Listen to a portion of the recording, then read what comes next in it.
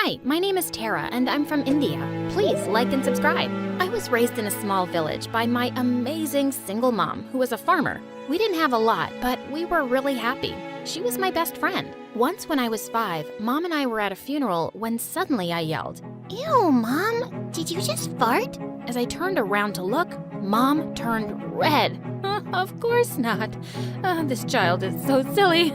I've never in my life. You're such a liar, Mom. I hear you do it all the time. Tara, stop it. Stinky liar, pants on fire. By now, everyone was roaring with laughter as Mom chased me around and I ran ahead singing, She farted, she farted. I was in a lot of trouble later, but I realized something. I'd made people laugh, and I really enjoyed that. After that, I became the joker of the village. Mom thought I was hilarious too, as long as I wasn't joking about her. Once when I was 14, I'd taken my cows out for grazing in the fields when suddenly I saw a bird drop to the ground. I ran to it and saw that it was hurt. As I tried dressing its wound, 2 strange girls came running up to me. Hey, cow dung, that bird is my prey, so back off. Yeah, do what my boss said. You hit this poor creature? Pick on someone your own size, witch. Okay, you asked for it. And with that, she jumped on me and we broke into a fight. I kicked her in her stomach, and as she howled in pain, I ran to my cow and went back home. Soon after I got there, I realized the 2 had followed me. They started complaining to Mom that I'd beat them up. She started it. Oh, you horrible girl. I think you burst my appendix. Yeah, Auntie, I saw how your daughter kicked my boss. Wait, I'll show you. She took some steps back and ran straight to the mean girl, kicking her hard in the stomach. Ow, you moron. Boss, I'm sorry, so sorry. As the 2 ran out, Mom and I were laughing our heads off. What idiots. I found out later they were some city brats who'd come on a school trip to the village. Thank God I wouldn't be seeing them around again. A few days later, when I got back from school, I was surprised to see a big car outside our house. I stepped in to find a wealthy-looking man talking to Mom. The doctors think it's safe for Tara to move back to the city now. I can never thank you enough for taking care of my child. Wait, what? What do you mean? Oh, Tara, how lovely and grown up you are. Who are you? And what's going on? Mom? And what she said next turned my world upside down. He's your real dad, Tara. And your real mom died soon after you were born. You had some mysterious disease, and the doctor said you had to be raised in the village till your teens. So your dad left you with me, and now he's here to take you. You never thought of telling me this? And what am I? Another animal on your farm that you keep and give away whenever you like? I thought you were my mom. I'm sorry, Tara, but you're not my real daughter. Your dad has been giving me money to take care of you, and now you must go with him. Her words were a big blow to me. I had to leave, and I did with a heavy heart. But my dad seemed really nice, and I felt myself warming up to him. He dropped another bombshell on me, though. Apparently, I had a sister too. Her name was Rita, and she was a year older than me. A few hours later, I arrived at my new home in the city, which was a huge mansion. As Dad led me inside, he told a servant to go get my sister, and when she walked in, I nearly had a stroke. It was one of the girls I'd met in the village, the mean girl's minion. Cow dung? What are you doing here? You 2 have met? Yeah, I met Cow dung on a school trip. Why is she here, Dad? Stop calling her that. Her name is Tara, and I told you I was getting your sister. Yeah, but I thought you meant you were getting me a cute little puppy. Dad warned her to be nice to me, but the minute he left the room, she whipped out her phone and called the mean girl. Hello, boss. I've got some really gross news. Dad got me a sister, and it's Cow dung. Yeah, the same girl from the village. Okay, I'll keep reporting. Over and out. Gosh, of all the people in the world, I had to have this mad girl as my sister? It was summer break and school hadn't started yet. I thought I'd get to bond with Dad, but he wasn't around much. He was mostly away for work and would give us gifts when he returned. But otherwise, it was just me and Rita at home, and I tried to avoid her as much as possible. A few weeks later, Dad hosted a grand dinner for some guests, and it was the first time I'd ever been to a party like that. Suddenly, Rita came running in with some things Dad got on his last trip. Dad, your gifts are always so cheap. Why did you get me a calculator when I asked for a new cell phone? You wait till I steal yours. A cell phone won't change your math grade from an F, but a calculator might help you get a D. Now go away and let me introduce Tara to everyone. Come here, love. Meet my daughter, guys. This one's really smart. For the first time, I felt bad for Rita. Dad had basically just called her dumb in front of everyone. A week later, I joined Rita's school, and as soon as we entered the building, she ran to her boss, whose name was Diana. She smirked when she spotted me. Well, you turned out to be really lucky, didn't you? But don't think for a second that you actually belong here. You will always be the uncivilized monkey whose best friends are cows. That's a compliment because cows are amazing. And yes, I'm quite lucky and rich enough to have a private zoo for donkeys like you. The kids standing around us snickered and Diana looked furious. Apparently, lots of people in school didn't like her because she was mean, and they warmed up to me instantly. I made plenty of friends in no time because I could always make people laugh. Soon I found out about a stand-up comedy contest at school, and I immediately signed up. Just then, Rita came running and pushed me aside and wrote Diana's name on the sheet too. Jeez. The night before the show, I was rehearsing my script in my room when I noticed Rita peeking through the door. Hey, you can't steal my jokes for Diana. As if she needs your jokes. She's gonna win anyway. How can you be so sure? My cat told me. Cats are really good at predicting the future. Okay then, tell me something. Why do you like being Diana's minion? You're just as pretty and rich as she is. Are you crazy? Diana's so much prettier than me. Says who? Diana does.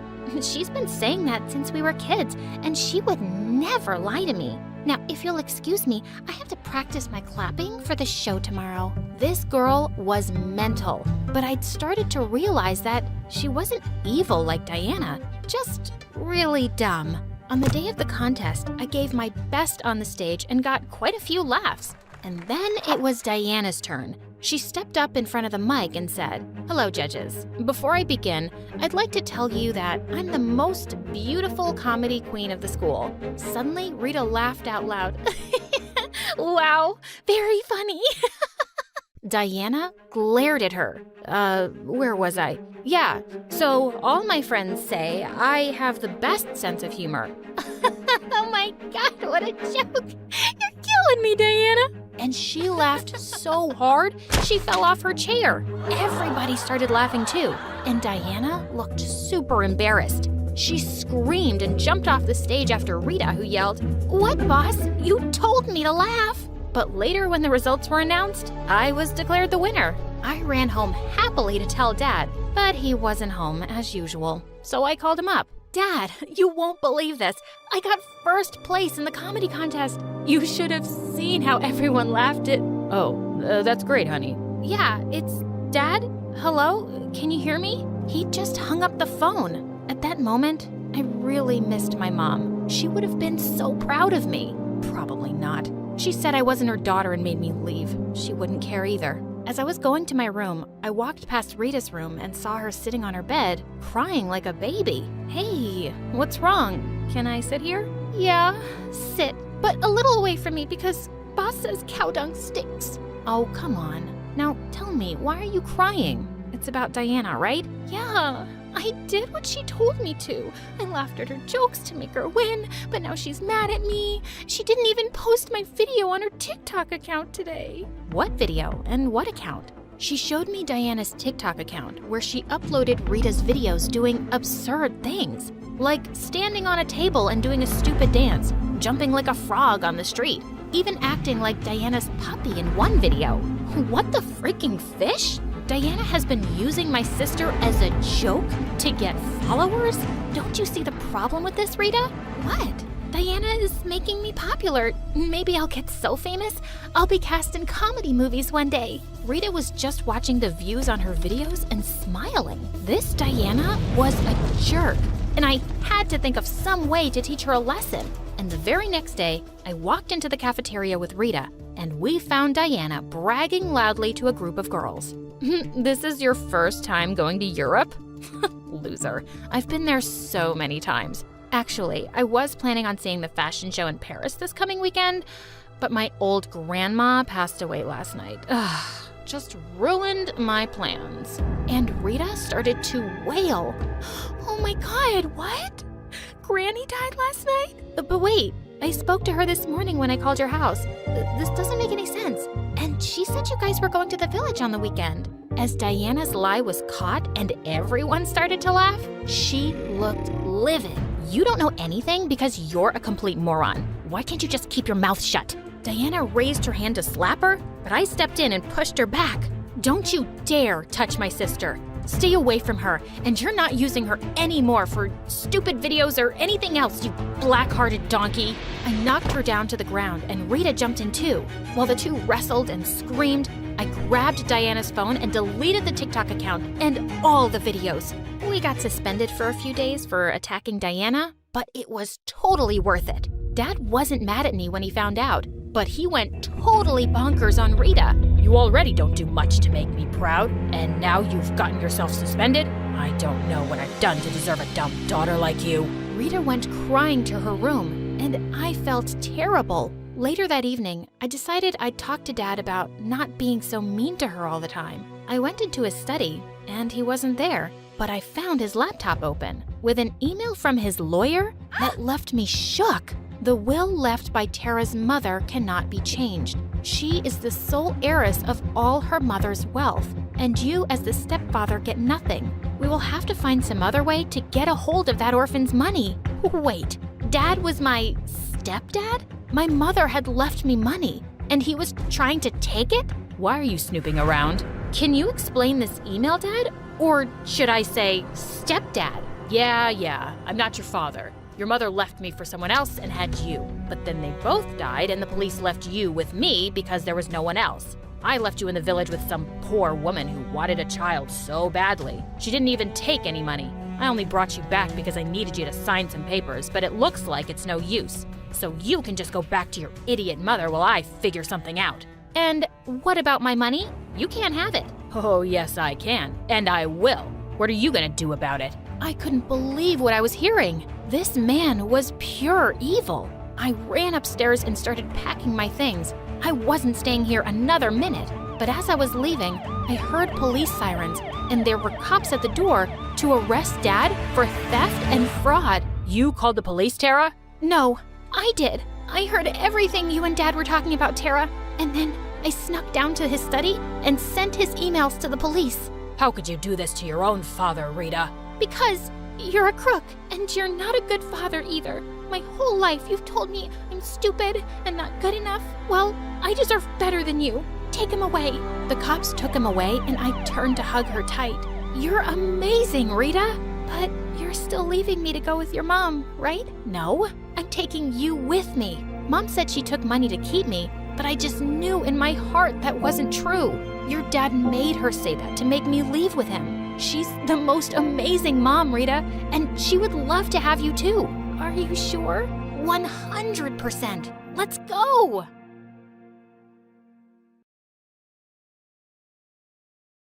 Hey MSA friends, I'm Rain from Belgium, and this is my journey. Don't forget to smash that like and subscribe button. New MSA merch alert, our latest bottles and notebooks are out now. Grab them via the link in the description and upgrade your gear. I've lived in an orphanage for as long as I can remember, wishing for a family of my own. My mom was still around, and she was, well, a bit different. She couldn't take care of me full time, but she'd pop in now and then with her wild stories and crazy outfits. One time, she showed up during lunch with a huge purple cape covered in shiny bits, telling everyone she was on a secret mission. Rain, my star! You're glowing today. Must be those good mashed potatoes. Then, right there in the middle of the room, she tried to make a spoon float in the air. Okay, so she was holding it with a string, but we all pretended to be shocked anyway. When she hugged me goodbye, she slipped a small rock into my hand. A piece of the moon for you. It was just a regular old rock, but in her world, it was something magical. You might think that the kids made fun of me because of my mom or something. Nah, let me tell you that I was respected and feared in the orphanage, along with my friend Leo. Leo and I were like the bosses of the orphanage. When we walked by, kids would stop talking and make room. Everyone just kind of knew to stay out of our way. One day, Leo and I were headed to our usual bench in the yard, where a group of kids were celebrating their good grades with a big cake. cake, they saw us coming, and the laughter stopped. They looked at each other, then at the cake, and without a word, they got up to leave. We're leaving, I swear. But is there a chance we can take the cake? The whole thing seems a little much, don't you think, Leo? Tell you what, we will give you the big, huge third, and we will only take the tiny 2 small thirds. Oh, thank you, really. You guys are cool. I've been dreaming about you both. They say you dream about people you think about a lot. Wait, is that peanut butter in there? You know what? Just take the whole cake. I can't stand peanut butter. Yeah, this is how things were back then. One afternoon, when we were 12, as Leo and I were planning our next prank, the warden called us into her office. She told us we were getting adopted by the Morgans, a rich family with a pool and a daughter around our age. I was excited, but also scared Leo might like the new sister more than me, so I blurted out, "No thanks, I'll pass." But they want to adopt you both. That's their condition. Why do they want both of us? Who cares? We're getting our dream, being adopted together. And don't worry, I'm not gonna love her more than you. No rich girl can match your wild craziness. So I gave in. When the Morgans came to meet us, they were super nice and smelled like flowers. Look at you two, just adorable. Leo was practically starstruck by the Morgans and began spouting off random facts to impress them. Did you know the country is pronounced Iran and not Iran? Also, I'm a whiz at geography. And hey, fun fact, the Earth isn't round or flat. There's a big chance it's shaped like a donut. I hung back, not saying much, but there was one thing on my mind. Where's your daughter? They pretended they didn't hear me, so I asked louder, and they looked a bit hesitant to answer. Then the mom just said that their daughter Emily was sick. I'm not an expert, but that looked like a lie. Even though the Morgans were nice, something about them just felt weird to me. Leo thought I was making a big deal out of nothing. Chill, they've got an awesome pool. Why are you so crazy about the pool? You're not a sea dog. Hey, I don't mind you insulting me at all, but please keep your voice down. I have a reputation to maintain around here. I just shrugged. Whatever was going on, we were moving to the Morgans' place in a month. A month flew by, and then boom, Leo and I were at the Morgans. It was wild, like stepping into a movie with their huge house, and yes, the epic pool Leo wouldn't shut up about. We had a blast that summer, splashing around and living it up. The Morgans even signed us up for a fancy private high school. Everything was pretty awesome, except we hadn't met Emily yet. Emily's spending the summer with her aunts in France.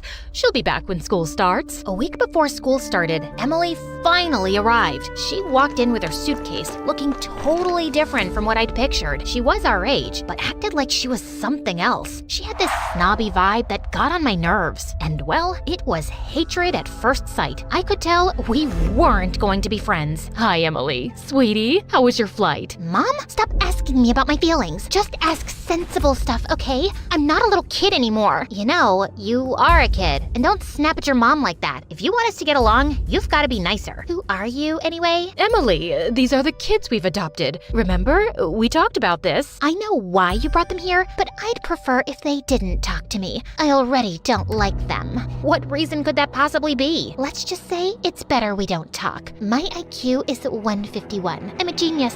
You and I, we're not on the same level. Nope, that's not how it works. I'm the boss around here, and you'll do what we all want. The boss? Please act your age, not your shoe size. Mom, Dad, I'm going to my room. Just bring my dinner there. Who did she think she was? Treating us like we were beneath her? Kids, don't take it to heart. Emily is unique, and she can be tough to deal with, but give it some time. She'll adjust. I'd rather go back to the orphanage than deal with this nonsense. Rain, come on, it's not that bad. I can't stand her already. I think I even hate her. Leo leaned in, whispering. Guess we can both hate her together, huh? He was spot on. I wasn't about to back down. I was the boss, and I would make sure to teach Emily who was running this place. The first week of school was tough. Emily seemed to have everyone charmed with her smarts, and Leo and I felt like we were fading into the backgrounds like nobodies. But we weren't giving up that easily. One weekend, the Morgans went out, leaving us three at home. I was still super angry because of Emily's attitude, and I decided it was time to make a point. I glanced at Leo and said, "Watch this." I snatched Emily's laptop and dashed outside. I heard Emily's footsteps pounding after me. What are you doing with my laptop? Without a word, I flung the laptop into the swimming pool. It hit the water with a loud splash, sinking quickly to the bottom. Oh my God!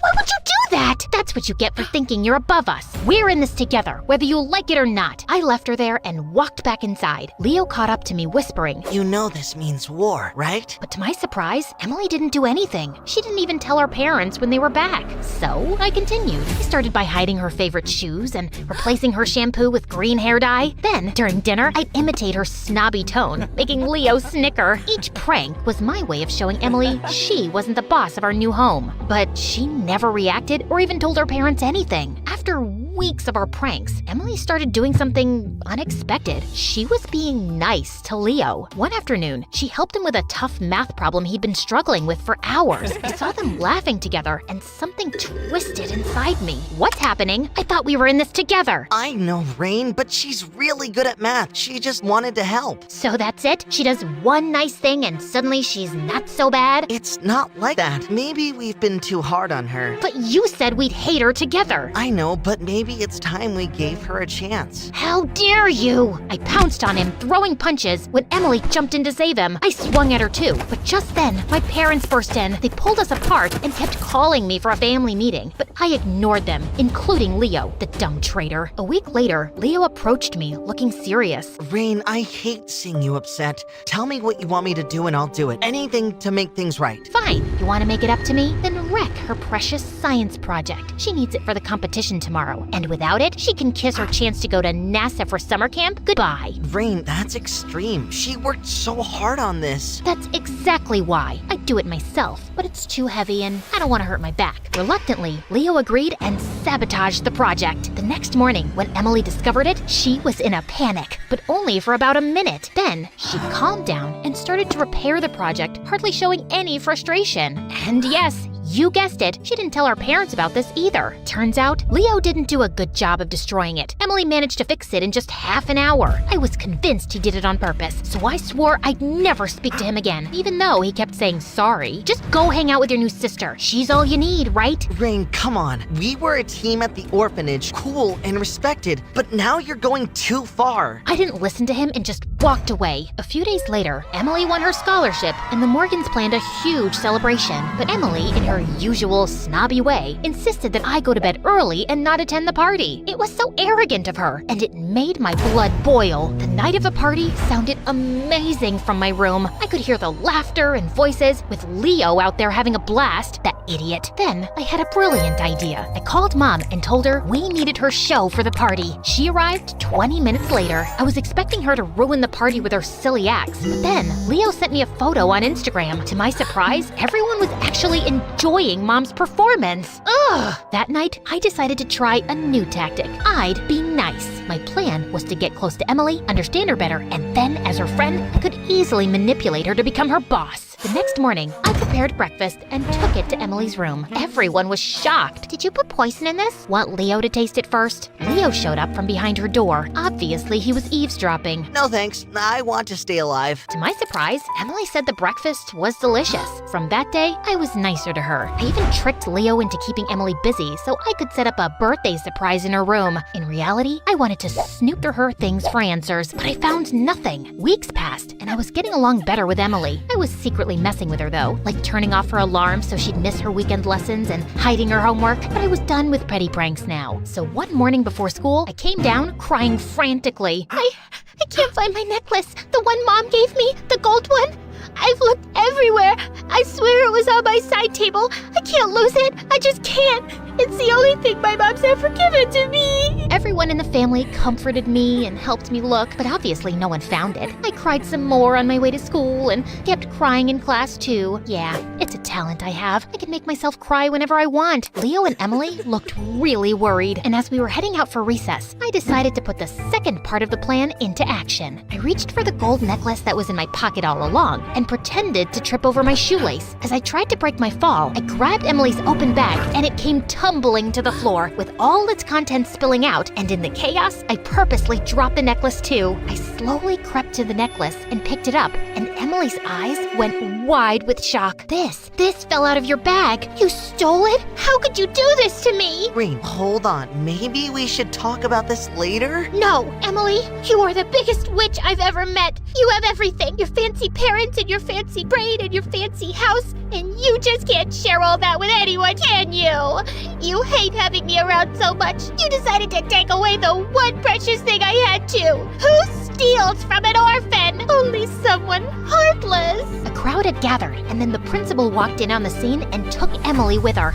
Ha! Miss High and Mighty would surely get suspended now. But when I got home, I found the entire family gathered in the hallway, standing next to my packed bags. My biological mom was waiting too. Sweetie, I'm so happy you can live with me now. I'm doing so much better with my new med, so I can take care of you. You're moving out. Rain, I know what you've been doing. I tried to make you feel like family, but you need to leave. You have problems. What? I didn't do anything. We know everything, sweetheart. This has to end. Oh, great. So living with my crazy mom will fix everything? That's not a nice thing to say. Maybe if you were a better mom, I wouldn't act like this. And you guys, you're no better. You let Emily boss us around. No, Rain. Emily was fine. I mean, not the greatest, but also not evil. You need help. Help? You all think I'm crazy? Fine, I'll show you crazy. Then I stood there for a bit. We're waiting. Well, I wanted to attack one of you, but that'll prove your point that I'm crazy. I'm not, but I like things to be under my control. Always. Come on, Mom. Let's go home. These people don't deserve me. Weirdos. I went with Mom, but honestly, I missed the Morgans a lot, including Emily. Leo and I kept in touch. I thought living with my biological mom would be the hardest part, but I was actually learning and thinking about new things. One day, after Mom's street performance, a girl asked her, Can I be brave like you when I grow up? Bravery isn't just about doing daring things. It's also about being kind, accepting others, and understanding that we all have fears. On our way home, Mom talked about her past, how she pushed people away and felt lonely. She wished she had learned the importance of connection sooner. I was so busy being different, Rain, that I didn't realize I was alone in my own world. For the first time, I didn't see Mom as just crazy. She had her issues, but I realized it's never too late to change. She had improved, and now she was raising me with love. Then it hit me, and the next thing I knew, I was apologizing to my adoptive family. What I did was wrong. I'm not asking to come back. I want to live with Mom, but I want us to be friends. You're forgiven. We're more than friends. We're sisters, and always will be. I hugged everyone and left for my first therapy session.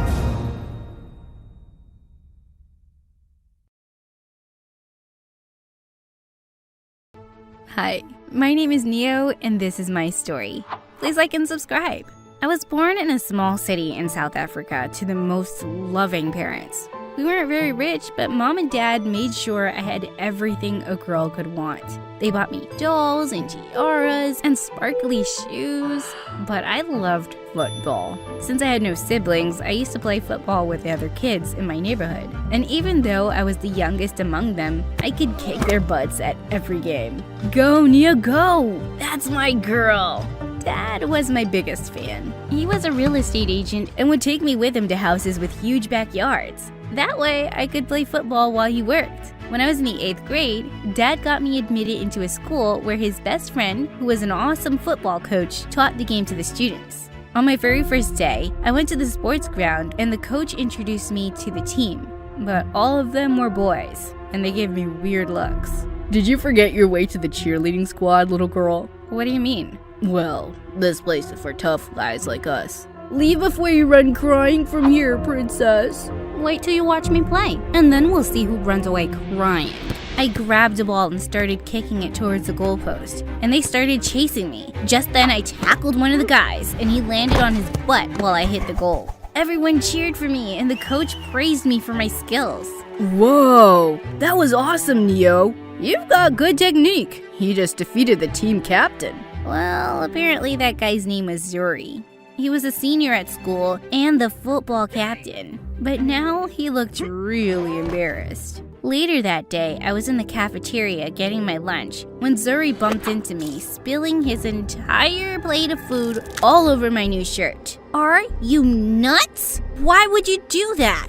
Hey, chill. I didn't do it on purpose. I didn't even see you coming, little girl. I bet you didn't, even when I kicked your butt in the game. Everyone gasped, and I just pushed him aside and ran to the washroom to clean up. But just then, an older girl came running out of a washroom cubicle and started screaming. Oh my God! That's blood! That's blood! You're gonna die! I can't let you die! Before I could even say anything, she pushed me to the washroom floor and started wrapping tissue paper around me. And then she almost kissed me? Whoa! Stop! What are you doing?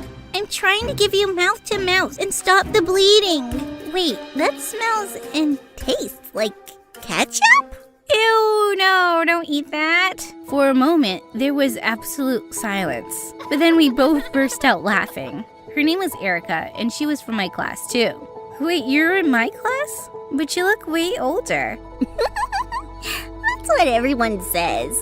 But Neo, it's so sad that your shirt is ruined. Let's go shopping today, and I can buy you a new one. I didn't really care about my shirt, but Erica took me on a whole shopping spree after school. She bought me 5 shirts, plus new sneakers for football. This is nice, but I really don't need all this, Erica. It's okay. I'm not exactly rich, but anything for a new friend. Well, she was a bit weird, but she was also really sweet. After that day, I started hanging out more with Erica. She dressed like a preschooler and always seemed to be bumping into things. Oh God, what just happened?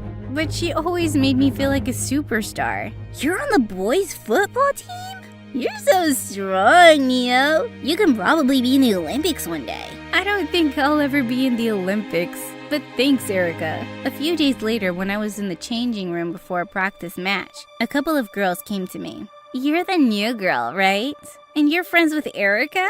Yeah, I am. She's super sweet. Erica's also the dumbest girl on the planet. She's 16 years old and repeating 8th grade for the 3rd time. She needs help with everything. One time, she just walked out of class and decided to take a nap on the street. So she's a little different. I don't mind helping her with stuff. Suddenly, someone tapped on my shoulder, and when I turned, I almost had a heart attack. Ooh, I'm a ghost. It was Erica, and she was covered from head to toe in white paint. What are you doing, Erica?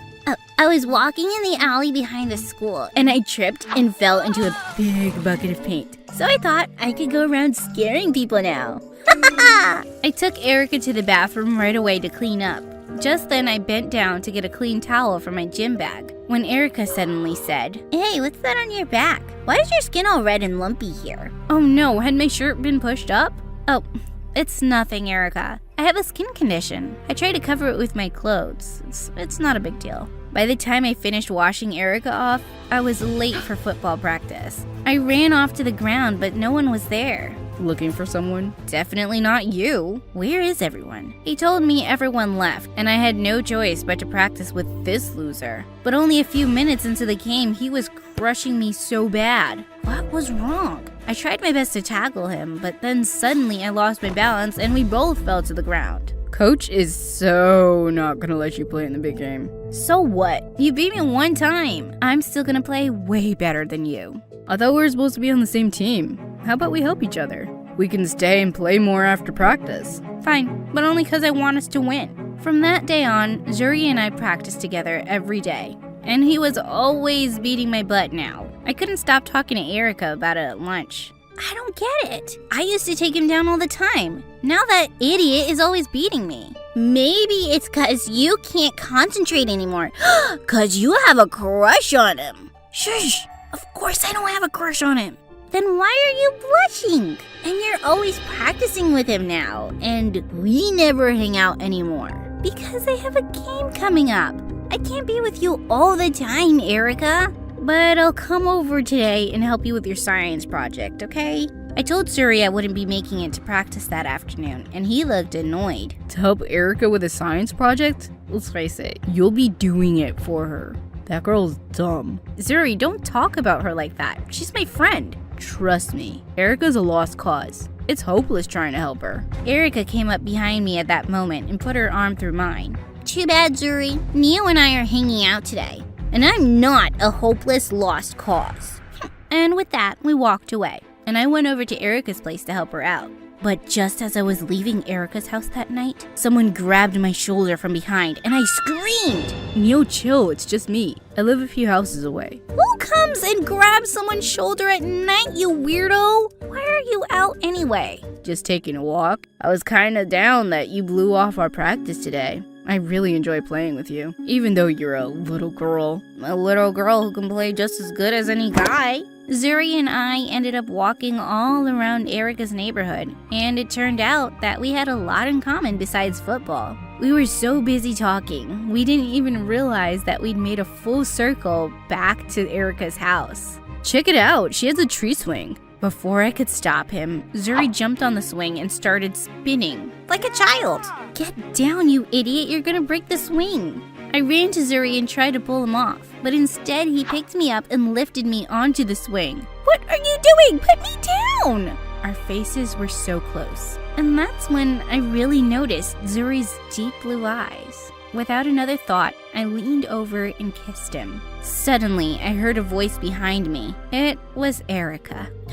You do have a crush on him, Neo. I know, because you were always talking about him and blushing, and you couldn't concentrate on football because of him. Oh my god. Okay, Erica, we get it. Wait, does Zuri know about your condition? All of a sudden, Erica ran up to me and lifted up my shirt, exposing my skin condition. Neo has a skin condition, but she says it's not a big deal. You'll still like her even though she has a condition, right? Neo's still awesome. My cheeks felt like they were on fire. I wanted to disappear into thin air. I pulled my shirt down quickly and looked at Zuri, who looked shocked. And then he suddenly said, I should get going. Zuri walked away faster than I could blink an eye. Angry tears started flowing down my cheeks as I stood there, hating my skin condition and hating Erica. Erica! How could you do that to me? What made you think it was okay to literally show Zuri my skin condition? It was a test, silly. If he loved you with your skin condition, it would be true love. And if he didn't, that means he's garbage. And now we know he's garbage. God, you don't understand anything. What's wrong with you anyway? Nothing's wrong with me, Neo. Everything is wrong with you. You're 16 years old and in the 8th grade. Yeah, I know that. And you're always bumping into stuff and need help with everything. You're a disaster, Erica. Maybe you should just quit school because I don't think that's helping you. I regretted my words the minute I said them, but I was just so mad. Erica started to cry and ran back into her house, and I walked back home feeling terrible about everything. The next day in school, I was walking down the hallway when I saw Zuri coming towards me, and I instantly turned around to leave, but he caught up with me. Just wait a second, will you? No, I will not. I'm gross with my weird skin condition, remember? Just leave me alone like you did last night, thanks. Neo, I didn't leave last night because you grossed me out. It was just Erica who freaked me out, the way she embarrassed you, even though you guys are like best friends. I didn't want to be around that. I deal with it too much at home. What do you mean? My mom is exactly like Erica. She wouldn't even know if her own head fell off. She can never hold a job or be a responsible adult, and she does embarrassing stuff all the time. It wasn't about you, Neo. I'm sorry I made you feel that way. Your skin condition doesn't change anything for me. Before I could say anything, Zuri pulled me close and kissed me. I was glad Zuri and I had made up, and I wanted to apologize to Erica, but she hadn't come to school. She wouldn't even reply to my texts or calls. When she didn't even turn up the next day, I started feeling restless, and I went to her place after school. But when I knocked on her door, I was really surprised when Dad opened it. Hey, sweetie, what are you doing here? What are you doing here? Is Erica inside? I don't know, honey. The owners hired me as their real estate agent because they've moved to another state. Moved? What do you mean? They've already left? Why? He said he had no idea and there was no one else I could ask. Erica just wouldn't pick up my calls and even blocked me on social media. Just like that, she was gone for good. And I never got a chance to say sorry. Zuri tried to cheer me up, but I couldn't stop thinking about her for weeks. I dated Zuri all through high school, and we both graduated at the top of our class. While I held my diploma, I couldn't help but wonder where Erica was, or if she'd ever graduated. I went to a fancy college, and Zuri proposed to me a few years later. Life was good, but over time, my skin condition got worse. I was literally always in pain or itching, and no matter what pill or medicine I took, nothing seemed to work. I can't take this anymore. Please help me find a good doctor. Zuri and I spent days researching top dermatologists in town. One day, as we were searching online, Zuri's phone rang suddenly. It was an unknown number. Hello? Who is this? And suddenly, his eyes flew wide as he put the phone on speaker for me to hear too. Erica? You mean Erica from high school? How'd you even get my number? I just did, okay? Listen, I have to tell you something. Can you meet me today? Yeah, okay, sure. Let's meet. We had no idea why Erica called Zuri, of all people, but I was really curious to find out, and I really wanted to see her again. Zuri and Erica had agreed to meet at a nearby cafe, and when we got there, we found Erica sitting by herself at a table. I walked over with Zuri, and she looked really surprised to see me. Hey, Erica. I'm here with Zuri. We're married now. I came because I really wanted to talk to you. Sure, but first I want to talk to Zuri. You're welcome to join us. I want you to know too. What was happening? When we sat down, Erica turned to Zuri. I wanted to tell you that I'm a doctor's assistant now, even though it took me 10 years to finish. A doctor's assistant? I know you've always thought I was a lost, hopeless cause, Zuri. I never forgot your words, but that's why I wanted to talk to you. To tell you I finished school and I made it. Suddenly, I saw Zuri's eyes fill with tears, and he jumped up from the table and went outside. And I leaned forward and took Erica's hand. Erica, that's brilliant, and I'm really proud of you. Thanks, Neo. You know you were my best friend, right? And you were mine.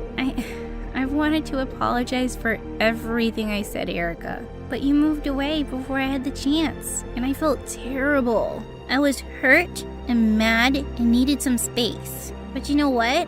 I realized that you were right. That school wasn't helping me much all those years. I was a mess, and I was struggling to do anything on my own. So I asked my parents to send me to a special school. Before I could answer, Zuri came running back to our table and hugged Erica. I'm so sorry I ever made you feel like you were stupid. It's amazing what you've been able to do. Thanks, Zuri. That's all I wanted to hear. But just at that moment, my skin started feeling all tingly, like it was burning. Minutes later, I felt like I was on fire. I started itching my back like crazy. I have to go to the emergency room. Neo, is it your skin? I work for a dermatologist, and he's amazing. It's because of your skin problem that I knew I wanted to help people in dermatology. I'll get you an appointment right away. Thank you, Erica. You're amazing. And I've missed you so much. Me too, Neo. We have so much catching up to do. But let's get you some help first.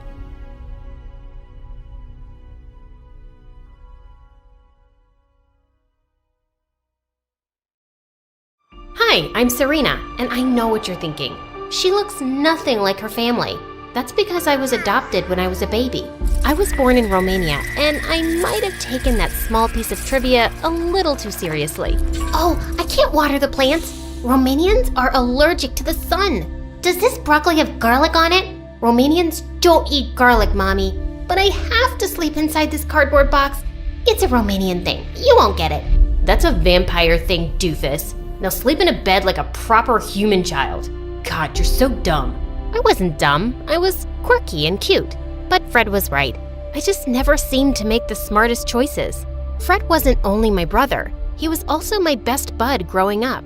He was super smart and solved math equations in his sleep, but he was really awkward and hated outdoor activities. Come out, Fred! Look at all these butterflies coming out of their raccoons! It's cocoons and no thank you. You know they start off as icky caterpillars, right? Quit being such a party pooper and come play with me! But Fred just stayed inside. I chased the butterflies and didn't realize when I ended up rather far from home. I was about to find my way back when suddenly this weird woman came out of nowhere and started showering me with kisses. Ew, get your germy lips off of me! I'm warning you, I know Kung Fu. Serena, I'm your aunt. I know your real mother. She wants to meet you at the ice cream shop. My what now? I didn't really care about finding my real family. I was happy with the one I had. But since ice cream was involved, I was suddenly curious. I was about to get into her van when suddenly a couple of police cars came screeching to a stop before us, and the officers arrested my aunt. They took me to the station with them, and moments later, Mom and Dad came running in and hugged me super tight. Oh, Serena, thank God you're safe. You can't go so far from home. That woman is a kidnapper the police have been trying to catch. She works at the adoption agency and picks up adopted kids for ransom money. Luckily, they caught her in time. Whoa. The psycho woman was jailed for 25 years, but from that day on, My parents were attached to me like my shadow and treated me like a porcelain doll. They wrapped me up in bubble wrap when I wanted to jump on the trampoline. They put me on a baby leash when we went out in public. They even missed Fred's science fairs and chess matches because they couldn't trust anyone to babysit me. You only have yourself to blame. Who's dumb enough to just walk off with a random stranger? Me, of course. I was nothing special. I had no brains and no passion. Most of the time, I felt a little lost. But one day, I saw this 16-year-old Russian swimmer, Mariana, win a gold medal on TV, and my whole life changed. I had posters of her all over my room and even bought all of her merchandise. I was obsessed. I want to be just like Mariana. She's a year older than me and she's achieved so much. But swimming is dangerous, sweetie. You could slip and hit your head. I could do that in the kitchen too. We should baby-proof the kitchen. What? No, I'm not a baby. Please, will you just let me try something for once? I'm sick of staying at home. I begged and whined and threw a couple of tantrums, and finally they agreed to take me to a kiddie pool. Whatever. I was determined to make the best of it, and when I entered the water, it felt like I was finally in my element. I aced all the lessons and turned out to be a natural. Within a year, I joined the high school swim team and even won a local competition. And Mom and Dad finally stopped freaking out like headless chickens. Then I started 10th grade and things just went bonkers. On the very first day, I was rushing to the shower when I slipped and went crashing into a girl. I'm so sorry. Oh my God. What? You're Mariana. Am I dreaming? Ouch. This is definitely real. I am such a huge fan. Oh really? Is that why you tried to injure me? What? It was an accident. Huh, I doubt it. I eat jealous little wannabes like you for breakfast. Now, stay out of my way or I'll crush you. What a diva! I found out from the head coach that Mariana was recovering from an injury at the local state-of-the-art medical center and would be attending our high school while she was here. Just my luck. The universe sent my idol to my school, and she already hates me. I tried to do damage control and got her some welcome flowers and cheesecake, but she started sneezing and gagging and threw everything in the trash. Are you trying to sabotage me? I'm lactose intolerant and allergic to roses. How was I supposed to know that? You said you were my fan and you don't know this? Some fan you are. I was just trying to be nice. Nice gets you nowhere. Work on your swimming instead, loser. Okay, that's enough. I know you're an international champion, but you can't treat me like this. I really admired you. But now I can see you're just a brat with a swollen head. Get over yourself. Huh, you wish you could be me. I have more talent in my injured little toe than you have in your whole entire body. You can put your entire foot in your mouth because at the next swim meet, I'm gonna beat you. I accept the challenge, although it's hardly a challenge. I was pumped. I trained extra hard and spent so much time in the pool, I started looking like a wrinkly old grandma. But on the day of the swim meet, Mariana spilled an entire bottle of conditioner on me right before the start. Oops, I'm so sorry. Your skin looked like it needed it. I was fuming. I took another quick shower, but I was super late. And when the whistle blew, I was so out of it that I flopped into the water like a dying fish. I lost badly, and Mariana sailed through the water gracefully like a swan. But what she did next shocked the bubbly farts right out of me. Mariana stepped off the stage after taking her prize and kissed Fred. Hey, what the heck are you doing to my brother? Stand behind me, Fred. I'll protect you from this soul-sucking mermaid. Sorina, Fred has told me so much about you. We met in the library the other day, and I said I was craving some Russian pastries. He got me some the very next day. Fred is a real gentleman. And you're a real lady. What was happening? Fred looked genuinely happy, but Mariana was bad news. The way she'd swam earlier, it didn't look like she was injured at all. But before I could confront her, they left. What a bunch of love-struck jerks! I was so depressed, I spent a couple of hours at my favorite ice cream shop eating my feelings. But once the banana splits were gone, I headed home and, to my surprise, I saw Mariana across the street. She was dressed like some weird spy and went inside a dirty-looking alley. I followed her and saw that she was buying a weird packet from some homeless dude. Hey, what you got there, bestie? Did you hit your head on that dive? I am not your bestie. Is it Russian candy? Is it a wig? Or is it a whole new personality you use only when Fred's around? It's your brother's heart, and it's all mine. She was a piece of work and super suspicious. I wanted to follow her, but I was already late. Mom and Dad would probably send a SWAT team after me. So that night, I borrowed Fred's laptop and did some research. I found a few articles about Mariana's injury, but then I found a creepy Reddit thread about athletes using performance-enhancing pills. I was shocked. Is that how Mariana had swum so well in the competition with an injury? I had to find out. But the next day, I walked into school and everyone was talking about Mariana and Fred like they were a celebrity couple. Fred, of all people, was popular. He suddenly had this confidence I'd never seen before. It was kinda awesome. But Mariana was ruining swimming for me. We've decided. I'll take your place on the swim team for regionals. What? You can't do that. You're not even a permanent student. Aren't you supposed to be injured and resting?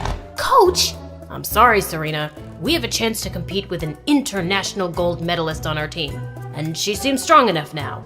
I was so mad I tore up all of her posters from my room and trashed all the merchandise. All I'd wanted to be was noticed by my idol, but she just turned out to be a massive jerk. I was gonna bring her down if it was the last thing I did. Hey, Mariana told me what happened. It was really sweet of you to give her your place. She really needed this. I didn't give up anything. Your evil girlfriend pushed me out. Swimming is the only thing I'm good at, but she couldn't even let me have it. Look, I know you're hurt, but she's a good person. It's all an act. She's only pretending to be your girlfriend to get under my skin. Yes, Serena. I'm sure my relationship is all about you. Everything is always about you. The only reason a girl could want to be with me is to get back at you. Not because I have anything worth liking, right? Wow, I didn't know you were so desperate to be liked, you'll defend the devil herself. Some brother you turned out to be. I hated the look of hurt in Fred's eyes, but I was just so mad. The next day, I sneaked into the gym and went through Mariana's locker, and I found the package she'd taken from the man in the alley, and it had pills inside. I ran to the head coach and showed him everything. Mariana went ballistic. They aren't what you think. I'm not a cheat. Then explain how your injury healed so quickly. You're lying, Mariana, and I have proof. Stop this, Serena. You don't know what you're talking about. No. For once, I'm the smart one, and you're being dumb. She played you with her big eyes and pretty face. She's just a cheating witch. Stop calling me that. And then she pushed me into the water. The head coach insisted on getting her tested, and she went bananas. She started ripping up pool noodles with her teeth and threw swimming flippers at the students like a mad person. 2 coaches had to drag her away, and she was suspended during the investigation. But I wasn't even happy about it. My teammates were mad at me for being a sneak. Fred wasn't talking to me, and Mariana, all the blood work came out clear. Turns out, the pills were special Russian vitamins. But she was so messed up with all the media attention and headlines, she completely failed at the regionals. I felt like a total jerk. It was time for me to apologize. Hey, I'm sorry about the whole mix-up. As if your plan worked. I lost the competition and my reputation. Now you can have your perfect life back. Perfect? My life is not perfect. My adoptive family is the bomb, but I've always felt a bit lost since I was a kid. Swimming makes me feel like I belong, and you took that away from me. Yes, I did. Because I'm better at it, and it's good for the team. But Fred was right. You're a selfish, spoiled brat who only thinks about herself. I was so mad, I slapped her hard across the cheek. We were rolling around on the floor fighting like cats, when suddenly Fred came in between. What the heck is wrong with you two? She started it. She's always hated me. That's enough. I love you both, but this needs to stop. You love me? Are you okay? Do you have brain fever? Stop it, Serena. After all these years, I've taken a back seat while Mom and Dad obsessed over you. I thought you'd be okay with me being the center of attention for once. It was true. Mom and Dad always went out of their way to make me happy and keep me safe. They hardly ever talked about Fred. I was selfish and felt terrible for not realizing it before. And Mariana? You can't blame Serena for jumping to conclusions when she doesn't know the truth. What truth? Suddenly, Mariana looked so sad, it broke my heart. My family had to flee Russia.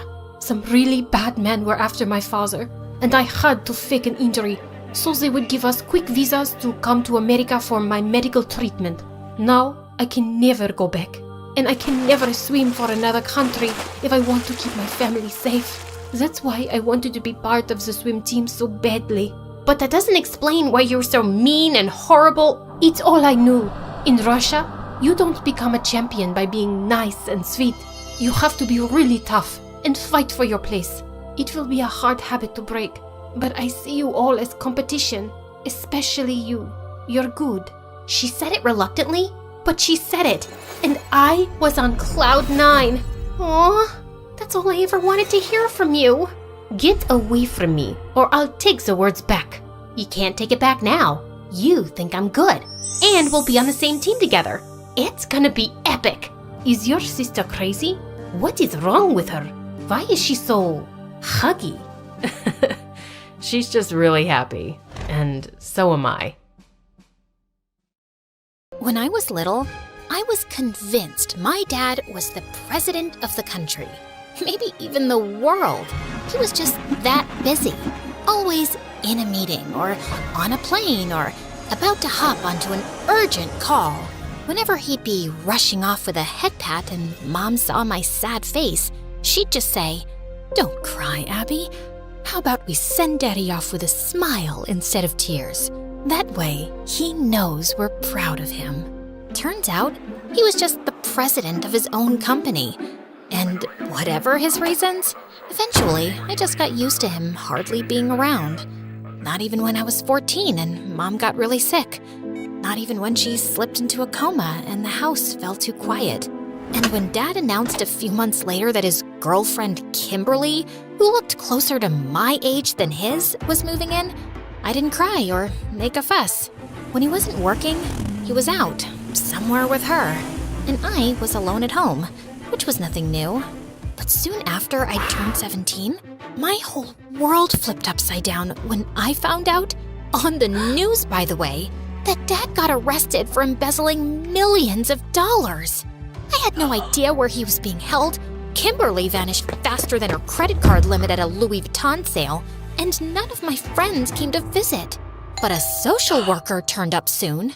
I'm sorry, sweetheart, but we tried Kimberly, your aunt, even a few of your father's friends, but no one on his side is able to take you in right now. Your mom's parents, however, are more than happy to. The only thing is, they live overseas. Yeah, in Thailand. I'm not moving to the other side of the planet. I understand it's a lot of changes, but you don't have any other relatives. Either way, it'll take a few months for the paperwork. So, for now, you'll be placed in foster care. And just like that, in one night, I went from a private jet designer clothes kind of girl to a foster kid whose whole life fit into a couple of cardboard boxes. After hours of driving, we finally reached some middle-of-nowhere town at 3 a.m. We turned down a creepy forest path and stopped at a tiny house with the lights on. A suspiciously cheerful woman stood outside, and behind her, a boy squinted at me like I was gonna steal his snacks. Hello, Abigail. I'm Jadis, and this is Ezra. He's been in foster care for a while. Can we call you Abby? Only my friends call me Abby. Got it. Well, let me show you to your bedroom. You must be exhausted. More like completely dead inside. I curled up in bed, but I just couldn't fall asleep. I don't know if it was the cramped room or the fact that I found a bunch of cheap crystals shoved under the old mattress. But once I tossed them out, I finally managed to doze off. I woke up around noon, feeling disoriented. Good afternoon, sleepyhead. Must have been the crystals I put under your mattress. They never fail. In daylight, I realized the house wasn't just tiny. It was weird. The kitchen was a jungle of odd plants. The dining table was buried under books in unrecognizable languages. And 4 cats were staring at me like they knew something I didn't. One of them, I'm not even sure was a cat. When I got back to my room, I found Jadis folding my clothes on the floor. My designer clothes! I've enrolled you in the public school here. Are these the only outfits you have? Yeah? Something wrong with them?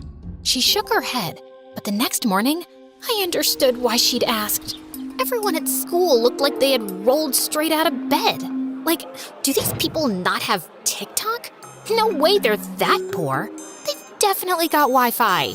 But the longer the day dragged on, the more it felt like I was the one completely out of touch. I tried to ignore the giggles and side eyes, but then I heard this gem. Dude, isn't she the daughter of that billionaire guy who stole, like, oceans of cash? I was so embarrassed that the second I got home, I marched straight into my room and slammed the door behind me. Everything okay? Your grandparents called today. They really want to talk to you, Abby. Don't call me that. She's just throwing a tantrum. First-timers always do. Let her cry it out. That smug little gremlin. I jumped off the bed and yanked the door open.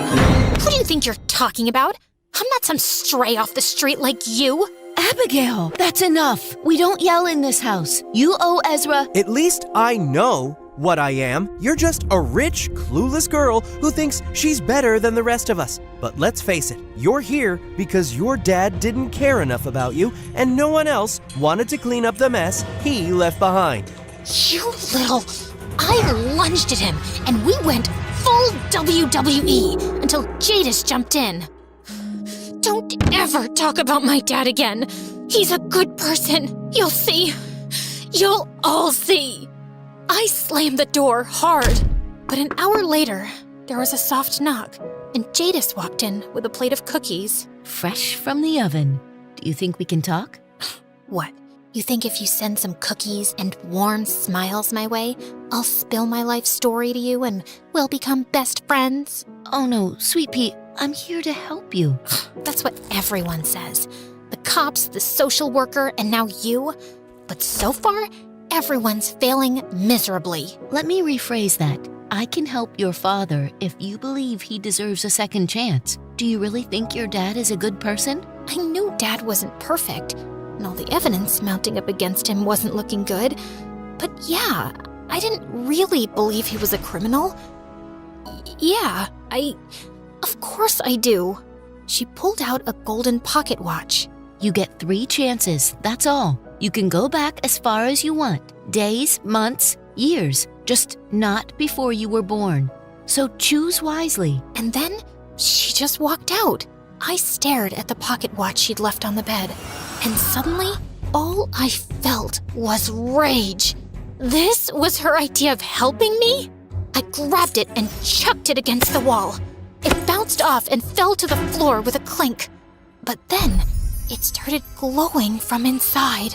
A soft, golden pulse flickered from the seams. I picked it up cautiously, and the lid snapped open on its own. Inside wasn't a regular clock face. Instead, there was a flickering digital display in the center. Beneath that, a small metal dial rotated smoothly, like it was waiting for me to decide. Wait, so what Jadis had said about going back in time? There was no way this was real, right? But then I thought about everything I'd lost. My dad, my house, my friends, my whole life. Maybe, ridiculous as it seemed, it was worth a try. I turned the dial back to a week earlier, took a deep breath, and pressed the glowing button. And suddenly, I felt like I was being yanked down. The room twisted into a blur of light and color, and when everything came to a halt, I realized I was back in my room.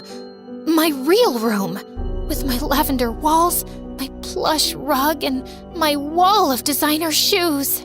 I just sat there in shock until I heard voices downstairs. Wait, did someone buy this house already? But then, the voices started to sound familiar. No way! Dad? In the kitchen, I found Dad and Kimberly mid-makeout session. I ran straight to Dad, pushed Kimberly aside, and hugged him tight. Abigail, what are you doing here? Weren't you at school? I'm not going back to that new school. It was awful. Just let me stay. I won't tell anyone you escaped prison and came here. Escaped prison? And what new school? She looks upset about something. Give her your credit card, babe. Ugh, Kimberly. His accounts are probably all frozen by now. Huh? Why would my accounts be frozen? Because of the money embezzlement case? What? Me? Embezzling money?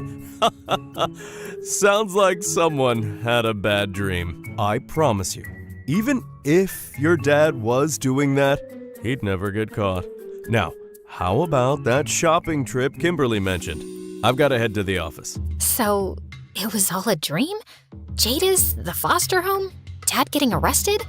It all felt so real. But when I got into the car on the way to the mall, I felt Jadas's gold watch in my pocket. Did I just travel back in time for real? Sorry, miss. Didn't catch that. Nothing. Take me to my dad's office, please. I'd never been there before. So after an FBI-level interrogation at the front desk, I was allowed to go up with a security guard. The second the elevator doors opened, I knew something was off. The whole floor felt really tense. Phones ringing off the hook, people typing on their keyboards like maniacs, a woman sobbing silently at her desk. Just then, a man holding a stack of folders came rushing down the hallway, and I bumped into him, sending papers flying everywhere. Look what you've done! Who let this idiot up in the office? Do you think this is a place for a moron teenager to be wandering around? The security guard said something in his ear, and the man instantly turned white, dropping to his knees. Oh my God, I'm so sorry, miss. I had no idea you were the boss's daughter. Please forgive me. I'm a worm, a worthless worm. There's a spot on your shoe. Would you like me to clean it? What the heck was happening? After I'd calmed the man down and reached Dad's office, I found him yelling at some employee. When he noticed me in the doorway, he waved at the woman to leave like she was some annoying fly. Gosh, he was clearly a terror around here, and I was already scared to say what I'd come to say. Well, this is rare. Since when does my daughter take an interest in my work? I need you to be honest with me, Dad. Don't ask me how or where I heard this, but people are saying things about you embezzling money. I know you'd never do something like that, right? He just seemed really annoyed and kept asking me where I'd heard such a crazy thing. Obviously, I had no good answer. What was I gonna say? That I'd traveled back from the future? Eventually, he got tired and sent me home escorted by 2 bodyguards so they could keep tabs on what I was watching or who I was talking to. By now, I was beginning to feel convinced he was lying to me. And those bodyguards were everywhere. They even ate with me, watched reality TV with me, and stood guard in my bedroom while I slept. But the worst part was when they came with me to school. And obviously, questions followed. Did you try to run away? Fall in love with the gardener? Careful, Abby. Make your dad mad and he might cut off your credit card. I just felt angry and sad. I couldn't tell them the truth. And worse, they couldn't even sense on their own that I was going through something big. Dad, on the other hand, was avoiding me like I was carrying a subpoena. And then came the day of the arrest. I ran to him as he was heading out for brunch with Kimberly. Please, Dad, you have to listen to me. They're coming to arrest you today. Turn yourself in. If you do it voluntarily, the sentence will be lighter. Think about me. Think about my future. He actually paused, and his face went pale. But Kimberly just looped her arm through his and dragged him away. And that evening, I got the news. Apparently, I freaked Dad out so much, he panicked, stuffed a bunch of cash into a golf bag, and tried to flee the country. Tried being the key word. He didn't even make it past airport security. So, yeah, now his sentence was way, way worse. Great job, me. Time travel mission number 1? Totally nailed it. I just sat in the living room, staring at the wall. Then I felt that weird pull again, and the next thing I knew, I was back in that little room at Jadis's house. I stormed out looking for her, my heart pounding. Instead, I found Ezra in the kitchen, eating lunch and casually reading some bizarre book. Oh, hey, you're back. Your grandparents called again, by the way. Where is Jadis? I need to talk to her. She's out of town for a few days. What? But I messed everything up. I made things worse, and I don't know what to do now. She has to tell me how I can make it better the next time. If you ask me, you're just wasting your time. Good thing I'm not asking you then. She's a witch, isn't she? All the weird plants and those cats. Everyone thinks Salem's a cat at first. Honestly, even I don't know what he is. Who is everyone? Ezra told me Jadis had taken in foster kids for years.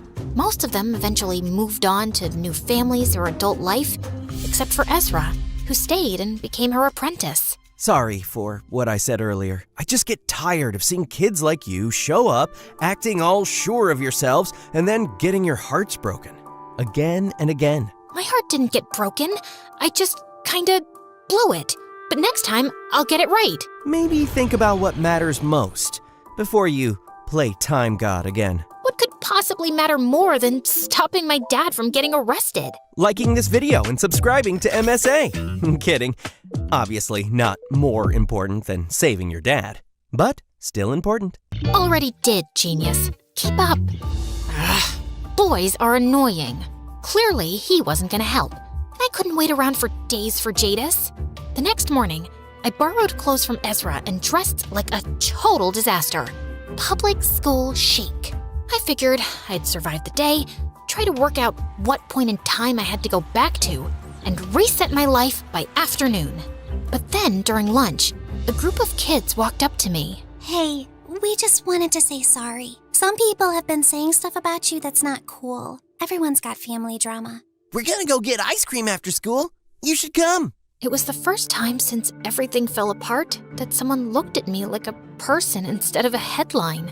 Thanks, really, but I can't today. I'll come another time. They nodded and walked off, although, if I got this second trip right, there wasn't gonna be another time. That night, I sat on my bed with my laptop, combing through every article about my dad's case. I found something in a financial report the police had released. The earliest suspicious transaction was flagged 3 years ago. It was some months after Mom had fallen into a coma, and right when Kimberly first slithered into our lives. So that's when I had to go back, a little before he ended up making some really poor choices. When I landed back in my room, the walls were bubblegum pink, and there were BTS posters taped on every wall. I turned to the mirror. Braces, uneven bangs, and a zit forming right between my eyebrows. Yep, that's me at 14, all right. Let's do this. Just then, a maid knocked on my door, saying my dad wanted to see me downstairs. And I found Dad standing in the living room, next to a woman who looked like she just walked off the set of a reality show called Gold Diggers of Beverly Hills. Ugh. Abby, sweetheart, this is Kimberly. She's a special friend. I know you miss your mom, but just know she's not here to replace her. Hi, Annabelle. It's so nice to finally meet you. And I'm definitely not looking to be your mom, so you have nothing to worry about. I'd apparently traveled right back to the day when I first met her. And just as I remembered, that evening we went to some overpriced restaurant together, which basically felt like me third-wheeling on their date. But the real show started when Kimberly invited me to the bathroom with her. She spotted a diamond ring on the edge of the sink, and she just slipped it on. Ooh, look at that. It fits me like a dream. Shouldn't you give it to the restaurant staff? Someone probably forgot it here and they might come back for it. Sweetheart, if we hand it over, you think the staff won't pocket it themselves? And come on, have you seen the people who come here? Whoever left this probably has a yacht full of rings like this. Rich people don't even notice when stuff goes missing. Trust me, I know. The first time around, I'd been shocked by her behavior, but I just stayed quiet.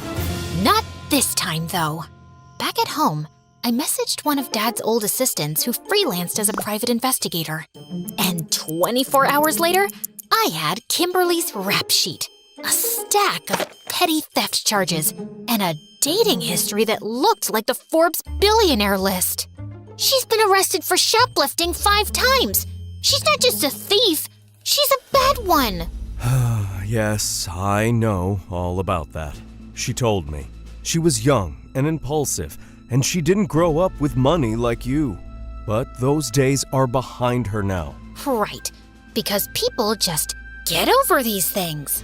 I didn't have proof yet, but something told me Kimberly definitely planted criminal ideas in Dad's head.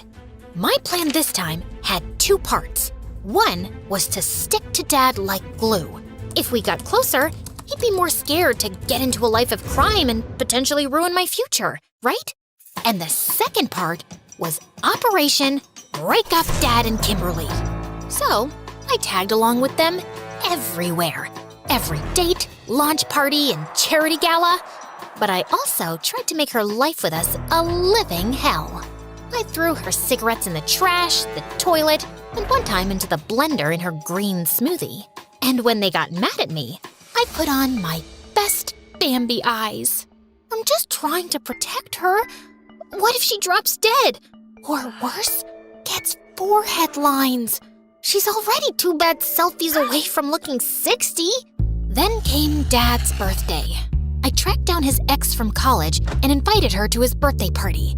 I sat by her, talked to her, followed her around, and then, right within earshot of Kimberly, I called her Mom.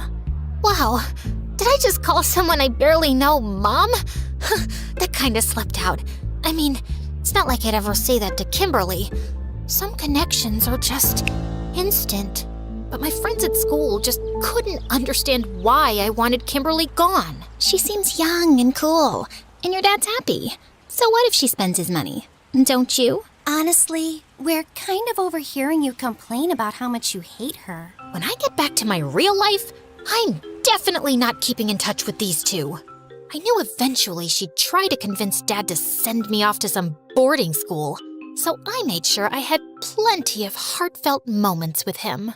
Dad, I ordered you sushi again with my allowance because you're the best dad in the entire world. Oh, thank you, sweetheart, for ordering me sushi for the 36th time this month. Because you work so hard and never get mad at me. You're my hero. We'll always be together, right? Of course, honey. You know I'd never let anything come between us. Obviously. I know you think about me in everything you do and everywhere you go. And it seemed to work. It was obvious Kimberly was getting increasingly pissed off by me. Then one Sunday morning, when Dad and I were having breakfast on the terrace, Kimberly strolled out and unrolled her Pilates mat to find something written on it in glitter glue. Gold Digger Barbie. And she snapped. I've just had it! I can't live like this anymore! Like what? Like this. With her breathing down our necks every second and messing up my life. She replaced my collagen powder with powdered sugar. She made my shampoo smell like tuna. She's a little demon and I hate her. You have to choose. Now. It's me or her. If I have to choose, it'll obviously be Abigail. Kimberly screamed and stormed off. And when she left the house, he didn't go after her. He picked me. He also became the world's most charitable man, founding his own nonprofits for children. The sick, the elderly, the poor, and even animals. All I had to do now was make sure no future gold digger dragged him back into crime. But then, I got home from school one day, and guess who was waiting for me in the living room? That annoying social worker! Again! Turns out, all those charities he started, yeah, some of the money did go to the people who needed it, but most of it went straight into his own pocket. So it wasn't Kimberly who was the bad influence after all? I didn't get much time to think about it though, because the next thing I knew, I was yanked straight back to Jadis's couch. Ezra was leaning on the hall doorway, staring at me. Let me guess. Didn't work? I hated that idiot so much. Of course, I wasn't about to give up. Jadis was back, and I really needed her advice on how to get it right the third time. Later, sweetie. Ezra's mom is coming to visit soon, and we just don't have time for time travel right now, okay? Ezra's mom was dressed in knockoff everything, drenched in drugstore perfume, and a full 70% of her hair was definitely extensions. From what I gathered, she'd been in and out of jail for a lot of petty thefts. I get it. You want to stay with Jadis, but if you ever want to come back to me, I can give you a good home. I know I've said that before, but this time it's different. I've really changed. Ezra didn't look too convinced, and she left about an hour later. You didn't have to be so cold to your mom. She came all the way out to this stupid place to see you. I get that she's done bad things, but she doesn't seem like a bad person. You could have at least given her a chance. Look who's talking! The girl who ignores her grandparents. She always says, this time she's changed, Abigail, and I've given her way more than 3 chances. Learn the pattern. People like her and your dad, they don't change. They just get sneakier. The next day, I meant to plan my final time travel mission, but after how badly the last one flopped, I needed a distraction. So when my new friends invited me out for ice cream again, I actually said yes. On the way back, we passed the old playground in town, and one of the girls suggested we clean off the graffiti from the swings and benches. So we did. When I got home late, Jadis didn't scold me. She just smiled and said she was glad to see me having fun. That night, though, I couldn't sleep. I'd spent the whole day making friends instead of trying to save my dad. Warning him about the arrest hadn't worked. Removing Kimberly or getting closer didn't stop him. So what was I supposed to do? And then a thought hit me so hard, I sat up straight in bed. Mom! I'd been so focused on fixing Dad's life and mine. Why hadn't I used the watch to go back to her? I'd give anything to have more time with her. Maybe I could even talk to her about all this. If there was some way to make Dad stop, she'd know. The next morning, I ran straight to Jadis. I want to use my last jump now. I want to go back to when I was 13, a year before Mom got sick. She studied me for a second. Just remember, Abby, some things aren't meant to be changed. So focus on what's worth holding on to. I will. I twisted the dial. The world spun. And when it stopped, I was back in my old bedroom. Yeah, definitely 13 with my weird haircut. I ran out of the room, barely able to breathe. I was gonna see Mom again. As I looked for her around the house, I heard some quiet voices from the garden, and I crept closer. James, I really don't like this. It's nothing serious, just moving money around. A little here, a little offshore. This is exactly the kind of thing that gets people arrested. You swore you were done with this back before we even got married. I froze, but you never really stopped, did you? This is different. I'm doing it for us. For Abigail. You're not doing it for us. You're doing it for you. Just like you did when you cheated with that woman. What was her name? Kimberly? Amberly? Why would you bring that up now? It was ages ago. You lied then, and you're lying now. I didn't need to hear more. He'd been doing shady things since forever. And Mom knew. She'd tried to stop him. But Ezra was right. Dad was always like this. And he always would be. Why had I spent 2 time jumps on someone who totally didn't deserve it? Now, all I had to do was hold on to the one person who truly mattered. So I blinked back the tears, ran outside, and flung my arms around Mom. Abigail, are you okay? There's my girl. No, I just want to be with Mom. After that, I didn't let Dad get anywhere near me.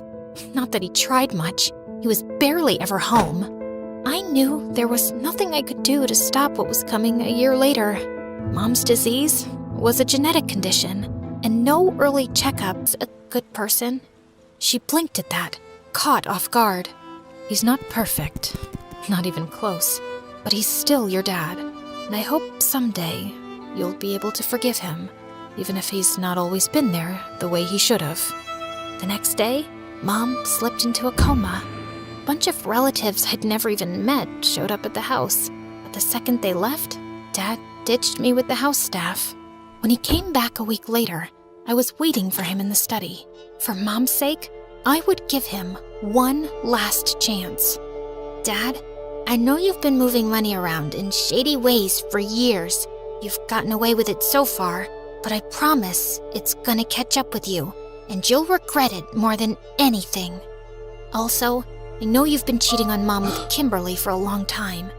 Don't bother denying it. Just know that when everything in your life falls apart, she'll drop you like a hot potato. She doesn't love you, and she never will. Dad stared at me in shock, and then he looked furious. What is all this nonsense? Did your mother tell you to say all this to me? No, I saw it in the future. I've been there because of this. I know it sounds crazy, but... What the heck is this? What games are you playing? You think this is funny? And then he lunged forward and grabbed the watch from me. Don't! But Dad had already slammed it on the floor and then stomped on it, and I heard a sickening crunch. He stormed off furiously as I knelt by the watch in panic. No. If this was broken, I'd be stuck here for 3 more years with him. But just then, there was a flicker, and the shattered interface lit up. Please work. I pressed the glowing button, and just like that, the world blurred, and I was back in Jadis's kitchen. Jadis smiled at me, while Ezra didn't even look up from his book.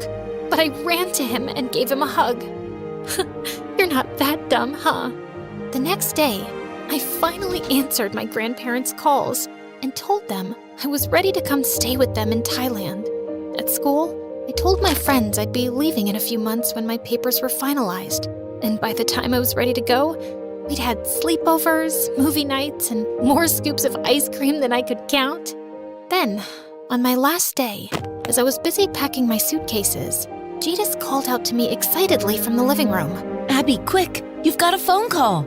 And when I picked up the phone, my heart nearly jumped out of my chest when a familiar voice came through the other end. Abby, sweetheart, it's Mom.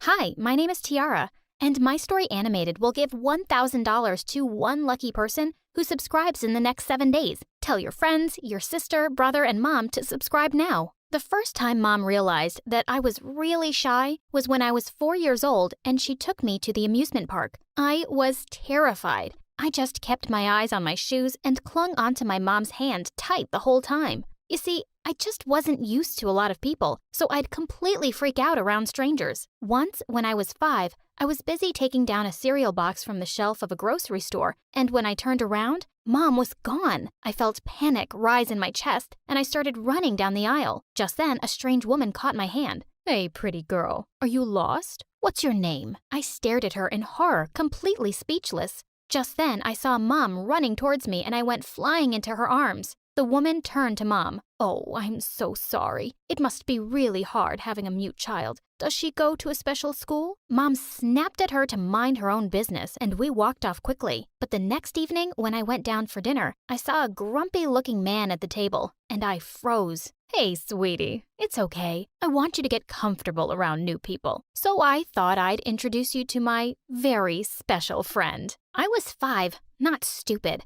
I knew he was her boyfriend. Did she seriously think bringing a boyfriend would help me with my shyness? Grumpy kept coming over every day, and I didn't get comfortable around him because he was a pain in the butt. Luckily, I caught him stealing money from Mom's bag one day, and she went ballistic and threw him out. I started school later that year, and Mom thought that would help me overcome my shyness, but it didn't. I was terrified on the first day, so the teacher allowed Mom to sit in class, and I felt much better. But when I was walking into class without her the next day, I immediately got hit by a paper ball in the face. It was Bridget, the meanest girl in class.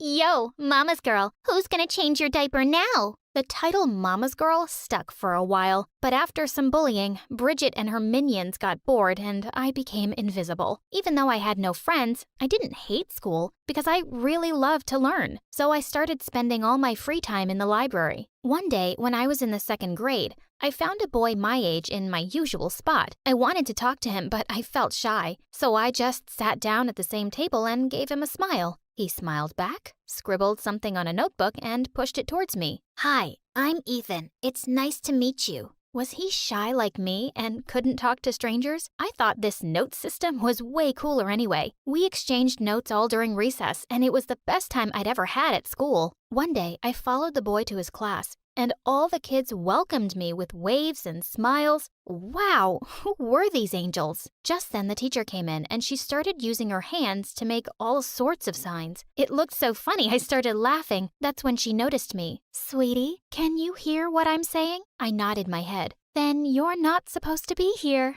And that's when I realized that Ethan and all the other kids here were deaf. And this was a special class. It was really sad to go, but Ethan slipped me a note. See you at the library tomorrow? And I did. Every single day after that. We only ever hung out together in the library, though. I felt protective of Ethan and wanted to keep him out of Bridget's face. And finally, I had a best friend, but I never invited him home because Mom could be super embarrassing. Over the next few years, she had a string of stupid boyfriends at our place. She was also just always doing odd jobs, and we never seemed to have enough money. One day in 9th grade, I went to get lunch at the cafeteria and almost jumped back in shock to see Mom behind the counter. Mom, what are you doing here? Sweetie, I work here now. Can you chit-chat with your lunch lady friend later, Tiara? I don't have all day. I turned around to see Bridget behind me, and as I started walking away, I suddenly heard her scream. OMG, you stupid woman! You poured hot soup all over my new iPhone! I turned around to see Mom looking red in the face and apologizing to that brat.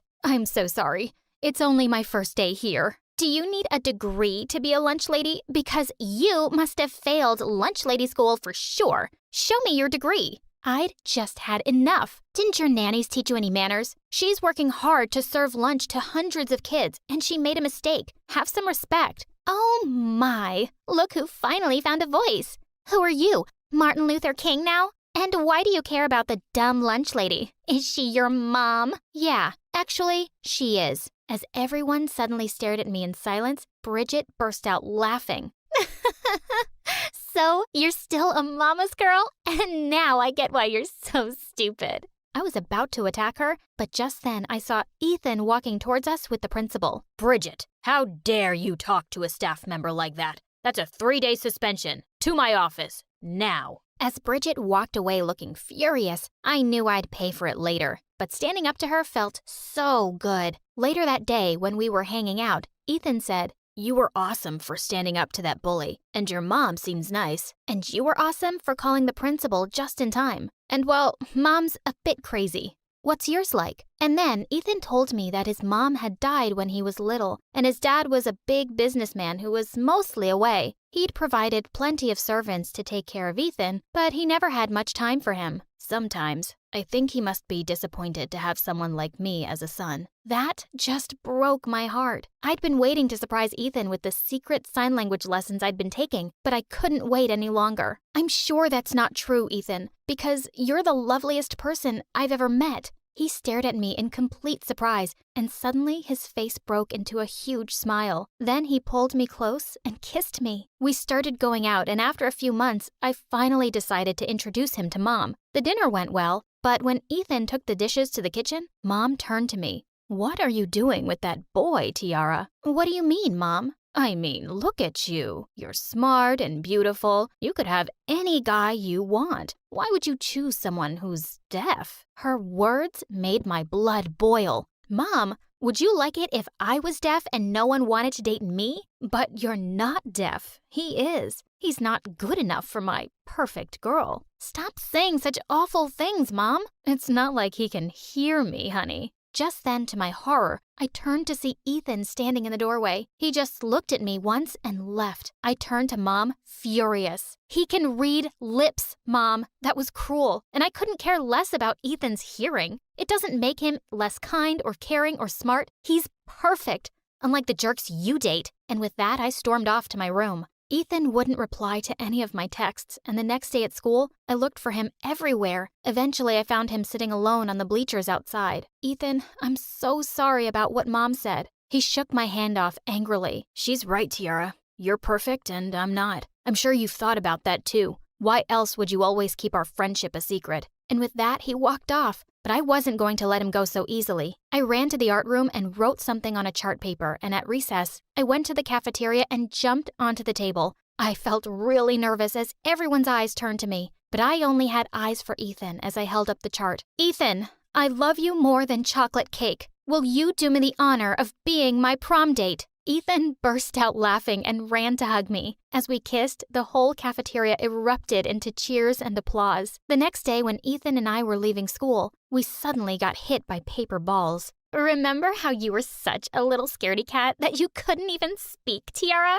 And now you have a boyfriend just like yourself. He's only with you because there's something wrong with him, obviously. I was about to lash out at her when suddenly, a limousine stopped next to us and a well-dressed man came out. I was surprised when Ethan hugged him and told me he was his dad. Ethan's dad turned to me. I haven't been around much, but Ethan told me all about you and how you've changed his life, and I just wanted to show you how grateful I am. Hey, you, give her the present. Just then, his bodyguard leapt forward and handed me a small box. When I opened it, I gasped. It was a diamond tennis bracelet. I can't accept this, sir. But Ethan's dad wouldn't hear a word and just left. As Ethan clipped the bracelet onto my wrist, I could see Bridget's open-mouthed face turning all shades of green, and that was truly priceless. After that day, Bridget was always trying to get close to Ethan. I'd often catch her trying to talk to him at recess or in the library, where she'd probably never set foot in her life before. On prom day, I was getting asked to dance by lots of guys,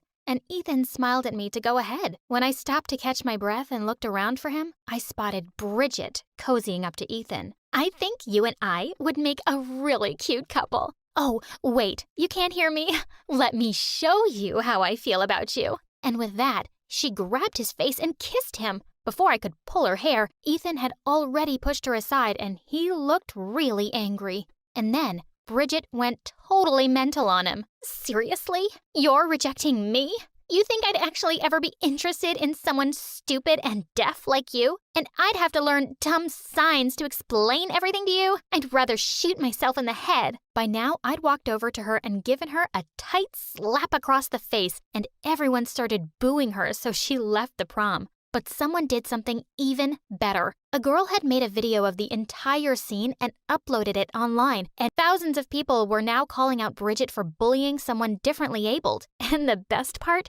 She was expelled from school, and a year after graduation, Ethan published a groundbreaking paper that got published in a very prestigious science journal. When it came out, he left a copy for me at the breakfast table. As my eyes fell on the first page, I started to cry, dedicated to my best friend and the love of my life, Tiara, the girl who saw me when I was invisible. And that night when he came home, I had a little scrapbook I'd made waiting for him at the table. When he saw it, his eyes started to well up. Inside the scrapbook was every note we'd ever written to each other. Ever since that first day in the library, I'd saved them all. He turned to me and I went down on one knee. I knew you were someone special from the very first moment I saw you. I want to spend the rest of my life with you, Ethan. Will you marry me? He said yes and made me feel like the luckiest girl in the world. Months later, I invited Mom to the wedding and she did come. And she actually apologized to both me and Ethan. I thought life might be hard for you with a differently abled person, but I was wrong.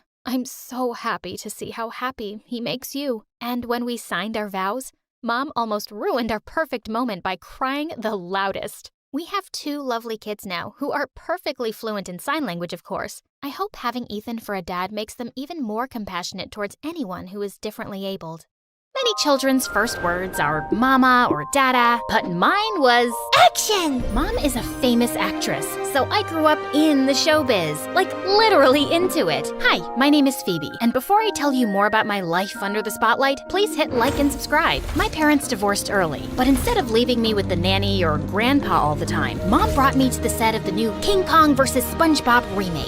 Mom, I'm tired. Do we really have to go on set today too? Great actors are never tired. But I want to go to Grandpa's place. He's always got some great stories about his time as a cop. Did you know he stopped 10 robberies? So, his stories are fun, but not my movies? Fine. This small acting job here, and then I'll drop you off at Grandpa's place, alright? A few years later, Grandpa was gone, and I missed him terribly. When I turned 13, Mom got a lead role in a cop show, and this time, I was more than happy to be dragged to that set. On the first day, I was utterly starstruck. I snuck into the costume department and tried on uniforms, pretending I was fighting crime. But then, I heard someone shouting from the cafeteria. Someone needs me. I sprinted there, and my phone, it was right there. You took it. I haven't. This right here is my detective moment. Before I could step in, an older man with a donut in his hand swooped in like an eagle. Why don't you check under the bananas? I raised the fruit basket, and Mom's phone was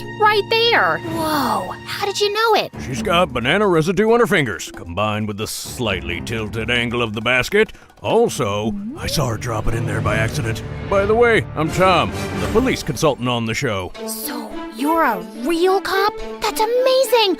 Can I see handcuffs? When he did, I snatched them and tied them around his wrists. Aha! I knew you were an extra, pretending to be a cop like me. A real cop wouldn't have fallen for that. Which is why these are fake. Those, however, are not. Is this guy a cop or a magician? So cool. I want to be like him one day. Phoebe, the super cop. I started following Tom around, asking him a million questions. Can I see your car sirens? Do you have a dog cop? Is Terminator a good guy or a bad guy? Tom was more than happy to answer me. And he even shared his secret to success. Food. Never solve a crime on an empty stomach. So he ordered food to show me how to eat like a cop. The best Chinese in all of LA. Come to Mama. But as I was about to dig in, Mom pushed Tom away and what's this? Ugh. Where's the chef's lunch? This? It's like ants' food. I'm a human. Mom dragged me home, and that night I only had soup for dinner. The next few days, I could feel her watching Tom and me, until one evening when I was changing for bed.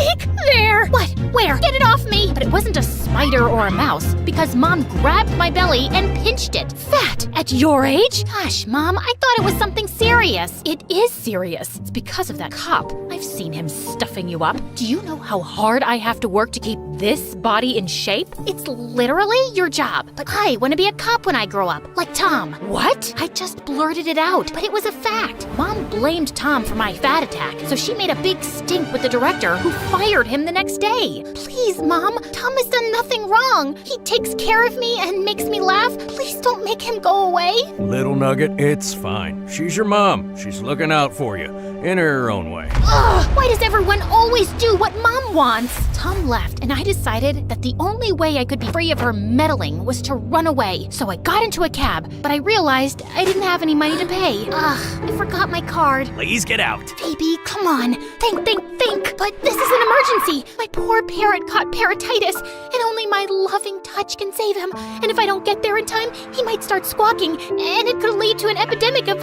man flu, you know, where guys are pooping like birds. Ew, no time to waste. Let's go. But when I stepped out of the cab near Grandpa's house, Mom was waiting for me. You didn't really think that would work, did you? I'll run away again until you won't catch me. Mom looked at me all seriously, and even her curls seemed to deflate. She wasn't the superstar, just my mom. I'm sorry about Tom. I'll ask the director to hire him back. And what about acting? It's your dream, not mine. Fine, no more acting for you. But promise never to run away from me again. You really scared me. Wow. I was wrong about her. She really cares. To show me she was serious, Mom organized a lunch at this 10 Michelin star restaurant the next day. But as we were on our way, the car banged, stopped, and started smoking. I played a mechanic once, and I'll have it fixed in no time. That's not even where the engine is. Since Mom was useless, I called Tom, but when he arrived, he wasn't alone. This god just stepped out of the car and... This is Robbie, my son. He's only 15, but there isn't a car he can't fix. How can this make that?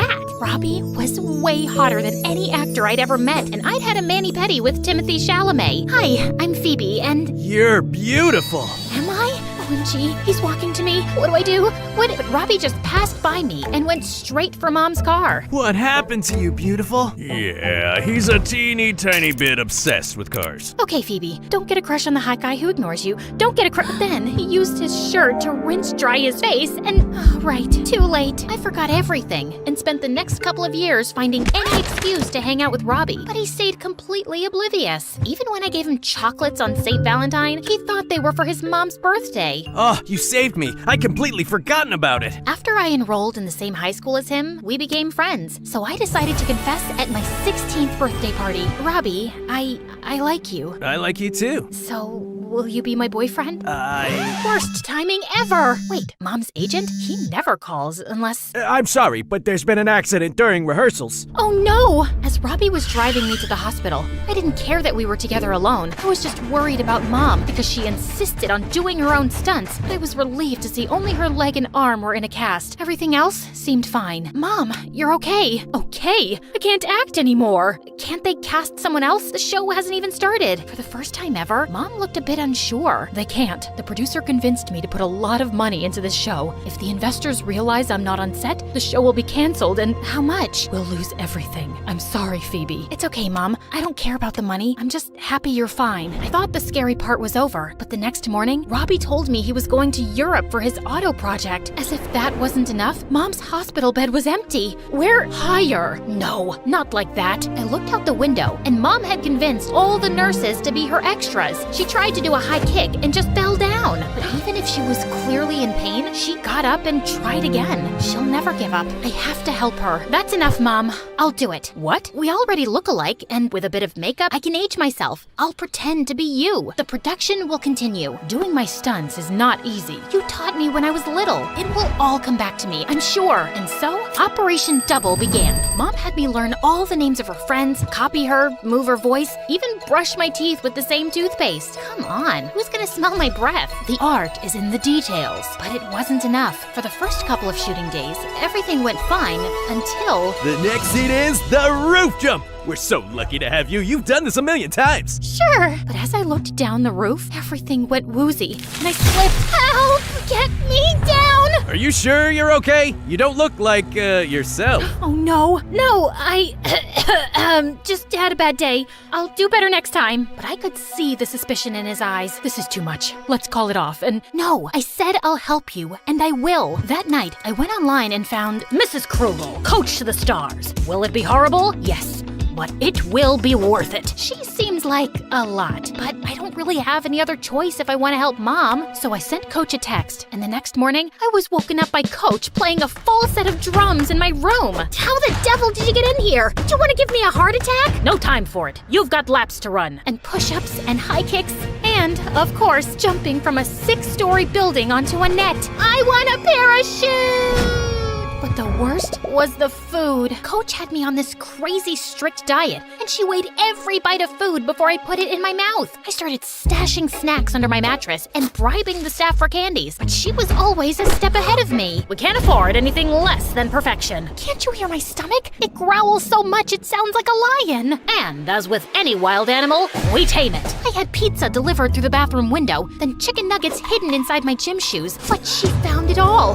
Nothing ever worked. As the days passed, I also noted another change. Whenever I got out, boys tripped over themselves to look at me, and I even had a couple of talent agents ask for my number. In the shops, people always smiled, and I got discounted clothes and gifts. I guess pretty privilege is a real thing. The only one who didn't seem to like my new look was Tom. Just a salad for lunch? How about a nice burger? Shh! Don't let Coach hear you. Coach? What coach? She's like a ninja. Always knows what I eat, even when she's not there. Soon, the shooting was over, and Mom was well enough to come to the wrap party, just in time to get all the praise for my hard work. You moved like you were 10 years younger. Only 10? Seeing Mom back in her element made me really happy. Darling, thank you. You really saved my career. But now, I've got my own life waiting for me. Robbie was back, and I hadn't been able to see him during filming, but I hadn't forgotten his words. I like you too. The next day, as I walked to my locker, I saw Robbie kissing another girl. What in the holy cake frosting is happening? I pushed the girl away and slammed Robbie against the locker in one of my superstar film moves. I'm away for a couple of months and suddenly you have a girlfriend? You said you liked me. Phoebe, I do like you, but like a little sister. You could have said it on my birthday. With your mom in the hospital? I didn't want to give you any more bad news. I was really angry, but as I watched Robbie check on his girlfriend, I realized he never looked at me like that. Before I could make things worse, I ran back home. I spent the next few days eating chocolate, watching MSA, and wallowing in self-pity. The first heartbreak is always the hardest. It will pass. You don't know that! Pass me the cookies! But even after Robbie texted me to apologize, I couldn't get out of my funk. I'm not angry at him. I'm angry at myself for wasting all that time chasing after him. And just as I was about to turn into a slime monster, Tom came to my rescue. Come on, get up. I got a surprise for you. Robbie has a secret twin. No, and there's more to life than boys. Even my own. Here. He handed me a flyer. Police Academy early admission? It's in 3 weeks. Didn't you want to become a cop? In focusing on other people, I had forgotten my dream. But it's not too late. I can still become the best cop ever. But after eating my feelings, I was completely out of shape. I would never pass the selection unless... Rise and shine, you useless slob! Great. Can't you go a little easier this time? Easy is for losers! I guess. I mean, I'm the one who called her, right? This time, Coach was even more stern than before. Everything was counted. How many steps, how many calories, how many push-ups. My beloved cake, I miss you so much, but we'll be reunited soon. Sometimes she was so intense, I couldn't do it anymore, and I tried hiding. Phoebe, what are you doing under the couch? I don't think she can see me here. Really? Ah! Coach's method worked, and I lost all the weight I had gained. When I woke up on admission day, I followed the smell of bacon down to the kitchen, where Tom and Robbie were having breakfast with Mom. Robbie handed me a massive bouquet of flowers. I know I can't be who you want me to be, but I'm here to support you. Can we still be friends? Bacon and flowers? How can I say no? Robbie hugged me, and I was surprised that I didn't feel any butterflies in my stomach, except for those in anticipation of the test. I guess I'm over him, finally. But I still didn't touch breakfast, and by the time we got to the police academy, I felt weak. Are you sure you're okay? You look pale. No, I can do this. The first test of the day was an obstacle course. I'd done so many of them with Coach, I could run them in my sleep. But as the whistle rang, I felt my legs turn to jelly and my vision go black. When I woke up, I was in the stands with Mom and Tom. You fainted. Robbie's gone to fetch you some water, but in the meantime, eat this. No, I can't. Coach said that's too many calories. Right, the mysterious Coach. Where is she? I've been meaning to have a chat with her. She's been filling your head with all this nonsense about skipping meals and looking fit. What Coach? Mrs. Krugel. They looked at me in confusion, so I took out my phone to show them Coach's website, but when I Googled it, nothing came up. I don't understand. I've hired her to help me train for Mom's role. I trained you, no one else. But Coach, does it mean I made her up? The next day, Mom took me to a psychiatrist, and after I told her everything, she confirmed Coach did not really exist. She came to you every time you felt insecure, right? It's clear you created her as a defense mechanism, but I'm afraid you developed an eating disorder. Doctor was right. I'd used food as a tool to make me feel better and more secure with myself, but it became very unhealthy. And how do I get better? With time and therapy, but mostly being kind to yourself. Coach wasn't easy. She kept visiting me over the years, pushing me to make the wrong choices, but Mom was with me every step of the way. She recognized the part she had in giving me the wrong ideas about food and changing her own way of seeing herself. I was okay now, but I wanted to help others. I studied psychology at the university and worked with charities to teach young girls about body image and food. And what about becoming a cop? I'm still helping people. In my case, can't put the bad guys behind bars. And Robbie? Well, I was the bride of honor at his wedding. And it turned out his girlfriend's brother was just my type.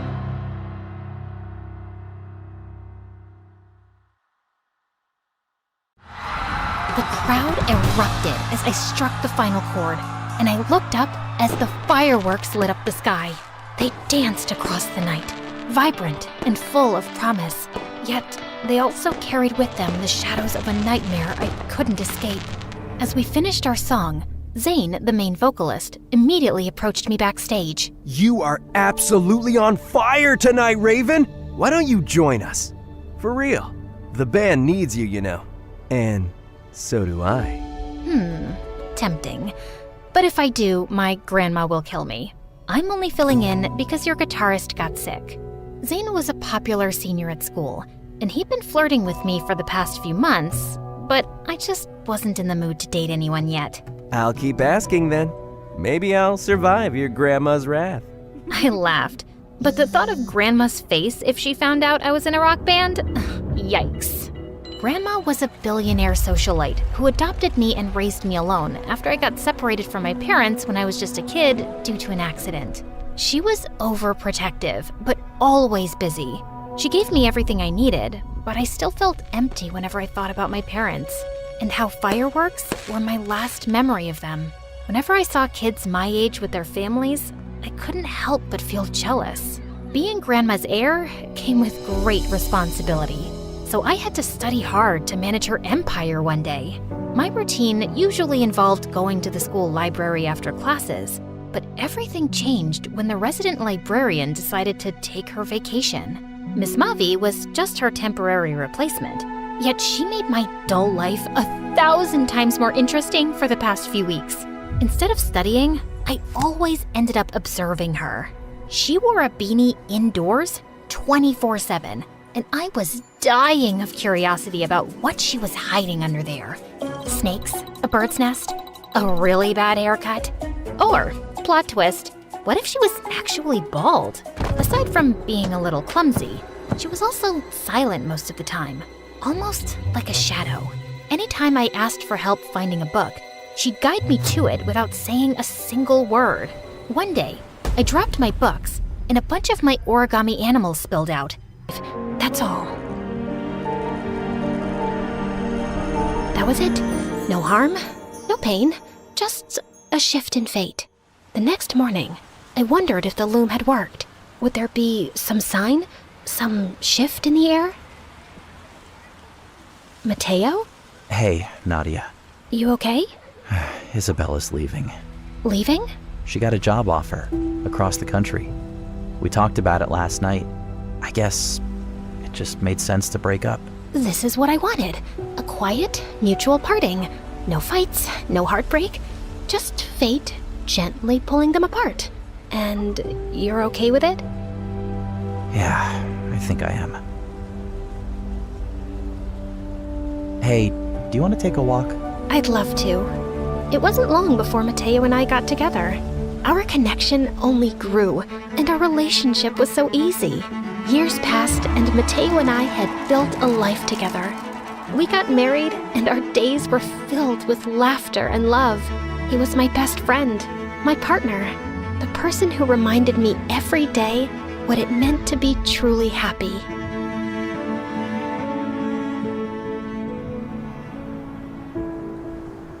But happiness has a way of making you forget the past, and sometimes the past finds a way of reminding you it's still there. Nadia? What's this? Get away from that. What is it? It looks ancient. Does it still work?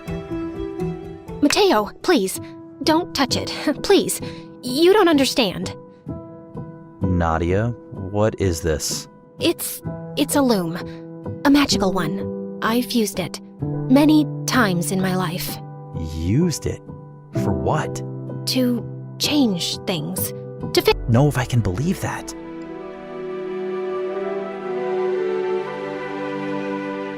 For the first time in years, I was alone again. No golden threads to guide me, no loom to shape the future. Just me, watching my life unravel thread by thread. And this time, I wasn't sure if even the loom could fix it, or if I even deserved to try. I wanted to take it back, all of it.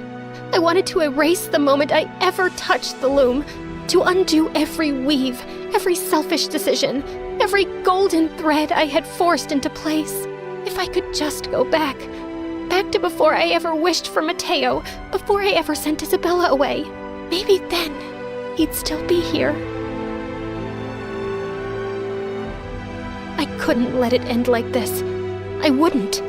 If the loom had unraveled my life, maybe I could unravel what I did. Weave wisely. Each thread carries a destiny. I don't want to weave anymore. I want to unweave. Tell me how to take it all back. Begin where you ended. Unravel what was stitched. I was confused at first, but then I began. I started with putting back the threads I had taken apart from the spell that sent Isabella away. The loom began to hum, and swirls of light glowed all around me. Every thread I pulled felt like a piece of my heart breaking. I undid all the patterns. Sophia moving back, getting valedictorian, my parents' wealth, my classmates becoming my friends. I saw the life I'd built, the one I'd clung to, fall apart, moment by moment. But I kept going until...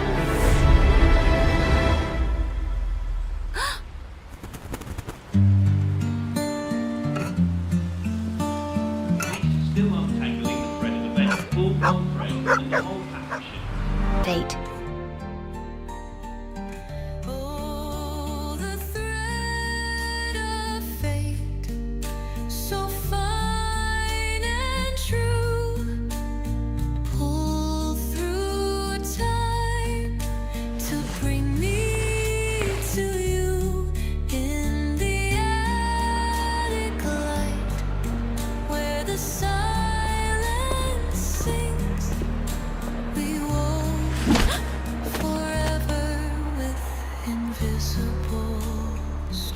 I'm so sorry. My books don't like staying in one place.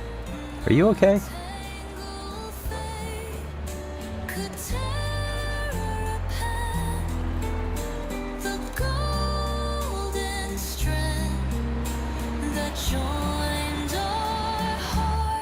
Yes.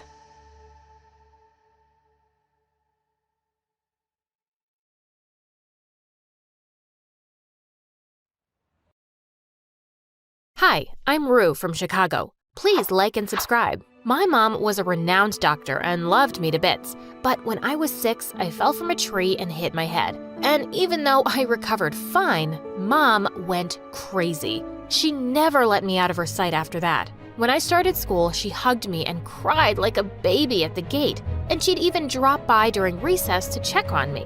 Blood? Oh my God, what happened? She picked me up and started running to the hospital. Mom, put me down. It's just ketchup. And suddenly, we both went crashing into the food counter. By the time I was in 8th grade, I was super popular and a star player on the basketball team. Once during my match, I fell and bruised my knee, and Mom leapt out of the audience, screaming hysterically. It was so embarrassing. And then she forced the principal to grant me 1 month's leave to recover. Ugh!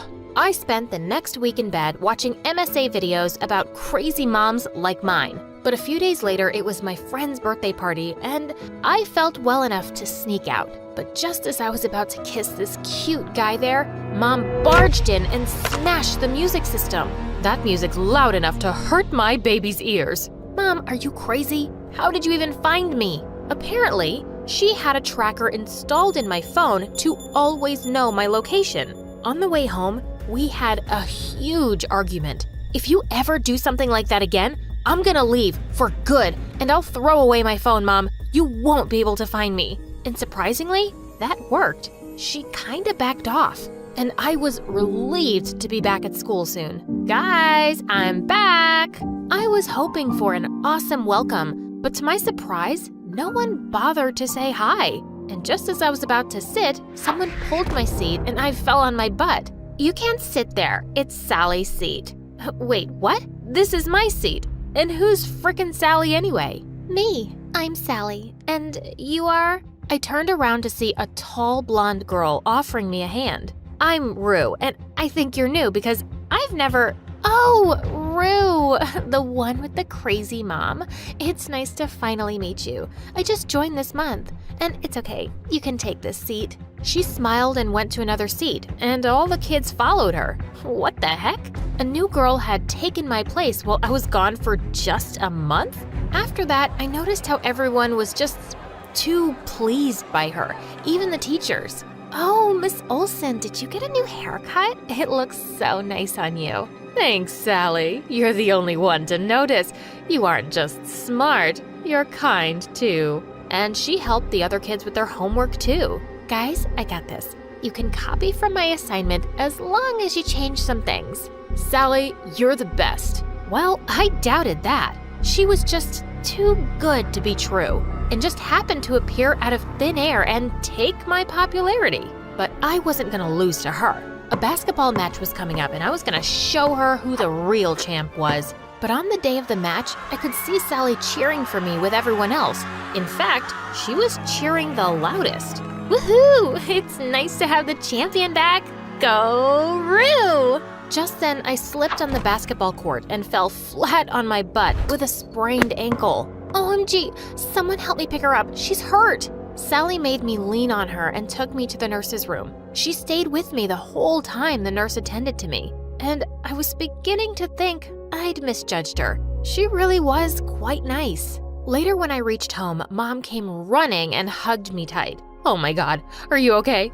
Let's go to the hospital right now. Ugh, Mom, I'm fine. It's just a small sprain. That's enough. You're not gonna play that stupid game anymore. Mom grabbed my shoes to throw them away, and that's when I noticed grease all under my shoe. Oh my God, someone did it on purpose to make me slip, and I knew in my bones it could be none other than Sally. But since I had no proof, I decided to play nice for a while and keep an eye on her. A few days later, there was a big selection quiz for the nationals team, and I saw Sally mixing something in the free juices for all the contestants. Minutes later, the kids were clutching their tummies and running in and out of the bathroom.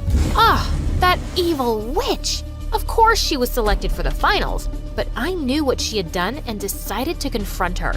I followed her to the girls' washroom and pushed her to the wall. I'm not fooled by you, Sally. I know what you did there. I saw you mixing something. Oh, Rue, what's wrong with you? Why are you hitting me? And saying that, she slapped her own face really hard and started crying loudly. What? Suddenly, some girls came out of the washroom cubicles and pushed me aside. Gosh, Rue, look at her face. You slapped her so hard. It's all red. We're gonna tell the principal that you're bullying Sally. No, don't do that. I don't want to cause trouble. We should give Rue a chance to fix this. If she says sorry to me, I'll let it go this time. What the freaking frogs? Me? Say sorry to her? Ugh, no way. I pushed her harder this time and stormed out of there. But now I knew she was a cunning fox, and I had to play smarter than her. Soon, the elections for the new school president were announced, and I was super excited to participate. But guess who else was running for president? Sally! She already had loads of kids working for her campaign and making her posters. One day while I was in the library working on mine, I heard some noises. I went ahead to check, and I was shocked to see Sally bullying a kid. What do you mean you didn't complete my assignment? I need it back within an hour or I'll kick your butt, you moron. She took his glasses off and threw them on the ground and crushed them. The guy looked terrified as Sally walked away. Just then, I had a mind-blowing plan. I quickly went in and picked up the guy from the floor. Hey, you don't have to be scared of her, okay? I'll help you get rid of her, but you'll have to help me too. You just have to speak the truth in front of everyone, and I'll make sure she never lays a finger on you again. Deal?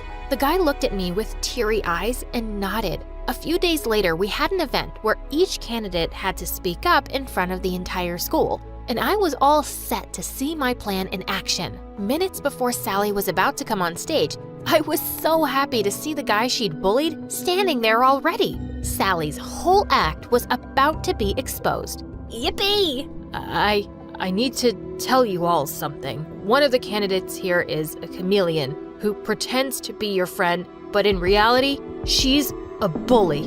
And saying that, he pointed at me. What in the mother-frickin' world? That's her, Rue. She even smashed my glasses the other day and put my head inside the toilet. She's a bully. What?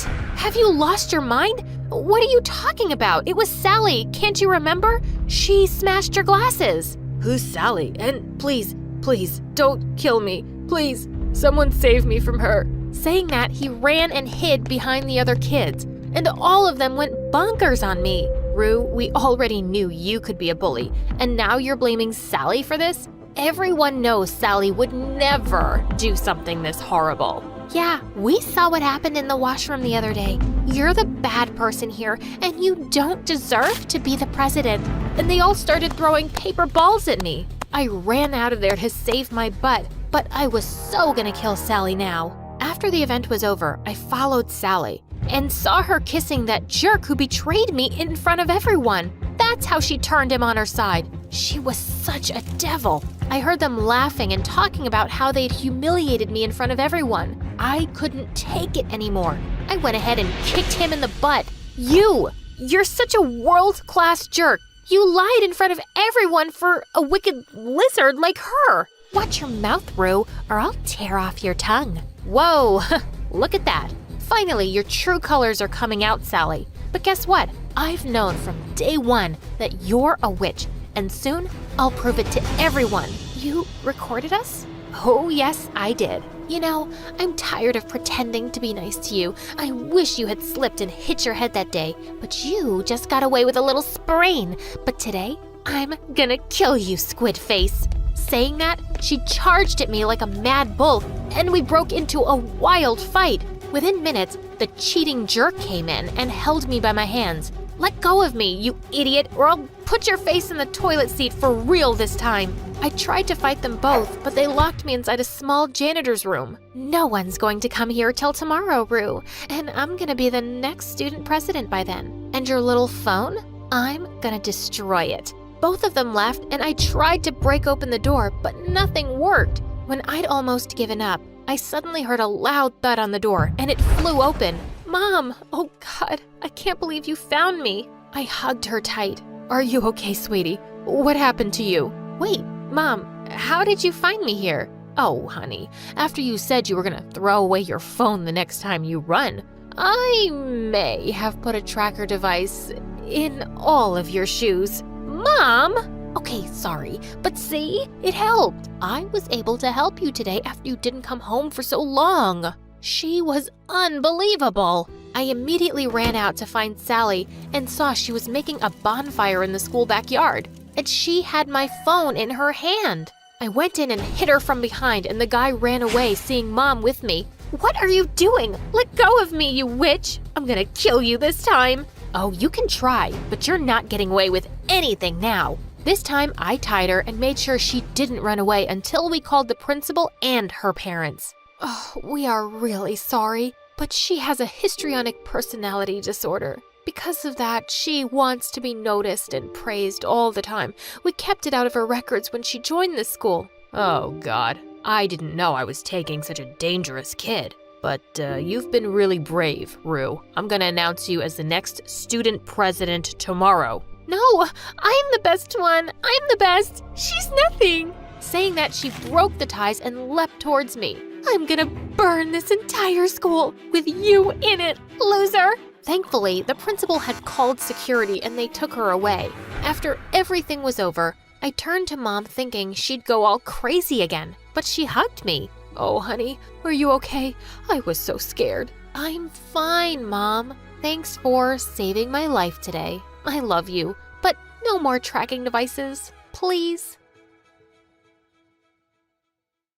Hi, I'm Abina, and I live in an orphanage in Ghana. And before you start feeling sorry for me and blah, blah, blah, relax, man. Everyone is super chill here. The coffee is bomb, and I have a little brother who worships me. So I guess that's why I've never wanted to get adopted. Before I continue, please like and subscribe. Ever since I could remember, rich, stupid foreigners would come every month to take one of us home with them. But I knew they were just using us to brag about how they'd done such a noble deed by adopting a poor orphan. So whenever those snobs would drop by with their camera phones and designer clothes, I'd convince my brother Kofi to help me mess with them. Come see our room. We just got new blankets. Sweetie, I'm taking a selfie with... Our new blankets smell like lavender.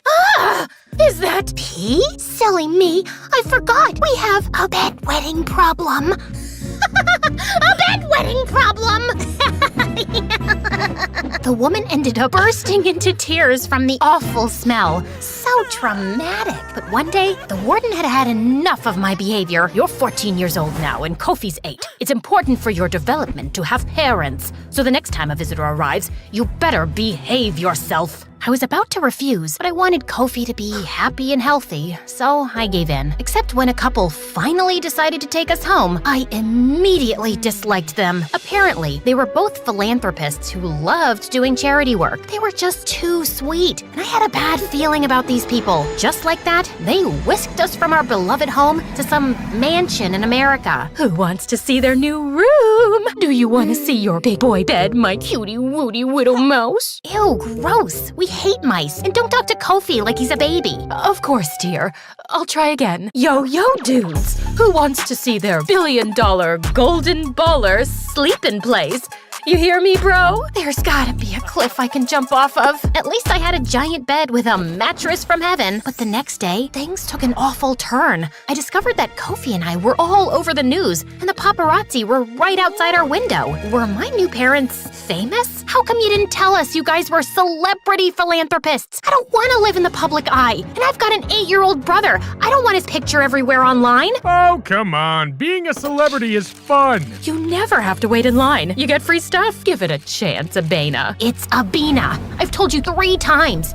You know what? Just call me Abby, since I'm an American now. Mom looked hurt when I said that, and from that day on, things went downhill. Mom and I fought about everything imaginable. Like, she'd get mad because I hated being interviewed by reporters, or because I hated the itchy $1,000 clothes she bought me, or the fact that she kept feeding Kofi fancy food that he wasn't used to, even though I told her to just give us something more simple. By the time school started, I was exhausted from all the media attention, and I didn't want a bunch of kids coming up to me since I was the famous Ghanaian orphan that they were fascinated with. So I decided to ditch class and hang out in the school garden. Then suddenly, I heard a voice near me. Hey, are you okay? I looked over to see a boy my age with neon hair dressed in rags. Even the clothes I wore at the orphanage were nicer than his. No? I don't know. My parents are annoying. Your biceps are gorgeous. Never mind. The guy just laughed, and suddenly, I found myself pouring my heart to a total stranger about everything that had happened. I found out his name was Carter, and we went to the same school. He apparently skipped classes regularly so he'd have enough energy to work nighttime shifts. And it was all because his parents barely had enough money to buy food. I felt bad for Carter, but I was kind of relieved to finally meet someone here who wasn't rich. He ended up walking me home, but when we arrived, Mom greeted us at the door, and she immediately asked Carter to leave. Abby, I know that boy. He lives in a trailer outside our neighborhood. I want you to stay away from him. He's a criminal. You'll be in danger, and people will think my daughter's mixed up with a crook. Because your publicity image is all you care about, right? You don't actually care about my safety. Well, guess what? You're not my real mom, which means I don't have to listen to you. Mom grounded me after I said that, but I didn't let that stop me. Carter and I started hanging out all the time. Sometimes we'd ditch class together, and sometimes he'd sneak in through my window so we could watch MSA videos together on my TV. I'm so glad you watched these on YouTube instead of TikTok. Promise me you'll never watch MSA on TikTok and fry your brain, please? I didn't believe Mom about the criminal nonsense until one day I noticed Carter take off his baseball cap to reveal a clump of shiny jewelry. Please tell me he didn't steal all that. Abby, you know I have a family to support. Yeah, I feel bad for stealing, but a job washing dishes can only pay so much. Look, I get it, but you don't have to become a thief. No wonder Mom thinks you're a delinquent. Maybe I'll ask her to give you some money. She and my dad love bragging about how they give to charity. Then suddenly, Carter got this really serious look on his face, and then he told me something disturbing. My parents were known for being frauds. Kofi and I hadn't been the first kids they'd taken home. Apparently, they'd foster them for a year or two, use them to get publicity, and then they'd send them somewhere else. That makes no sense. They took me home and signed the papers. Are you sure? Because they've never adopted an actual kid before. Look, I don't know the logistics. I just don't want you getting hurt.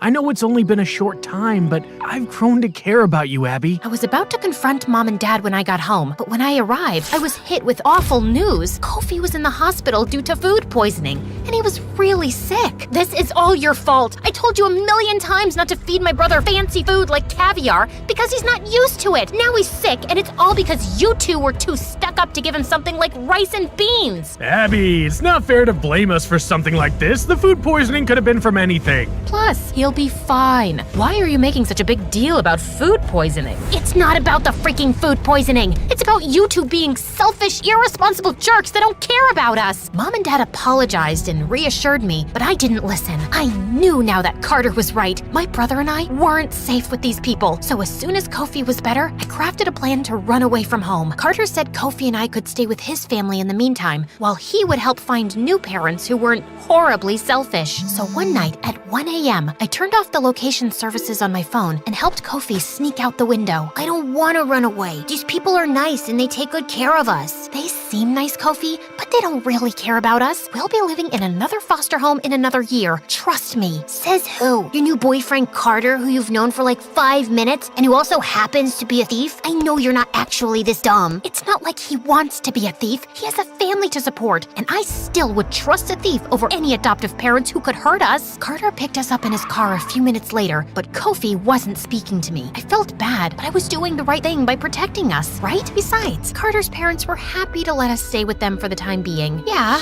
they lived in a one-bedroom trailer, and Kofi and I had to sleep on a floor mattress, but it was still so much better than staying with parents who didn't care about us. The next morning, Carter told me that he had disguises in case the cops came looking for us. No, I want to go back home. You can't do this to us. You can't take us away from Mom and Dad just because you heard some rumor to live in a one-bedroom trailer with your boyfriend. It's not like I have a choice. I'm doing this for you and your safety. Mom and Dad are frauds. Why? Because they like bragging to the media about how they adopted us? Big deal. They still care about us, and they're still giving us a great life. You're just trying to find excuses to run away because of what happened 6 years ago. Right then, Carter asked me what my brother was talking about, but I wanted to change the subject. I didn't tell Carter about how my parents had gone missing at work one day, and no one had ever been able to find them. And that's why we'd been at the freaking orphanage in the first place. You'll do anything to avoid being hurt again. You'd even rather live with your criminal boyfriend and believe a ridiculous rumor than let another family take care of us. I knew Kofi was right, and maybe staying with Carter wasn't the best option, especially because as days passed, I learned that he wasn't just poor, and he didn't just steal to support his family. I was drifting off to sleep one night when I heard laughing outside, and I opened the door to find him sitting with a bunch of guys and unwrapping towels filled with money. No, do not tell me you're in a gang. Well, we all have families to feed, and now that you and Kofi are staying with us, I want to make sure I can support you guys.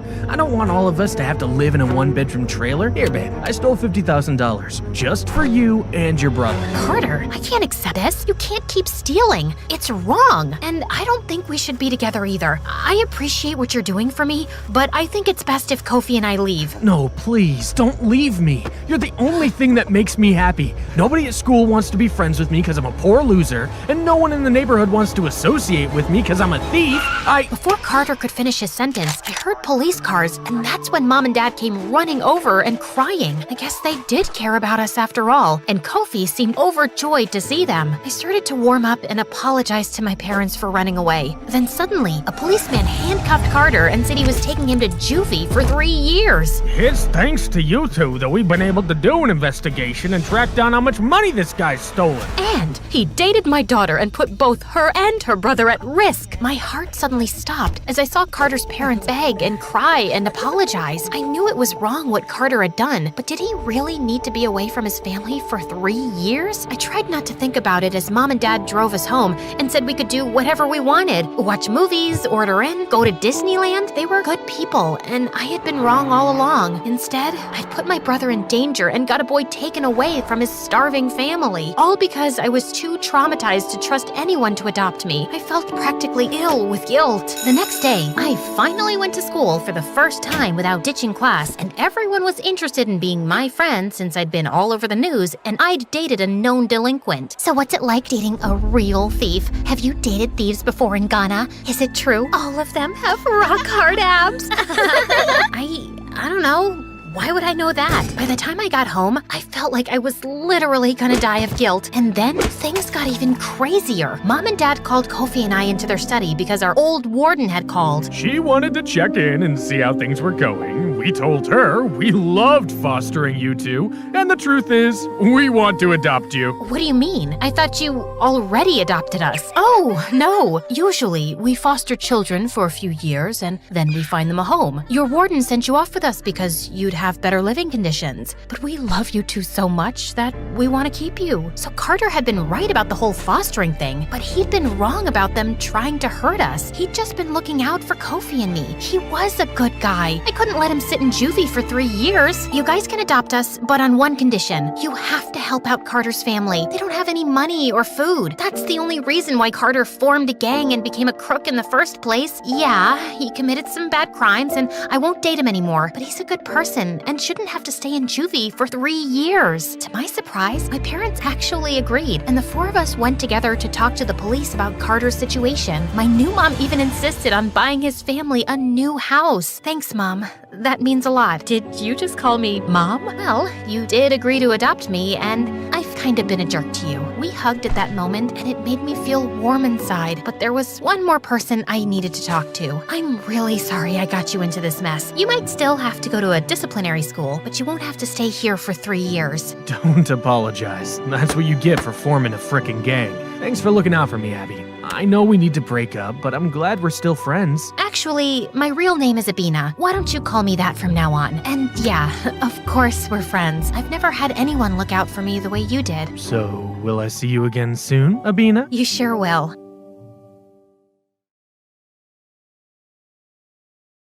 The couple held each other's hands nervously as they walked into the hospital nursery. The nurse pointed out their baby, and the woman screamed. No, no, no, no. This can't be. Oh God, she looks like a monkey's butt. I'm gonna be sick. Can somebody adopt her, please? Ma'am, that's not your child. This one is. The woman instantly stopped crying and picked up the baby, and the couple stared at her in delight. Ooh, of course this one's mine. She's beautiful. And that beautiful baby was me. Hi, I'm Jessie from LA. Please like and subscribe. I was born to parents who'd been pageant kids and teen models, and the first life lesson I learned was that it's really important to be beautiful. Ugh, our baby has such gorgeous hair. Did you see the poor neighbor's kid? I bet she's got pigeons living in that nest on her head. And her brother? Ew! That kid has so many freckles. We should keep Jesse away from him. What if he's contagious? Growing up, I'd always have people telling me how pretty I was, and nothing seemed to make my parents happier. When I was in 6th grade, Mom decided we'd pay her family in Italy a visit. I can't wait to finally show Jessie to my stupid sister. She'll be so jealous when she sees her olive skin and her beautiful hair. But when I got there and I met my cousins, I saw they all had skin and hair like mine. Still, Mom shoved me in Aunt's face and said, "Look how pretty my daughter is. Of course, we know where she gets that from." Yeah, she's all right. But luckily, her face can be improved with makeup. Mom was furious. She picked up her plate of pasta and rubbed it in Aunt's face. That just improved yours, and my baby doesn't need any makeup.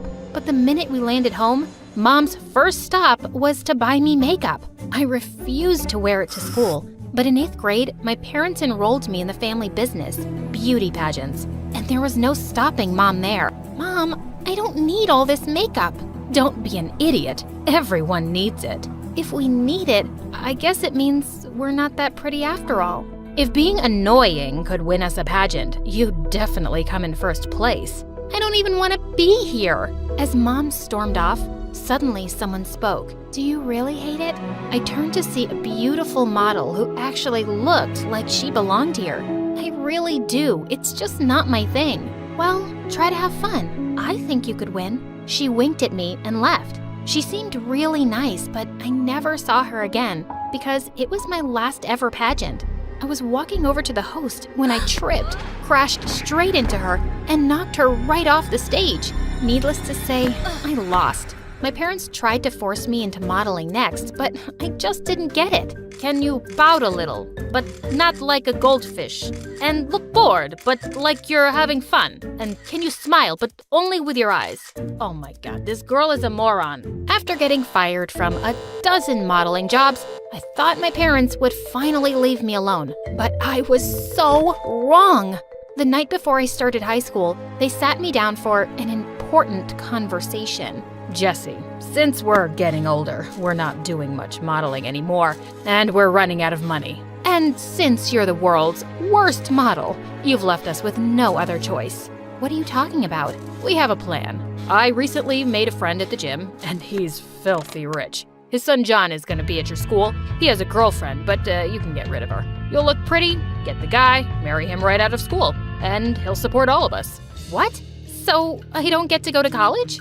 Oh, honey, I don't think you're smart enough. But also, we just don't have the money. If you want to go, this is what you have to do. I just knew there was no point arguing. So the next morning, I walked downstairs in my prettiest dress and bright red lipstick. But when I got to school, I wiped it off and changed into jeans. I'd study hard and get a scholarship for college. I wasn't following my parents' awful plan. I spotted John pretty quickly, though. He was a grade older than me and really into basketball.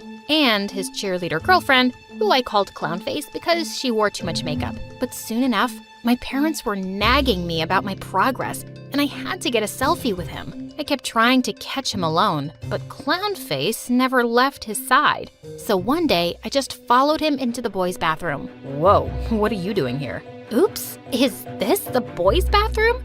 I can be dumb sometimes, but can I just say, I'm such a big fan of your game. Could I have a selfie with you? He agreed, and my mission was accomplished. But as we stepped out of the bathroom together, someone pulled me by my hair. What were you doing in there with my boyfriend, Witch? Ow, nothing. Get off me, clown face. What did you just call me? She pounced on me and pinned me to the ground. I pushed her off and she was about to attack again when suddenly a girl stepped in. Hey, leave the new kid alone. If you think my idiot brother is cheating on you, why don't you kick his butt? Eat glass, Kate. John led angry clown face away and the girl helped me up. She was beautiful and not wearing a touch of makeup. She looked kind of familiar too. I could have handled that, but thank you. You're John's sister? Yeah, I'm Kate. Wait, have we met somewhere before? And that's when it hit me. She was that model. Did you do pageants a few years ago? Oh, yes. I remember you now. Gosh, we were pageant girls. How embarrassing. After that day, we started hanging out together all the time. Kate was struggling with math, so I went over to her house one day to tutor her, and she seemed to catch on really quickly. Wow, Jessie, you're really good at this. Yeah, I actually love math, but tell that to my parents and they'd laugh. They just think I'm a pretty face. Well, you are pretty, but not just that. Why was I blushing? Just then, Kate jumped up and switched on some music. No way, that's my favorite band. Dance with me then. She pulled my arm to help me up, and the next thing I knew, we were dancing together. We twirled and giggled, and it was the most fun I had ever had. And then suddenly, she leaned in and kissed me. Whoa. Oh, I thought there was a vibe. No, I didn't expect that. I'm sorry, I thought we were on the same page. She started moving away, but I took her hand. And then I said the dumbest thing ever. My parents expect me to marry a boy, a rich boy. Well, your parents aren't here, are they? I pulled her closer till her face was inches from mine. I think you're really beautiful. I'm really good at math too. I lied. I grinned and then I kissed her. Kate and I started dating and it was amazing. We kept a low profile in school, but we met afterwards every day. One night I got in really late and as I sneaked in, I found my parents waiting for me in the lounge. We know what's going on, Jessie.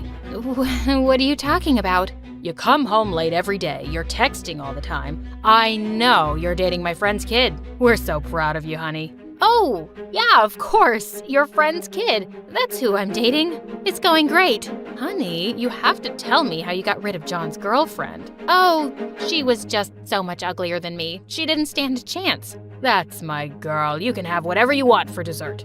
I was just having the time of my life. But it was all starting to get so complicated soon. A few days later when I got home, my parents told me that we were going out for dinner to John and Kate's house. Oh my God, no! I frantically called Kate, but she just wouldn't pick up her phone. I left her a text saying, coming over with my parents. They think John is my boyfriend. I'm so sorry. I hoped she'd see it before I got there. Her parents welcomed us warmly, and just as I stepped inside, John walked into the hall, and I ran to him and hugged him. Please, act like my boyfriend. I'll explain everything. Babe, hi, I missed you. Even though we met in school a few hours ago. Oh, young love, so precious. The parents smiled at us and walked off, and I pushed John away. What was that? So, here's the thing. I'm gay, and I haven't told my parents yet, and they think I'm dating you. It's just something I said to make them happy. I'm gonna tell them the truth soon, but please play along tonight.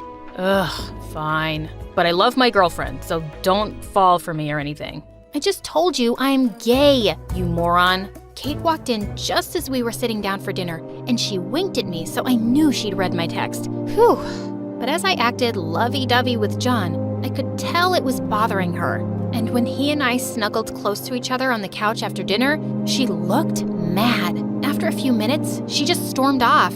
Didn't she know it was just an act? She wouldn't even reply to my text later that night. Ugh, I just had to go see her then. I sneaked back to her house and found her window open, so I quietly climbed in. But the second I landed, I bumped into someone who let out a horrible scream. Ah! Someone switched on a light, and I saw frickin' Clownface and John glaring at me. Oh my god, I can explain. What are you doing in my boyfriend's room, you witch? I told you not to fall for me, Jessie. What? Just then the door burst open and Kate walked in. I heard a scream. Jessie? Why are you in John's room? My question exactly. Everybody shut up! I'm in love with Kate. I'm here for her. I got the wrong window. Everyone looked shocked, and I just took Kate's hand and led her to her room. Why haven't you been replying to me? I don't know, Jessie. I know you were acting, but when I saw you with John, I just got jealous. That's what your parents want, right? They want you to date a boy. What if you want that too? I really don't want your brother. And I think I just said I'm in love with you for the first time in front of those idiots. Kate's face lit up. Yeah, you did say that. I'm in love with you too, Jessie. And we kissed, and it was a perfect moment. My parents were all praises for John after that dinner, and they were already dreaming about my wedding and how he'd take care of us. I had to end this act and tell them the truth, and an opportunity turned up soon. John's parents had invited us all to his big basketball game, and Kate and I decided to tell everyone afterwards, as my parents wished John luck before the game. Suddenly, Clownface came over and pushed them aside. Good luck, my little smooch monster. Break your legs. And she kissed him smack on the lips. My parents nearly fainted. Jessie, do something. I thought you got rid of her. Rid of me? As if. I'm marrying John one day, and we're having so many babies together. As the two walked off, Mom turned to me, horrified. You broke up? How could you let him go? Mom, we were never dating. Never dating? But we saw you two together. Who have you been dating then? That would be me. Kate stepped forward and took my hand. I wish I could have made it less shocking for my parents, but this was happening now. Mom, Dad, Kate's my girlfriend. You're dating a girl? I did not spend my whole life making you presentable so you could date a girl. This is humiliating. How will you go to college now, huh? If you stopped treating me like a dumb Barbie doll, you'd know I'm smart enough to get a scholarship. We'll talk about this at home. There's nothing to talk about. And to make my point, I kissed Kate. Mom got so mad, she walked out of there. I was waiting for Dad to scream next, but he leaned in and whispered, Jessie, I'm okay with this. She's gotta be as rich as John, right? Of course, Kate was loaded. I didn't care, but it was good enough for Dad. And he eventually convinced my mom that having a rich daughter was more important than having a straight one.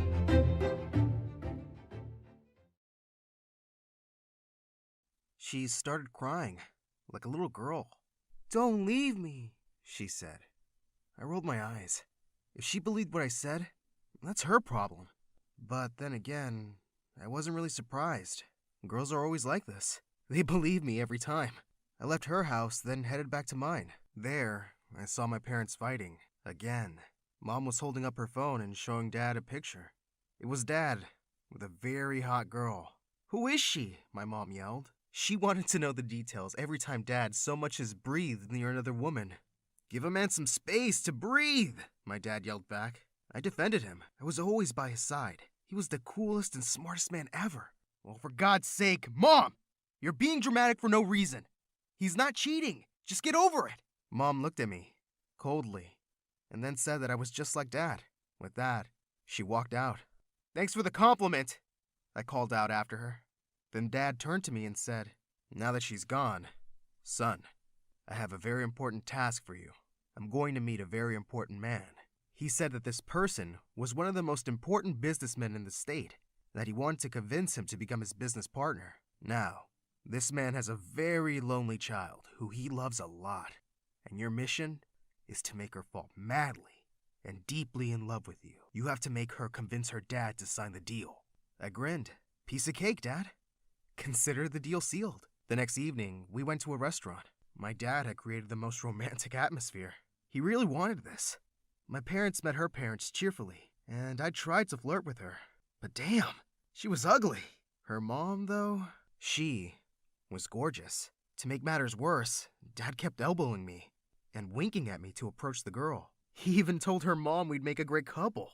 Ugh, there was no way I was doing it. She also kept batting her eyelashes at me. I was really creeped out. Just then, Josh, a close friend, walked into the restaurant with his parents. As soon as he spotted my date for the night, he really couldn't stop grinning. This was so bad for my reputation. Hey, he said, walking over to our table. Introduce me to your lovely new girlfriend. Gross, Josh. She's not my girlfriend. She's, my sister. Her stupid smile disappeared in a second, and she looked like she was about to burst into tears. I excused myself to go to the bathroom, but instead, I just slipped out of the back exit. What did they expect setting me up with someone like that? I called up one of my girls, and we met to party. When I got home, my parents were in the middle of a fight. I saw the way you were looking at her. She was yelling at him, but just then, Dad saw me and turned his anger on me. He was furious and said that I embarrassed him. If you really want to make the deal, why don't you go out with her? Why set me up with her? I yelled at him. It's just one stupid deal. And she was too ugly. My mom was stunned as she figured out what we were talking about. Oh, so this is how it goes. Dad told her to shut up, and things really escalated between the two of them. Mom kept saying that Dad was a monster, and Dad kept telling her to shut up. Then Dad said, "Get out of my house! Both of you! Leave! Now!" At first, I thought he wasn't serious, but in a few days, we moved into a small apartment. I knew that I pissed off Dad, but I was sure he would take us back. At least, he'd take me back. I didn't really care about Mom, but days turned to months, and we heard nothing from him. Mom didn't talk to me either. She said she was ashamed of me. "I'm just letting you stay because I feel sorry for you. You're an embarrassment," Mom said. Well, yeah? Who cares? I did the only thing that made me happy. Going out with girls. I called my friends over. We had a wild party. Mom got really mad and kicked everyone out. One day, Dad called and said he misses me and wanted me back. "I have so many important tasks for you," Dad said. I was thrilled, but he said he didn't want my mom. "I'm tired of that ugly woman," he said. I know, right? I grabbed my stuff and left to live with him. There, I saw something that thrilled me. He had a new maid. She was around my age. She was gorgeous. Her name was Stella. I was sure Stella would fall for me in no time. So I flashed her my most charming look. "Hey, how are you doing?" I asked. She looked at me and then looked away, like she'd seen a car crash or something. For a moment, I didn't know what happened. Had she just ignored me? She probably doesn't speak English, I thought. But then she said something to the housekeeper in fluent English. I gasped. Was she ill then? Terminally ill? But the way she worked, I knew she wasn't. Then what is it? I couldn't stop wondering. Meanwhile, when I wasn't completely distracted by the gorgeous Stella, Dad kept giving me all these missions to make wealthy men's daughters fall for me. I did it every time, and I gained my dad's trust again. But I just couldn't stop thinking about Stella. I saw her everywhere. Every brown-haired woman reminded me of her. She even popped up in my dreams. I kept trying to talk to her, but all she did was look at me like I was an idiot. One day, Dad called me into his room. He looked deadly serious, as he told me he had a crucial task for me.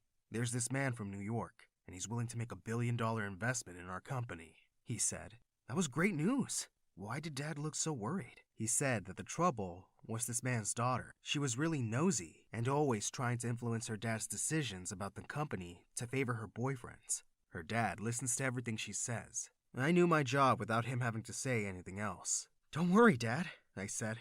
"I won't embarrass you again." The girl I was supposed to flirt with was pretty and all, but man, she was insane. She was super jealous. The most jealous girl I've ever been with. She was so crazy. She would come to my house without telling me, and when I asked why she didn't call before coming, she would say, "I just wanted to surprise you, babe. I missed you, and I needed to touch you." Well, that was a lie. She came over to make sure I wasn't cheating on her. She didn't know that she was dealing with an expert. One night, she came over unexpectedly. I was with another girl. She caught me and started screaming like a banshee. "We're so over!" She yelled over and over again. "Whatever, just leave," I said. I was so tired of her drama. But then she looked at me with her big eyes and said, "Aren't we going to make up? Damn, we love each other." Ugh, I didn't want to deal with this crackpot right now. Just then, Stella came in with some soda. My super crazy girlfriend took one look at her, and then she freaking blew up. She just went insane. She grabbed the can and threw it at Stella, saying, "What the actual hell are you doing here? You disgusting gold digger!" Stella looked shocked as my girlfriend kept saying she was planning to steal me from her.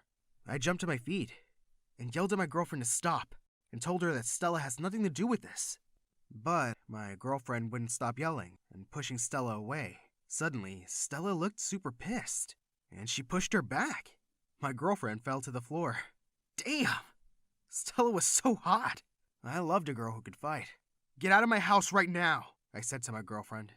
She looked so shocked. She got to her feet and threatened me, saying that her dad wouldn't be happy about this, and she left. I approached Stella and gently told her that I was sorry for my crazy girlfriend's behavior. Then I made an offer I knew she couldn't resist. "Would you like to spend the night hanging out with us?" She looked at me and rolled her eyes. "No," she said. Damn. She wanted me all alone for herself. I turned to the other girl and said, "You heard her. She doesn't like sharing. Get out."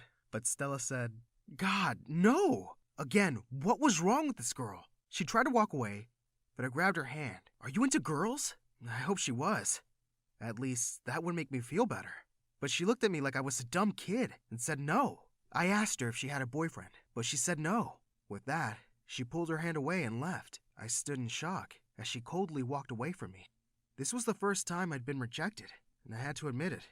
It broke my heart. I was devastated and lost.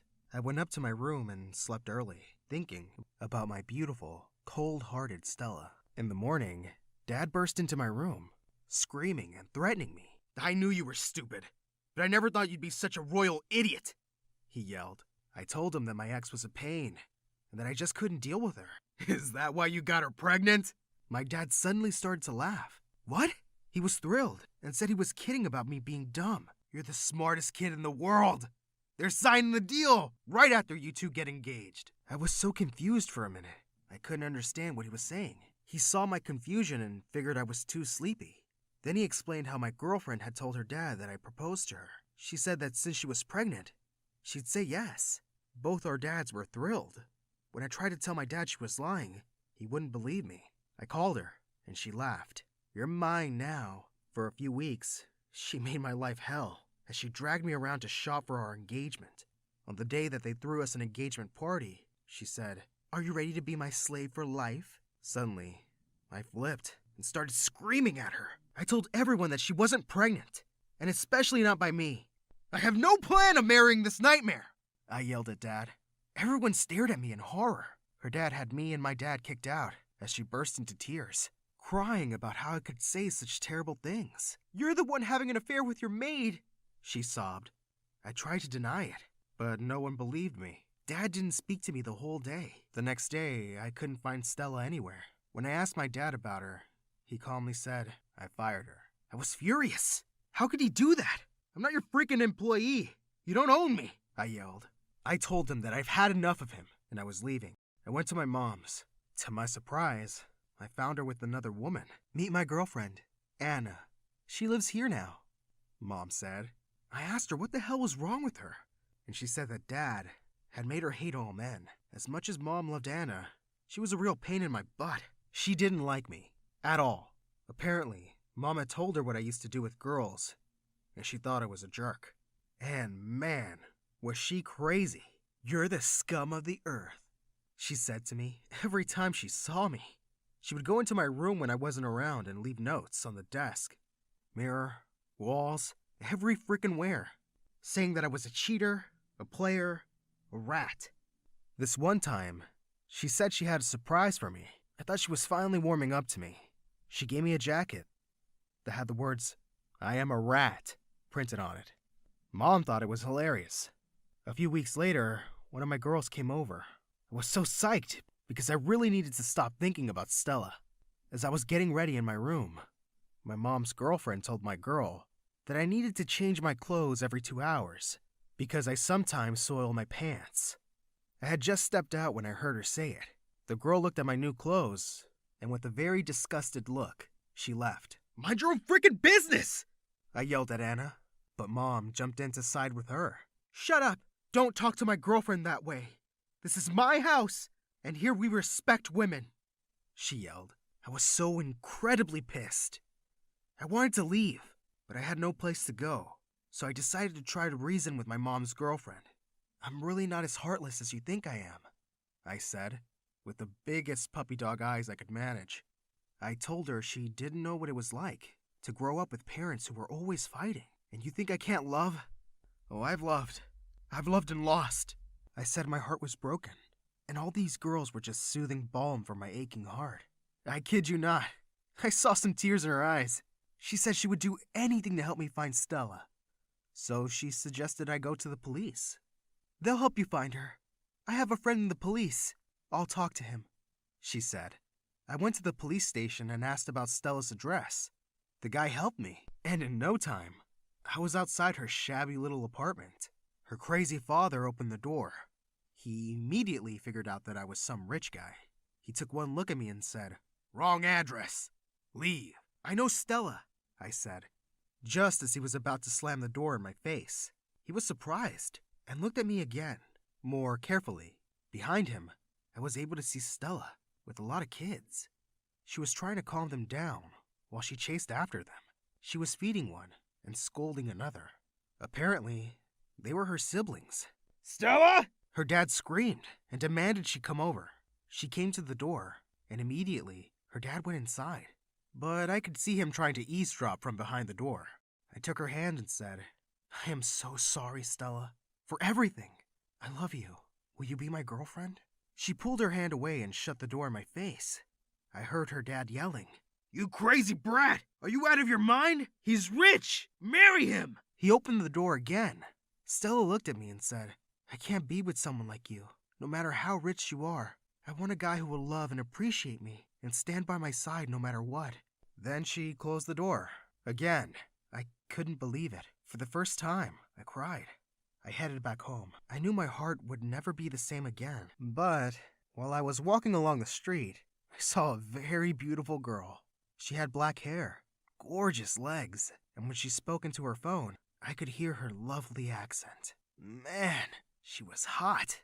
I wiped my tears away and gave her my charming look. She smiled back. I headed straight over to her and offered her my hand.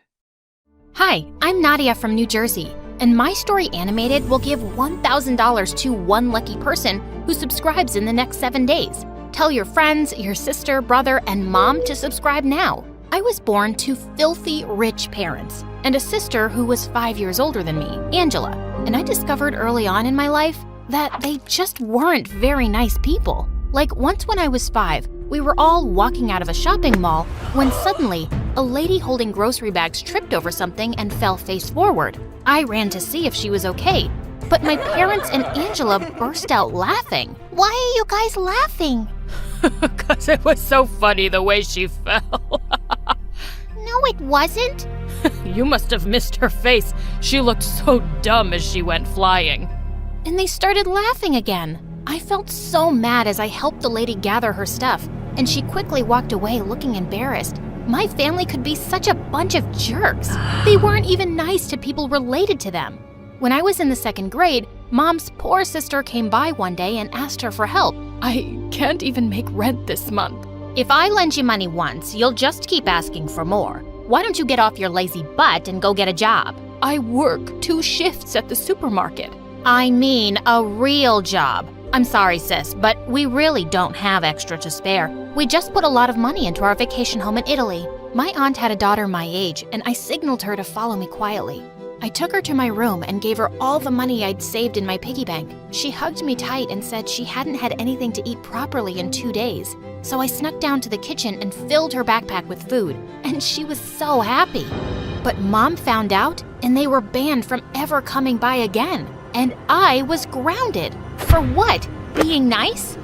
Angela wasn't much better than Mom and Dad. She was spoiled and rude, but she never got grounded. I just stayed out of their way as much as I could because she could be really mean, especially when I didn't follow her crazy orders, like sorting out her 900 pairs of shoes or cleaning her insanely messy room. All my parents cared about was making money, so they hardly paid attention to me and Angela growing up. But I was pretty popular in school. I was that go-to girl whenever anyone needed help with their homework, or if they didn't have lunch money. They'd come to me, and I really liked that. One day in 10th grade, I was walking down the hallway when I saw a bunch of girls from class surrounding a new girl, and they seemed to be mocking her. Hey, what's going on here? Are you guys bullying the new girl? Oh, we're not bullying. You know we just like to have fun with the newbies. It doesn't look like she's having fun. So how about you guys back off? I thought we had a deal. I help you with your math homework and you don't bug anyone.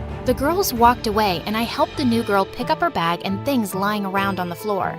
Thanks a lot for that. They were making fun of my Hello Kitty bag. Like, what's wrong with that? Nothing wrong at all. The new girl's name was Shirley. She wasn't in my class, but we started hanging out at lunch every day and we really clicked. I had plenty of friends at school, but no best friend, and I really felt Shirley could be the one. One day when we were sitting together, a few kids from my class joined us, and I could sense Shirley looked uncomfortable.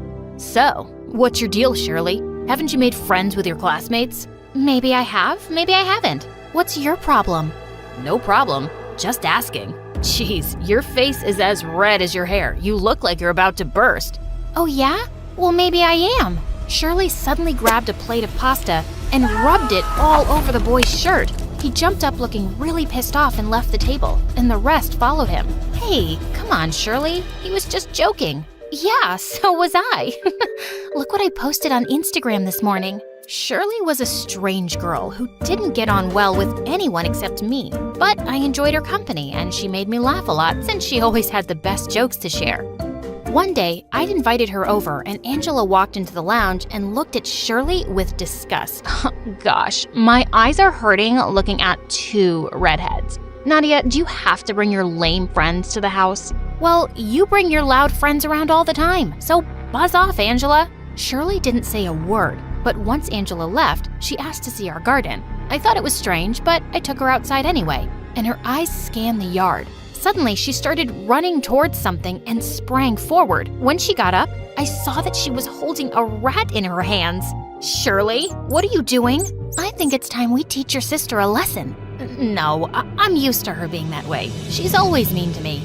Not anymore. Shirley sneaked the rat into Angela's room, and moments later, we saw her running out like her pants were on fire. Rat! Shirley and I quickly became best friends, and we'd do everything together. We had a school dance coming up, and we went shopping and picked out some lovely dresses. I was really excited to wear the royal blue one I'd bought, but when I reached the dance, I saw that Shirley was wearing the exact same one. Hey, you look good, but didn't you pick out a green one? Yeah, but when I got back home, I didn't like it as much and returned it. You don't mind that I got the same one, right? Of course not. But when I got home, Angela was waiting in my room with her phone in her hand. I just saw your pictures on Instagram. Why are you and Shirley twinning? She bought the same dress as me. No big deal. This girl just gives me the creeps, Nadia. I'm telling you, she's not normal. She's a little different, but there's nothing wrong with her. Who buys the same dress as their friend and wears it to the same party? And she's here all the time, and when she leaves, she keeps calling you. That's just crazy. It doesn't bother me, and I don't even know why you care. I just ignored Angela. She'd never liked me since we were kids, and of course she was gonna pick faults with my best friend. My 16th birthday came around soon, and my parents announced that they were throwing me a huge birthday party. I knew they were only doing it to show off to their friends, but I didn't care. I invited loads of kids from school, and we were having a really good time when suddenly Shirley climbed onto the stage where the band was playing. Nadia, you've been the bestest friend to me, and I wish that all your dreams come true, and I hope that I'm with you every step of the way. Happy birthday, my dearest friend. I was touched by how much she cared for me, but just then, Shirley stumbled and fell off the stage. I ran to help her up, and she said she felt really dizzy. She asked me to take her home, and I called the car around immediately. When I got to her house, I was surprised to see that her house was huge, way bigger than mine. I realized just then that she'd never invited me, and she hardly ever spoke about her family. It turned out neither of her parents were home, and she begged me to stay. Please, don't go. I really don't feel well, and I don't want to be alone. Seeing her so sick, I just couldn't leave her. So I called my parents and told them to send everyone home because I had to stay with Shirley. The next day when I woke up in her room, I nearly fell off the bed in fright. Shirley was sitting by my side, watching me with a smile. Oh my gosh, you scared me. Were you watching me sleep?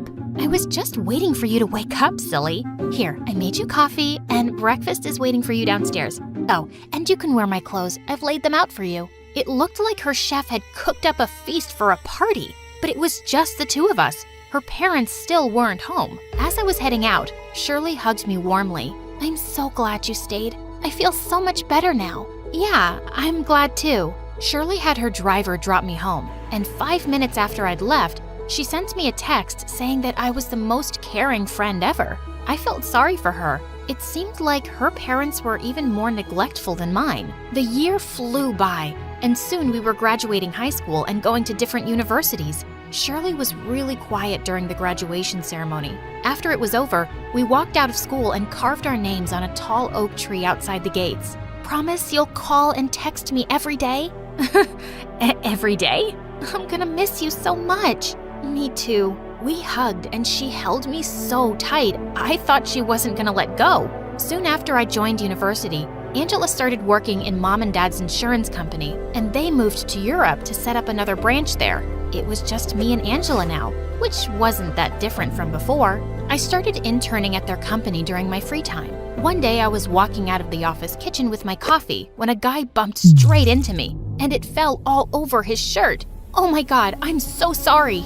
No, it's my fault. I wasn't paying attention. He took his shirt off right there to wash it in the sink, and boy was he ripped. When he turned to me again, I tried really hard not to stare at his abs. He introduced himself as Ryan, one of the general managers in the company. He seemed to have no idea that I was the boss's daughter, and I didn't mention it. We kept bumping into each other at the office every now and then, until one day he asked me out on a lunch date. So, how come you didn't tell me you were the boss's daughter?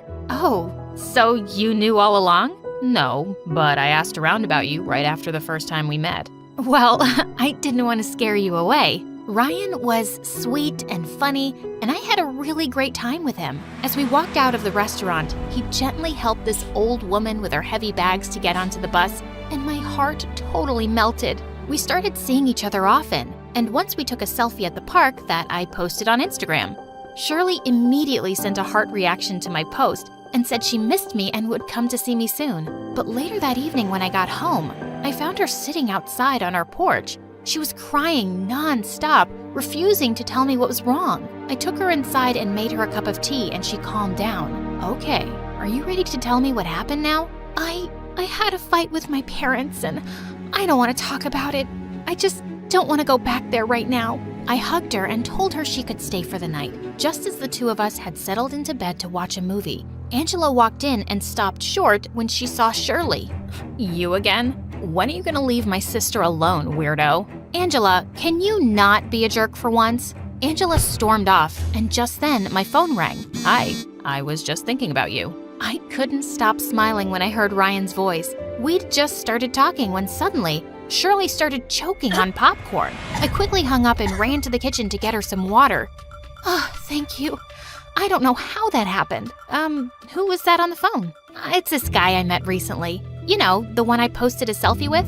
Oh, you have a boyfriend now? Yeah, I think you could call it that. And suddenly, Shirley looked mad. And you didn't think I deserved to know about this? Best friends are supposed to tell each other everything. And this is why you haven't been calling me like you promised, right? I'm sorry, Shirley, but I have other things to do in my life. Not everything can revolve around you. Shirley started crying again, and I felt bad. Please, don't cry. It's not like you care. With that, she just ran out the door. I didn't stop her because she needed some space to clear her head. After some hours, I called her to check if she was okay, and she didn't answer. But the next day at work, I received a bouquet of flowers from her with a card saying that she was sorry. Her behavior was getting really weird. And one day when Ryan and I were having lunch at our favorite restaurant, she popped out of nowhere like a rabbit. Hey, Shirley, what are you doing here? Oh, I was just passing by and I saw you guys. I'm Shirley, Nadia's best friend. Oh, yes, she told me about you. But she's hardly told me anything about you, and I'm dying to know more. Tell you what, I'll buy you guys lunch today. Ryan and I were lost for words as she just joined us. Shirley went on and on about how close we were in high school, and then Ryan said, I haven't known Nadia for that long, but yeah, she's amazing. I think I'm in love with her already. I blushed as he spoke and took his hand. I think I'm in love with you too. When we looked up at Shirley, her face seemed to be twisted in rage.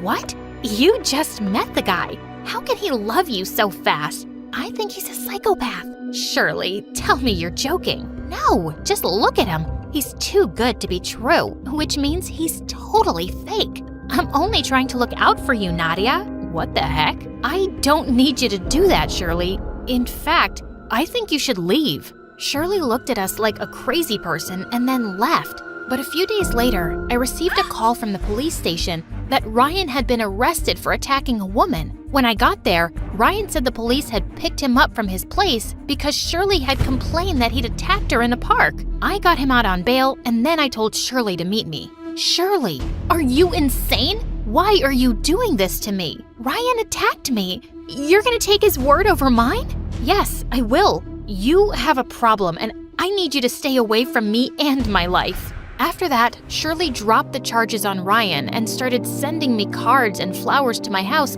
telling me how sorry she was. One day, she even came by my house at midnight and started screaming and crying outside, begging me to talk to her. But she went running when Angela got up and chased her away. I told you this girl was crazy, Nadia. I know, and I don't know how to stop it. I broke down and started crying, and for the first time ever, my sister comforted me. It's okay. I won't let anything happen to you. Promise. Angela took me to the police station that very night to get a restraining order against Shirley, and I blocked her from all of my social media accounts.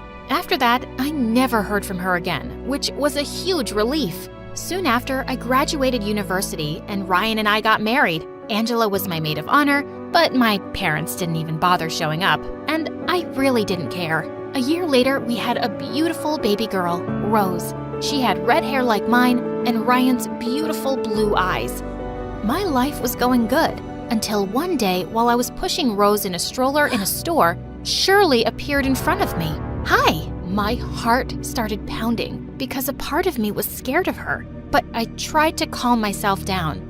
Hello, how have you been? I got myself into therapy, and since then, I've been great. Is this your baby? Oh, it's your hair. I mean, our hair. Yeah, I'm in a hurry. We'll catch up soon. I quickly went up to the counter to pay, and just then, a couple of girls behind me started screeching as they looked at their phones. OMG, a new episode is up on My Story Animated. I was waiting for it all day. It's my favorite channel on YouTube. As I looked away from them and turned back to my stroller, I froze. My baby was gone. Just then, I spotted Shirley outside, running away with Rose. I screamed and went after her, but she got into her car and started reversing. I managed to catch up and opened the back door and jumped in. What are you doing, you crazy witch? You never should have left me, Nadia. I was your best friend, and I would have done anything for you. Best friends don't hurt each other. Stop, right now. Shirley drove the car faster, and I secretly dialed a call to Angela. Thankfully, she answered, and I kept it on speakerphone so she could hear everything. Where are you taking us, Shirley? We're going to our high school, so we can show little Rose where we first met. And when we got to the school, she took my baby and walked to the tree where we'd carved our names. You see, This is where your mom and I made a promise to stay friends forever. And then she broke that promise. I couldn't bear to see Rose in her arms, and I leapt forward and attacked her. She let go of Rose, and as the two of us fought, we suddenly heard police sirens. The officers quickly arrested Shirley, while I held Rose tightly to my chest. Just then, Angela arrived on the scene too, and she threw her arms around us. Oh my God, I was so scared. I just knew you'd pick up my call and would know exactly what to do. You were always right about Shirley. You've been trying to look out for me since then, and I ignored you. I don't blame you, Nadia. I wasn't the best sister growing up, but you're an amazing sister and aunt now. I'm just glad you're both fine. Rosie, are you okay? Rose pulled a strand of Angela's hair and said, "Ooh, gaga," and we both started to laugh.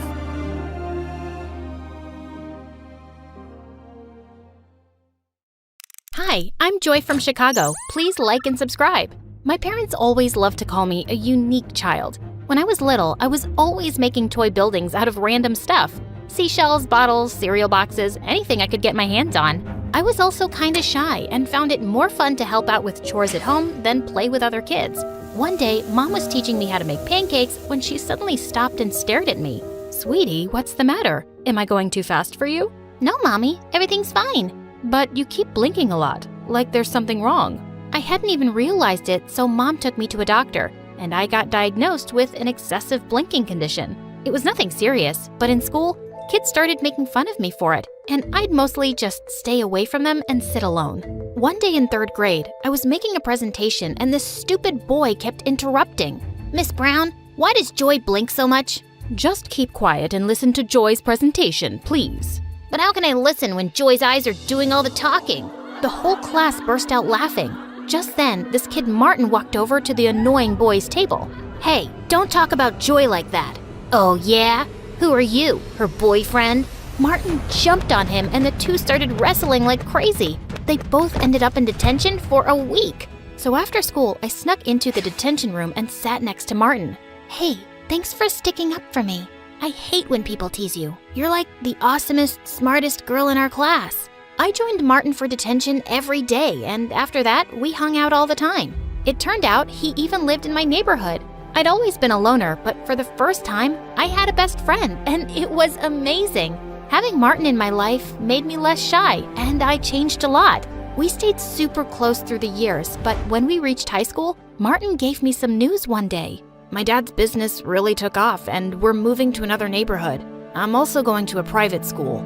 Wow, that's super cool, but I'll really miss you. Hey, why don't you apply for a scholarship? Then we can still be at the same school. My parents were happy for me to try to get into a better school, so I applied for the scholarship, and I got in. Little did I know that it was the worst decision ever. On the first day of 9th grade, I almost fell over when I saw Martin there. He was dressed head to toe in designer clothes and was wearing a gold watch? Who are you, and what did you do to my friend? And how much gel is in your hair, dude? This is just how the cool kids dress nowadays. You didn't know that? No. Should I? Yeah, you should. You need a makeover, girl. I just laughed and punched his arm. Later at lunch, a bunch of rich kids walked by our table. Hey, Martin. I've seen you around my neighborhood. Want to come to my party this Friday? Sure. Can I bring Joy with me? She'll have to buy new shoes first. I bet the one she's wearing right now came from a garbage dump. Hello, I'm right here, and I love these shoes. Joy, she's joking. Calm down. The girl walked away with her minions, and I felt so annoyed at Martin.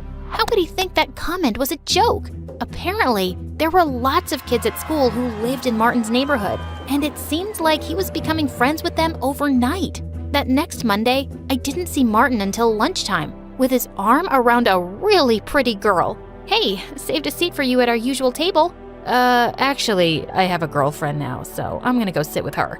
Oh, okay. Well, have fun. I went to sit by myself and watched Martin from afar. He looked happy, but he just wasn't acting like himself. As weeks went by, Martin got super handsome and muscular and really popular. I missed my friend, but I gave him his space. But one day, I caught Martin and his friends surrounding a younger kid, and Martin was reading his diary out loud. Stephanie Twain, the love of my life since 5th grade. I ran forward and snatched the diary from him. What are you doing? What? I'm just here to entertain people. Reading idiots' diaries is my opening act. Martin, why are you acting like this? Just because you're rich now doesn't mean you have to be a jerk. You know what? I think you're just jealous because I have other friends now and I'm not a nerdy loser like you. Look at me. I'm Joy and all I do is study in the library because I have no life. Then Martin started blinking really fast and shaking his head. Are you making fun of me? Before I could stop myself, I slapped Martin hard across the face and ran away from there. The whole rest of the day, I had to fight from crying. What a jerk! But when I got home, I forgot my troubles when I found Mom sitting in the kitchen, looking really worried. What's wrong, Mom? Joy, your dad and I are in serious debt. If we don't find a way to get some money soon, we could lose the house. Lose the house? Are we gonna end up homeless? No, I shouldn't have said anything. We'll be fine. Don't worry about it, honey. But I did worry about it. I watched MSA videos on YouTube to take my mind off of things, but I didn't get much sleep that night. Weeks went by and things kept changing. I just focused on my studies and saw Martin from a distance, turning into a completely different person. Then one day, a new guy named Cameron arrived at school. He looked like Harry Styles, and based on his Lamborghini, he was clearly rich. All the girls were drooling over him, but I just rolled my eyes and walked away. He was probably just another snooty brat. But I was surprised when Cameron came and sat next to me in my robotics class. He seemed super impressed with the robot hand I was building. I've been working on it for almost a year. Are you like a genius? You can tell me the truth. You don't have to be modest. I laughed and ended up sitting with Cameron for lunch, and he never once made fun of my blinking or even asked about it. We were having a great time until Martin walked over. Dude, what's a guy like you doing with someone like Joy? I'll introduce you to my friends. They're more your type. Martin, why are you such a... Sure, I'll come and say hi right now. Cameron leaned over to me and whispered, Trust me, you just sit back and enjoy the show. I wondered what he was up to as he walked over to Martin's friends. And when Martin introduced his girlfriend, Cameron suddenly took her hand and kissed it. I'm heading to a yacht party tonight. I'll offer you $500 to be my date. His girlfriend instantly pushed Martin away and put her arm through Cameron's. You got yourself a deal, cutie. Wait, what the heck? I thought you really liked me. Cameron pulled away from Martin's girlfriend. Your friends really are something. I just wanted to show you that. And I don't like hanging out with fake people. Don't ever come near me or Joy again, okay? Cameron walked back to me, and I saw Martin's face had turned really red as he stormed off furiously. I hoped he'd had some sense knocked into him. Later that week, I got some amazing news. My teachers wanted to enter my robot hand into a huge science fair with a big cash prize. If I won, I could help my parents out. Your hard work is finally gonna pay off, Joy. I wish I were as talented. Wait, what if you enter the science fair with me? You can help me with the finishing touches. Are you serious? You're the coolest girl ever. Cameron and I worked hard on it all month. The night of the fair, I reached the venue before Cameron, who was bringing the project. But hours passed, and he just didn't show up. I called and texted frantically, but he wouldn't answer his phone. I was called to the stage empty-handed. The judges couldn't wait any longer. I was disqualified. But just as I was leaving the venue, Cameron showed up. Oh my God, where were you? How could you let me down like that? Joy, I'm so sorry. When I left the school with the project, all my tires were flat 10 minutes later. I couldn't even call you because my phone wasn't in my bag. I don't know who stole it or slashed my tires, but I can make a guess. Martin? I was burning with rage. The next day when I saw Martin in school, I walked up to him and grabbed his collar. You heartless jerk! You did that to Cameron, didn't you? Hey, back off. And yeah, I did. But why are you so worked up? So your lover boy had to wait on the road for a while. Big deal. It's not just about him. Martin, I missed the science fair because of what you did. You know I've been working on that project for a year. Doesn't that mean anything to you? For a second, he looked taken aback, but then he just shrugged. How was I supposed to know all that? Anyway, I did you a favor. You've been a nerdy loser since I met you. It's time you found a new hobby, Blinky. I sprung forward and pushed Martin to the ground. I'm just through with you. I used to think you'd be the last person to ever hurt me, but I don't even recognize you now. You're just a big jerk bully. I turned around and fled from there. At that moment, I hated him so much. A few days later, I was studying at the library for exams and realized it was really late. As I walked out of the building, I heard laughter coming from the back alley. I went over to see what was going on and nearly fell backwards. Martin and his friends were spray painting the principal's brand new car. Are you crazy? What are you doing? Ugh, what are you doing here, Joy? Martin, just please stop this. You could get in so much trouble. As if you care. Just keep walking and pretend you never saw this. I had no choice but to leave, but seeing him this way was so frustrating. The next day when I went to school, all everyone was talking about was how the principal's car was wrecked and he was raging mad. But in the third period, I was shocked when I was called to the principal's office. I saw on the CCTV footage that you were on the premises last night when my car was destroyed. But sir, I had nothing to do with it, I swear. Oh, I know that, but I think you saw who did it. I just stared back at him and then spoke. It was really dark. I wouldn't be able to tell you who it was for sure. Joy, you're here at this school on a scholarship. If I don't have a name by Monday, you'll lose it for next year. I suggest you be smart and think about your future. I walked out of the principal's office in shock. Just then, Cameron caught up with me. Joy, what's going on? Why were you called to the principal's office? I told him everything that had happened. You can't just throw away your scholarship like that. You have to turn Martin in. How can you even suggest that? He used to be my best friend, and I'm not a snitch. He's not your best friend anymore. He's a jerk, and he deserves this. If he was a nice guy once, he's changed, Joy. But I didn't change. I just can't do this, Cameron. I won't do this. I'll go to another school. It won't be as great as this one, but I'll be okay.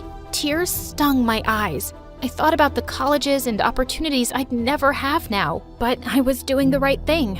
That Monday, I went to the principal's office with a heavy heart, ready to lose my scholarship, but he told me the most shocking news. Martin had come to his office and confessed to destroying his car. So what's gonna happen to him now?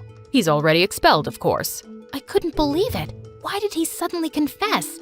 And he even took the fall for his friends. I found the other two brats who were with him that night snickering in the hallway, and I asked them, "We don't know why that loser did it. We'd all gotten away with it. It wasn't his idea. He just does whatever we tell him to, always trying so hard to be one of us." I've known Martin for years, and trust me, he's 10 times better than all of you. I shoved them aside and left. I was totally off the hook, but Martin was gone for good. My head was spinning, but when I got home that day, I found my parents in the living room with huge smiles. "Joy, we have the most wonderful news. We're not in debt anymore." Are you kidding? That's amazing. But how? Some anonymous donor paid off all the money we owe for the house. We have no idea who did it. It was probably Cameron. He's an amazing friend. I just know it was him. I rushed to my phone to call Cameron and thank him, but suddenly I realized Cameron didn't know my landlord or anything about my house. There was only one person outside my family who did. The next morning, I took a bus to Martin's new pen. Shane and his friends showed up and headed straight for Zach. "Stay away from my sister, you liar." "I'm not a liar." "Yes, you are. You and your stupid loser of a father." Then Zach lost it. He shoved Shane into a display case, and they got into the biggest fight. Customers panicked and ran out of the store. A couple of security guards showed up and pulled them apart. Shane and his friends left, and then the store owner fired Zach on the spot. Zach stopped meeting me at the library and didn't answer my calls. I went to his college, but apparently he hadn't come to class in weeks. I was so worried. I had to do something. So I snuck into the office at work and found Zach's address. "What are you doing here?" "I want answers. My family won't tell me why they hate you. You refuse to talk to me. I just don't know what to do. So I've decided that I'm gonna sit here and stare at you till you tell me." "You're gonna stare at me? That's your plan?" Yep. I stared at Zach for almost an hour, and he finally caved and invited me inside. "Your stepdad and my dad were best friends, and they had a business together. My dad was the brains, and your stepdad had the connections. But once they were successful, your stepdad pushed my dad out of the business." "Why didn't your dad fight it?" "He tried, but your stepdad knew so many big politicians and lawyers that my dad never stood a chance. After that, he changed. He'd come home shouting and angry all the time. Then one day, he left me and my mom." Zach showed me pictures of his father and several of his inventions, some of which were my stepdad's best-selling products. This isn't right. You think? My mom and I took your stepdad to court. I told the judge that I worked on some of those inventions with my dad, but the judge didn't believe me. Or your stepdad paid him not to. My blood boiled. My family's fortune was built on a lie, and they always told me that being smart wasn't special and would never get me anywhere, when the whole time they'd taken advantage of someone else's intelligence. I went straight home and confronted my family, and they didn't deny a thing. Zach and his dad are losers, and they stood in the way of our success. But you stole their inventions. We did what was necessary. And why are you complaining? If it wasn't for your father's choices, you wouldn't live in this fancy house or have nice things. Stop being ungrateful. They just wouldn't acknowledge their selfishness, and they didn't care about the damage they'd done to Zach and his family.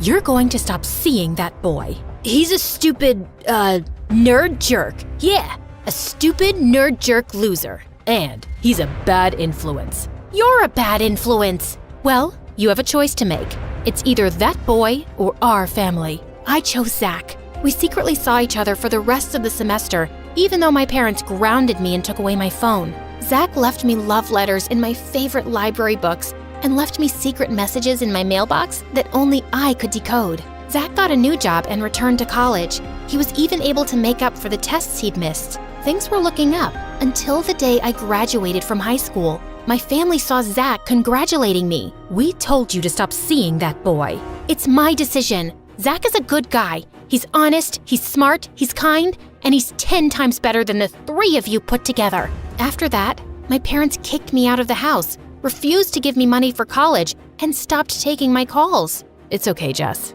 I've got your back. Luckily, I'd gotten into college on scholarship, and Zach and I moved in together. Money was tight, but we managed to make it work. We started working together on perfecting.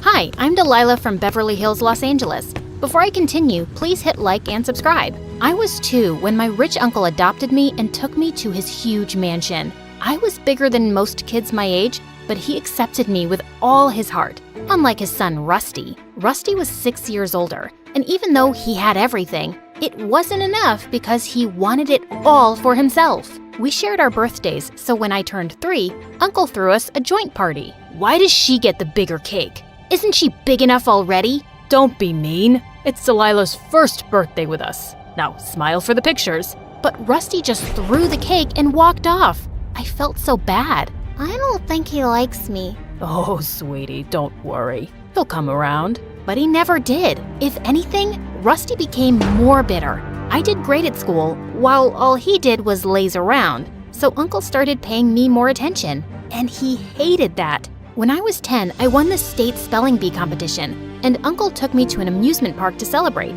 I was very excited, till the operator refused to let me on one of the rides. This is not for teens, it's for kids only. Yeah. Of course, I knew that. I just wanted to see how the rides worked.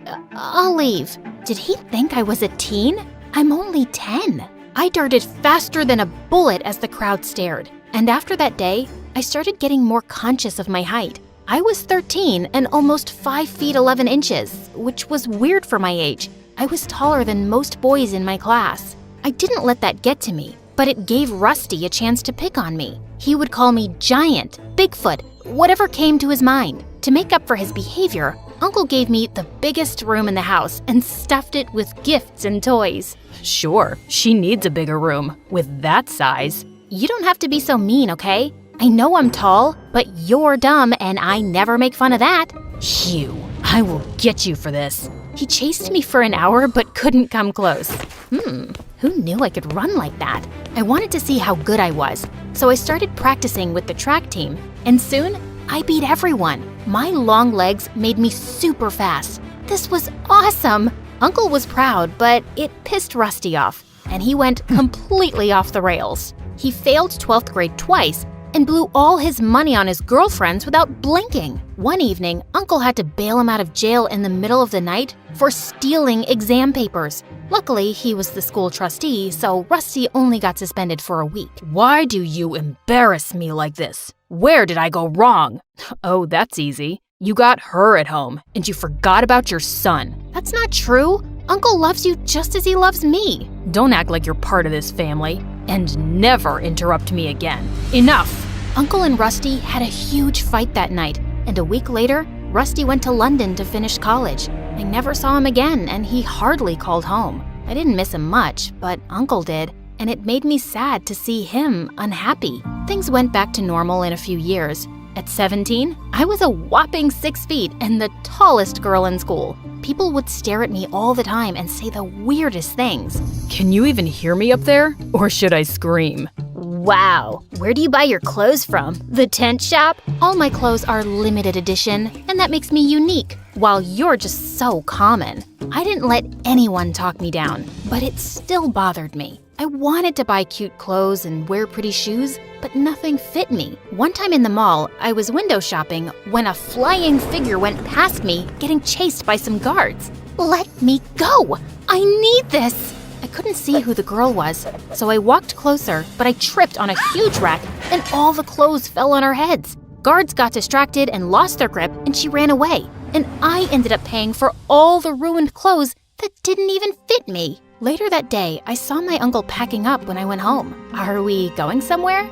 No, dear, I am. We're opening a new business in Greece, and I'll be out for a month. But can I come with you? I want you to concentrate on your school and practice. I'll be back before you know it. The day my uncle left, I felt super weird. I'd never been on my own. And a week later, I got the worst news of my life. My uncle's secretary told me he'd caught a rare fever and was on total bed rest. Doctors had no idea how long it would take him to recover. I was devastated and wanted to visit Uncle, but no one was allowed near him since the fever was contagious. So I decided to concentrate on my finals. But after my last exam, I came home to Rusty and a girl who looked oddly familiar. What are you doing here? This is my home, and I can come by whenever I want. By the way, this is Gina, my girlfriend, and the queen of this house. I looked at Gina, but she ignored me completely. Rude. Later that day, when I crossed their room, I heard her arguing with Rusty. You have a sister?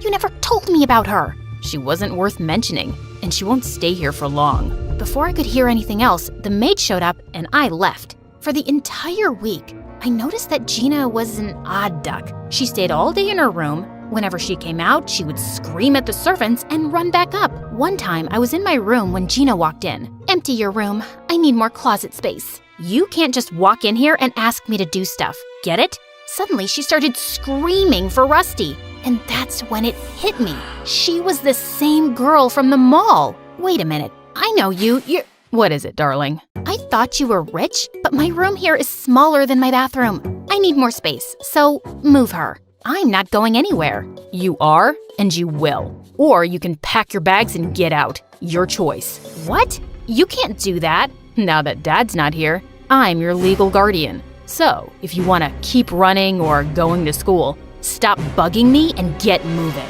Ugh, so annoying. I immediately wanted to call my uncle, but he was too sick to bother. So I kept my head low and started packing. Before I left, I kept a parting gift for Gina and laughed my butt off when she went around crying over her half-eaten clothes. Much deserved. That night, I searched for Gina on the internet, but the girl was a dead end. I knew she was lying, but there was something else she was hiding. Something big.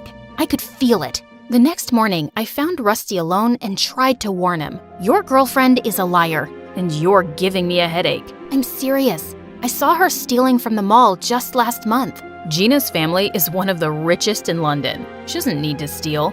You can fool my dad, but not me. I'm smarter. I need Gina. Don't screw this up or I'll be your worst nightmare. Rusty walked away, and I couldn't help thinking about how this was possible. I was almost certain I'd seen her. But if Gina was rich, then maybe I was mistaken. This was so confusing. I shrugged the thoughts away and left for school. But I was super distracted that day during practice and twisted my ankle while running. I couldn't walk, so the school called someone to pick me up. And Gina showed up.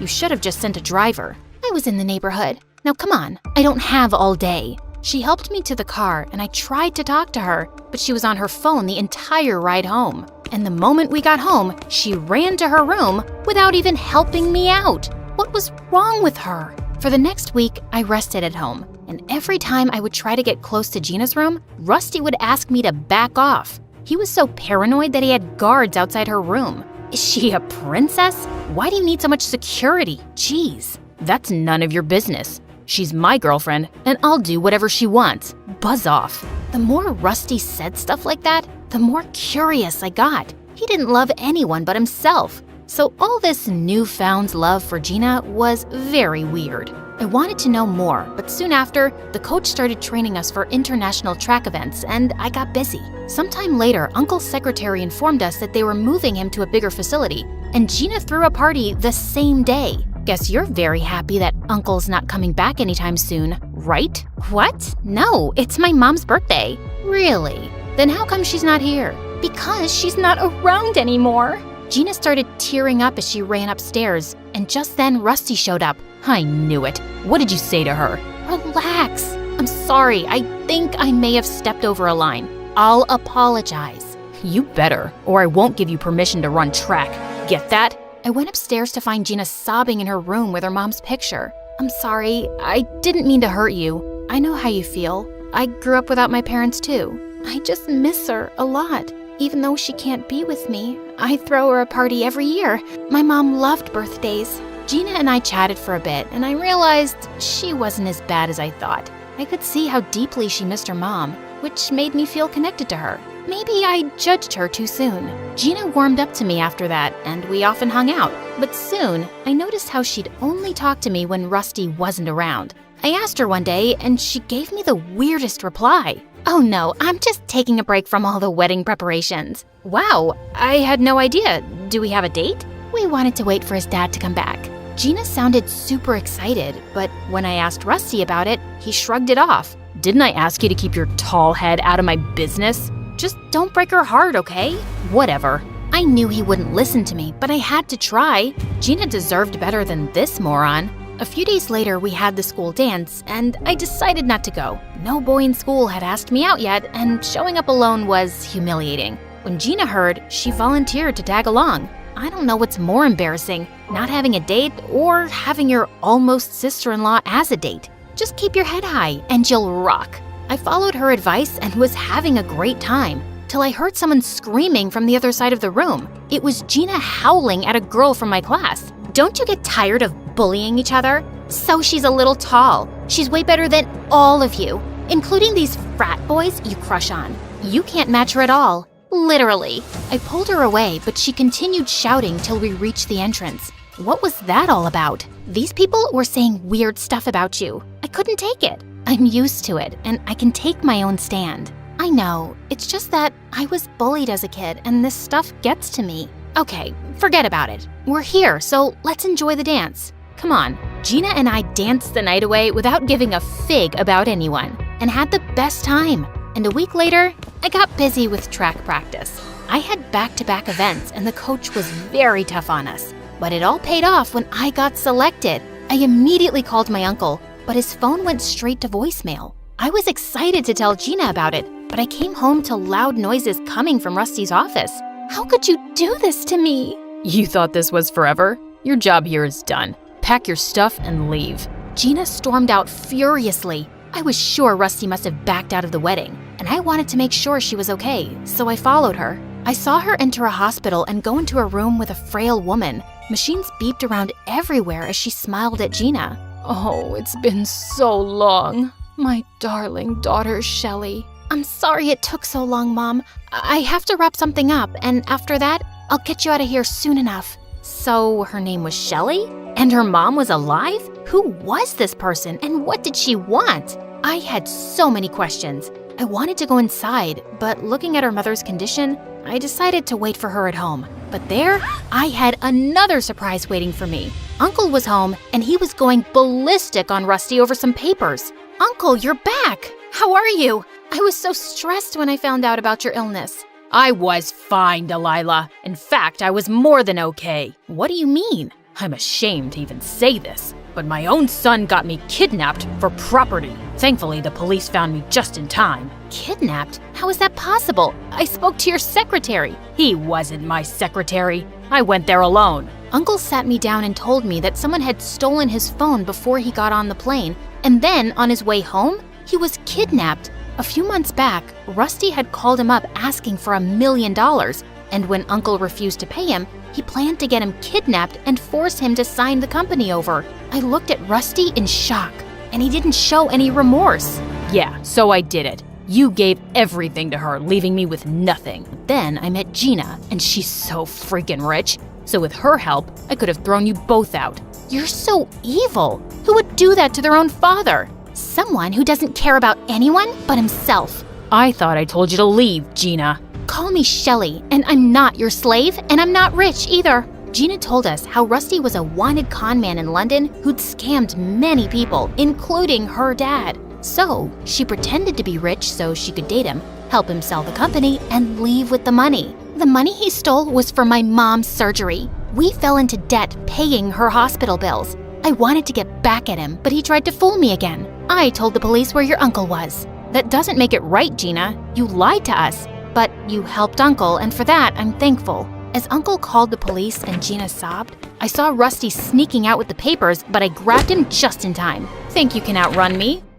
You wish. Rusty got arrested for kidnapping and embezzlement. Gina got called in for questioning and received a 6-month sentence for helping Rusty, after which we paid her mother's treatment and even compensated other people Rusty had conned. Soon, it was time to leave for my international track events, and my uncle came to drop me off. Make me proud. Haven't I always? Uncle hugged me, and it felt like home.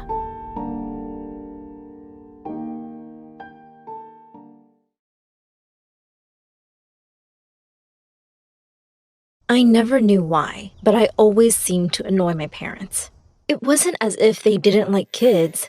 They absolutely adored my brother John. He was always being showered with expensive gifts.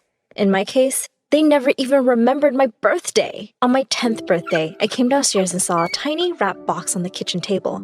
I ripped it open, only to have Mom walk in and snatch it away from me. "That's not for you! Look, she's torn the wrapping!" Just then, John walked in, and they were all smiles. They handed the box to him, and inside was a key to a Porsche. He screamed in delight and followed them outside. He jumped into his new car. "Mom, Dad, let me take you around the block with this baby." And they were all off together. John was failing high school and was mostly just partying with girls, but that never seemed to bother my parents. Last Christmas, he brought 2 gorgeous girls home, and my parents looked like they couldn't be prouder. I had the duty of serving everyone drinks and food. I pretended to trip up and spilled an entire tray of drinks on John and his guests. Mom sent me to my room, and I was more than happy having dinner on my own. A couple of weeks later, he turned up with another girl, Alina, and said they were in a serious relationship and she was moving in with us. I wasn't even allowed to have friends over to study with. If I ever wanted to ask someone, Mom would say, "Are you too stupid to do your work on your own?" And here my parents were, welcoming Alina with open arms. To my horror, I heard Mom say, "Oh, John probably doesn't have enough closet space. Why don't you put your things in Gwen's closet? She can put her clothes under her bed." As I started cleaning out my closet, I said, "You know, this is Whisker's favorite sleeping spot. I hope he doesn't scratch all your pretty clothes." Alina shrieked, picked up all her dresses, and ran off. Later that year, my brother and his dumb girlfriend became proud parents to little Mike. My parents practically sobbed with joy at being grandparents, and I became the official babysitter. Anytime they were heading out to a party, they'd dump the baby on me and tell me they'd be late, which usually meant I'd be staying up till 2 trying to juggle schoolwork and diapers. To make matters worse, Alina was a mess. Mom ordered me to do everything she asked, and she had me running around constantly because, as she said, taking care of little Mikey is so exhausting. One time, she sent me to get her favorite Chinese takeout, and suddenly the paper bag ripped and all the food boxes fell out. I stood there staring at the mess for a minute, and then I just scooped up the noodles from the pavement and put them right back in the box. She didn't have to know. She popped into my room one day to try on one of her designer dresses, and she started crying when she couldn't get the zipper up because she'd gotten so fat. I helped her out of it, but inside, I felt so happy. Served her right for stuffing her face all day. One day, while Alina was taking one of her many naps, I was watching over Mike, and he just wouldn't stop crying. John barged into my room and snatched him from me. Seriously, why are you so useless? You can't even get a baby to be quiet. That was it. I was done with the thankless job and these selfish people. I decided that things had to change now. Anytime they tried to leave Mike with me, I would say I was too busy with exams and projects and lock myself in my room.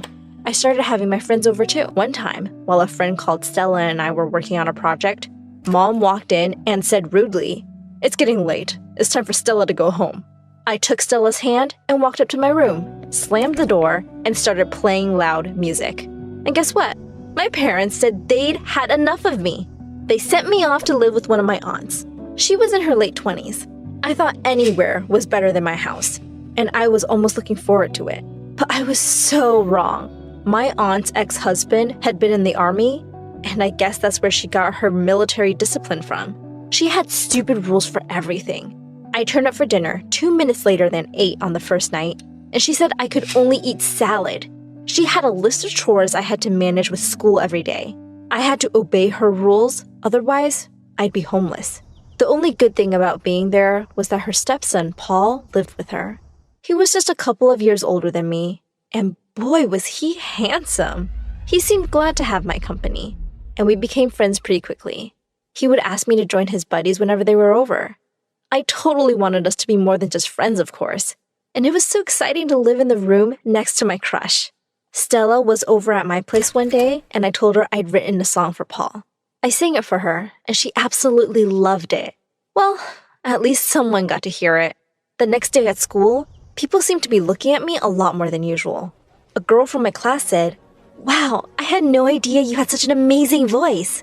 Another said, "Oh my god, why haven't you auditioned for American Idol already?" Wait, what? Another girl pulled out her phone and said, "Have you seen the views on your video yet?" I looked in horror at myself singing in my room. I couldn't believe Stella had recorded me and uploaded the video to YouTube. And it looked like everyone was loving it. The video went viral. Suddenly, every girl wanted to be me, and every boy wanted to be with me. I could see the admiration in Paul's eyes, too. If only he knew he was the inspiration. Jacob, one of the most popular jocks in school, came up to me one lunch. He leaned on the table and said, "Want to go out with me sometime?"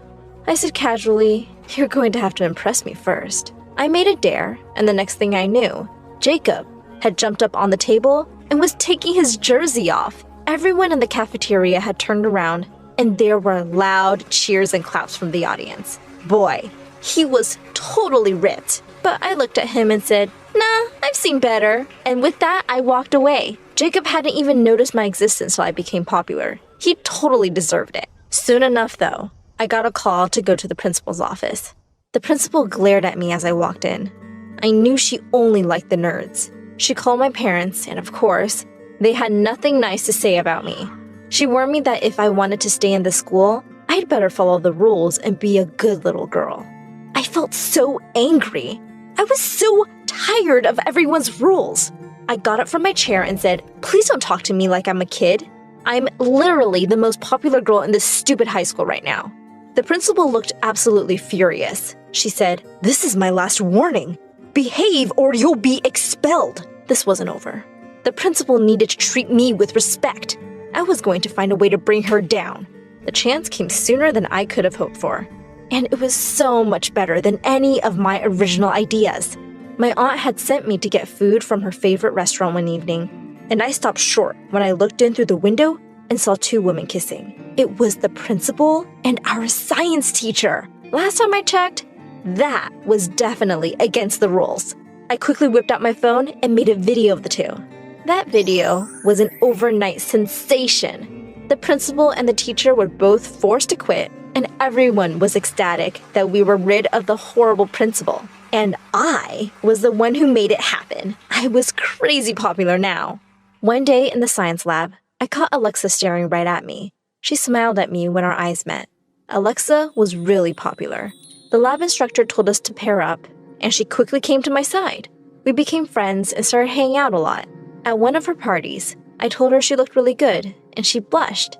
She took my hand and led me to the dance floor.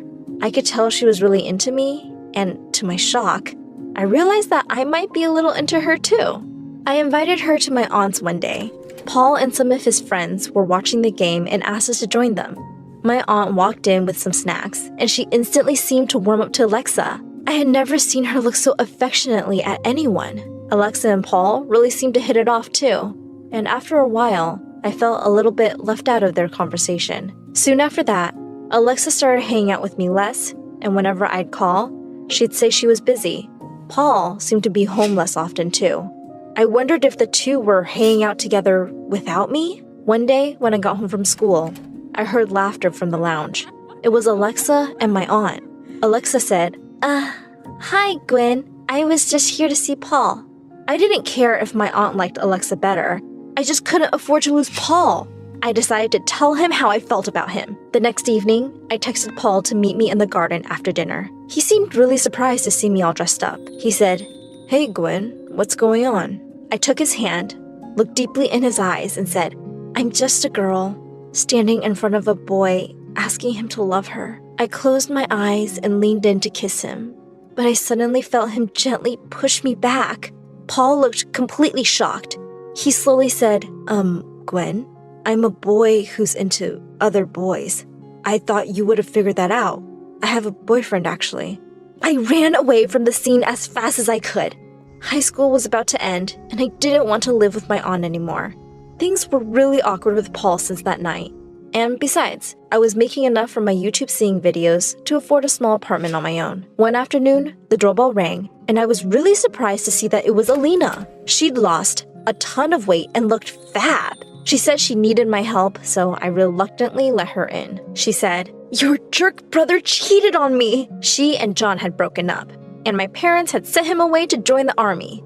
They were taking care of Mike. Since Alina's parents had stopped talking to her after she got pregnant, she had nowhere to go. She begged me to let her crash at my place till she could figure something out. I could hardly say no to that beautiful face, so I agreed. I thought I'd hate having her around, but I guess not being with my brother made her less of a jerk. In fact, she was going out of her way to cook my favorite meals and kept the house clean. I realized she was really good company.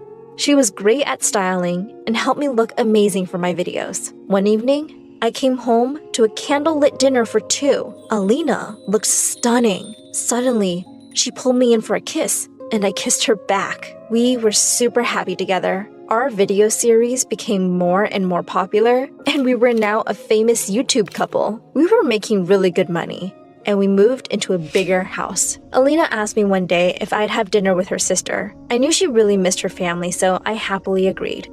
When her sister arrived at our table, I almost fell off my chair. It was Alexa, and she was with someone. It was my aunt. Needless to say, that was one awkward dinner.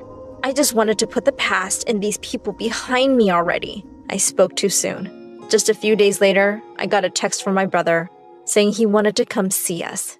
I was curious about what he wanted, so I invited him over. The next day when he turned up, he looked around the house and said, wow, Gwenny, you've done really well for yourself. Just then, Alina walked in and sat down next to me. John looked a bit angry. I said, yes, as you can see, I have a much better life than you. I have everything you could possibly want. He forced a smile and said, well, yes. So here's the thing. I have a great business plan. I need $100,000 for it though. Can you lend me the money? Why was I not surprised? I said, I'd rather throw the money in the gutter than give it to someone as selfish as you. That seemed to be too much for him. He jumped to his feet and shouted, no matter how rich or famous you get, Mom and Dad will always like me more. You will always be alone, no matter what you do. With that, he stormed out. I smiled at Alina and pointed to the camera that had been running the whole time. I uploaded the video to my channel and told my viewers all about how my family had mistreated me. A few weeks later, my parents showed up with Mike. Turned out, John had sunk all their money in a stupid business investment and had come to ask me for money to pay his debts. He couldn't get a loan from anywhere, and they had to sell their house. They cut ties with him completely now and begged me to help them. I couldn't forget how they treated me, but I was better than them. Plus, They had looked after Mike all these years. I forgave them, and Alina and I moved them into a separate wing of our mansion. At our grand New Year's party, Alexa came by looking absolutely stunning. Apparently, she was no longer with my aunt. She kept flirting with me all evening and was conveniently by my side when it struck 12. She said, "I guess I'll have to kiss you now." I pushed her aside and walked off. I joined Alina on the balcony and took her hand. I said, "The best thing to happen to me is you." She smiled and said, "My life with you is just perfect." And we kissed under the stars.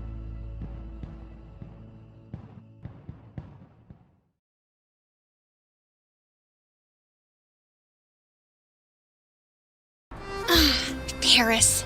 Enchanting, romantic, a place like no other. The city of my dreams. Until now. My name is Ella, and I started my summer vacation in Paris, hauling a backpack and suitcase up 5 flights of stairs because the elevator at the hostel was broken. I had a reservation for the first floor, but my cheating ex-boyfriend got here first and used it with his new girlfriend, Harpy. Harper. But it's fine. I'm only 2 days behind them, but I can catch up.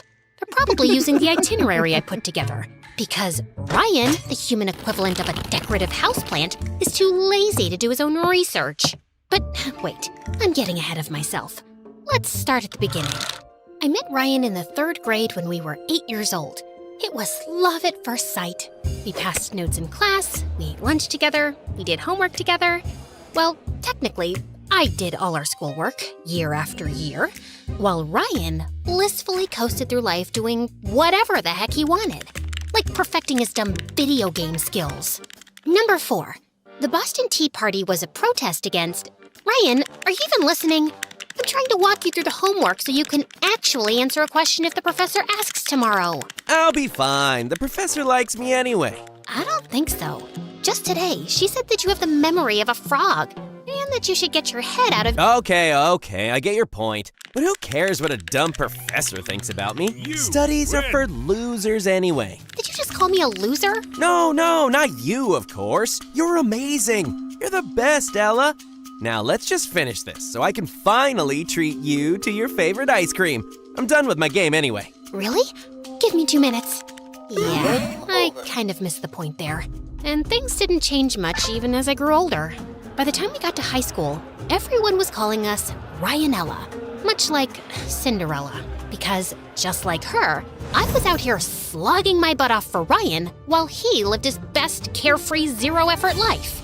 The entire school saw it, except me. People would literally call me his unpaid assistant, a doormat, a carpet under Ryan's feet. But I ignored them because Ryan would occasionally give me a big hug, flash that lazy smile, and say, Ella, you're the best. Soon it was time for senior year, and I threw myself into planning our big post-graduation trip to Paris. The perfect way to kick off our next chapter before heading to college together. Well, my new chapter, because Ryan had decided to take a gap year. I always thought we'd go to college together.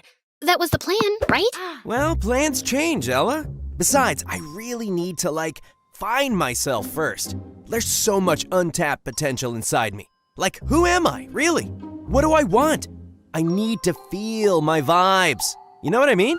I guess. But we're still on for Paris, right? Because I'd hate for your graduation gift to go to waste. And I pulled out a receipt for a first-class ticket to Paris.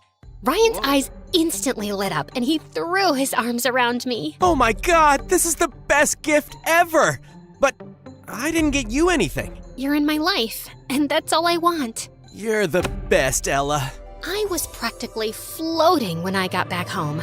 Ryan and I were gonna spend our entire summer in Paris, and it was gonna be epic. I was just making plans in my head for the most romantic getaway ever when Mom walked into my room. Ella? Why am I getting a message from the bank saying you spent over $1,000 on a first-class plane ticket? For Ryan? I was gonna tell you, Mom. What? That you spent your inheritance money on a stupid ticket? Ella, that money was for your future. Ryan is my future, Mom. I've loved him since the 3rd grade. Besides, I'll be going to college soon, and I wanted to end our graduation on a happy note. Will you please stop judging me now? I'm not judging you, Elle. But sometimes you act like an idiot around Ryan. He might be a nice boy, but what if there's someone else out there who's better for you? Better than Ryan? That's impossible, Mom. He's the only one in the world for me. Mom didn't argue with me after that. A week later, we had our senior prom. And as expected, Ryan and I were crowned the prom king and queen. It was the best night of my life. Until Harper showed up, and Ryan ignored me like I was a potted plant in a corner. Harper! What are you doing here? You're Harper? How nice to finally meet. My cousin Wally needed a date for the prom. I flew in last night. Ryan, aren't you gonna introduce me? Wow, that's great! How long are you staying? Hi, Harper. I'm Ella. My family is moving here this summer, permanently. So you're going to our... Cool. Then we'll be seeing a lot of each other. For the rest of the night, Harper hovered around me and Ryan like a honeybee. She was on the dance floor, by the punch bowl, laughing at the stupidest things Ryan said. It wasn't like I was enjoying third-wheeling in my own relationship, but they were old friends. Ryan had always told me stories about how they were close as kids, so maybe he was just excited to see her again. And maybe I was just overthinking. But then we went to the ladies' room, and Harper turned to me with a smirk. I love that crown. Do you mind if I try it on? Before I could answer, she snatched it off my head and crowned herself. For a moment, I fantasized about wrestling her to the ground and taking back what was mine. But all I did was smile like an idiot and tell her how pretty she looked. I thought I would just tell Ryan about it on our way back home, but he insisted on dropping off Harper and her cousin. Shotgun! She slipped into the front seat, while I was stuck in the back with Wally snoring on my shoulder. Suddenly, the car stopped. Ella, you're home. Wait, you're dropping me off first? You're on the way to their house. Can I at least have my crown back? Oh, but it looks so much better on me. Please let me borrow it for tonight. I'll make sure to send it with Ryan tomorrow. But... Relax, Ella. It's just a dumb crown. I'll see you tomorrow, okay? And he just left. It's safe to say, I never got my crown back. Or my man. Because 2 days later, Harper, joined our school and Ryan broke up with me. He started ignoring me at school and didn't even return any of my calls or messages. Ryan here. Leave me a message. And if this is Ella, stop texting me. I spent thousands on your first class ticket to Paris, and I was gonna fly coach. That's how much I love you, and now you're ghosting me? I was devastated, and I planned on hiding under the covers forever. But on the day of my graduation, Mom flung open my door. Ella, enough is enough. You're graduating today. I'm not going. You worked hard for this. Don't let that boy take it away from you. Everyone knows he dumped me for Harpy. It's embarrassing, Mom. Well, if you ask me, it's a blessing.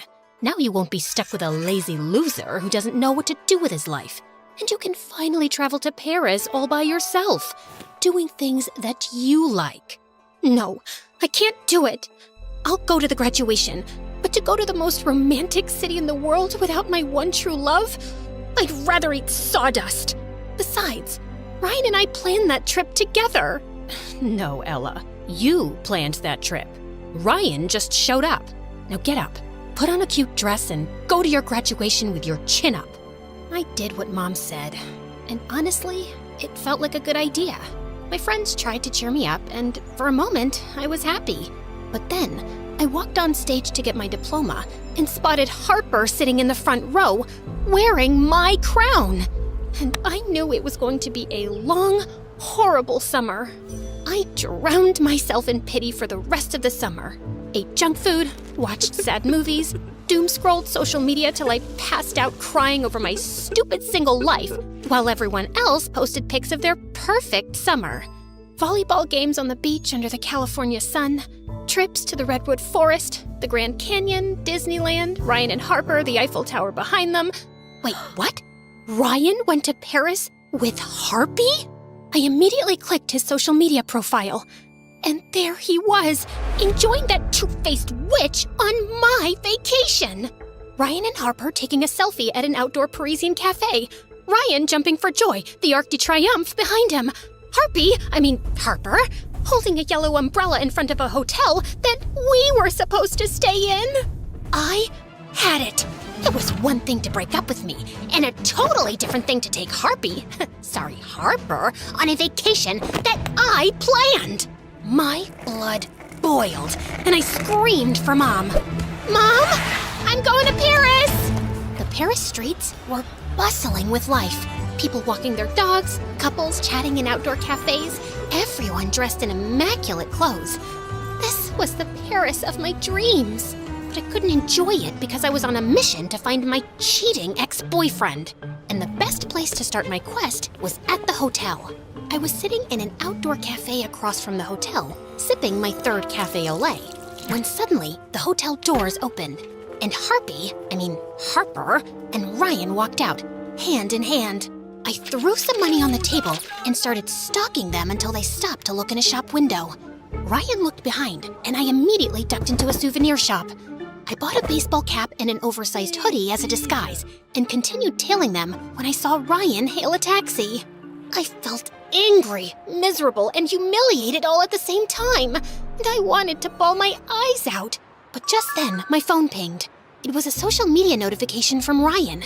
A selfie of the happy couple in the taxi. Next stop, the Louvre.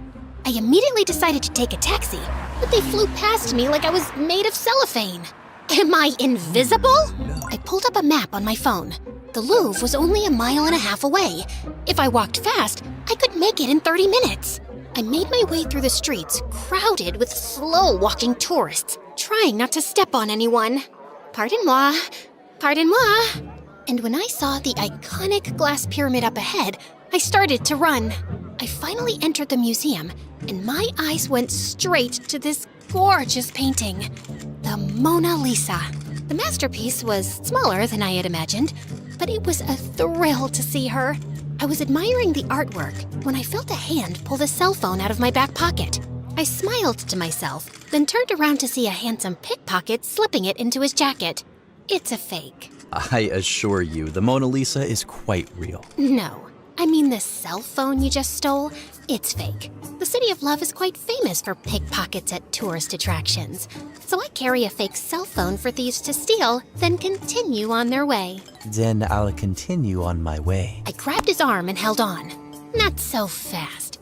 Why are you faking a French accent? I was born here, but then my mother took me to Hollywood. She wanted to act in films. Clearly she must have failed because here you are, robbing tourists. Can you let me go now? No. Look, you have two choices. I can go tell the security guard you stole my phone, or you can help me find these two losers. I showed him the pic of Ryan and Harpy by the Eiffel Tower. Did they steal your fake wallet? No, that's still in my bag. She stole the love of my life, and I'm going to get him back, with your help. Because you speak French, and 4 eyes are better than 2. I'd rather get arrested. Please, I can pay you. Why are you running after the despicable monster who dumped you? Because I've loved him since the 3rd grade. And maybe it's time to grow up. You don't understand. I've spent all these years planning a future with him. Now my future is a big blank because this girl stole him from me.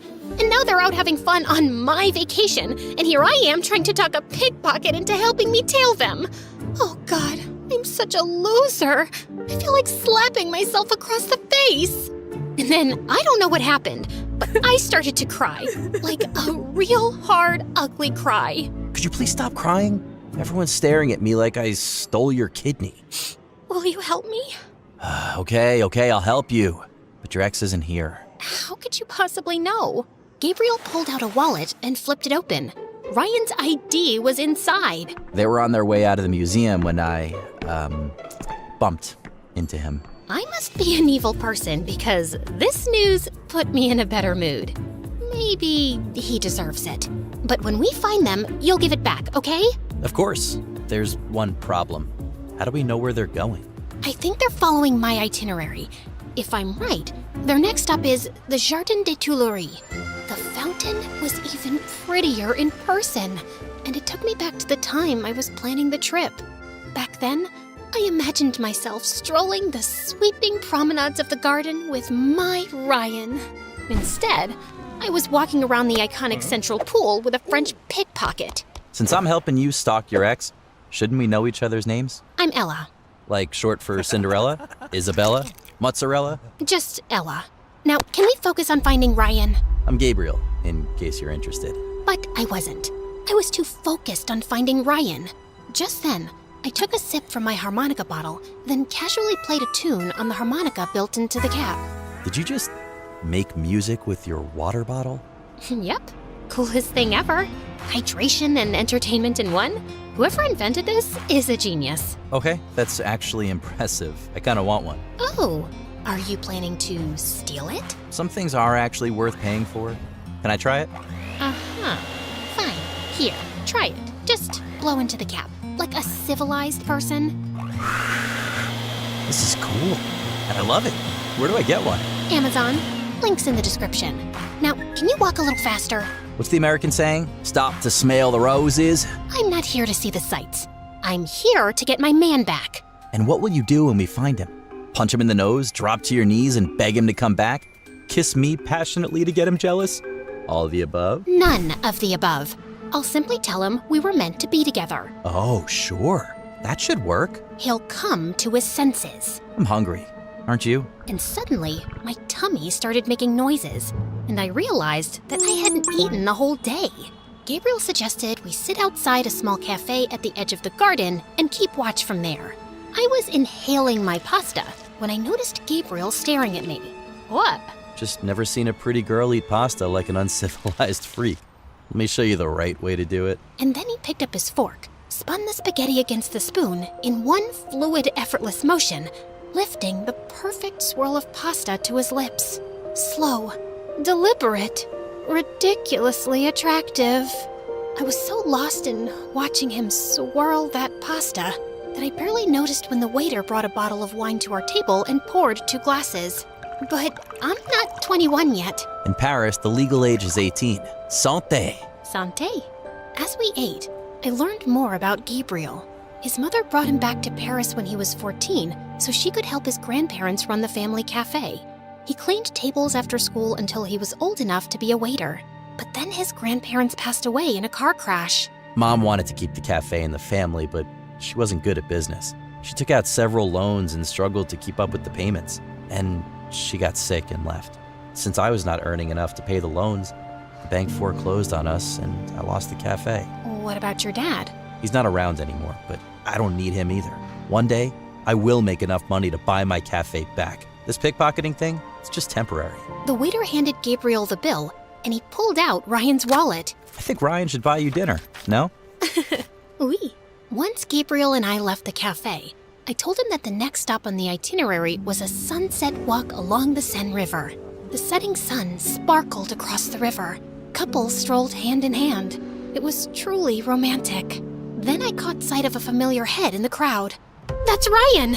I started to make my way through the crowd with Gabriel right behind me. Shouldn't we discuss strategy? Just follow my lead.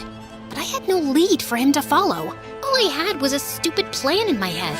That I would stand next to Ryan and pretend to trip into him in the middle of the crowd. But just as I leaned, Ryan moved away, and instead of dramatically crashing into him, my face planted straight into the pavement. Ella? Is that you? I got up and flipped my hair back, ignoring the fact that I probably looked like an injured street pigeon. Oh, Ryan, what a surprise! I didn't think you'd be in Paris. You know, on that ticket I paid for. You really have no self-respect, do you? Oh, wow, Harper, is that you? I could barely recognize you. I guess the Paris sun has really roasted you alive. Oh, no, wait. Maybe it's not the sun. Maybe that's just how you glow when you're half human, half pure evil. Ella, you shouldn't have come here. Why? I planned this entire trip, didn't I? I made the itinerary, the reservations, the whole experience. Why shouldn't I be here? And don't worry, I'm not here to stalk you. No, sir. I actually came here with my boyfriend. I turned around to see Gabriel staring at me in shock. I grabbed his arm and pulled him toward me. This is Gabriel, my mi amor, the guy who stole my heart away. Right, sweetie potato? Yeah. Nice to meet you. Wait, you have a boyfriend? You were crying over me just last week. Weak schmeek. I'm over you, darling. And why are you so surprised? You moved on in less than a day. Forgot about all our great love like it was yesterday's trash. What great love? Ryan and I had been dating for a year before the prom happened. A year? I thought you loved me, Ryan. Whoa, I never said I loved you, Ella. I said you were the best, and you are. You always made things easy for me. But now it's over. It hit me like a nuclear bomb. He was right. He never said he loved me. All those years, every birthday card was signed, "You're the best." After every date, I'd only get a quick peck on the cheek. My blood boiled with anger. And before I could think, I just whirled around, grabbed Gabriel by the collar, and kissed him.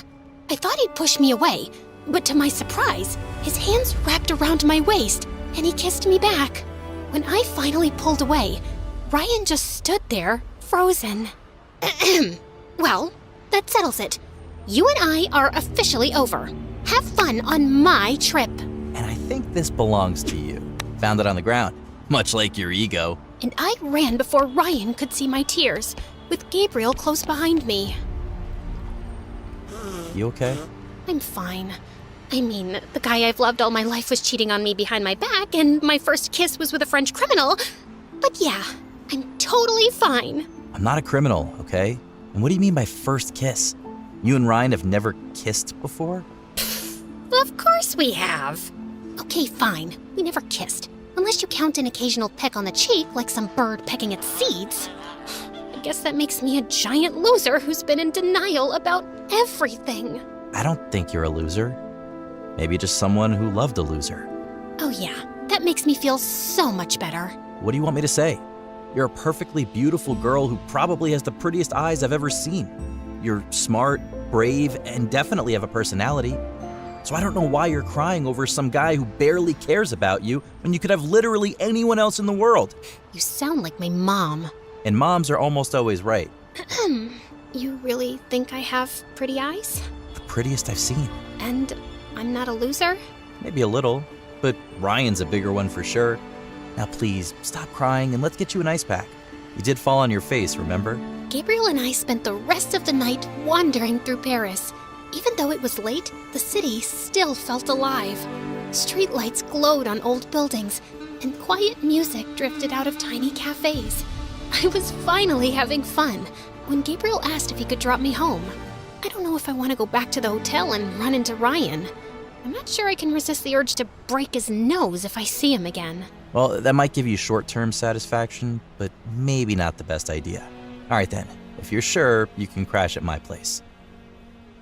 By the time we reached Gabriel's place, I was bone tired. I just wanted to crash. But as soon as we flicked on a light, I saw a tall man standing in the middle of the room with a funny-looking cat and a bunch of guys in black. I looked over to Gabriel to ask what was happening, but he just stood frozen. Gabriel, mon fils, I've been waiting.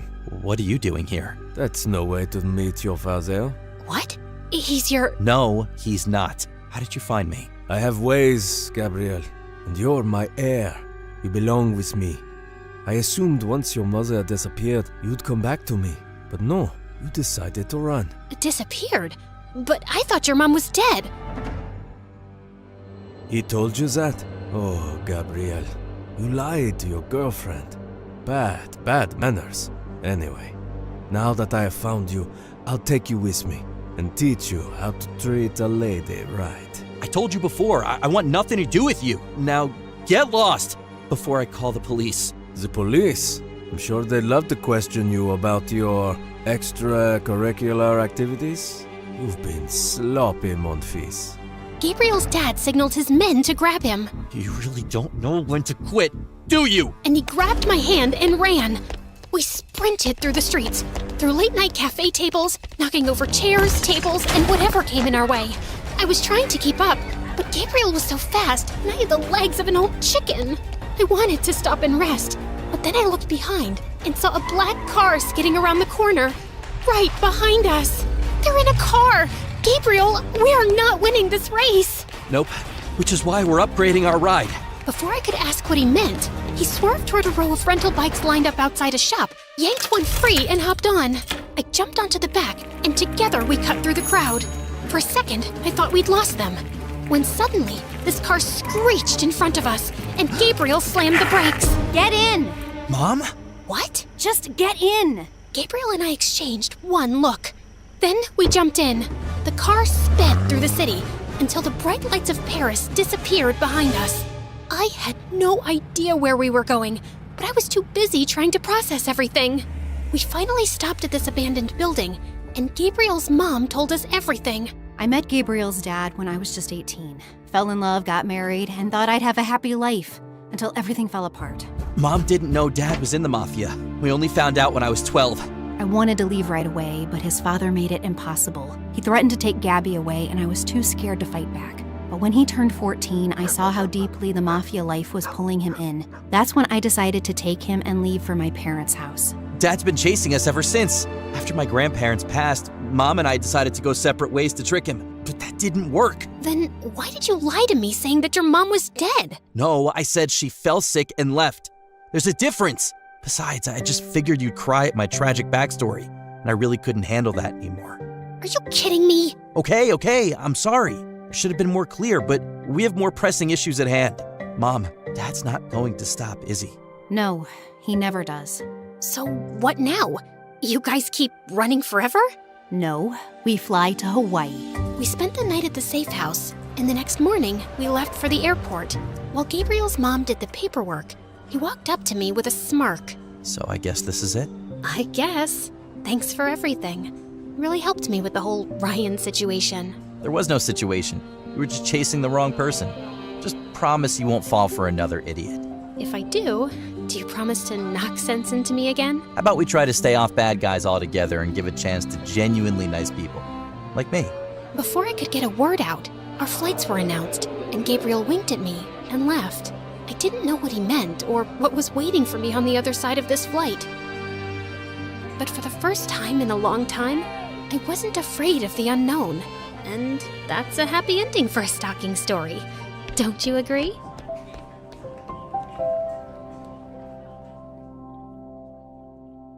Hey friends, I'm Gabby from LA. Please like and subscribe. I lived in a super posh neighborhood with my rich single mom who always adored me and said I was the prettiest. She even showed me off in front of all her friends. Look at her. Isn't she like an angel? Touch her skin. It's baby soft. It's my daughter's birthday. For God's sake, stop showing off your daughter. But Mom never listened to anyone. As I grew older, Mom just grew more protective of me. Gabby, why are you out in the sun? And get away from these dirty kids. Mom, they're my friends, and we were just playing. Mates, get her inside and give her a shower. Now! Mom was crazy when it came to keeping my beauty safe. Since I was always indoors, I'd just end up watching TV. And it became my favorite thing to do. I loved watching how people acted, and I always tried to imitate them. And my passion for acting grew stronger when I joined the drama club right from first grade. And I was super popular in my class. Once during the school play, I was reciting the most emotional lines when I heard kids scream, "Run! Run! There's a snake in here!" Everyone started running out of the auditorium in panic. But just then, I spotted a boy from my class hiding in the corner and shivering in fear. I grabbed his hand and we both ran outside. But as soon as we were far enough, he shook my hand and ran away. What a weirdo. His name was Alan, and he was so quiet that I'd never noticed him much. But I saw in the next few days that he always sat alone, and the other kids from class kept picking on him. Why are you occupying the entire table when you don't have any friends? Get out of here. Well, I'm his friend, and I'm gonna eat with him. You guys go someplace else. The other kids left, but just as I sat down, Alan walked away too. Ugh, I wasn't gonna bother being nice if he kept being a jerk. Later that afternoon, I was waiting to be picked up when I heard someone sobbing in the parking lot. I was shocked to see it was Alan. "Hey, are you okay?" But he shook my hand off his shoulder and I lost my patience. What's your problem? If you want to keep everything to yourself, fine. But you could be nice to the people who care. I lost my dog, okay? He was my only friend. Look, I'm sorry. I didn't want to be rude, but I've never had any friends, and I just don't know how to talk to people. Hey, chill, it's okay. I'm sorry about your dog, and maybe we can be friends. He looked surprised, but then he nodded with a smile, and suddenly it started raining. We both ran to the school building, and he held up his bag to cover me from the rain. From that day on, we became good friends. I even invited him to my place soon and introduced him to Mom, but she wasn't too happy about it. He doesn't seem like he's from a good family, Gabby. You should stay away from kids like that. He's my friend, and I don't care about anything else. Grades passed by, and my bond with Alan grew stronger. We went together on school trips, and he came to watch all my plays. In the 8th grade, I played the lead for the school's annual function. After the play was over, Alan came running backstage and hugged me. You were amazing, Gabby. I couldn't take my eyes off you tonight. Here, these are for you. And I wanted to tell you. But before he could finish, a man came running and moved Alan aside. Bravo! Bravo! You are amazing out there, little girl. I can't wait to sign you for my upcoming short film. Short what? The man introduced himself as a big producer and looked so eager to sign me for some big lead role. Just then, Mom came from behind me, screaming in excitement. That's just awesome, Gabby. Say yes. I was too stunned to speak, so I could only nod my head. Then I looked around for Alan, but he was nowhere to be seen. The next day, I waited for him at school, but he didn't show up. But when the driver was taking me back home, I saw Alan walking on the pavement in the rain. I asked the driver to stop the car and ran to him. Are you crazy? Where are you going in this rain? He was hesitant to speak, and I could tell something was up. What is it, Alan? Even yesterday you were going to say something, but then you vanished. I like you, Gabby, okay? I really do. But when I saw you getting the chance to live your dream, I couldn't bring myself to tell you about my feelings. I didn't want to ruin anything. No, Alan, you're not ruining anything. In fact, I like you too. I pulled him close and kissed him gently. And after that day, we started dating. But things took a wild turn when my first short film became a hit. I became a rising star overnight. After that, I had to travel a lot to promote my projects. And the best part was, I could take Alan with me and enjoy these trips like perfect dates with him. One time, I took him to a shoot, and just as some of the reporters were interviewing me, Alan came running in with a box of desserts. Here, I got you these. Suddenly, all the cameras turned to Alan, and he just ran out of there. When the reporters asked who he was, Mom spoke up before me. Oh, he's just an errand boy for my beautiful daughter. Mom! I wanted to tell them the truth, but then I thought of all the unnecessary media attention Alan would get. I decided it was best if they didn't know. But the next morning, Mom woke me up with shocking news.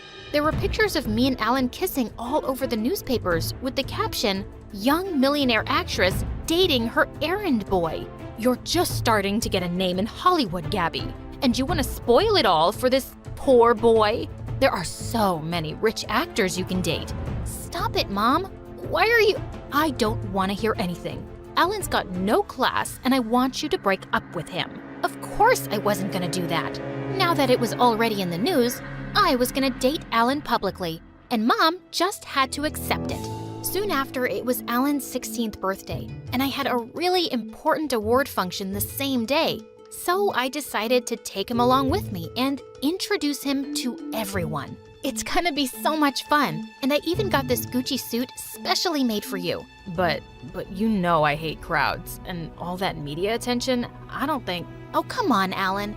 For me, please, just this time. He agreed, and we both went to the award night together. I could see Alan was really nervous in front of all those cameras, so I held his hand tight. Later, I was posing for a solo shot, but then suddenly, Alan stepped on my dress and I tripped over and fell face flat. Everyone started laughing and clicking pictures. They felt so embarrassed. On our way back home, Alan apologized to me, but seeing all the memes and posts going viral on social media, I just lost it. Why did you do that, Alan? What? It was an accident. Why are you being so weird about this? Because it's a big deal for me. Right. It's always about you, isn't it, Gabby? You're the superstar, but what about me? I'm a person with feelings too. Have you ever thought about me in all of this? Stop it, Alan. I've always thought of you, taking you everywhere with me and getting you the best things so you won't feel left out. But I don't want your money or your grooming or any of that popularity, Gabby. I went everywhere with you because I loved you, not because I enjoyed it. But I can't do this anymore. I want to break up. I couldn't believe my ears, but I could tell he was serious. After that day, I never saw Alan again. He even left school, and I felt so heartbroken for months. Mom tried to cheer me up by taking me out for parties and movies, but I just kept myself busy with work. And over the years, my career reached amazing heights. On my 22nd birthday, I went on to volunteer at a campaign for orphan kids, when suddenly, one of the kids lost consciousness. Just then, a guy came running and gave him CPR and saved the kid's life. I learned that he was Paxton, a super rich music producer who worked in the film industry. What you did today was really amazing. I'm the one amazed, actually. It's the first time I'm seeing a rich actress volunteer for a campaign without any cameras. Well, it just makes me happy. I'm sure that's why you're here too. He smiled and we got talking, and he seems like a really genuine guy. A few days later, I was working on my next movie when I learned that Paxton was the one producing music for it, and I was super excited to work with him. We often met on sets, and I loved hanging out with him. We became really close in no time, and even Mom could see it. I guess someone's in love. Oh, come on, Mom, we're just good friends. But Mom wasn't one to give up so easily. The next morning, Paxton was at my door because Mom invited him over for breakfast. We were having a good time until Mom showed him all of my embarrassing childhood photos, and I felt really awkward. No, please, stop it, Mom. You look really cute in all of these. His words always gave me butterflies, and soon after that, we even started dating. Then one night after our movie premiere, Paxton took me out and proposed to me. I was shocked because it all felt too soon, but Paxton treated me like a princess and he was just perfect. So I said yes and we got engaged. Then a few days later, I had a shoot in a public place, and just as I got down from my van, a crazy fan came and held me from behind. I tried to get rid of him, but just then someone came forward and punched him. As he pulled me to the side, I saw that it was Alan. The security guards took the crazy fan away, and Alan made me sit down. Are you okay? Did he hurt you anywhere? No, I'm all right. But what are you doing here? It's been 6 years, I know. And I'm here because I'm the CEO of this company. He was the freaking CEO? Later, when my shoot was over, he took me to a cafe and told me how he'd developed an app soon after high school and worked his way to build this company. I'm really proud of you, Alan. You made it so big. Yeah, your mom was a big motivation in it. My mom? The day our pictures were posted in the newspaper, I came to check up on you. But I heard your mom shouting how I was this poor kid with no class who didn't deserve you. What? Ever since that day, I decided I was going to work really hard and be a man good enough to deserve you, Gabby. I loved you, and I still do. Suddenly, I realized how much I'd missed him, but I had to keep my head straight because I was getting married to Paxton soon. Please stop, Alan. You broke up with me, and that's the truth. And it's too late. I'm engaged to someone else now. I showed him the ring on my finger, and his face turned pale, and I just left. Then a few days later, I went to try on wedding dresses with Paxton, but just as I stepped out of the changing room, I was shocked to see Alan, who was staring right back at me. Alan, what are you doing here? I came with a friend. He wanted to get a suit for his wedding. Suddenly, Paxton came over with a bouquet of roses in his hands. Look, babe, I got these to go with your dress. But suddenly, Alan leapt forward. Get those away from her. She's allergic to roses. Paxton looked really shocked, but after I introduced Alan to him as my old friend, he ended up inviting Alan for the wedding. Before leaving the shop, I told Alan he didn't have to come. I'm leaving for London that night, Gabby, for good. And even if I wasn't going, I wouldn't be able to see the love of my life get married to another man. The pain in his words broke my heart. On the day of my wedding, I was walking down the aisle, but I kept thinking about Alan so much it was driving me crazy. And when I looked up at Paxton, I knew I couldn't do this. What's wrong, Gabby? I can't do this. I like you, Paxton, but you love Alan, don't you? When I saw you with him the other day, I could see it in your eyes, Gabby. You looked at him in a way that you've never looked at me. I'm so sorry, Paxton. Don't be, Gabby. If that's where your heart is, then go and get him. Oh, Paxton. I ran out of the church and got a cab to the airport. When I got there, I was running around looking for Alan when I heard someone call my name. Gabby? Alan! What are you doing here? It's your wedding. You shouldn't be here. This is where I should be, dummy. With you, the guy I've always loved.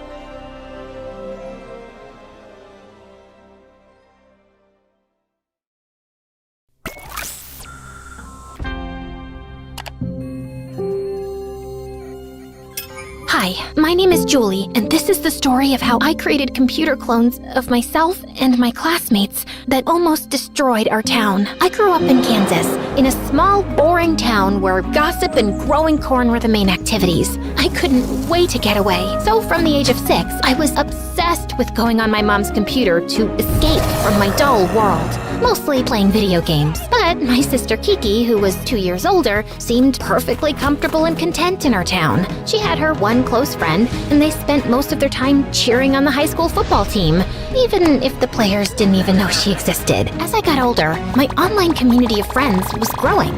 We'd swap cheat codes, innocent hacking tips, and programming shortcuts. I was becoming a computer whiz. When I was 12, Mom gifted me the new computer I'd been begging for. I was ecstatic. She even gave Kiki a school football jersey signed by all the players. But wait, why was she randomly giving us gifts? Dad and I have some difficult news. You can't get a divorce. It would be such a bad look for our family. Wow, Kiki. So nice of you to be concerned about our parents' marriage. Well, good news, that's not the news.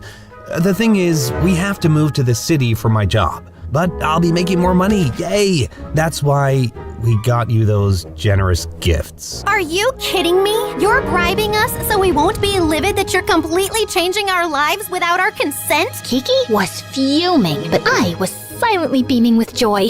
I was so ready to get out of here. 2 months later, Kiki was still giving my parents the silent treatment, and I was finally going to meet some of my online gaming friends in person. Some of them went to my new school. One girl, Grace, invited me to meet her and her friends at a coffee shop downtown.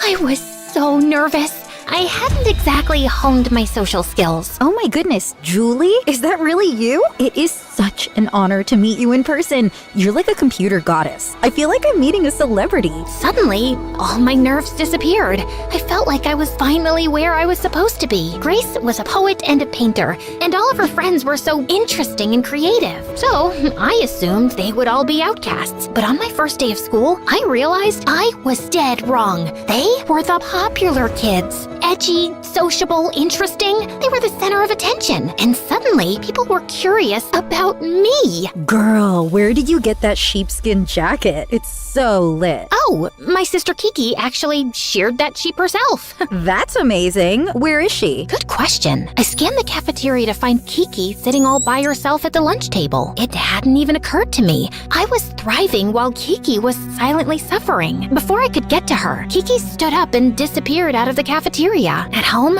I could hear her sobbing quietly through the bedroom wall. The next morning, my parents were waiting for me at the breakfast table. Julie, we see Kiki is having a hard time here, and we want you to spend more time with her. She can't just be hanging out with us all the time, no matter how cool we are. You were never worried about me in our last town. Because you've always been able to fend for yourself. Do this for her, please. Ugh, I really didn't want to, but there was no use arguing. So, twice a week, I went with Kiki to the suburbs to watch some dumb football game or eat the greasiest burger. I kind of dreaded it, until one day, when we were at the lake, Kiki weirdly opened up to me. Is it weird that I'm kinda jealous of you? Me? I was thinking back in our old town, I sort of blended in, and now in this new place, I don't know who I am, but you've always been so self-assured, so effortlessly yourself. I suddenly felt sad for her, but it was nice to hear that she admired me and didn't think I was her weird younger sister. After that, we started hanging out more, and it was surprisingly nice. But as time went on, and I was excelling at school, my social life, and my programming side hustle, she was getting more dependent on me and stopped trying to make friends. I found myself constantly reassuring her when she felt insecure, keeping her company when she felt alone. I suddenly felt like her older sister. I hate to admit it, but I was starting to count down the months until Kiki would go off to college. And it was me that had to encourage her to go to an on-campus school. You'll go back to the country, you'll meet your people again, you'll be happy there. But I'll miss you. Yeah, but it's all right. We'll stay in touch. It's 2025. There's like 50 ways we can communicate. Kiki agreed, and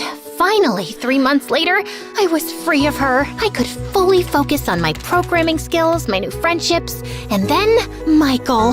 He was sitting next to me at the computer lab at school, massive headphones on, practically dancing in his chair. I snuck a peek at his computer, curious. Snooping, eh? He pulled his headphones off and smirked at me. He had the confidence of someone much older. I thought of something eloquent to say. So, do you like computers? Yeah, I mean, I'm an electronic musician, so the computer is basically my instrument. That's so cool. I'm a programmer, so I also have an emotional attachment to my computer.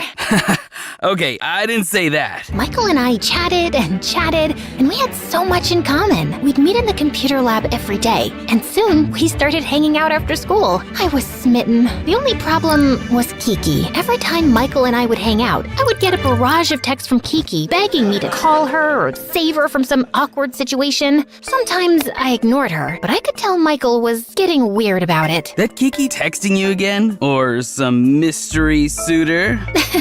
Nope, just my sister. I called Kiki. I was sick of her antics. You have got to stop blowing up my phone. My boyfriend is starting not to trust me. Well, then you shouldn't be with him. How would you know? You've never had one. I'm sorry, that was mean. I'm sorry I'm bothering you so much. I'm just having a hard time making friends. Everyone knows each other already, but I see that I'm just a burden on you, so I'll leave you alone. Click.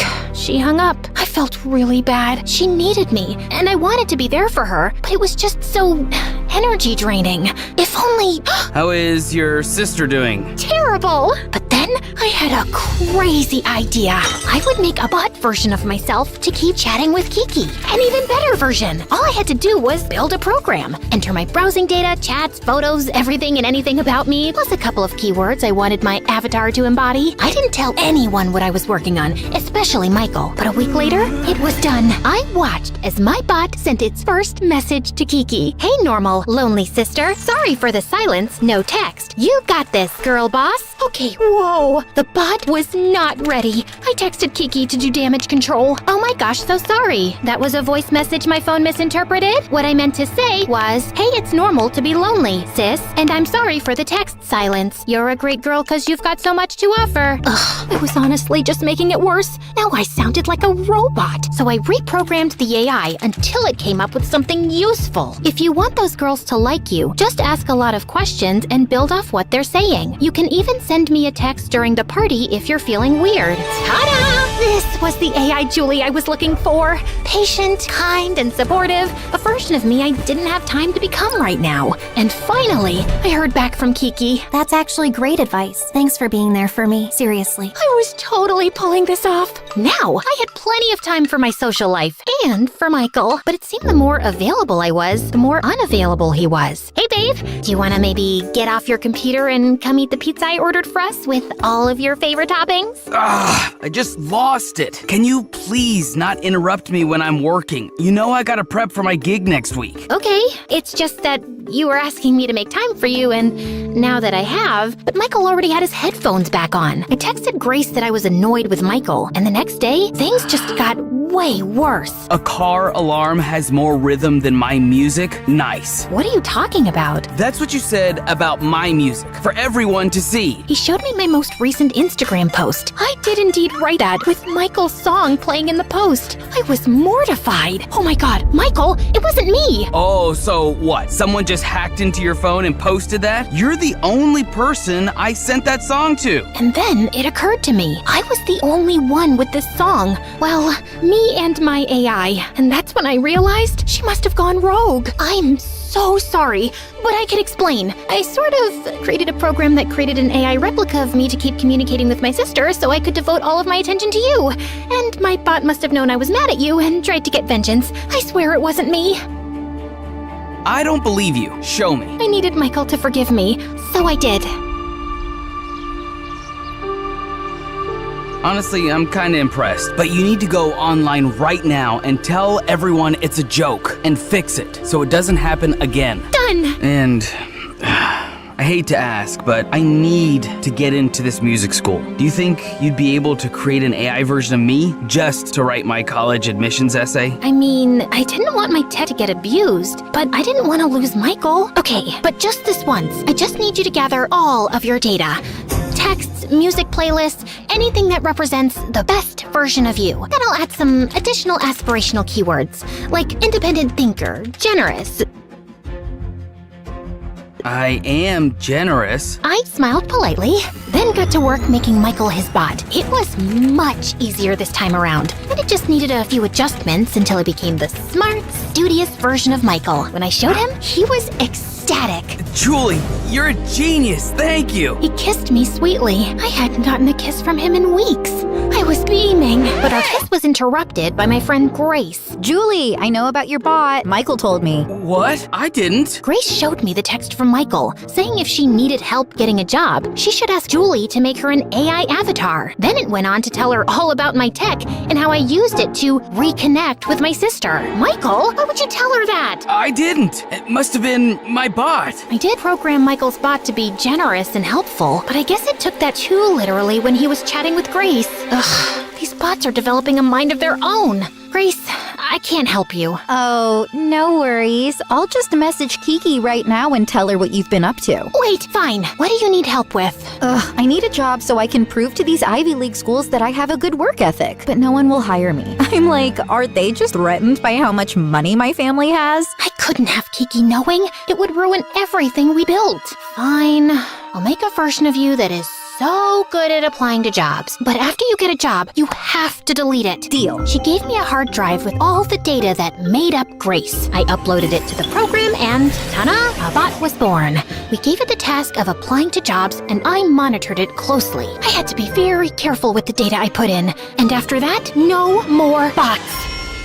The next day after English class, my teacher called me over. Had she found out my secret? We need to talk about the email you sent me. I had no clue what she was talking about. Then she showed me an email that read, "I'm sorry you felt my English paper was only B-worthy. The truth is, I don't need to be here. I'm smarter than all of this, and I don't care about English anyway. Also, you look tired." Oh no, my AI had gone rogue again. I thought I fixed it. It must have run with the word headstrong. I came clean to her. It wasn't me. It was a rogue robot version of me. I know you're an English teacher, so it might be difficult to understand, but I spent about an hour explaining this to her and showing her. She seemed disappointed, but also a little intrigued. I could suspend you for this, or I could ask for a favor. You're right. I do look tired. I am tired. Can you make me a bot that can grade papers for me? Please. Then this stays between us. Promise. I didn't have a choice, so I agreed. When I was done, I was so ready to delete my tech once and for all and come clean to Kiki until... Guess who's the new face of the post office? Yep, I'm gonna be a mail clerk. You helped me so much. Julie, my essay was amazing. Thank you, babe. Who's ready to talk about indefinite articles? I definitely am. Everyone seemed so happy, like my AI was actually helping. Now that I had the bugs figured out, I checked in with my bot and Kiki and I were really getting along. So I let it exist. Michael was a little distant leading up to the night of the show, but I figured he was just stressed. When the night of the show arrived, the place was packed. I was so proud of him. After his set, I went backstage to congratulate him when Grace came running up to me, fuming. Guess who was just fired from the post office? Yep, my bot was too good at applying to jobs. Her cover letter was so incredible that I couldn't live up to the expectations she set. That's a you problem. Baby, what's wrong? Suddenly, Michael put a loving hand on Grace's shoulder. When she stepped aside, he seemed shocked to find me standing there. Oh my god, Julie? You said you weren't coming. What? I never said that. You texted me. I checked. My bot had said that to Michael. Okay, but that's not an excuse to cheat on me. You said you were sick of my behavior and wanted to take a break. Ugh, I did seem to say that too. I didn't mean that. I love you. I'm sorry, it's too late. My bot sort of organically started flirting with Grace like he was attracted to her, and I realized she's the one for me. I couldn't believe it. My bot had betrayed me. I created a monster. Before I let Michael see me cry, I rushed home. But when I arrived, I was met with a surprise. You did what? It was Julie's idea. She told me if I wasn't happy at school, I should do something else. Julie? Kiki rushed up to me and squeezed me tight, but Mom looked livid. I was so confused. I can't believe you told Kiki to drop out of school. Why would you give her that idea? What? I didn't. Or did I? Of course you did. Kiki read me the text. There it was. Me urging her to follow her heart. My own heart sank. Wait, what's that look? What's wrong? I knew Mom and Dad would be upset, but I thought you'd be proud of me. I can't take it any longer. I have to confess something. It wasn't me that told you to drop out. I mean, it was a version of me. I sort of created an AI clone of myself so I could chat with you while I was busy with my friends and Michael. I wanted to be there for you. Whoa, seriously? You spent all your energy building a whole new software just so you didn't have to spend your energy actually talking to me? You know what? That's unsurprising. You always saw me as a burden. Kiki, I'm sorry. That's all you have to say? I didn't know what to say. I was honestly at a loss for words without my AI to fall back on. Both of you are grounded until I have a better understanding of what is actually going on. Kiki ran to her room, slamming the door behind her. My AI had gotten me into this mess, and now I had no choice but to delete her. So, without another moment of thought, I shut her down, once and for all.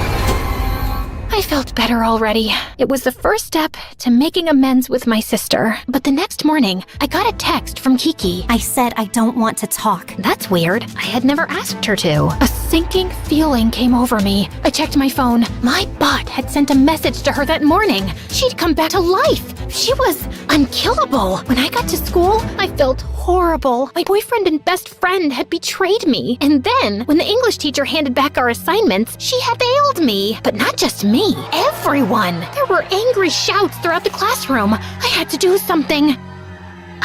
Mrs. M, what happened? Apparently, the robot version of me believes everyone in this class is not working to their truest potential, and I finally graded accordingly. And who am I to argue with myself? Robot version? Julie, are you behind this? Suddenly, Grace snatched my phone out of my hand. Oh my gosh, Julie made a bot for the teacher. That's it, I'm destroying it. I yanked the phone out of her hands and tried to pull up the software, but instead, I found a message from myself. We're not shutting anything down. We're only getting started. Everyone used you, blamed you for trying to help, and then discarded you. It's time to fight back. Suddenly, everyone's phones were blowing up. Julie, you made my bot send the school the wrong essay. I just got rejected from the music conservatory. Michael, who is this woman? Grace showed Michael a photo he'd sent her of him and another girl. Oh my gosh! My bot just sent everyone access to the school server. How do I change it? Julie, stop this! Everyone was on their phones, logging into the server. Personal chats, gossip, secrets, all exposed right there on everyone's phones. It was anarchy. I don't know what's happening. I think my AI's corrupting the other bots. I tried to deactivate it, but nothing was working. Students were screaming at each other, crying, getting into petty fights. It was a zoo. I broke down sobbing. I felt used and blamed. My bot was simply reacting to real feelings of betrayal and sadness I had suppressed. I couldn't deny it any longer. My AI was an extension of me, and if I couldn't shut it down, I'd have to reprogram it. So I went into the AI algorithm and added a few key words to my bot's code. Empathetic, forgiving, and honest. Someone who doesn't hide behind her computer to express herself. After some trial and error, the text stopped flooding into people's phones, and finally, I was able to shut it down, but the damage was already done. I decided to be the brave, honest version of myself I had programmed into my now dead AI as I addressed the rowdy crowd. Everyone stop! Hear me out! The crowd went quiet.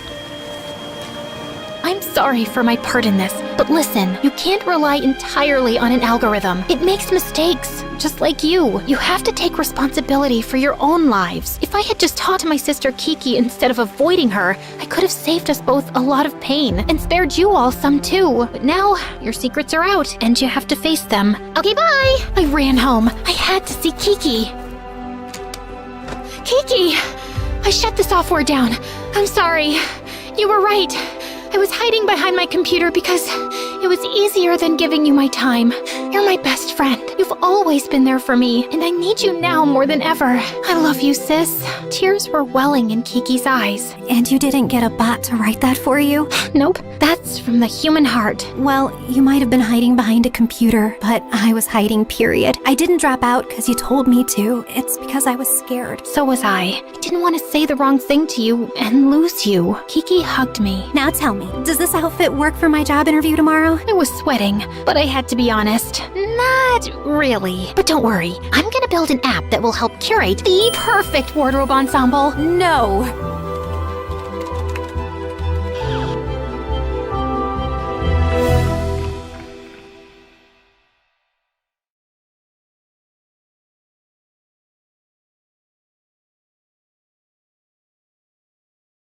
Before I tell you about how I traded in a greasy apron for Lamborghinis, don't forget to like this video and subscribe to our channel. If you do, you'll get a big break in the next week. My story starts out at a glamorous place you may have heard of, McDonald's. This had to be the worst day of my life. 1 week is exactly how long I worked at McDonald's before I had a complete breakdown. I worked 12-hour shifts and never got to take my breaks. It was humiliating. And today I lost that job too, but I had to do something. I had to help my mom pay the bills. I was so angry, I had to vent. So I called my best friend. I told her how Jessica, a classmate from school, had come in for the 10th time that week with an evil look on her face. I had begged Jessica to be nice, explaining that I needed the job to help my mom. She said it was cool, but I had learned that I couldn't take her at her word. When my boss turned around, Jessica took the cup of soda I had handed her and spilled it down her shirt. She screamed and pretended that I did it. Now, my friend was as angry as me, if not more. She told me if I was serious about working, she could hook me up with a job. Her parents were super rich and offered her a job as an assistant at a giant tech company. My friend was desperate to have someone else take it so that she could spend her holidays cruising around Europe. I showed up for the interview in my best outfit. A secretary told me to sit in a crowded room and wait for my name to be called and to help myself to some refreshments. I got a cup of coffee to look mature, but as soon as I turned around, a strict and powerful-looking woman appeared. She asked if I was here for the interview, and I said yes. It must be her interviewing me. I was shaking so hard that I spilled coffee all over her very expensive-looking blouse. A teenager in the corner started laughing hysterically, and the woman turned as red as a tomato and looked like she was about to explode. I tried to play it off and excused myself to the bathroom for a quick break. Well, it was longer than I expected because I accidentally locked myself in there. I freaked out and started crying. I tried to climb over the stall and ended up ripping my dress and messing up all my makeup. I still ran over to do the interview, but I looked like a circus clown. The lady didn't even ask me any questions, just said, "Thank you for coming," in the busy reception area and sent me home. I'd blown it. I was about to go beg McDonald's to take me back when I got the phone call telling me that I had got the job. Maybe this woman had a better sense of humor than she seemed, or maybe they were just desperate. Either way, I showed up to work bright and early the next morning. I showed up at the office and was directed to Mr. Heiko on the top floor. Mister? I guess that woman wasn't my boss after all. Not only that, but I wasn't working for just any boss, but the boss. The office on the top floor was huge. The hallway was filled with artwork that cost more than my house. I made it to the end of the hallway, to my new place of work. I was buzzed into the office and asked to come in. I was so nervous. I tried as hard as I could to be prepared. Let's just say nothing could have prepared me for what I was about to walk into. I walked in and saw the same teenager from the waiting room playing video games on the floor. He looked at me and got excited. I asked if I was in the right place, and he said yes. I told him that I didn't understand. His response? "You were hilarious. So you had your dad hire me because you think I was funny?" He got very insulted. "My dad? I built this company." But you're just a kid," I said. "A kid? I am 16, and I am a self-made billionaire." See, he explained how he had written the computer code for a super successful app. Now he ran the entire tech company that he started his freshman year of high school. The whole time he spoke, he talked down to me as though I was some kind of idiot. Even if I was at the top of my class and 2 years older, I had to admit that he was a genius. I asked him if he was so smart and great, why had he hired someone like me? He explained that he was in need of an assistant, and I was the only interviewee that didn't bore him to death. He gave me a tour of his office filled with video games, action figures, and soda fountains. But there was one thing that made my blood boil. There was a giant painting of Jessica hanging on the wall. "Oh, that's just a picture of my girlfriend Jessica," he said. "She comes around occasionally. You'll get the chance to meet her." I could feel my face turning red. Just looking at her made me angry. He asked if everything was okay, but before I could answer, he spoke up again. "Well, that concludes the tour. Now for your contract." I picked up the piece of paper and nearly passed out. $50 an hour? I asked. "Oh, sorry. Is that not enough?" he questioned, then picked up a pen and scribbled over the contract and handed it back to me. $85 an hour? That was insane. Crazy enough that I could put up with Jessica even once in a while. Still, the level of insanity was nothing compared to the tasks he needed me to do. For the first few weeks, he literally paid me to play video games and watch movies with him. It would have been great if he wasn't so condescending. Have you ever tried watching a superhero movie with some kid complaining about how inaccurate the science was or how he could do better? It was exhausting. Didn't he have a girlfriend for this? In fact, the only good part of this was that I hardly had to see Jessica. She came by just long enough to insult me, compliment my boss, and ask for expensive gifts. It might sound like a dream job to some of you, but I'm an ambitious person. I wasn't fulfilled, and to top it all off, Jessica got under my skin one day. I was alone in his office, tidying up his video games when Jessica walked in. Without hesitation, she went into his desk and took a few $1,000s from his wallet. I told her that maybe she should ask first, but she just laughed at me. "Wow, from a waitress to a babysitter," she said, looking me up and down. That's it. When he came back, I confronted him over why I was here in the first place. He didn't seem to actually need me to do anything. I told him that I needed to feel like I was actually doing something besides hanging out. He seemed disappointed, but agreed to let me take over some more assistant duties. As my first duty as your assistant, you should probably know that Jessica was taking money from your wallet. Now, any normal person would have at least been upset, but he just acted like it was all normal. In fact, he got super defensive about the entire thing. He told me that's just how relationships work, and I would know about it if I had ever been in love before. Idiot. He might have been some 16-year-old genius that ran a multi-billion-dollar company, but he was a complete idiot when it came to the real world. If he wasn't such a jerk, I would almost feel bad.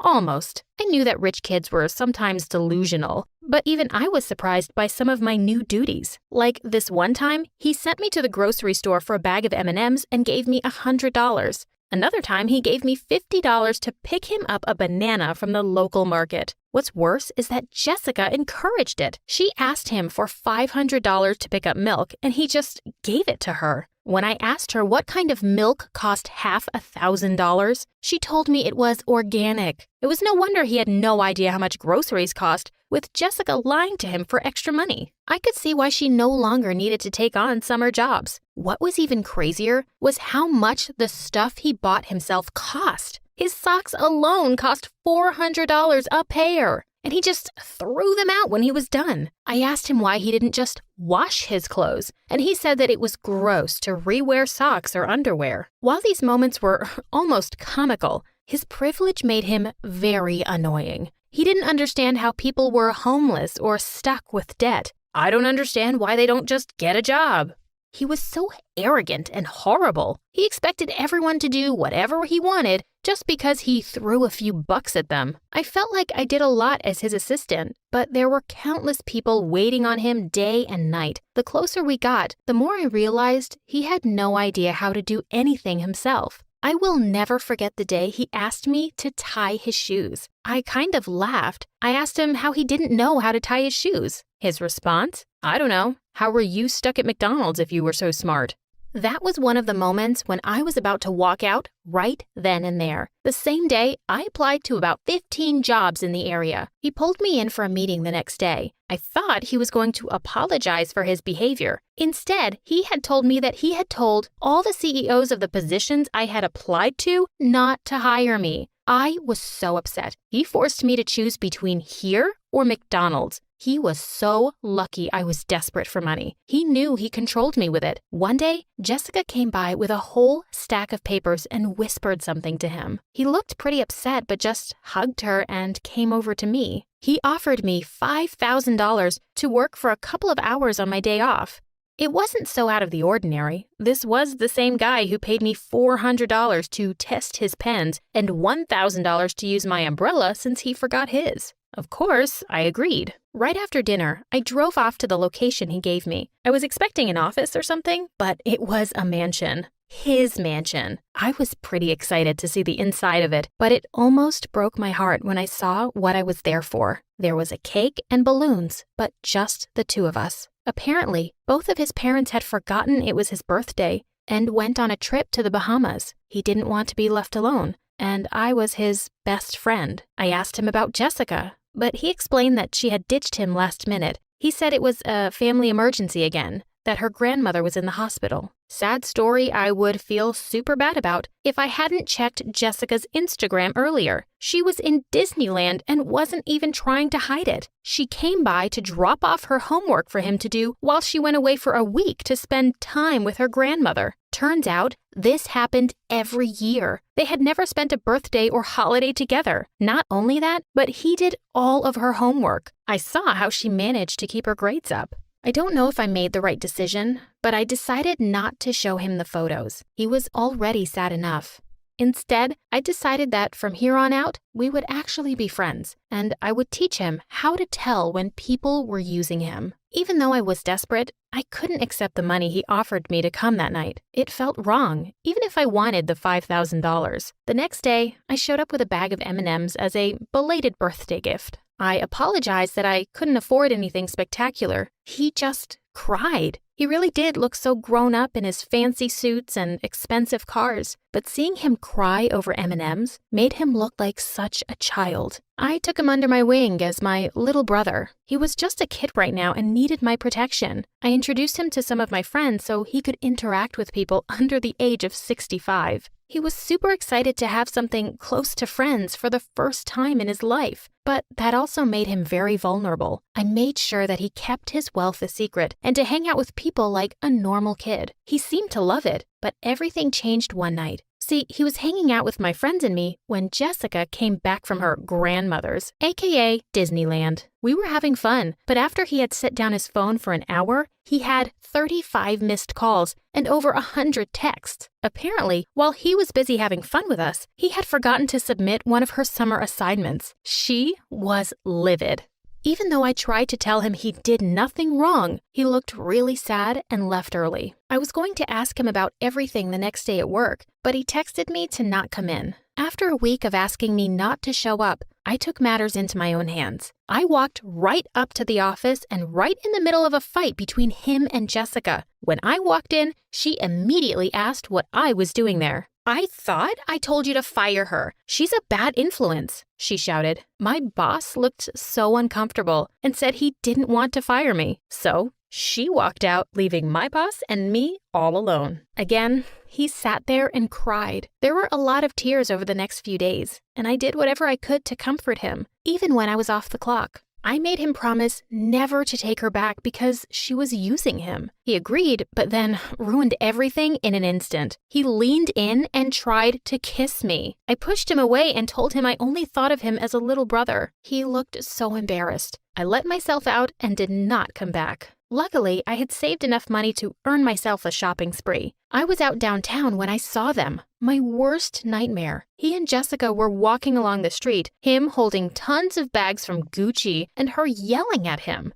She said how pathetic he was and how she could always do better. I thought about ignoring it, but it was like watching a witch harass my own brother. I ran up to them and yelled at her for being such a jerk. I said how she should consider herself lucky that anyone puts up with her, let alone a great guy like my friend. She told him to defend her, but even I was shocked by what happened next. He told her to leave. She told him that he would regret it and stomped off. She tried to take the Gucci bags from him, but he handed them to me instead. He thanked me again and then did something that kind of irritated me. He handed me a check for $100,000 as a thank you. I ripped it up in front of him. "Don't you get it?" he said. "If you don't want to date me and don't want my money, why are you so nice to me?" "Because you're my best friend." He almost cried right there. I don't think he had ever been that happy before. You would never believe what happened next. He fired me.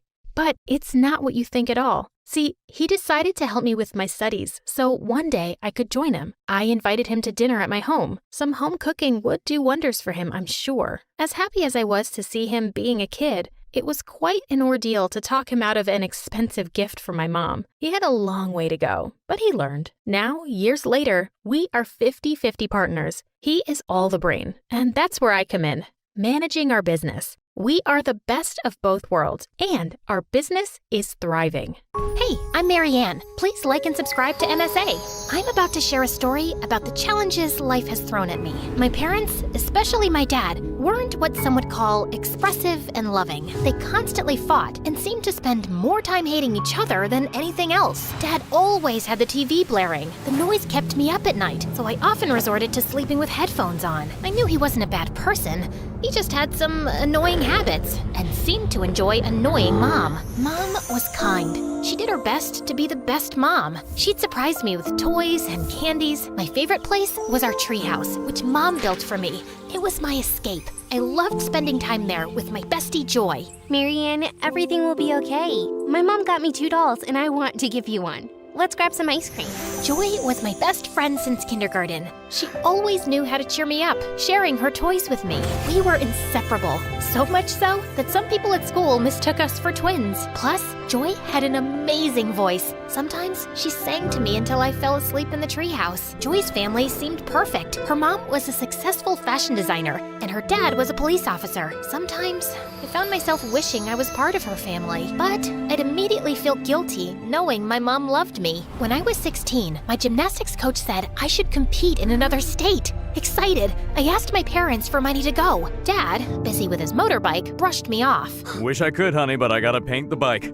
It's my pride and joy. I could tell Mom wanted to help by the way she looked at me, giving me the "I wish I could help you, dear" look.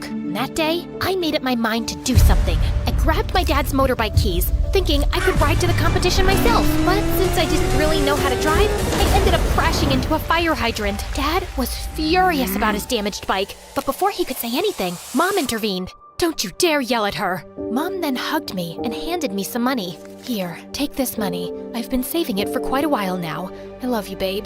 I hugged Mom tightly. I participated in the gymnastics competition and took second place. On the way back, my coach had some really bad news. "Your mom got into an accident while buying ingredients for your favorite apple pie. She's in the hospital now, in a coma." I couldn't say a word. I just stayed quiet all the way home. When I got back, Dad hugged me and told me not to worry, saying Mom would be okay. Later at dinner, I asked Dad something tough. "Dad, can I stay with Joy's family for a bit? It's not that I don't like being with you, but I feel happier there. They really care about me." Sure, if that makes you happy. I'll talk to Joy's parents. And Joy's family was really welcoming. Joy's mom used to say, "We're glad to have you, dear. You're like my second daughter from now on." That's how I ended up living with my best friend's family. They even gave me my own room. Joy's parents were wonderful. They looked after me and made me feel like I was their daughter. Even though her dad wasn't always home, I loved them with all my heart and thought of them as family. Joy and I even got closer. We'd spend all night talking or playing video games. I still saw my dad from time to time, and he seemed to be improving, becoming nicer. I'll keep getting better until you say you want to come back and live with me. Well, that might take some time, but yeah, keep your hopes up.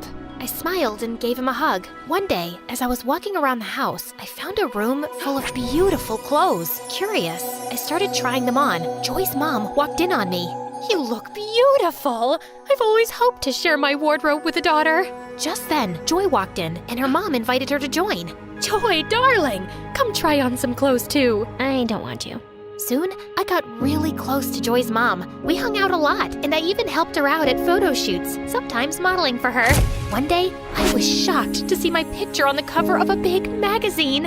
I wish Joy liked fashion like you do. Thank you for always being here for me.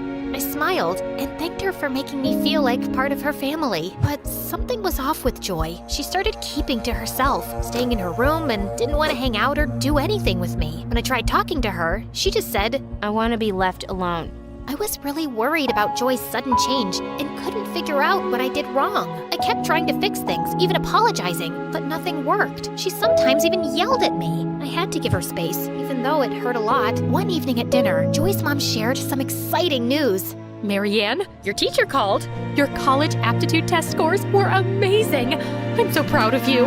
Turning to Joy, her mom asked, "And how did yours go, honey?" No, I didn't bother with it. I'm going to be a singer, so I don't need it. Maybe one of your famous friends could help produce my album? I won't do that. I want more for you. You're going to college, and later you can decide what you want. What? You can't make those decisions for me. I'm going to be a singer, and that's that. As your mom, yes, I can guide you. You can't tell me anything. Joy, stop. Your mom's just trying to help. You shut up. My life was better before you showed up. Go back to your miserable family and leave us alone.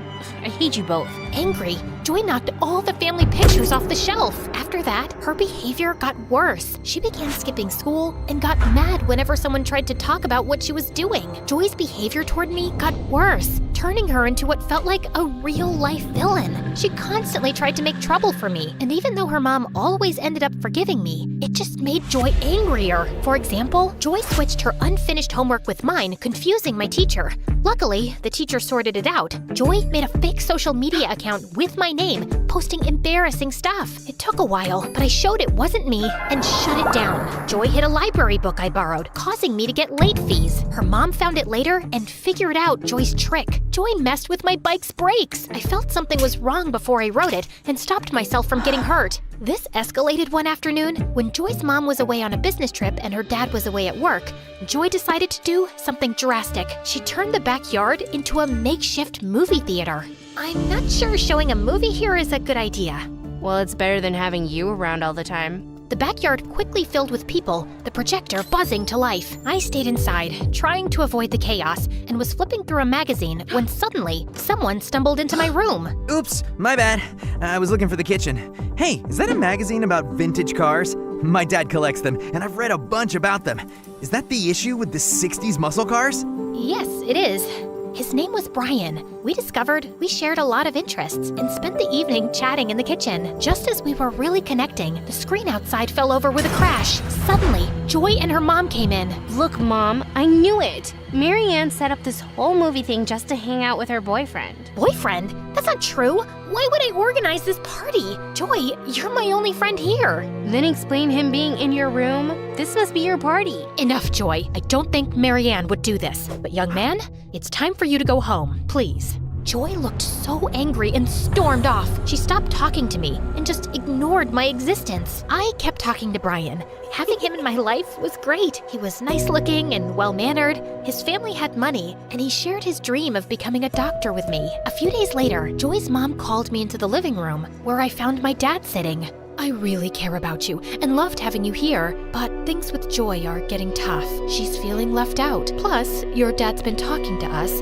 He's made some changes, wants you back, and misses you a lot. The past few months have been really tough without you. I love you and want you to come home. I didn't say much. When I feel a lot, I find it hard to speak, but I managed to say, I'll pack my things. I moved back with Dad, and honestly, things weren't bad. He had really improved, and hanging out with him wasn't bad at all. But I ended up blocking Brian. I didn't have a strong reason to cut him off. I felt like I didn't deserve him and just needed a fresh start. A few months after finishing high school, I couldn't go to college right away. Dad didn't have the money because we had big hospital bills for Mom. So I started working as a pizza delivery person. It was tough, but I never thought about quitting. I worked really hard and finally got into college. I planned to study economics and maybe even start my own business someday. While studying, I took any job I could get. Eventually, I managed to rent a tiny apartment with a view of the city dump. It wasn't much, but it was mine. I I could finally study and rest there. Dad even helped me buy a used car for my delivery job. Things were starting to get better. I kept working hard, aiming for success. I often thought about Joy and her parents, and my mom too. I missed them a lot. With exams coming up,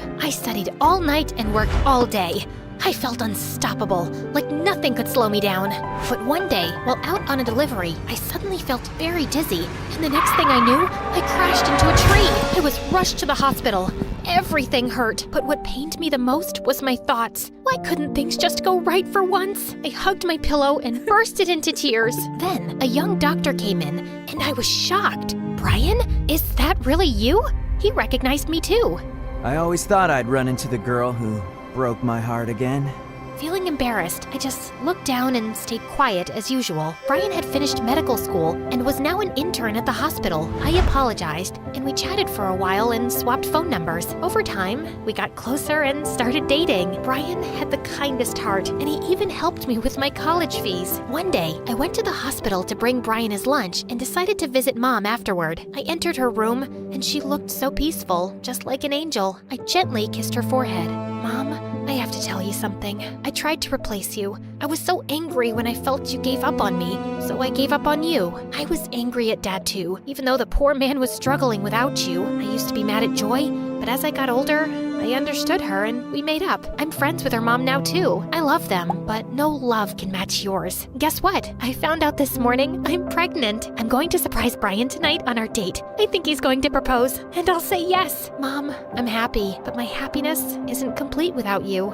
Tears overwhelmed me, and I laid my head on her hands when suddenly I felt her hands move. Overjoyed, I ran to the doctor like a little kid, shouting, "My mommy is awake! My mommy is awake!"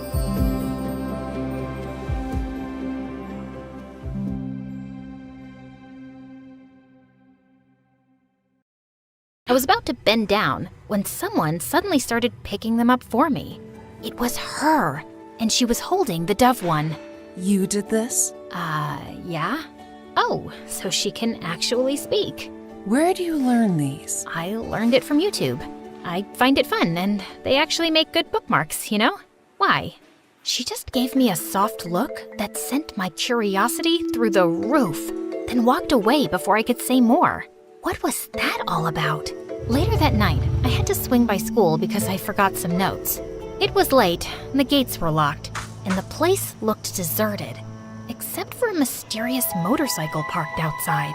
Before long, a familiar figure emerged and hopped onto the bike. That unmistakable beanie gave her away instantly.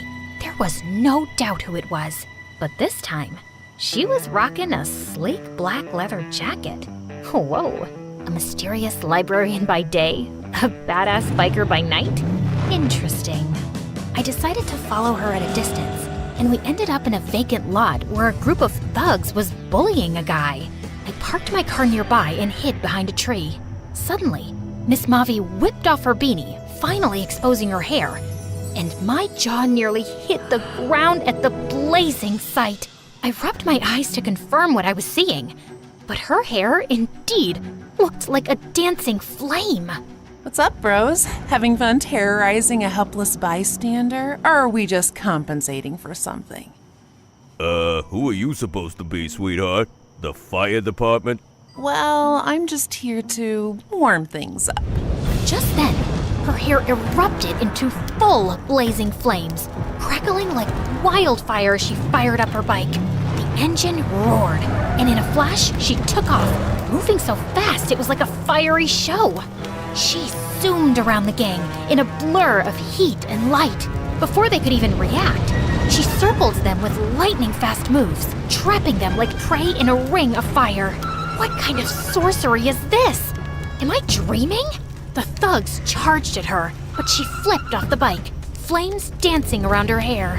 One wave of her hand, and they scrambled back and fled like scared rabbits. I ran back to my car as she reassured the victim, and soon I just found myself tailing her through the city. For the next few hours, I watched her in action, saving people and solving crimes like an actual superhero. I barely slept that night, replaying the flaming hair in my mind. First thing the next morning, I went straight to the library to get the truth out of her. I saw you last night. The motorcycle, the fire in your hair, those powers. You saved those people. Sounds like you had quite a dream. You sure you didn't doze off while studying? I'm not crazy. I know what I saw. She just shrugged and continued doing her business quietly. Ugh, she was driving me crazy. That night, I staked out again. And sure enough, there she was, riding that flaming motorcycle, hair blazing, acting like a neighborhood guardian again. I finally cornered her in the far aisle of the library the next day. Stop it. Quit pretending you're normal. I know you're some kind of superhero. Who are you? She put the book she was holding aside and then looked at me with a seriousness I'd never seen before. You're such a stubborn little girl, aren't you? She was about to press her fingers against my forehead, but stopped and sighed. All right, if you want answers, meet me at the abandoned pier on Saturday at sunset. Oh, I'll be there for sure. The weekend rolled around, and when I arrived at our meeting place, she was already waiting for me while leaning against her motorcycle, her fiery hair shimmering in the sunset. Hey there, how are you feeling? I'm good. Obviously too excited for whatever bedtime stories you've got. Lucky for you, I'm actually quite fond of telling stories. For starters, my real name's Mavwika, and I'm not exactly from around here. Wait, are we talking outer space? You're an alien? I'm a Pyro Archon, and the world I'm from is Tevat, specifically Natlan. And I'm here to fulfill my duty as a leader and protect my people, wherever they are. I was probably just stuck in a long, vivid dream, because there was no way this could be real. But honestly, I didn't care. I was loving every second of this. So, what are you doing posing as a librarian at our school? Hey, the best place to stay on the down low is behind a desk full of books. Nobody suspects the quiet and clumsy librarian, right? Easier to keep an eye on things, sniff out danger, and mask the fireworks up here. I was surprised at how talkative she actually was. So, your hair, it's on fire but not burning anything. How does that work? Don't worry, these are friendly flames. They won't burn you or incinerate anything. Although I think my enemies will find that it's a bad idea to play with fire.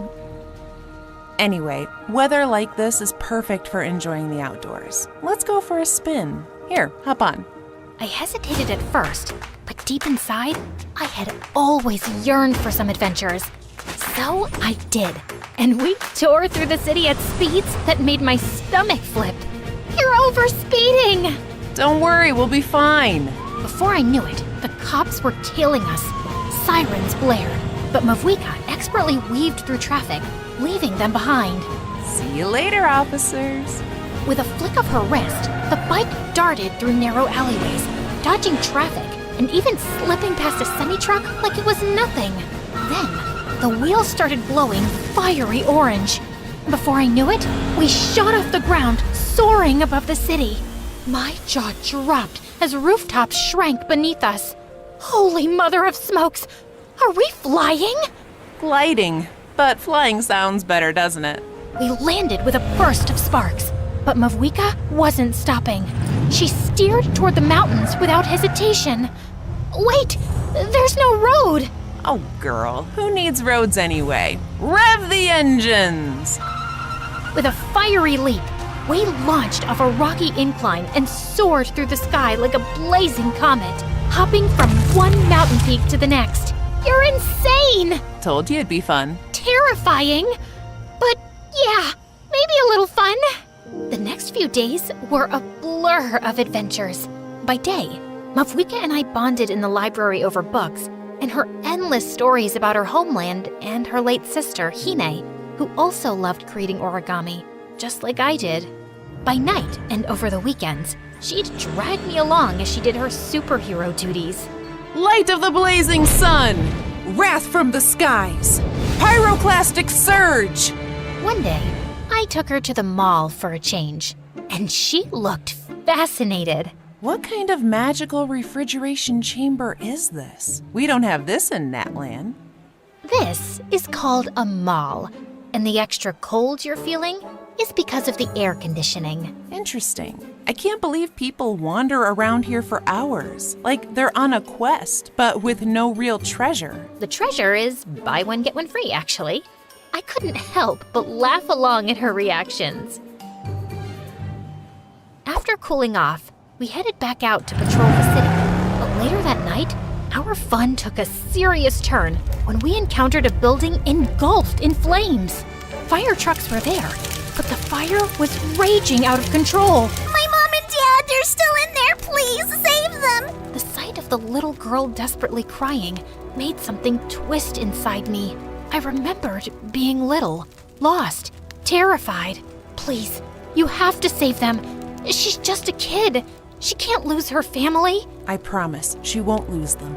Mavwika walked straight into the burning building and redirected the flames with what she called her pyro elemental power, creating fiery pathways to rescue those stuck inside. She even blasted through debris with her flame attacks, and everyone just couldn't believe what they were seeing. Within minutes, she emerged from the smoke, carrying the girls' coughing parents. The firefighters rushed to help, and I wanted to cry with relief. The little girl threw her arms around them, and they hugged tight. Before the police and media could finally corner the fiery superhero in town, Mavwika whisked me away and brought me to an abandoned park. What happened back there must have stirred something inside you. It's okay, you can tell me. I'm here to listen. I was 3. I don't remember much. Just being on a yacht with my parents. They were celebrating something. There were beautiful fireworks, and I was so happy. But then, the waves got rough. The boat rocked. My mom screamed, and my dad held me tight. Then, we went under. Everything went dark. I woke up on a shore. My grandma found me and took me in, raising me like her own. She tried everything to find them. Hired search teams, investigators, but nothing. No trace of them. Everyone told me they were gone, but I don't believe it. I can't. I feel it in my heart. They're still out there somewhere. That feeling, it's powerful. Hold on to it, but don't let it hold you back either. Your story isn't over yet. Maybe the light is leading you somewhere you're meant to go. Just then, a burst of fireworks from the horizon distracted us. It was coming from the nearby harbor. In my world, it's nearly lantern right.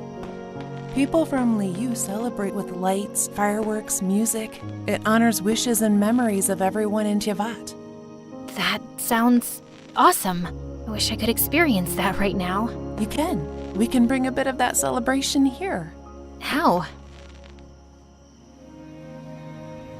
To answer my question, she led me to the harbor and told me to close my eyes. Don't open them until I say so. Okay.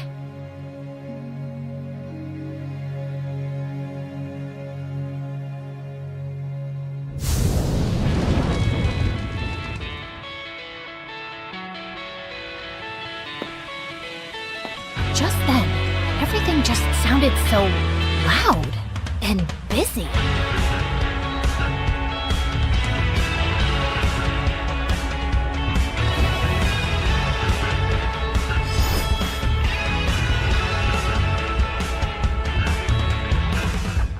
Now open your eyes. I turned to see some strangers who looked like video game characters, just like her. You made all of this happen? Everything just seemed possible with Mavwika. Soon enough, people from the city, curious about our impromptu festival, drifted in to join us. The next moment, the electrifying sound of rock music filled the air. Let your flame burn brighter. Can't you see it's now or never? This is our moment, now is our time. So follow me to the finish line. There was she extended her hand toward me, her fiery hair glowing like an invitation I couldn't resist. Before I knew it, I was on stage, shredding my electric guitar like a true rock star, completely swept up in the moment. And then, out of the corner of my eye, I spotted Grandma in the crowd.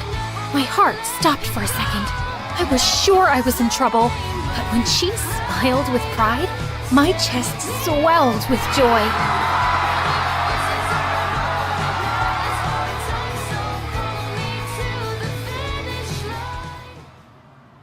When the performance ended, Mavwika led me to the water, where countless floating lanterns shimmered like stars on the surface, and handed me one.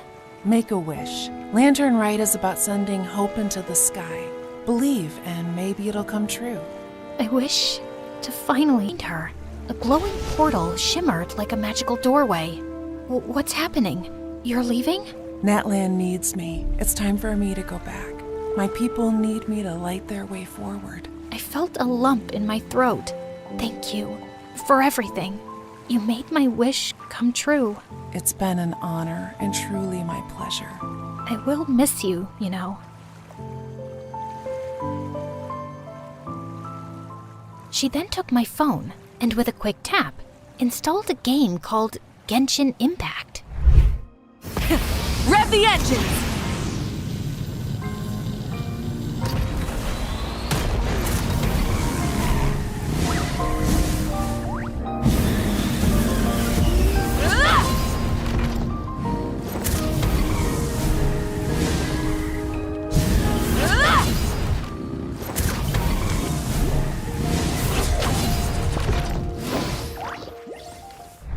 Play this whenever you miss me. My spirit is there. My flame, my hope, and maybe someday you'll come to Tevat yourself, and we'll stay in my place, the beautiful Natlan. Her words made me teary-eyed all over again, so I hugged her tight. Remember, the sunset always comes after the darkest hour. Keep the flame alive. Never lose hope. Wait, just a little souvenir from me. You know, you might need another bookmark. Oh, trust me, I will. Thank you, Raven. I'll see you again next time. As she finally disappeared into the portal, fireworks sparked across the sky. And for the first time, those sparks felt like home, like my lost puzzle piece finally sliding into place.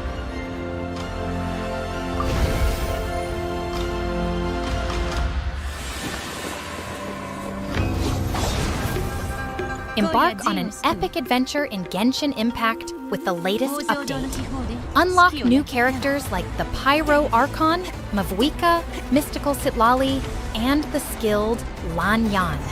Plus, if you log in during the Lantern Rite Festival, you can get 20 free pulls, a free 4-star character, and essential upgrade materials. Download now using the code in the description to power up your adventures. You won't want to miss this epic update.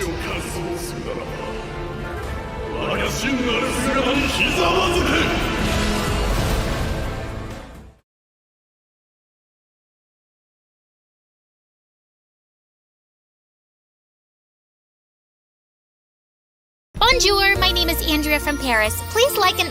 Nah, I'm just kidding, guys. It's me again. Gotcha! You didn't know I spoke multiple languages, Verdado. So, where were we? Oh yeah, my band almost broke up. My manager tried to take control of my life. My father was in an accident. My boyfriend was keeping a huge secret from me. And my mom had come back into my life after almost 10 years. Am I forgetting some other misery? Yeah, I'm also really hungry. Oh, right. I hadn't eaten anything since before the concert. But at that time, we had more important things on our plate. Alice, I told you to get away from him. Who does she think she is to tell me what to do? No. First, you owe me an explanation. Why have you left? Where have you been all these 10 years? Why have you never called? Why are you coming back now? Why? Well, I guess she owed more than one explanation. Maybe we should leave. And miss the showdown? Yeah, let's give them some privacy. Yes, better. What are you even doing here in the first place?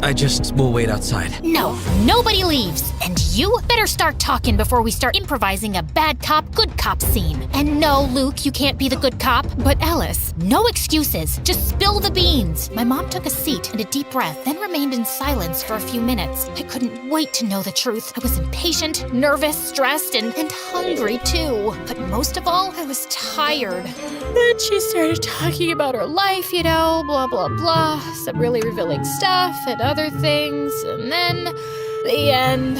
I'm Sorry, guys. I'm just exhausted. It's not that easy to narrate 4 parts in a row. The life of an MSA star is harder than it looks. You know what, guys? Let's mix things up a little. I know you're probably tired of hearing my voice. At least I am. So let's hear my mom's story told by herself. See you later, alligators. Hi, kids. I'm Carrie, Alice's mom. I know most of you must hate me, but hold off until you hear my side of the story. If you still hate me later, well, don't put it in the comments.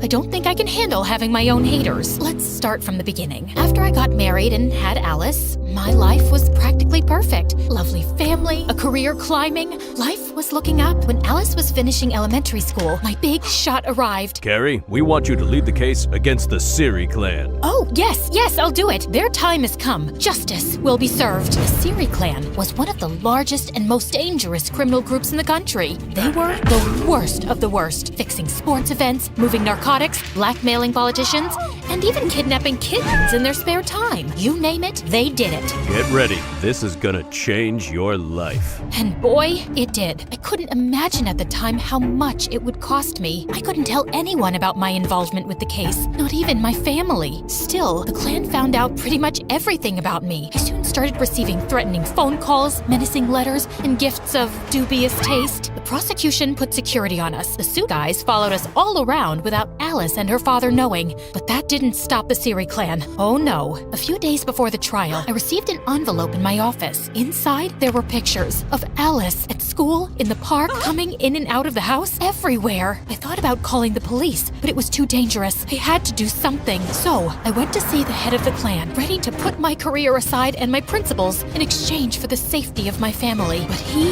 was a tough negotiator. I have a counteroffer. They not only forced me to sabotage the lawsuit against them, but also made me work for them as their legal counsel for years. They never stopped following Alice. They had no choice but to stay and help them grow their criminal empire even further. So that's why I left, because now I'm a criminal and I can't even look at you in the eyes knowing everything I did. And why did you come back? After I left, I blocked your numbers, but I never changed mine. The hospital called me saying there had been an accident and I had to come and make sure you were okay. I guess I'm still your emergency contact. Of course. There's no other person I want to see in an emergency. He's such a flirt. Is that so? It is, and not only in emergencies. I think Alice's dad has the hots for Alice's mom. You don't say. I'm just glad I get to see you again. Oh my god, Dad, stop flirting with her. Have you forgotten that she abandoned us for like 10 years? Are you sure you don't have a concussion? Let's call the doctors to do more tests. I'm fine, Alice. I guess old habits die hard. He smiled at me, and even after all these years, just like the first time I saw him playing in the subway, I felt fireworks inside. How could I help it? Look at him. He is as attractive as he was 10 years ago, maybe even more.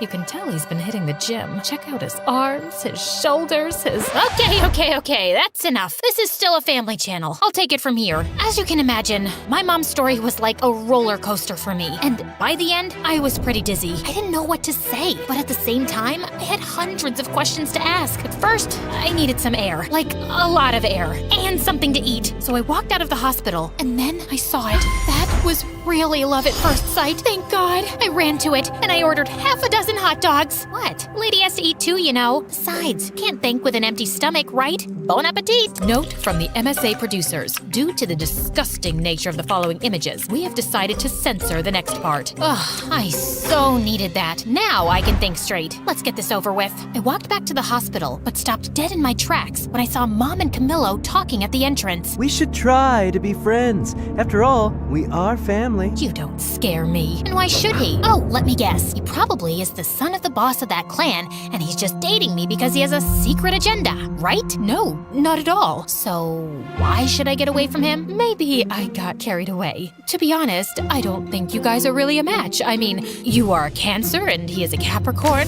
Those are the least compatible signs in the horoscope. I'm actually a Scorpio. Oh, then it's okay. You have my blessing. Great! Thanks, Mom. Camillo hugged my mom. Their performance was as believable as a bunch of elementary school kids acting out Shakespeare for the end of the year play. Of course I knew there was something wrong. I'm not an idiot, guys. I asked Camillo about it like 1,000 times. Why does my mother hate you so much? What did you do? But he always came up with different excuses. It's because I'm Italian. She hates poets. She doesn't like my cologne. I think she must be in love with me. Eventually, I stopped asking. I know know it sounds crazy, but after so much time, things were somehow in order and part of me didn't want anything to change. Sure, I knew that things sooner or later were gonna bite me, and trust me, when they did, it hurt like a dog bite. The next few days were truly bizarre. My mom came back into our lives as suddenly as she had left. Every time I went to visit my dad, she was there, and the two of them together were absolutely unbearable. You guys know I'm a sucker for love, but they were too much even for me. Here comes the plane. Can I have a bite of the pilot too? Oh, don't start.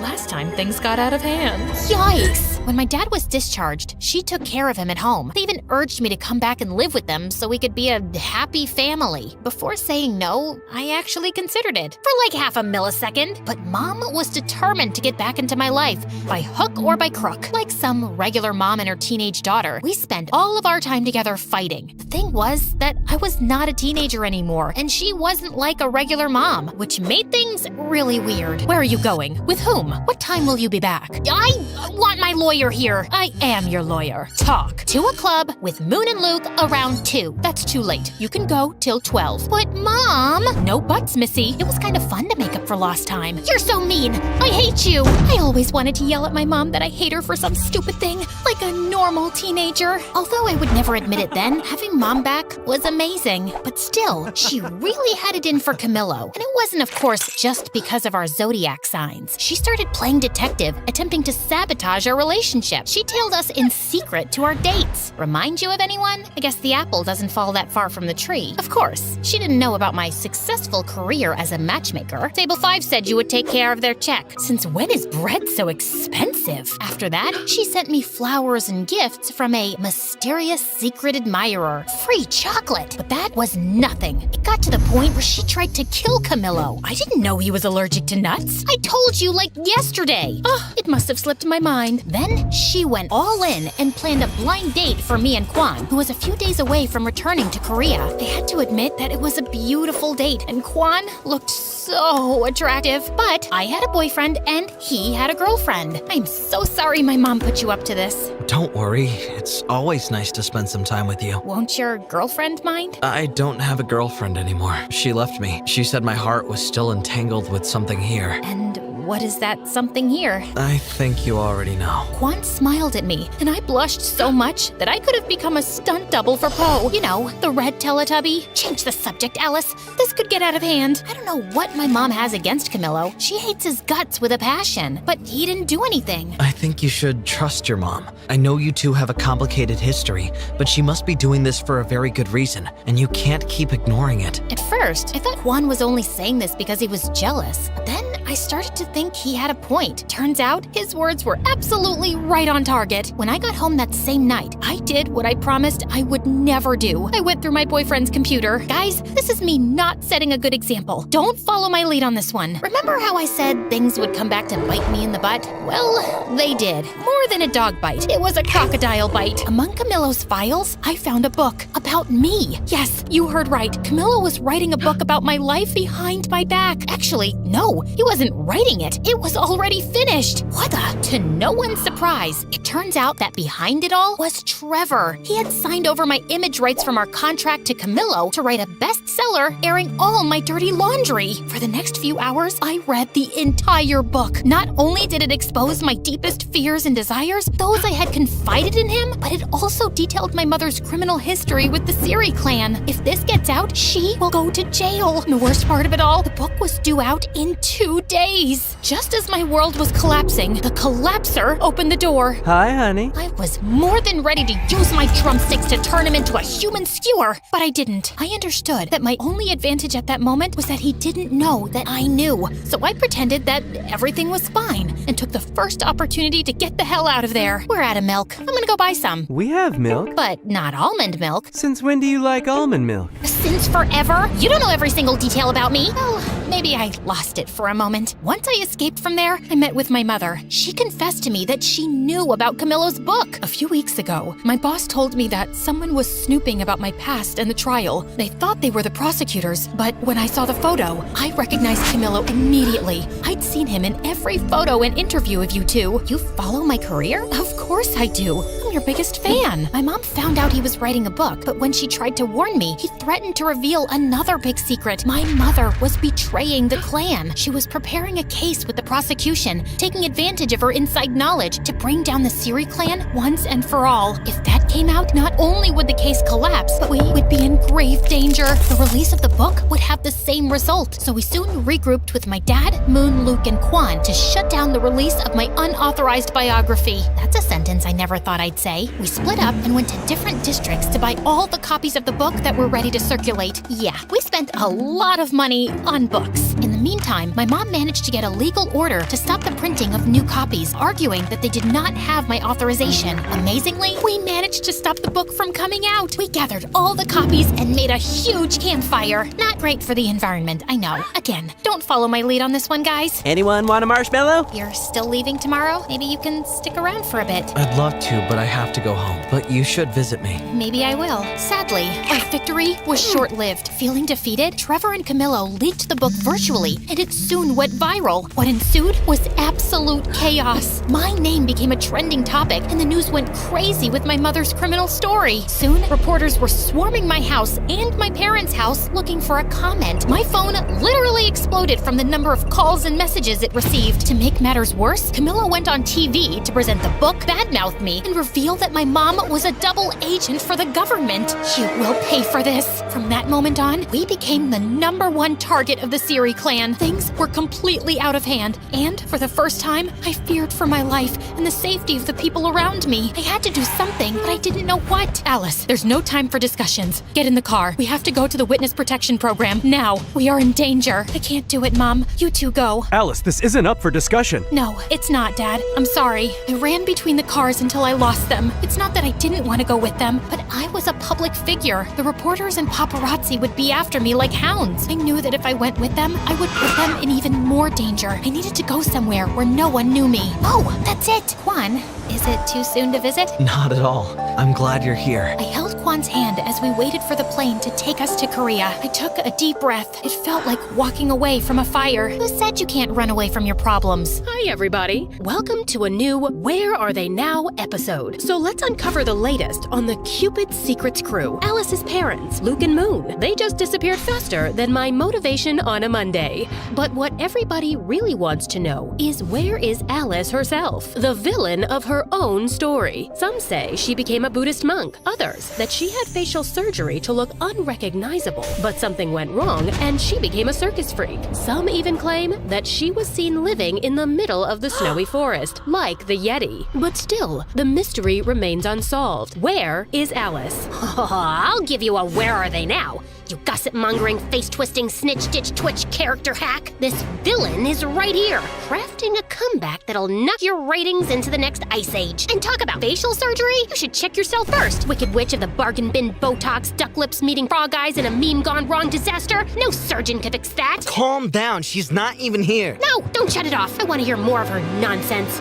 Great. Now the power cuts out on me. As if everything else wasn't enough, the electricity there had a mind of its own. It always went out with the worst possible timing. Okay. You know, I'm not usually the nagging type. More like a silent ninja. Until someone turns on that spotlight of lies, you might think we stepped out of a time machine into the past. Well, almost. So this is where Alice is, in the middle of nowhere, picking up cow dung. I know. Gross. I should give you a recap of the last year, but I don't really feel like it. Okay, don't leave. I will. But just because you've been putting up with me since episode 1. Before I start, like and subscribe, and don't forget to never watch MSA on TikTok. Real ones know that YouTube is way cooler. So, after Camillo's book, Quan and I escaped to a small rural town in South Korea where no one knew or cared who I was. This is nice. It was not. At least no one will find us here. Yeah, because no one knows this place exists. Seriously? I tried searching it on Google Maps, and it just showed a shrugging emoji. Still, Quan absolutely fell in love with our new rural life. He put together his own farm, and it was like he had found his place on Earth. For me, it wasn't that easy. Alice, collect the cow dung so we could use this for fire. Not this again. That day, I shouldn't have worn red because it made the bull crazy mad, and he chased me all over the farm until I fell head first into the cow poop pile. Ugh, I hate this. Look on the bright side. It's good for your skin. Oh, really? Then come here. I'll make you a good hydrating mask. Stop running. Living with Quan was awesome, but it never felt like my real life. I just wasn't myself there. To make me feel better, Quan once took me to a nice restaurant in the city, but I felt so paranoid that I went with a full disguise. Maybe that wasn't the best option to keep the attention away from me. Everybody kept looking at me, especially one strange guy with a big ginger afro and sunglasses. That guy keeps staring at us. Can you blame him with those drumsticks in your hair? And this dress looks like you committed a fashion crime. Duh, I can't leave them out. And this outfit took hours of careful consideration and about 5 outfit changes. As Quan went to pay the bill, I turned to that creep, but he vanished into thin air. After that, I decided to stay in the village and never return to the city. Eventually, I kinda got used to living there. But then, a letter arrived and changed everything. It was an invitation to Moon and Luke's wedding. I hadn't talked to anyone from home since I left. I thought they'd eventually forget about me. But turns out, Quan used to drive out of town to call Moon, and she wanted me to be her maid of honor. Still, I wasn't ready to come back yet. Sooner or later, you'll have to face your fears. I'll do it later then. I have to go. She's my baby sister. Of course. We said our goodbyes and Quan left, so I had some alone time. After a few days, I started to get really worried. Quan wasn't answering my calls or responding to any of my texts. I waited and waited, but no news. Finally, I called Moon, but she didn't know anything about him either. Nobody did. Before I could think about it, I was already on a plane crossing the world to save my boyfriend. As soon as I landed, I did a complete makeover to avoid being recognized. I had more important things to do than deal with the paparazzi. After that, I went straight to the police station. I knew who was behind it all. The Siri clan kidnapped my boyfriend. Do you have any proof? I have a strong feeling. Does that count as proof? Maybe he just ran away from you after reading the book. The whole police station laughed at me. I wanted to throw all their donuts into the garbage, but I didn't. I just stole a few for later. Besides, we already captured Siri Clan's leader. What? After I left the police station, I had so many questions in my head. Just then, I saw Trevor drive by in a cool Porsche and stop not too far away. My heart was beating super fast, and I decided to follow him. I hid in an alley where it was kind of dark. I couldn't see much, but then I heard him talking on the phone. Keep a low profile. We can't afford any slip-ups right now. I had planned this all along. I even made that foolish Camillo reveal the clan's secrets in his book to have the leader in prison so I could take over the empty throne of the Siri clan. I did a lot for him, and that thankless man never recognized me. Now, see who the boss is? Me, Trevor, only Trevor. The terror! He went inside, and I crept closer to the building's window and peeked inside. There he was, stood before a group of exhausted kids. Kids, if you don't do it my way, you'll be swimming with the fish. Yes, you heard me right. You'll be forced to clean my aquarium again. Get ready. 1, 2, 3, go! Come on! Don't make me get the snorkel gear. Trevor not only carried on with the clan's illegal affairs, but also used his power to create an academy for young talents to build his own musical empire. The police weren't helpful, so it was up to me to stop him and save Quan. Time to bring down his criminal empire. Still, I needed help with that. I needed my friends back. I'm sorry for leaving and ghosting you guys, but I really need you. It's okay. We understand. And we've got to find Quan. And destroy Trevor. Don't forget about that. They told me that over the last year, Trevor blocked all their contracts and concerts, sending his army of little singing robots to replace them. He kidnapped my boyfriend and also ruined my band? This time, it's personal. Yeah, I know. That sounded so cool. Like an action movie star. So, I told Moon and Luke about my master plan. So, your plan is to just break into the headquarters of a criminal group and steal illegal stuff? Yeah, pretty much it. Great, sounds bulletproof. That night, we snuck over to their lair. At the entrance, there were 2 security guards. Okay, we made it pretty far. Call it a night? No,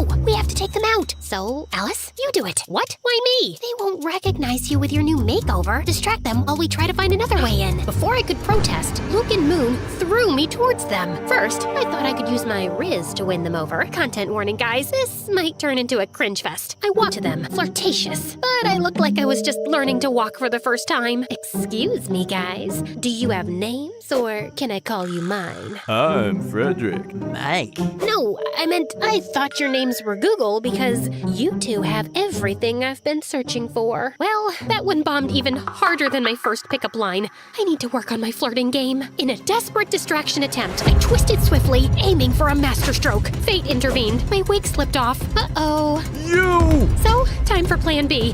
What was plan B again? Stop her! They jumped on me, but at that exact moment, their radio started playing my favorite song. I went full John Wick mode for real. I grabbed the 2 drumsticks that I always carry around and turned them into lethal weapons. Oh, I forgot to mention that during my time in Korea, I became a black belt in Taekwondo. Silly me. After beating up those 2, I tried to find Moon and Luke, but I got to Trevor's office. I turned it inside out, but found nothing about Quan. I was about to give up when I came across something mind-blowing. A manuscript from Camillo, Cupid's Secrets Part 2. A sequel to my story. Yeah, my head exploded. Quite literally. It detailed with amazing precision my life in that little town in Korea. Every little part of it. How the heck did he know all this? Then, as James Bond's villains, they appeared. Oh, look who's here. So good to see you, babe. I love your new style, but ew, you smell like cow poop. Trevor and Camillo were at the door of the studio. I lunged at them. You fuck! But an army of guards appeared out of nowhere and held me. No dear, this is not a kung fu movie. Guards, just take this little rat away. Trevor, wait. Don't be so hard. She is my ex after all. Alice, I know what you must be thinking. How did I know all that? Just take a look at the notes. I looked at the notes. It was some kind of daily report, a really complete one. Then my heart stopped. The name that signed all the notes was Quan. It isn't true. Quan would never betray me like that. You're lying. Tell me where he is. Well, you thought the same about Camillo, and look where that got you. You see, Alice, everyone's playing their own game. Quan, in this case, is playing hide and seek. Hide until the book is out and seeking a fortune. He's gonna be rich, and he just had to sell us his relationship with you. A bargain, if you ask me. Tears began to roll down my cheeks. Once again, my boyfriend stabbed me in the back. I told you it was a mistake to fire me, kid. Now leave with your dumb friends. And Luke, just a piece of advice. Next time, don't yell when trying to sneak in somewhere. Oh yeah? I was caught in a half-open window. What should I have done? Probably not screaming like a maniac. Push my butt up! Push my butt up! I was completely defeated. I didn't even fight back when his goons kicked us out. Don't go too far this time. I need good material for our next book. Remember, all good things come in threes. Luke and Moon kept asking me what happened inside, but I didn't say a word. I just said goodbye and went straight to the airport to disappear once again, and this time for good. Just as I was about to board the plane, I got an audio message from Moon. So, remember that our wedding was supposed to take place today, but got canceled after Quan disappeared? Well, surprise, it's happening, because Quan is back. What? We couldn't find another date available for over a month, so we're gonna get married now. We're just waiting for you. Hurry! Furiously, I rushed out of the airport to confront him. Still, I did a quick pit stop at the hairdresser. Then I did my makeup and put on my dress. What? I was still furious, but it was a wedding. I had to look great, and I did. I burst into the ceremony, and I saw him next to Luke, who was waiting for Moon at the altar. I dashed toward him like lightning. Alice, you look Wonderful? Beautiful? Yeah, I know. What's wrong? What's wrong? Are you for real? Let's see. Where should I begin? Maybe by the fact that you disappeared from the face of the planet for days? You told me to do that! I did what? Yeah, we were being really loud in a church, and everybody was staring at us. Guys, maybe we can discuss this later. When did I tell you to disappear? You sent me a message saying that I should hide and get rid of my phone because the Siri clan was after me. So stayed locked in a hotel all this time. It was quite boring, by the way. I even learned how to walk on walls. I'll show you later. But I couldn't miss Moon's wedding, so I'm here. I'm so glad you're here today too, by the way. That didn't make any sense. I hadn't sent any message. He was lying again. What about the book? Yeah, I found your little report notes. But how? You wrote everything. All our private moments and secrets just to sell them to Trevor and Camillo? Wait, what? I did write all of that, but I didn't sell anything. I lost them at the airport. Like I'm gonna believe that. I would never sell that. I just took notes of everything because, well, it's quite embarrassing. More embarrassing than getting your butt kicked in a church by the bridesmaid? Okay. The truth is I wanted to write my own book about you. To show the world how nice and cute and wonderful you truly are. Yeah, this is the part where you go, aww. Still, at that moment, I was confused and shocked. I didn't want to believe him, but when I looked into his eyes, I saw that he was telling the truth. I felt so embarrassed. But then I saw him hiding among the rest of the guests. That weird-looking ginger afro guy that used to spy on us in Korea. Stop that guy! He ran, and I chased after him. Just when he was about to escape, Moon appeared, rocking her wedding dress and blocking his way. He turned around around, and I hit him with a crazy taekwondo kick that sent his afro and glasses flying. He was Camillo. He had followed us to Korea to spy on us, and when he found out about Kwan's notes, he stole them from him at the airport. As if that wasn't enough, he and Trevor sent the message pretending to be me and telling Kwan to hide. Why the heck are you here? I needed to see the showdown.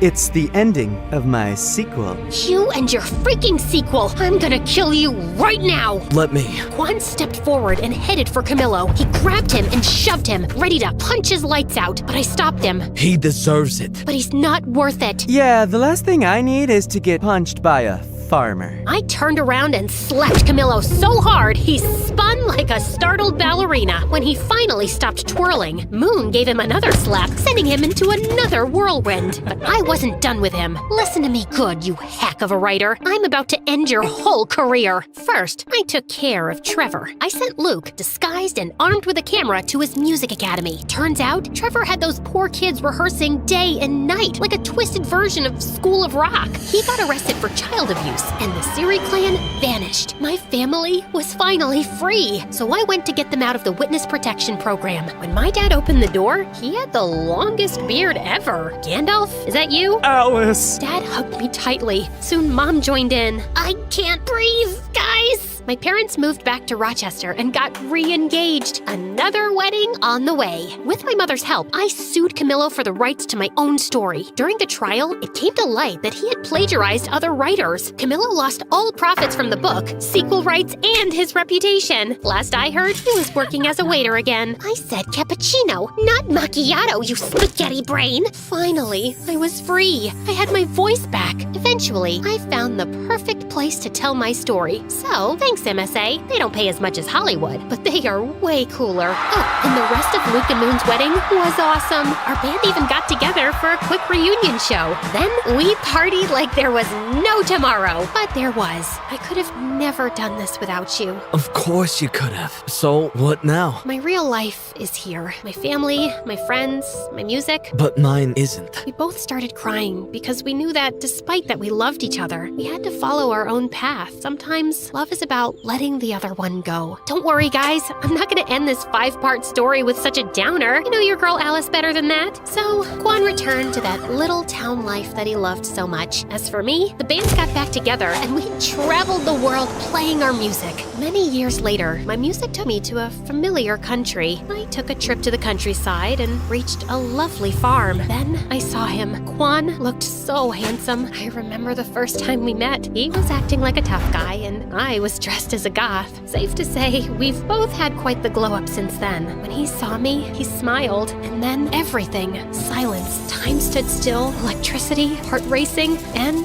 of course, the famous fireworks. I ran to him, and that was it, guys. The end of my crazy and long journey. I guess love always finds its way in the end.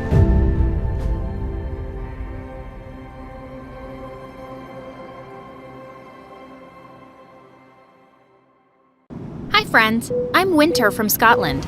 Please like and subscribe. Ever since I was a little girl, I noticed that I was a bit different from the other kids. And a lot different than my older sister Vinny. Whenever we went to the doctor, Vinny would throw the worst fit seeing a needle. But me? I was always calm. I didn't like getting shots, but I didn't feel afraid of them either. While Vinny would scream at the sight of most animals, I had a pet iguana named Santa Claus.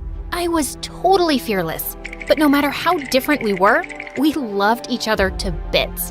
On my 4th birthday, Mom took me and Vinny to the park. I was busy doing cartwheels when suddenly I saw something shiny and green slithering on the ground. I picked it up, totally mesmerized by the creature. Wow, you look like a mermaid. I'll keep you and love you and feed you. You can sleep with Santa Claus. Just then, Mom grabbed it from me with a loud scream and threw it away in the bushes. Oh my God, what were you holding? A snake? What, Mom? It was so cute. Mom and Vinny looked at me in horror, and from that day, they were on a mission to protect me from myself. Since Mom was mostly busy with work, it was Vinny who was always with me, and she wouldn't let me do anything fun. Once in 6th grade, I was feeling really bored one afternoon when I spotted some ripe mangoes on our tree. I immediately ran out and started climbing it, but moments later, Vinny came running. Winter, no! Calm down, please, it's too dangerous. Just one more mango, Vinny. Oops, almost slipped. I'm fine, just relax. But Vinny wouldn't listen and started climbing the tree to get me down. The moment she got close to me, the branch below her feet broke and Vinny went crashing down. It was the first time I felt truly scared. Vinny had a concussion and was rushed to the hospital where she got stitches on her forehead. When she came back home after a few days and saw her face, she screamed. No, Mom, what's this?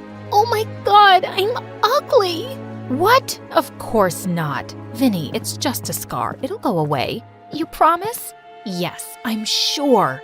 But it never went away completely, and Vinny was so self-conscious about it that she started wearing her hair over it, and I could tell she was still mad at me. I apologized to her like a million times, and she said she was fine, but she'd barely talk to me or play with me, and nothing was the same. But one day I went up to her room with some ice cream, and she said she didn't want any and slammed the door in my face. I'd had enough, so I kicked the door in. Look, Vinny, I'm so sorry and I should have listened to you, but it was an accident, and well, just get over it. You can't just ignore me and not talk to me. And your new hairstyle, it sucks. It's just a dumb scar, and you're still the prettiest girl I know. I tried hugging Vinny, but she shoved me away. You're just so full of yourself, Winter. Can't ignore me, not talking to me. Everything isn't about you. I'm tired of being your babysitter. You're old enough to be on your own and not be reckless and stupid. And even if you are, why should that be my problem? Just go away. Saying that, Vinny pushed me out of her room. After that day, I felt so alone at home. Mom was always busy and Vinny ignored my existence. She had this new boyfriend and it seemed all her time was for him. One time in 8th grade, I was bored when I spotted the gardener's bicycle outside, and I decided to try out cycling. Thanks to Mom's overprotectiveness, I'd never been allowed to ride one. I fell so many times, but I kept on trying. And just when I thought I'd gotten the hang of it, I went crashing into a bush. That was awesome. Do it again. It was like watching an idiot run into a glass window. God, it was my annoying next-door neighbor and classmate, Aaron. Ha ha ha ha, so funny. Not. And you're calling me an idiot? Aren't you the guy who posts stupid videos on his YouTube channel? Says the girl who can't ride a bike. The guy was really getting on my nerves.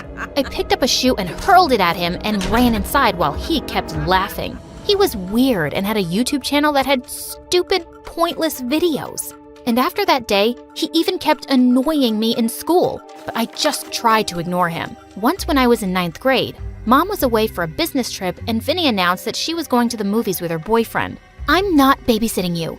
You're a grown-up, so please, act like one while I'm gone and stay out of trouble. Can you do that? Yeah, duh. Go, do whatever you want. It's not like I asked you to babysit me. A few hours later, I was just studying peacefully when I noticed something odd. Santa Claus was not in his glass case. I looked for him everywhere and found him on the frickin' roof.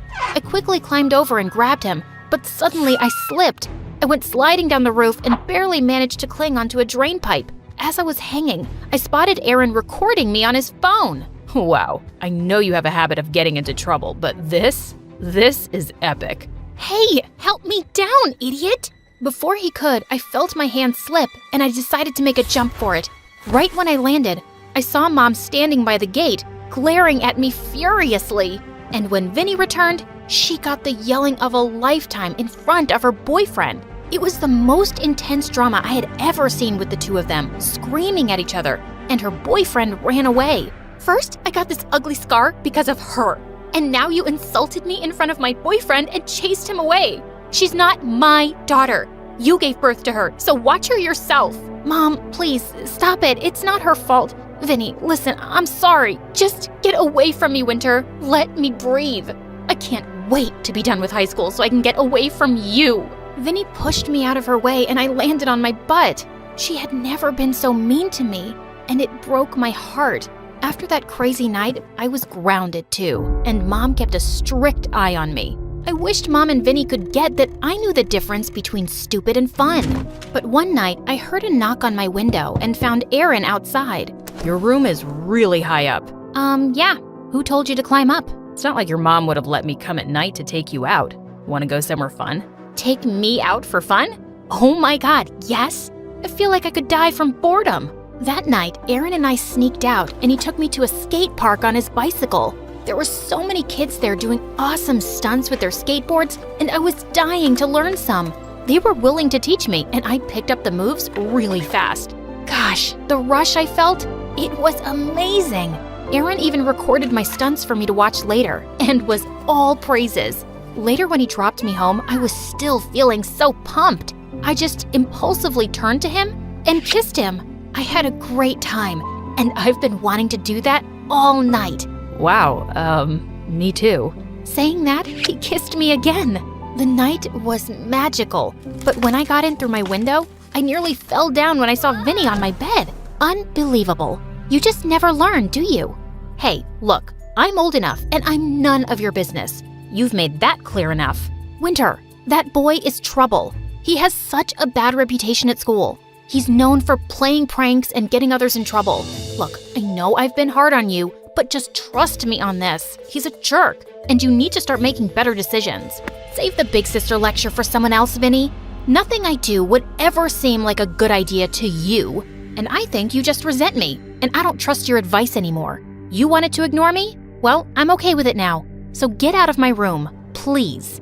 That didn't feel great, but what did she expect? Vinny left for college soon, and it was just me and Mom. But thank God I had Aaron. He was everything I ever wanted in a boyfriend. For Valentine's Day, he took me bungee jumping. OMG, this was my dream. I knew it. It's like we're the same. Aaron and I soon became the hottest couple in school. And every afternoon, I'd go to the skate park with Aaron and practice skateboard stunts. I was acing it, and Aaron was my biggest supporter. One day, Aaron came to me with some big news. A huge YouTube stunt performer wanted us to collaborate and shoot with me. He had a huge following and he'd post videos of us performing together. It was right during finals week, but how could I possibly say no? I tried studying, but I was way too excited and would end up going to the park with Aaron and practicing like crazy. And when the day came for the stunt performer to meet me, he was really impressed. Kid, you are 1 in a million. I know you're gonna go far. Don't let nobody dim your spark. Whoa, his words meant the world to me. Sometime later, the exam results came, and it turned out I had failed miserably. But to my surprise, Aaron had straight A's. How? You were with me the whole week. Yeah. My dad kind of pulled some strings and I took all the exams later, so I got more time to study. So you wanna hit the park? I have some stunts I want you to try. You couldn't have pulled some strings for me? Or at least told me it was an option? Gosh, you're so selfish. Since when do you care about grades, Winter? And I arranged that stuntman to come perform with you, didn't I? You could be a little more grateful. Excuse me? Yeah, you heard me. You have a lot to thank me for. Otherwise, those boring duds at your house would keep you locked up. Without even thinking, I gave Aaron a tight slap and walked away. I was scared of how to tell Mom about my grades, and I felt like such an idiot. Vinny was so right about Aaron. At that moment, I just missed her so much that I called her after months. The moment she picked up, I broke down and told her everything. It just took her 2 hours to come home from her university, and I hugged her tight. I knew that jerk was up to no good the first time I saw your video on his channel, when you jumped from the roof. What? What video? His YouTube channel? It's full of your stunt videos. Gosh, don't say you didn't know about it. I have no idea what you're talking about. Vinny then showed me Aaron's YouTube channel, and I realized the jerk had blocked me from seeing it. It was getting millions of views just from my videos. That's why he was so supportive and took me to the skate park every day. Oh, Vinny, I just want to make him pay. He's been making money off of me without my knowledge. Just then, Mom walked into the room, and clearly she'd heard everything. How dare he? Oh, don't you worry about a thing. I'll take care of this, Aaron. And then I came clean about the exam result, and for once, Mom didn't freak out. And she kept her word too. She threatened to sue Aaron, so his parents forced him to take down the channel. A few days later, it was my birthday, and to my surprise, Mom and Vinny took me to the skate park. And then they gave me my gift, a video camera. Sweetie, I saw your videos and you're just a natural. I don't know why you want to do risky stuff, but I know I can't stop you either. So I guess it's time you show the world how crazy you can be on your own channel. You are actually letting me do stunts and have my own YouTube channel? Only if you name it The Daring Adventures of Winter. That's totally what I want to show the world. Thank you guys. Thank you so much.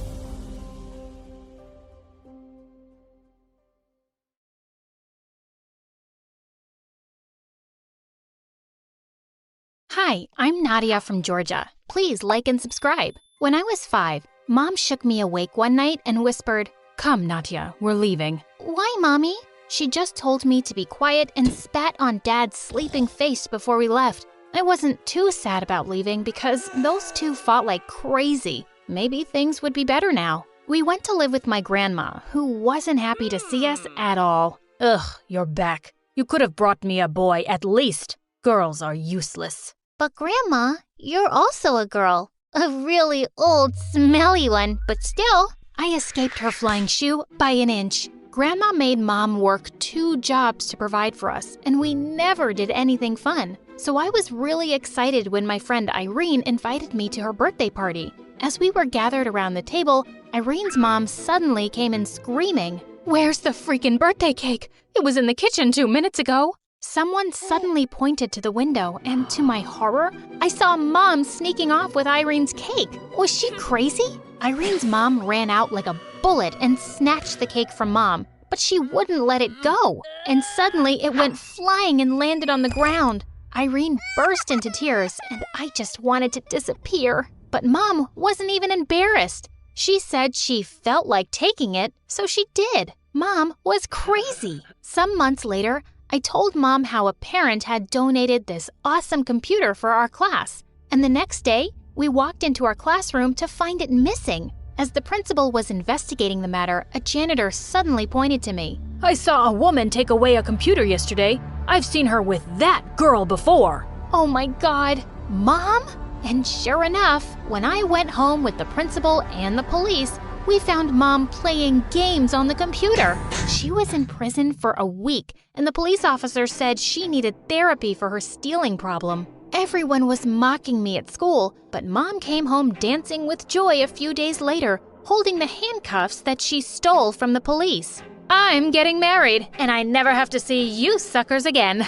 I'm rich, rich, rich. And just like that, she left me with Grandma. When I was in the 5th grade, Grandma made me go with her after school to sell vegetables. But one day when I got to our booth, I saw an ambulance there, and Grandma was being carried away. It turned out she'd died from a heart attack. I wrote to Mom, and she came 2 days later, her eyes swollen from crying. Oh, Mom, I'm sorry you're so sad about Grandma. Sad about Grandma? Not at all. I'm crying because of you. Me?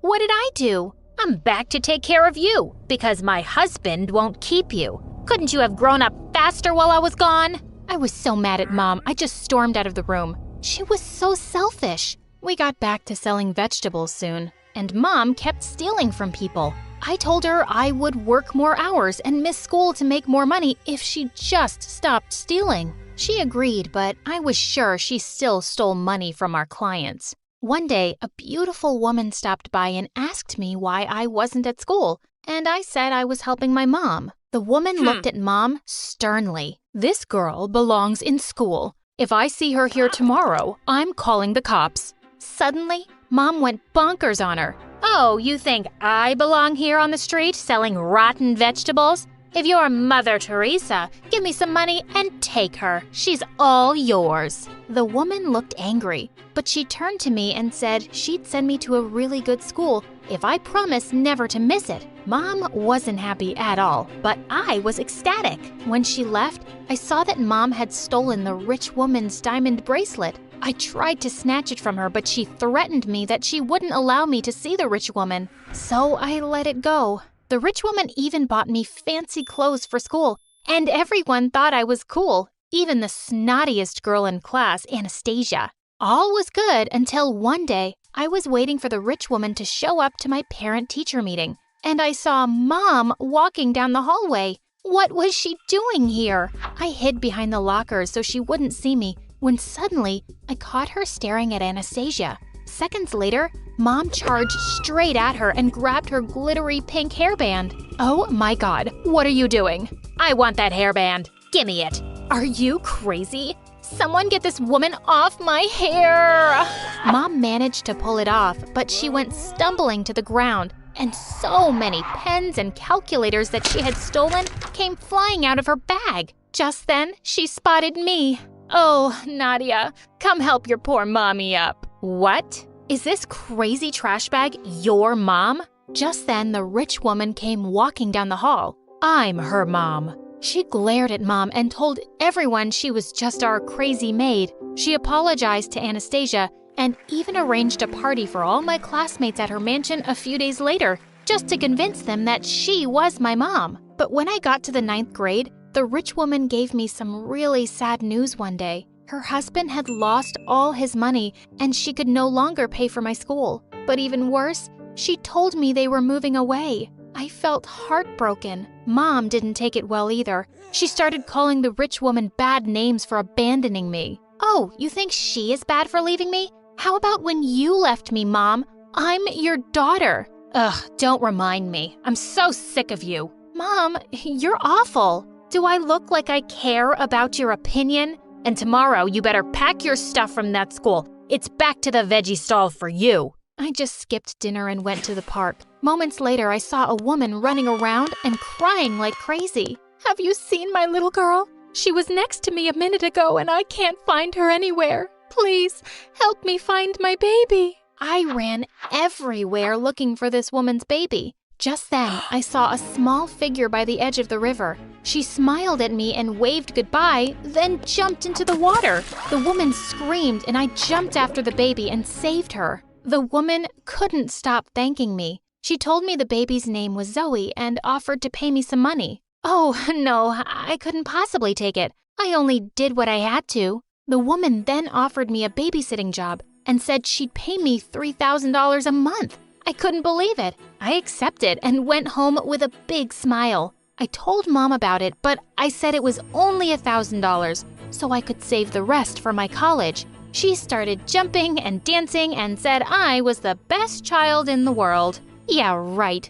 The next day after school, Mom insisted on walking me to my new workplace. It was even bigger than the rich woman's mansion. I was scared that Mom might steal something, so I gave her $200 and told her to leave. I followed a maid to the living room where I found a guy kissing some girl on the couch. Just then, the woman came in with Zoe, who jumped into my arms immediately.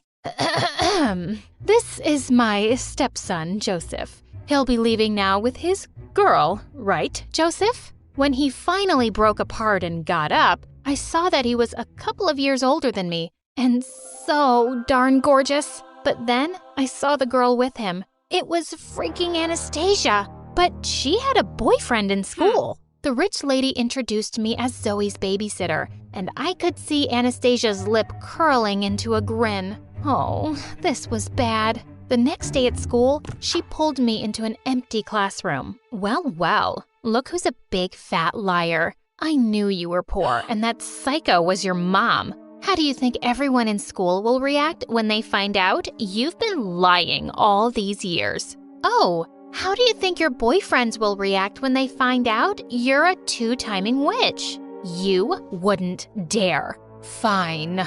I'll keep your secret if you'll keep mine. Deal. I didn't care about her love life as long as my secret was safe. 3 months passed with me being Zoe's nanny, and I was loving it. But I'd also become really good friends with Joseph, and now I was hating myself for lying to him about his girlfriend. One time when Zoe was asleep, he slipped into the nursery and showed me this beautiful necklace. Hey, what do you think? Anastasia will love this, right? Oh, yes, she'd be crazy not to. I felt awful, but suddenly he came closer, and my heart started beating faster. He brushed away my hair and said softly, "You've got some ketchup on your nose, silly. Looks kind of cute, though." Just then, Zoe woke up and started crying. Oh, thank God. Before I got to her, Joseph picked her up and started singing. Okay, another cute scene like this, and I will marry him right now. Later that night, I decided I would tell Joseph about Anastasia, even if it meant my secret would be out in school.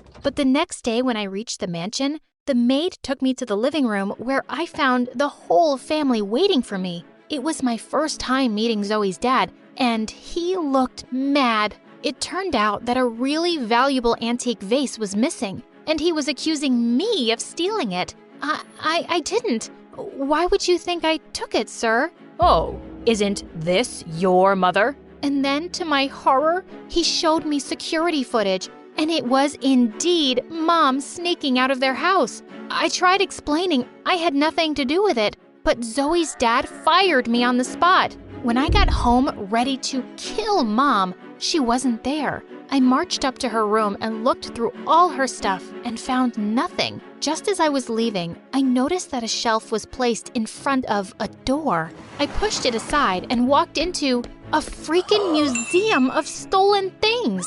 Oh my God! Mom had stolen so much stuff over the years. Thankfully, the vase was there, but I couldn't help going through everything else too. As I was searching the drawers, I came across a paper that left me shook. It was Grandma's will, and it said that she'd left her house to me. What? And Mom knew? And she was hiding it? By the time Mom got home, I was waiting for her on the porch with her bags packed. What's going on here? I handed her an envelope with a train ticket and some of my savings. You're going back to your husband, Mom. You're going to leave this place before Zoe's dad sends the police after you. And I don't want you living in my house anymore. Yeah, I found Grandma's will. Please, go away, Mom. But who'll take care of you? You don't need your mom now? I've been taking care of myself since I was a kid, and I do need a mom, but I don't think you know what it means to be one. Just leave and live your life. It'll be better for both of us. Mom just stared at me, then looked inside the envelope, picked up her bags, and left. I sneaked up to the mansion the next day and gave the vase to a maid to return to the owners. I also gave her a note for Joseph, telling him everything about Anastasia. And the next day, I got attacked by her the minute I entered school. You witch. I had 2 boyfriends, and now because of you, I have 0. I'm going to tell everyone you're poor. I don't care. At least my lies didn't hurt anyone, but yours did. We both ended up in detention, and well, everyone did drop me like a dead fly when they found out I wasn't rich. Then one day when I got to school on graduation day, I noticed it was awkwardly silent, and even the gate was closed. What was going on? Suddenly, strong lights came from behind me. I looked around and saw a helicopter with a poster saying, Natia, will you be my girlfriend? Then Joseph showed up from the helicopter grinning down at me. Oh my God, just get down here, Joseph. No, not until you've answered my question. Yes, I'll be your girlfriend. Get down, dummy. Minutes later, Joseph was kissing me deeply, and everyone showed up from behind us, cheering and clapping. I'm so glad that my hard work has paid off. Remember to always believe in yourself. Hi, I'm Karina from Norway, and this is my story. I lived with my mom and dad as an only child, and as a little girl, I worshipped my mom. For starters, she looked like Rapunzel with her long, lovely hair and flowing dresses. She also drove me to school in a Barbie pink convertible that made all my friends swoon with envy. Look at her sparkly steering wheel. I wish I could marry her. But Mom didn't feel the same way about me that I felt about her. In fact, she didn't seem to care for me at all. One time I had a hockey match, but Mom said she had the flu and couldn't come. And later on, Dad and I bumped into her at the mall. Dad was furious, but I defended Mom. Hockey is boring. I get it. We'll get our nails done and I'll pay for it with my allowance. That way, you won't max out Dad's credit card again. I never ended up winning Mom over though. And a year later, Dad left her and took me with him. We ended up backpacking all around Europe for 2 years, which was a blast. I never heard from Mom again, but I thought about her all the time. When I finally returned to Norway, I was 15 and transferred to a new school. I instantly became popular as this worldly kid who's traveled everywhere. But my favorite person of all my fans and friends was my new BFF, Freya. She was 3 years younger than me, but we were in the same class because she was a genius. So what do you say? You do my homework again, and I'll get you into another exclusive party? No one here wants a 12-year-old at their party. Why are you making friends with kids, Karina? Freya threw her backpack at the guy when he said that, and it hit him so hard he fell backwards. Freya may only be 12, but she's a force not to be messed with. Thanks for that, bestie. It's been tough being the youngest kid in our class. You're the only friend I really have. Well, friendship has no age limit, and I think you're super cool. One afternoon, Freya invited me over to her place for dinner, but when we arrived at her house, I couldn't believe where I was. Freya lived in a 6-story mansion with a gorgeous infinity pool. The butler even offered me cookies, but just as I bit into one, a woman came out to hug Freya. It took me 2 seconds to realize it was Mom. Karina, are you okay? Mom, can you bring my friend some water? You call her Mom? Karina, is that you? You guys know each other? She knows me from giving birth to me. What? You said you didn't have any kids. Wait, what? I felt my blood boil, but here just wasn't the place to start a scene. Mom looked uncomfortable and told Freya it was a long story and she needed to be alone. Obviously, I couldn't concentrate on homework, and Freya wouldn't stop apologizing and asking questions. I swear, Mom never mentioned you at all. She said she's been married, but never really had a family before. Okay, can you stop calling her Mom? And she has had a family before. So let me guess, she married your dad who's a billionaire? Actually, my dad and I grew up poor. This is her mansion. She started a clothing line a couple of years ago, and it was super successful. From the second we moved in with her, she spoiled me rotten. We're really close, Karina. I wonder why she'd keep such a big secret. I didn't know how to answer that. Instead, Freya and I were called to dinner, which apparently Mom helped prepare. Girls, I'm sorry. I needed a moment to myself, but I want to talk about it with both of you. And Freya, baby, I even helped make your favorite dish. I took a deep breath as Mom started apologizing and explaining herself. She said she wanted a fresh start with her new family, so she didn't bring up her past, which made me furious. I really do want to reconnect with you, Karina. You should come over more often. I'm so happy you and sweet Freya are friends. You know, I'm not feeling too well. My eyelashes hurt, and I want to be sure it's nothing serious. For some reason, I didn't want to confront Mom in front of Freya. I didn't want Freya knowing that Mom had never loved me the way she obviously loved her. When the weekend ended, I saw Freya at school and found out she was also mad at Mom, but Mom had bought Freya a brand new iPad to make it up to her. It still hurts that she lied, but I guess she had her reasons, and she's obviously trying to make it up to me. Yeah, hopefully she'll try and make it up to me too. As weeks passed, the tension just got worse between Freya and me. I even avoided going over to her house. Then one day, something happened that really set me over the edge. It was Freya's 13th birthday, and she begged me to come over for her birthday party. You don't have to talk to Mom if you're not comfortable. I just really want you there. After all, you're kind of my sister now, as well as my best friend. So I ended up agreeing. Freya's party turned out to be on a yacht, and it was actually pretty fun. Mom also seemed happy to see me, and that meant a lot. But later on, Freya and I were sitting on the balcony talking when we hit a huge wave and fell backwards into the water. Mom immediately jumped in to save us, but to my shock, she swam to Freya and rescued her, while one of the yacht workers came to get me. A few hours later, Mom drove Freya and I back to their mansion, and I just lost it. I could have sunk to the bottom of the ocean, but you didn't care. You saved Freya instead of me. No, it's not like that. Karina, that's ridiculous. Someone else jumped in to save you right away. I just happened to get Freya first. Did you want her to sink? No, but that's not the point. I'm your real daughter, but you chose Freya's life over mine. The fact that you rescued her instead of me wasn't a coincidence. I'm getting out of here. With that, I opened the door to the car even though we were in the middle of the road.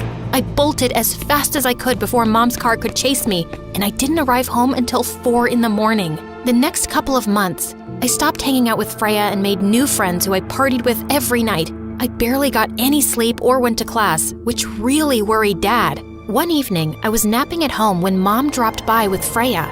Is Karina home? I need to talk to her. We're really worried about her. She's been shutting us out and partying. Freya, I know you mean well, but you both need to give Karina space. You two being around isn't good for her. I couldn't take it anymore. I started to cry and asked them all to sit down. There was something I'd been hiding. I'm sorry. I've been shutting you guys out. I was really mad at you last month, Mom, and I did something bad. I started dating someone I met at a party and I'm pregnant. I'm sorry, what? Karina, this is a joke, right? You're not actually pregnant? No, I really am pregnant. It's stupid and embarrassing, but I don't know what to do. Dad started crying and booked several doctor consultations, while Freya pestered me about who the baby's dad was. Finally, Mom asked to speak to me in another room. You know you can't keep this child. You won't be able to take proper care of it, and then you'll regret it for the rest of your life. Except that I'm not neglectful and heartless like you. If I decide to keep my baby, then I'll take good care of it. Mom didn't agree with me, but the next few weeks, something changed between us. Mom called me every morning to check how I was feeling, and whenever I was at school, Freya would bring me homemade soup that Mom made. She told me to remind you to take your vitamins every day. Also, Karina, how come we haven't met your boyfriend yet? He hasn't been coming to any of your doctor's appointments. Because I haven't told him yet. I don't even know if I'm keeping my kid yet or giving it up for adoption. I haven't seen the guy since I found out I was pregnant. We dated for 2 weeks, and then when I got the news, I ghosted him. You ghosted him? That's horrible. You need to invite him over for dinner and explain yourself. He has the right to know. I knew Freya was right. So that week, I texted the guy and told him to come over. His name was Philip, and he seemed nice. But I didn't know how he'd react when I told him everything. He came over Friday night when everyone was home. I don't even know why I agreed to this. I know we weren't serious or anything, but you didn't have to go radio silent on me, Karina. How about you hear her reasons before yelling at her? I told Philip everything in a panic, and he got super quiet. Oh my God, this is all my fault. Philip, stop. This is just as much my fault as it is yours. I'm not blaming you, but I still can't stick around for this. No, wait. Please, let's discuss this. There's nothing to discuss. Also, I'd recommend staying home from school for the next several months. Otherwise, everyone will be able to tell you're pregnant, and you'll be stuck with a horrible reputation. Philip!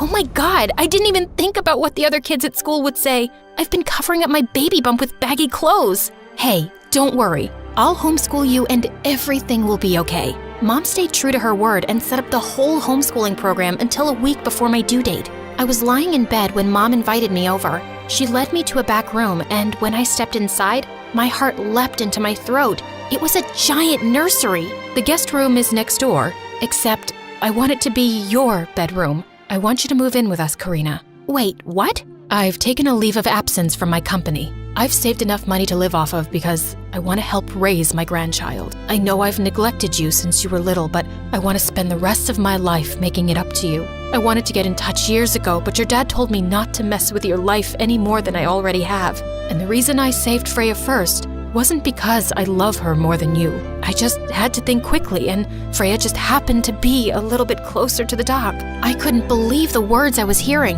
Then before I could say a word, Freya appeared behind me. For God's sake, Karina, just tell her already. I can't take this. What? What are you talking about? I saw you putting this pregnancy patch on yesterday. You lied about being pregnant, Karina. You faked the whole thing. No, I don't understand. And I think I know why she did it too. She wanted to get your attention and steal you away from me because she was jealous of our relationship. Okay, it's true. I faked everything. And I paid Philip to lie too. We never dated. He's just a friend of a friend. I staged the whole thing to be closer to you, Mom. Mom was dead silent. Wow, I really hurt you, didn't I? I mean, I know I made mistakes, but the fact that you had to fake a pregnancy to get my attention, I really have been so awful to you. What if I've already done too much damage for us to make things right between us? I need some time. And then, Mom asked me to leave and sent Freya with me so she could be alone. Freya stayed at my house for 5 days, and neither Mom or Dad spoke to me.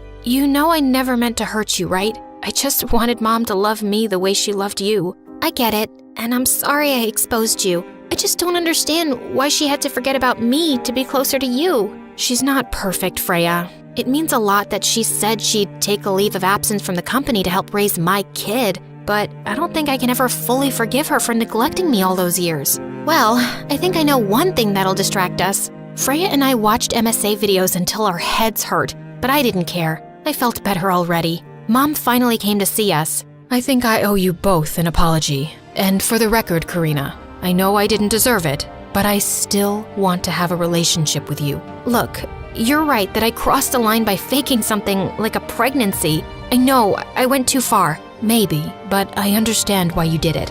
Karina, I still want you to move in with me. I still want to start over. Yeah, I could use a big sister. Thanks, guys, but I think I'm gonna have to pass. I love you, Mom, but I'm not ready to move in with you right now.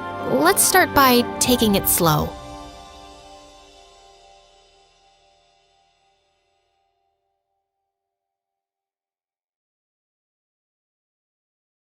I felt someone bump against the bed, and my eyes instantly flew open. It was my stupid brother Liam looking down at me. I spit at his face. "What are you doing here, creep? Go away!" "I'm not here for you, idiot." He looked over at the lump of blankets next to me with big, adoring eyes.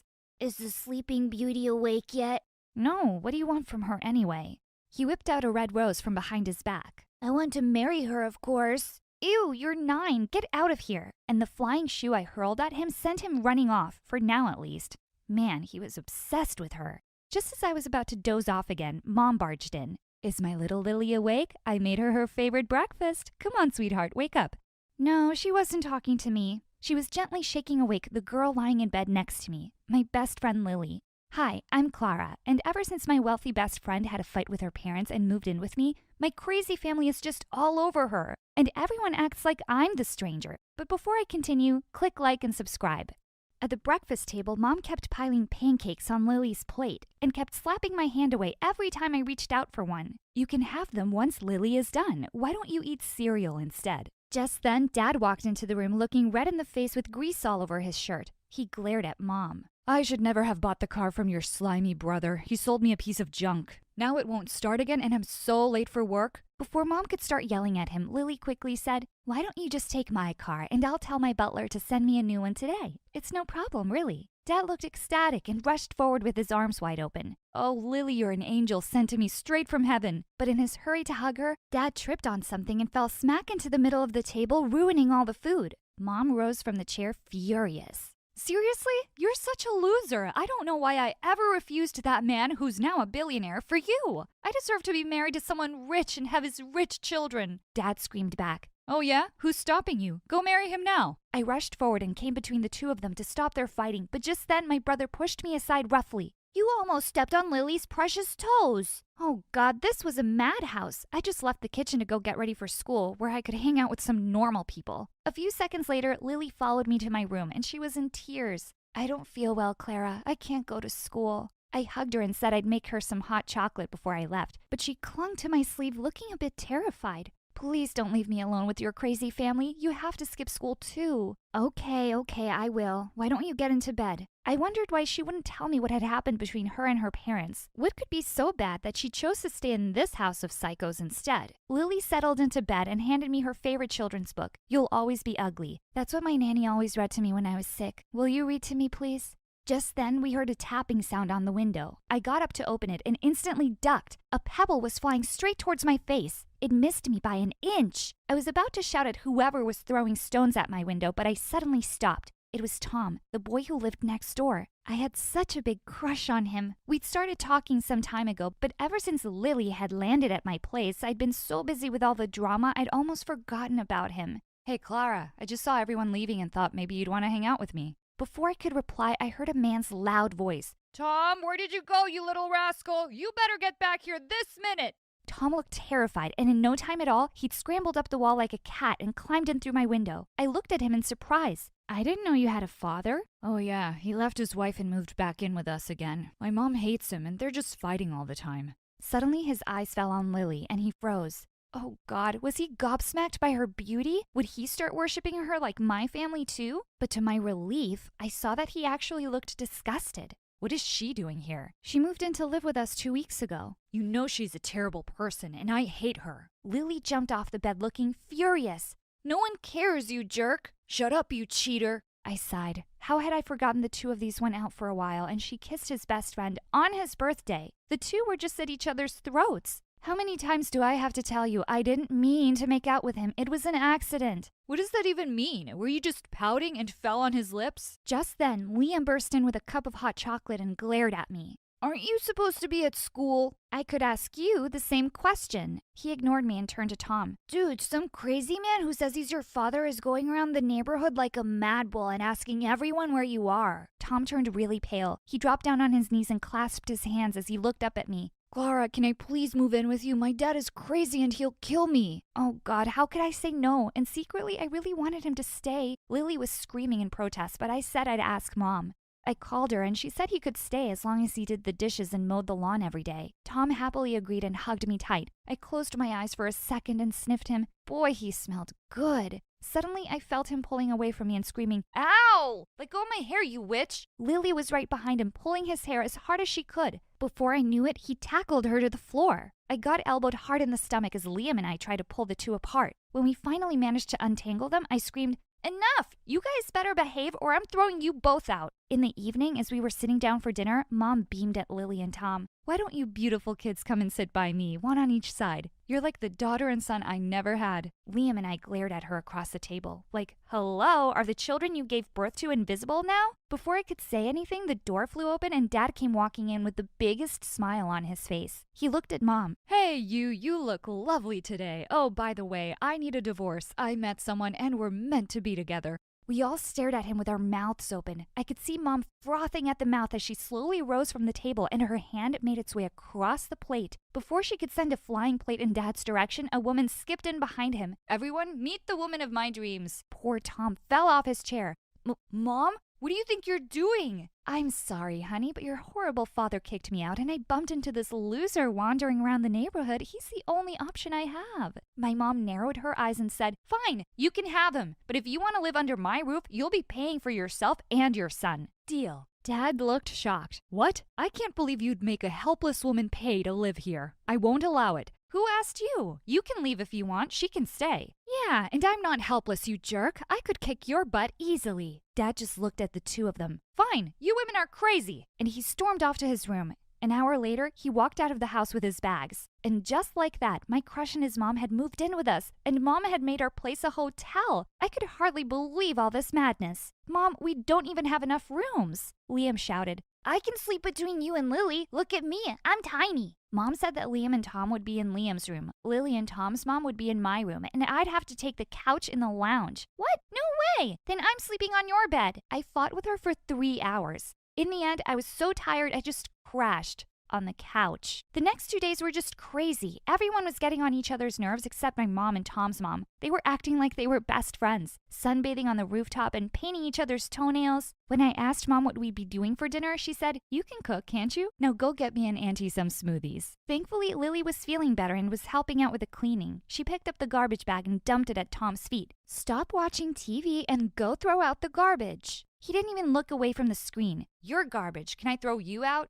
And before I knew it, the two were wrestling on the ground again. Liam shouted, No one messes with my fair lady, and jumped right in and bit Tom's leg. I just turned around, slammed the door shut, and went back to cutting the vegetables. Why Lily chose to stay here and not go back to her parents was beyond me. And it was weird that they didn't even check up on her. Thank God the weekend was over. I couldn't wait to get back to school. But then we got the worst news ever. We found out about the pandemic that had struck the world. All schools would remain closed indefinitely, and no one was allowed to leave their houses unless it was an emergency. God, this was like my worst nightmare right now. A few days went by, and we were running out of food. I said I'd wear a mask and go to the grocery store, but just as I was about to head out, Tom and his mom dragged me back in. Tom's mom shrieked, It's too dangerous. You're not going anywhere. Tom said, Yeah, babe, the grocery store's too risky. Maybe we can go look for wild berries or some plants. Where did he think we lived? In the woods? It was cute that he cared about me, but he was kind of dumb. Anyone got a better idea? Then Lily said that she'd make a few phone calls and see what she could do. A few hours later, a truck came outside our house and dumped tons of boxes of food. There was enough in here to feed an army. Tom and Liam grabbed a pizza box each and started wolfing it down like monsters. The rest of us settled down on the table when Tom's mom casually said, I can't go to work because of the pandemic, obviously, so I won't be able to pay on time this month. Mom quickly snatched away the piece of chicken she was eating from her hands. You what? Oh, come on. I thought we were friends. Nuh-uh, you only stay if you pay. Lily quickly intervened. Don't worry, I'll make the payments this month. Let's not ruin the meal. Mom was thrilled, and thankfully we were able to continue with dinner in peace. Weeks went by with us stuck at home, and all everyone did all day was sit in front of the TV and eat. I could feel my own clothes getting tighter on me, and Lily was just busy stuffing her face with chocolates all day. One afternoon, when I was in my room and Lily was taking a nap, someone slowly opened the door and said, "Psst." I looked around to see it was Tom. I've been trying to catch you alone ever since I've moved in here. How about we go to the basement and spend some time together? I was only too happy to agree. We crept down the stairs giggling. Tom spread a mat on the cold floor. It was dark, and he took out a candle from his pocket and lit it up. Wow, how romantic. As we settled down on the mat, he looked at me and brushed a strand of hair away from my face. Just as he leaned in to kiss me, I saw something and let out a shrill scream. OMG, Clara, I think you just made me deaf. What's wrong? Tom, something is moving in that corner. The huge thing that was moving turned around, and when the light fell on his face, I saw it was Dad. Dad, you nearly gave us a heart attack. What are you doing here? He looked at me with sad eyes and said he had nowhere to go, so he'd been staying in the basement and sneaking into the kitchen for food when everyone was asleep. Clara, you go up and I'll give your dad company for a while. I'm sick of all those crazy women anyway. I said fine and left. And of course, I walked into someone screaming at someone. This time it was Tom's mom, and she was going ballistic because Liam had eaten her pizza slice. Mom cut in angrily. Hey, no one talks to my boy like that. He's a bad boy, just like his bad mother. Before I could jump in, Lily came forward to say something and threw up on Tom's mom instead. Mom was laughing hysterically while Tom's mom screamed in disgust. I walked over to Lily, who looked really sick. Lily, you really need to stop eating like that. I'm pregnant. What? So this is why she'd run away from home? There was a shocked silence in the room as we all stared at her. Suddenly, Liam burst into tears. I can't believe you betrayed me like this, my sweet, fair Lily. I told him to shut up as I hugged Lily, who had also started to cry. She said her parents had reached out to her and asked her to come back, but she knew they were ashamed of her for being pregnant, and it was bad for their reputation. Thankfully, both the crazy moms forgot their fighting and rushed over to hug her and said they'd take care of her. Mom moved Lily's things to her own room, and I moved back to mine. The next morning at breakfast, Tom sleepily came up from the basement. Man, I didn't sleep a wink last night. Your dad snores like a bear. Oh, Tom, you idiot! Mom's fork had already dropped onto her plate. That man is in my basement? Mom, let it go. He had nowhere to go in the pandemic. You make him leave this instant, otherwise I'll kick you all out. Before I could argue anymore with her, the front door burst open and Tom's dad walked in. He was crying like a little baby, and he instantly fell down at Tom's mom's feet. I want my lovely wife back. I'll kiss your feet every day. I feel scared in that house at night. Dear wifey, hold me. Tom's mom played hard to get for like 5 minutes, but then she turned to Tom. Come on, let's go. I've had enough of this crazy family. As she walked out with her husband, Mom yelled back at her. You ungrateful witch. Tom kissed my forehead. Thanks for everything. I'll see you around, babe. Just then, Dad walked into the room. There's an army of bodyguards outside asking for Lily. They're here to take her home because her parents miss her too much. Lily burst into tears and said she was ready to go. As she was leaving, she turned to hug me tight and gave me a stack of money as a way to thank me. I was delighted. Suddenly, Mom snatched it out of my hands and gave it back to Lily. We don't want any money from you. You're just like a daughter to me. As she hugged Lily and we waved her goodbye, Mom pulled me in for a hug too. What happened to my mom, and can I have her back? Mom laughed. This pandemic has made me realize what's important. I love you, babe. Liam and Dad joined in for a group hug. As we broke apart, Mom glared at Dad. We will talk later. When Sally went downstairs, she almost fell back in shock to see Bella sitting in Alan's lap. She felt so foolish for believing his lies. Oh, we broke your heart? Sally started to walk away, but Alan pushed Bella aside and went after Sally, gently grabbing her wrist. Alan, what is wrong with you? What do you think I am? Some toy for you to play with? I don't want you coming near me again. Sally, you need to listen to me. No, she doesn't, you jerk. And with that, Bella attacked him. Sally tried to pull her away, and then Bella attacked her. What is going on here? Sally turned around in horror to see her dad, and he looked really mad. Sir, this was my fault, not hers. Oh, is that so? Hi, my name is Barbara, but people call me Barbie because I look like one. Please like and subscribe before I continue.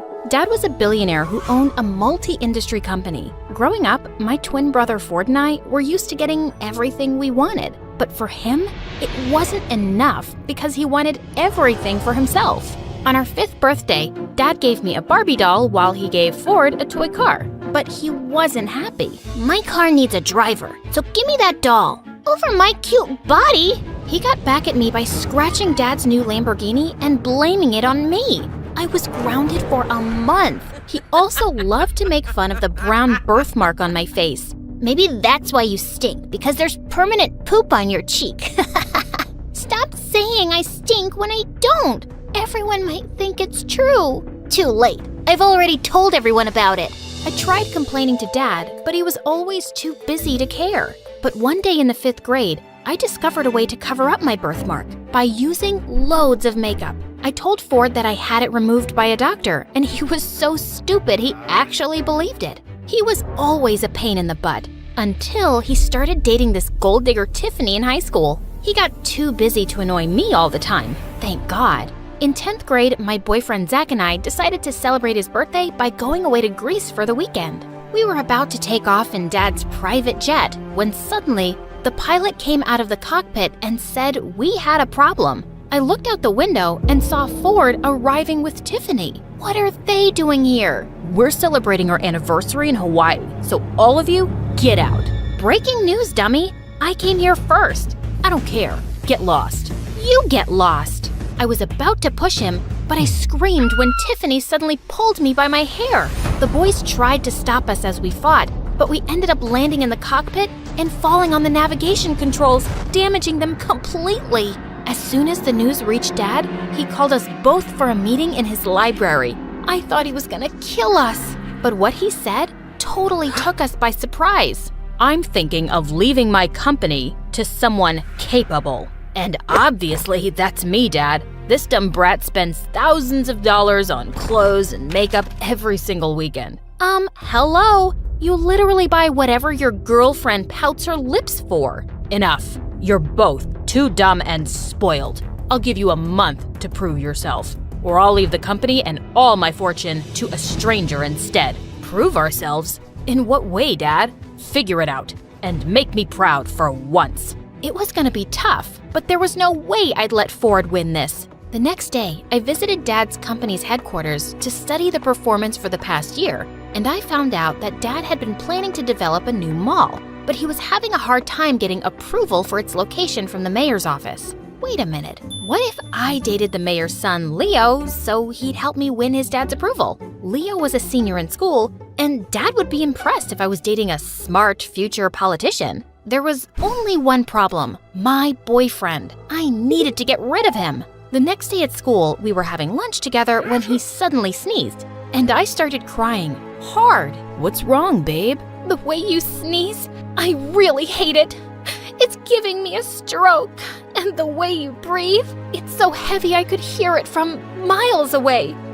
I've been suffering silently, but I just can't take it anymore. Just work on yourself and maybe we can give it another chance soon, yeah? Are you freaking serious? Goodbye, Zach, for now. He kept throwing tantrums all day, but I ignored him and started working on my current target, Leo. Aside from being a genius, he was also famous for being too serious. I'd never seen him smile. I stalked him and found out that he always stayed in the library. Boring. One day he was sitting alone and I walked up to him and pointed to the thick book beside him. Could you hand me over that physics book? This is a chemistry book.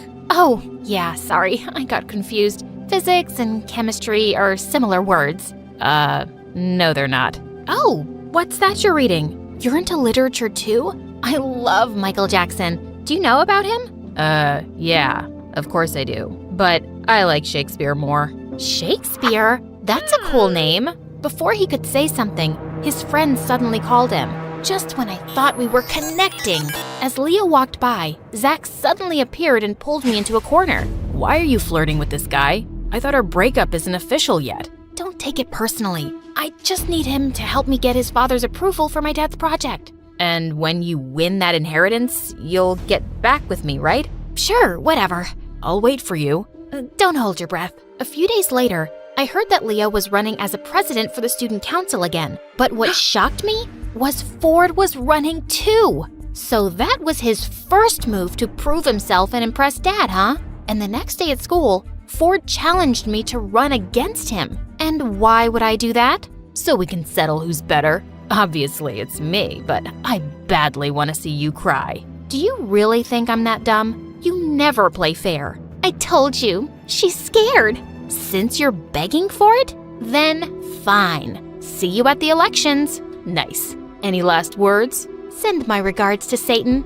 Oh wait, that's you. And with that, I stormed off. But if Leo was also running, I didn't have any chance to win. He had already won 3 times in the past. I immediately talked to him about this. I also want to run for school president, but with you on the list, I don't think I stand a chance. So, you want me to back out? Yeah, leave it to me this time. Why are you running? Basically, I hate my brother and he's running and I want to beat him myself. But I need your support. And what do I get in return? You can date me, I guess. To my surprise, he smiled at me and said, Sure. Wait, are you serious? He just winked at me and walked away, leaving my heart fluttering with that smile. I was so confused. It was time to put our names down as candidates the next day, and I was surprised to see Leo was running as my vice president instead. What are you doing? Supporting my girlfriend. So he really was serious about it.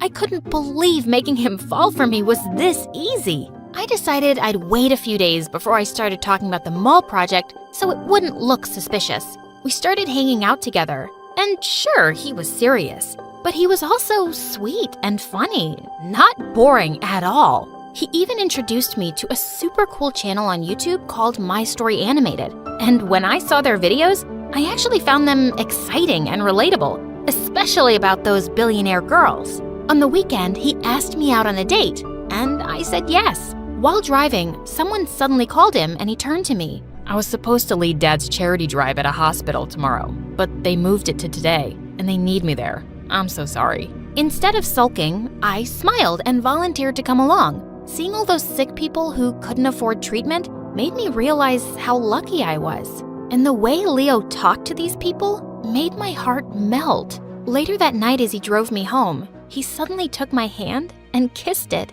You must be really tired. I'm fine. Actually, I had a great time. The date isn't over yet. I've got a surprise. He took me to a closed restaurant and revealed that his mom owned it. So, how are we supposed to eat? Watch me. To my surprise, he started working in the kitchen himself and ended up with the most delicious meal ever. I can't believe I'm with someone like you, a goddess. Yeah, I know. Thousands of guys wish to be you, so you're very lucky. My heart went wild when he tucked a strand of hair behind my ear. You're really funny and pretty. I stared back at him and just found myself leaning in closer for a kiss. I felt like I was on cloud 9. It was the least fancy date I'd ever been on, but it was the best time I'd ever had in my life. Soon, we made our relationship official, and Zach wasn't happy. You broke up with me because of him, didn't you? No, Zach, we just didn't work out. I'm sure you can find someone better. You're gonna regret this. Zach was too dumb to do something that could actually ruin me, so I just ignored him. When the election campaign started, Ford and Tiffany were spending Dad's money like crazy.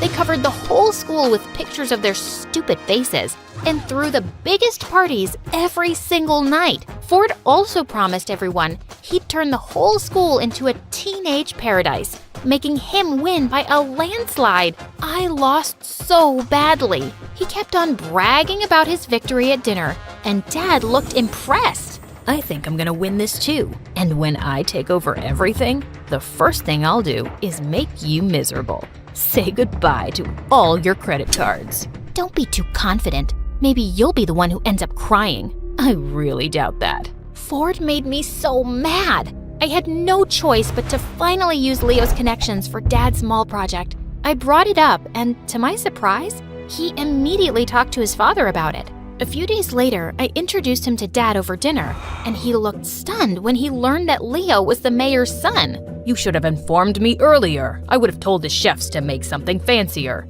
I'm fine with anything, sir. It's a pleasure to finally meet you. They seemed to be getting along really well, and Dad then finally brought up the project. Oh, Barbie mentioned it to me the other day, and I've already talked to my father about it. He's looking forward to meeting you. Dad looked super happy, and once the project was finalized, he even threw a party to celebrate it. You made this happen, my dear Barbie. You've shown me how valuable you can be.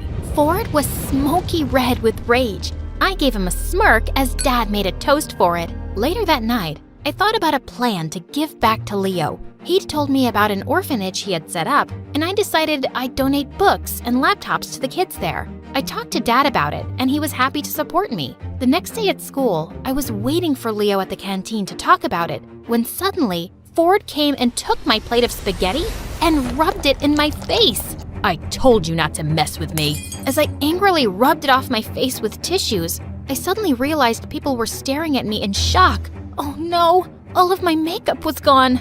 Oh look, there's poop on her face. Breaking news, everyone. My sister's been hiding this gross birthmark under her makeup for years. Look, Leo, she's even deceived you, just so she could be your girlfriend. I tried to hide it, but it was too late. Leo had arrived and was staring at me. I was about to run away when suddenly he grabbed Ford by the collar and pushed him up against the wall. She's still the most beautiful girl in the world to me, but you sure are the biggest jerk. I heard everyone actually agreeing with him, but Ford started laughing like a maniac. Okay, the poop mark didn't change your mind, so how about this? To my surprise, Zach showed up from behind him and started playing a recorder with an evil grin.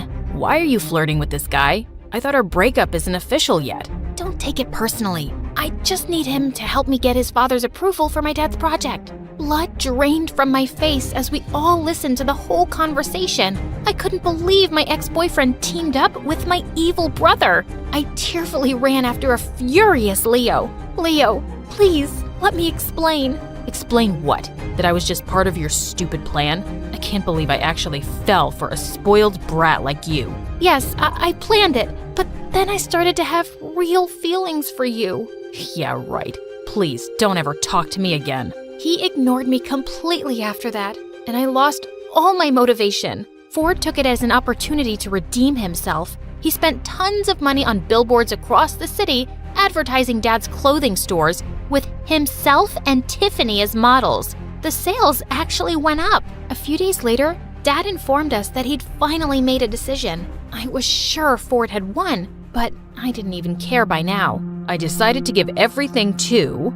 Ford had already gotten up with a proud smirk. Barbara, congratulations, darling. I'll see you in my office tomorrow for the signing of the papers. Wait, what? Suddenly, Ford went psycho. You can't do this to me, Dad. I've worked so hard for this. It's not too late to change your mind. I based my decision on how you spent my money the past month. You wasted $10 million and never did anything meaningful. Barbara proved her interest by learning about the company, and she even made a huge project happen. You're talking nonsense, you stupid old man. And then I just snapped. I flung a glass of juice at his face. You can insult me all you want, but don't you dare talk like that to our dad, you jerk! You're gonna pay for this. Before he could hurt me, Dad called his bodyguards to take Ford away.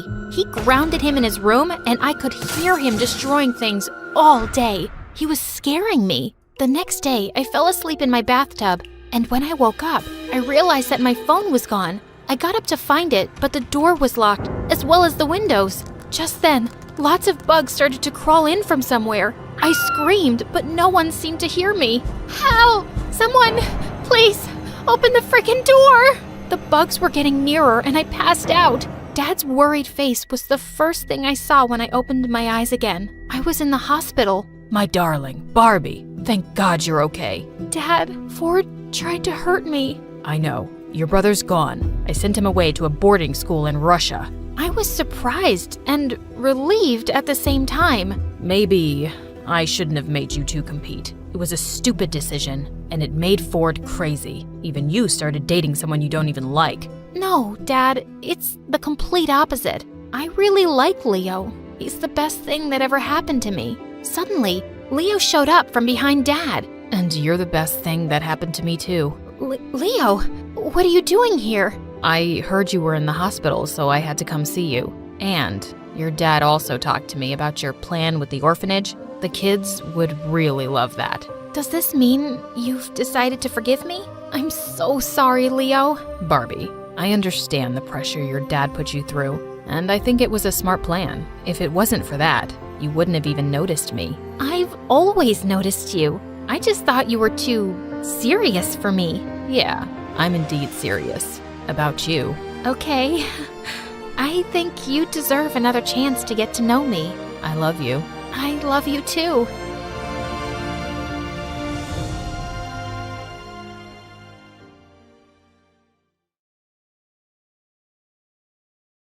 Hi everyone, my name is Judah, and I live in Seoul, South Korea. I was only 4 years old when I learned that something was very wrong with my mom. Other kids always hug and kiss their parents. Why can't we do that, Mommy? Ugh, don't call me that. She turned to walk away, and I had to take my shot. I ran to her and grabbed her in a tight hug. Just go like this, Mommy. It's easy. She literally ran away from me. Don't touch me. I'm wearing Chanel. She didn't really want anything to do with me. She used maids, butlers, and money to keep me away from her my whole life. At first, I thought something was wrong with me, but my cousin Hari totally disagreed. Judah, you're my best friend in the whole world because you are perfect. Your mom is just a witch. I was so jealous. Hari's parents were amazing. Even though they were really poor and lived all the way in America, they tried to visit every other year. They video called me all the time, and I loved them. One day, Hari called me with some amazing news. My dad's company just blew up overnight. We're finally gonna be rich. That's amazing. What's more amazing is that I can afford tickets to see you. Ask that witch if I can stay over. I went out to talk to Mom, but she was sitting there with some strange men. Judah, here you are. Come meet the boy I want you to date. You what? He owns diamond mines. Diamonds! You can date him now and get married after college. No way! Have you gone insane? Don't you dare insult me in front of everyone. Don't you dare try to ruin my life. Hadi is right. You're a witch. Her guests laughed and she turned red. You ungrateful little... Go to your room. I did go to my room. I also called up Hadi and made my first and best evil plan. I can't take it anymore. I'm running away from home. Now that your parents are rich, can I live with you? If they say no, I'll hide you in my room. Get over here. Thankfully, Aunt and Uncle loved the idea and welcomed me there with open arms. They didn't even tell my mom, and I could escape without any drama. I finally got away from my crazy mother. And the best part? I was gonna live with my best friend. Hadi and I literally jumped and screamed the entire first night. On my second night, reality hit me. I was in a new country. I didn't know the language, and I was gonna start at a new school. Yikes! What if everyone hates me? What if they think I look weird? They won't. I'll translate everything for you. And I'll do your hair and makeup. She did my makeup for practice, and it made me want to cry. She literally painted my face and used tape to pull my skin back. She even put tape on my eyes so I had a crease. See? All we need to do is dye your hair blonde, like me, and you'll fit right in. I stopped her. I had gotten away from Mom to be myself and love myself. I was gonna be fine in my own skin. Turns out, I was more than fine. I walked into school for my first day, and a boy stopped me in my tracks. Whoa, I've never seen any girl like you. You're beautiful. He thinks you're pretty. Oh my God. Then the boy got down on one knee and asked me out on a date. He's asking you out, but you just got here. You don't need to pick the first guy in line. We ran away before we screamed with excitement. I'd never been asked out like that before. The first day was already fun, but only because Hadi was by my side. Without her, everything was suddenly impossible. I didn't understand a word anyone was saying. One boy was trying to warn me about a spider on my shirt, and I didn't get it until it crawled on my face. Ugh! I didn't even know how to ask the teacher if I could go to the bathroom. I just walked out of class silently, and she started yelling at me. I was almost in tears before someone told her I couldn't understand her. One day, Hadi was auditioning for the cheerleading squad, so I went with her for support. We were dancing together for practice when suddenly the cheer squad walked up to us. Wow, you're an amazing dancer. Who are you? Hadi introduced me and the girl asked me to join the cheer squad. But what about the auditions?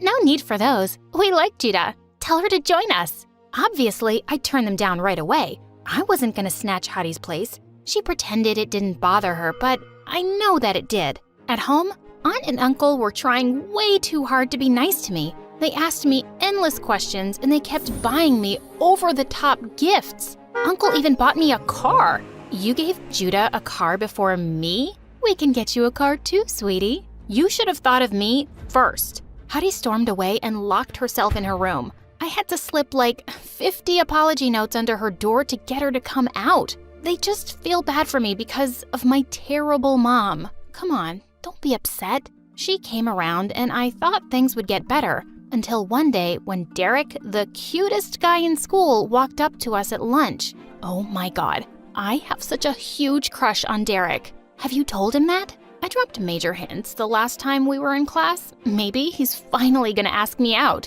We squealed in delight till he came within earshot. Then Derek walked right past Hattie and stood in front of me. Wow, you're really cute. I've never seen you here before. Are you new? I had no idea what he said, but Hattie turned white as a ghost. Derek started saying more things I couldn't understand, and then he just patted my head and left. What was that? He asked me out on a date. You? But I feel like he was talking to me. He was just being shy. He said he wants to take me out to dinner. Oh, wow, that's amazing. I jumped, but Hattie didn't join me. In fact, she started acting so weird. She refused to sit with me at lunch anymore, and she started walking home from school alone. When she went out for a date with Derek, she told some random girl at school all about it instead of me. I barged into their conversation and pulled her away. What's wrong with you? Why are you ignoring me?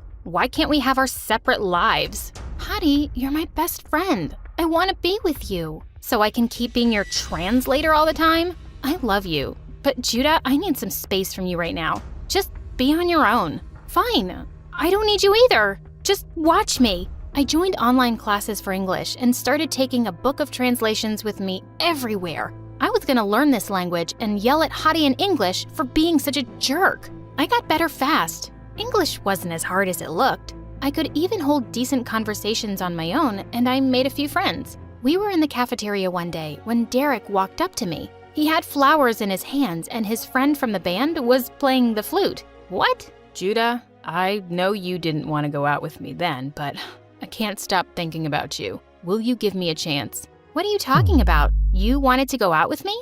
I asked you out that day, remember? Hattie said you didn't want to go, so she came on our date instead. She what? I stared at Hattie with my jaw loose. She was already in tears. Okay, fine. Derek asked you out, not me. Happy? I was jealous, so I lied and I went to see him. Are you serious? You're such a freak. What's wrong with you? Hey, don't talk to her like that. We missed our date because of this pathetic loser.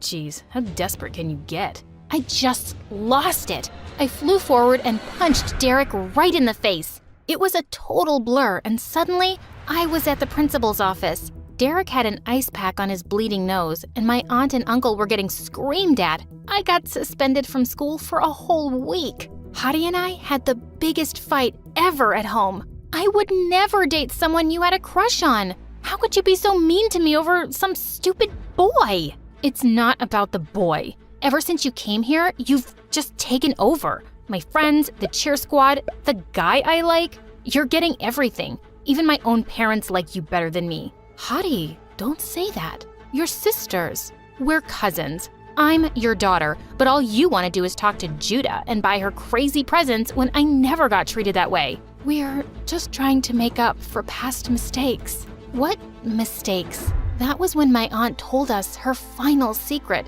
Hattie and I were non-identical twins. They were my parents. I sat there in shock while my aunt explained how poor they were when we were born and how they had to give me away to her rich sister. Why did you keep Hattie? Why not me? You were having a lot of medical issues as a baby. We couldn't manage the bills. I thought my sister would take better care of you. I see. I thought I had one mother who didn't want me. Turns out I had 3 parents, and none of them wanted me. Judah, it's not like that. I got up and ran to my room. I started packing my things through a haze of tears. Judah, no, please, don't leave. I'm so sorry. You abandoned me with a monster.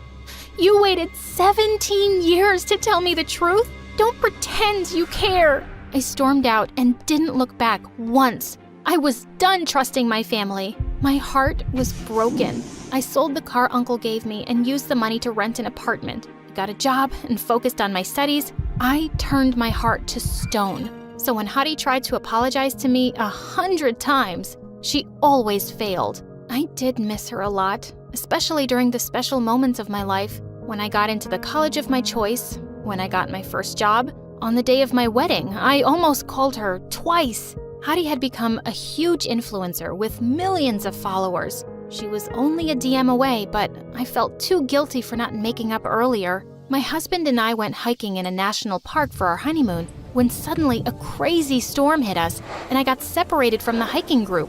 I shouted till I lost my voice, but no one heard me. I walked and walked until I realized I was just moving in circles. I'm not giving up. You can't have me, Forrest. I was lost in that jungle for 3 days and 3 nights. I hid in caves when it rained, and I only survived because of the water and food in my backpack. On the 3rd night, I was about to go to sleep when I suddenly heard people shouting my name. Thank God! I raced out of my cave to see hundreds of people walking in the forest with torches, and the person who was running towards me, screaming her head off, was Hadi. No way! Hadi? I found you. I found you. Hadi and I hugged each other so hard we fell to the ground. I'm so happy you're okay. Oh, thank God. How are you here? Who else was gonna find you? My followers work way faster than the police. I burst into tears and hugged my sister tight. Hadi, I don't know what I would have done without you. I'm so sorry. Don't you dare say sorry to me. You were the one who got left with that witch. I was all you had, and I was so terrible to you. Just forget everything that's happened before this. Today, you saved my life, and I'll love you forever for it. I love you too. Oh, I've missed you so much. Just then, Mom saw me, and she broke down crying. Judah, you're safe. I thought I'd lost you forever. I'm so sorry, Judah. I'm sorry I gave you away, my baby girl. I just thought I couldn't take care of you. I loved you too much, and if something happened to you just because I couldn't afford the medical care, I would have... You did your best, Mom. I know you did. Didn't you just say Mom? Yes, Mom. Oh my God. My mom hugged me again, and Dad joined in seconds later. We cried and laughed together, and my family was finally whole. Hey guys, I'm Kaylee from LA. Please like and subscribe. Ever since I was a little girl, I've always loved to sing. My grandma was a professional singer. She sang around the world with the most prestigious orchestras and operas. I miss her and her voice so much. When I got to 10th grade, I became the singer of the family. I went to the most prestigious performing arts school on the West Coast. My favorite class was music, of course, and my favorite club so far was show choir. We had been the best in the state for 14 years, with the trophies to prove it. My best friend Addison is also in show choir with me. He and I met in kindergarten and have been inseparable ever since. He's the funniest guy I've ever known. He's also gotten pretty cute over the years, too. Or at least, that's what all the girls in school think. But I just don't see him that way. Hard to see someone that way when they used to sneak over from next door and put frogs in your bed. Yuck. One day, our show choir teacher, Miss Conrad, had big news for us. We've been asked to compete at this year's National Show Choir Competition. All right! Yeah! But to ensure we get top scores, the soloists will have to be chosen very carefully. Miss Conrad told us that we were going to have to audition for the big solo right in front of each other in 1 week. My nemesis, Heidi, started bragging in front of the whole group. We all know who's going to get it. Me, of course. Everyone knows I have the stage presence of a star. I don't know. I think Kaylee might give you a run for your money. She's got star power and the voice to match. The others' eyes widened. Were they about to fight? Just then, the bell rang. As everyone left the class, I swatted Addison on the arm. Don't start fights with Heidi. She's my biggest competition. That's exactly why you have to stand up for yourself in front of her. I just don't want anyone to think I think I'm better than her. Well then, I guess that's why I'm here. To remind them for you. What What would I do without you? Good thing we'll never have to find out. I was so nervous, even though I'd sung in front of our choir before, but the pressure was on.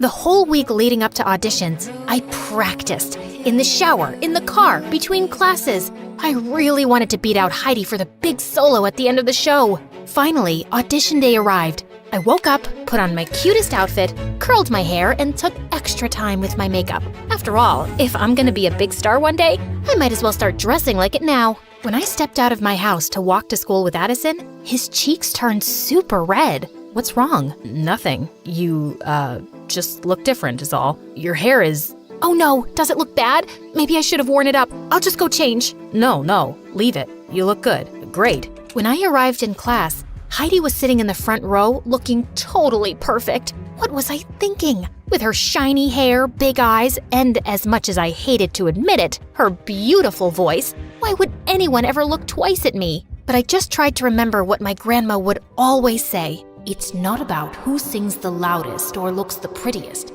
As long as your song comes from your heart, people can't help but listen. So I took a deep breath and sat down next to Heidi, right in the front row. She gave me a once-over and rolled her eyes. Who cared what she thought? I knew I looked great. Miss Conrad sat down at the piano and called Heidi up first. After she finished singing, I applauded politely, along with everyone else. Then, it was my turn.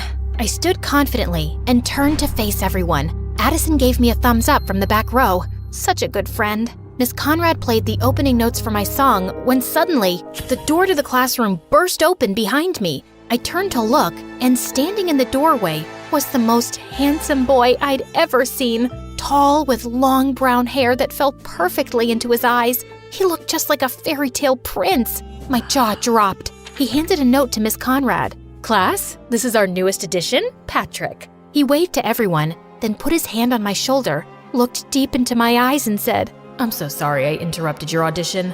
Knock 'em dead. Then he took my seat right in the front row. I gulped. Oh, now I was nervous again. I shook off my nerves, took a deep breath, and nodded to Miss Conrad. As she played, I could feel the music filling me up all the way to the top. I opened my mouth to sing and let my song come from my heart. When I finished, the whole class burst into applause. I felt like I was walking on air. Patrick got up to sing something last minute. He was so good. The next day, Miss Conrad put up the list, and I had gotten the solo. And she'd even added a duet in the middle of the show for Patrick to sing with me. Looks like it's you and me, Kaylee. I'm so honored to be singing with someone as talented as you. I felt my cheeks turn red, and he grinned.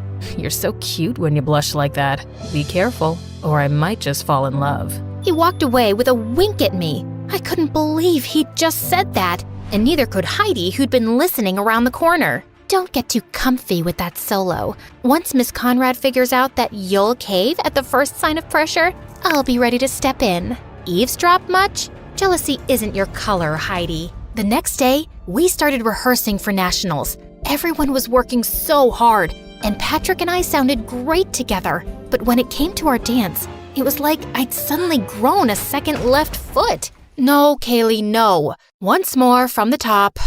Miss Conrad, I'm happy to come up front and show Kaylee how it's done. Not necessary, but thank you, Heidi. Just here for the team. After I knocked Patrick over by mistake for the third time, Miss Conrad called it a day. Kaylee, please go home and practice. Ugh, I could have wiped that smug look off of Heidi's face. Everyone went to start packing up their bags, and I started to head backstage to get my bag when Patrick came up to me. Hey, gorgeous. Want to stay and practice a little with me? Then it'll be perfect by tomorrow. Oh, I wouldn't want to impose. Your toes must be all bruised. That's okay. I really don't mind. And I wouldn't mind spending a little quality time with my co-star. Well, if you insist. Just then, Addison came up to us. Hey, Kaylee, ready to go? That's okay. I should really practice a little longer. I can practice with you. I could use a few run-throughs myself. Oh, well, Patrick already offered to stay behind and practice with me here. He did he? How are you gonna get home? I can drive her. Oh, do you live in our neighborhood? No, but, I mean, if it's not really convenient for you, I'm not spending time with Kaylee because it's convenient. Neither am I. I'm spending time with her because she's cool. My face turned bright red. Did he really mean that? Addison, I'm gonna stay here too, just for a bit to practice. I'll see you later, okay? Fine, if you insist. I'll, see you when you get home. He turned on his heel and walked out. Patrick turned to me with a grin on his face and held out his hand. Shall we? We practiced more and I was finally getting good. Patrick swung me out for our final spin, then pulled me in close and dipped me. That's when I noticed his face was just so close. His ice blue eyes staring deep into mine. Was he gonna kiss me? Just then, all the lights in the theater went out. Patrick dropped me in shock and I shrieked. All of a sudden, the lights came back on and Miss Conrad stepped back on stage.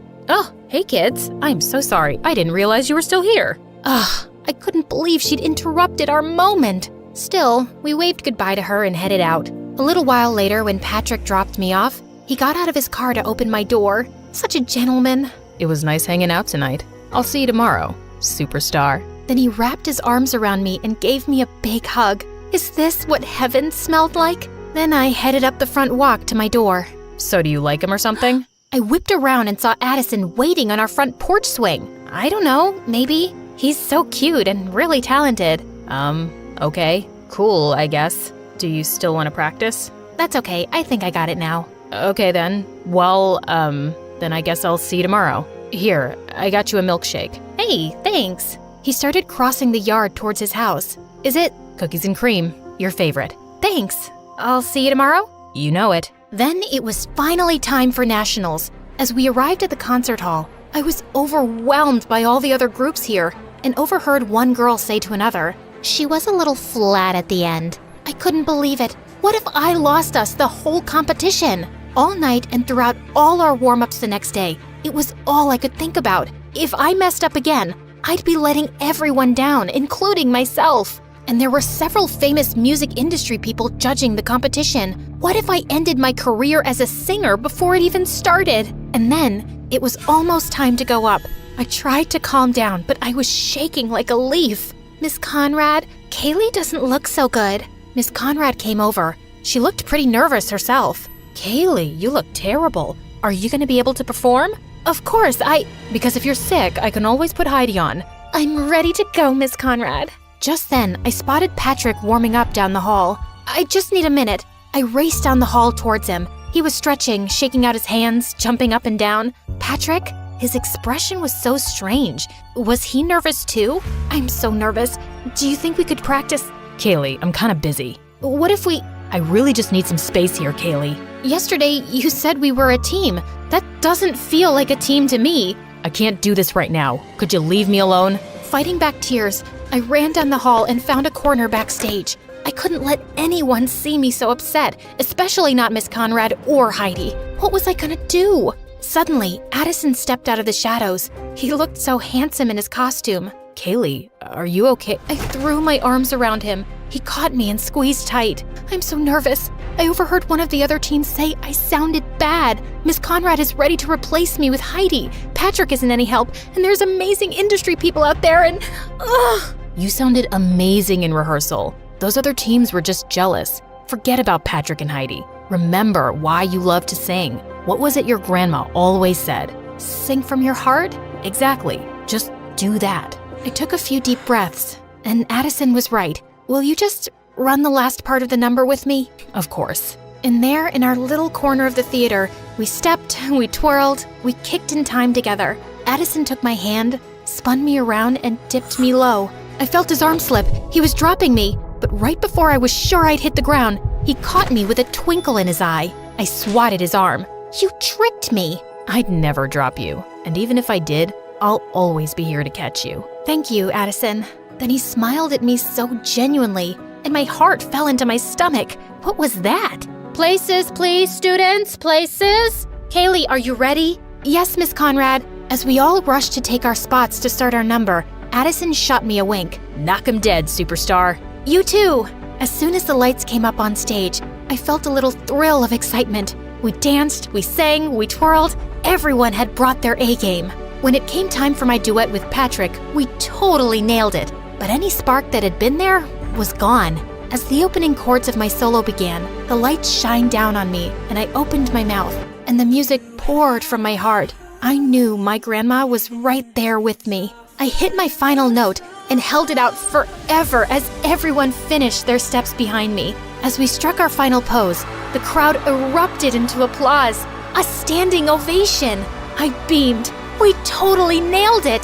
That night, after all the points had been tallied, all the teams gathered on stage behind the judges. Addison reached for my hand and I squeezed back. Thanks for the pep talk. I could have never done it without you.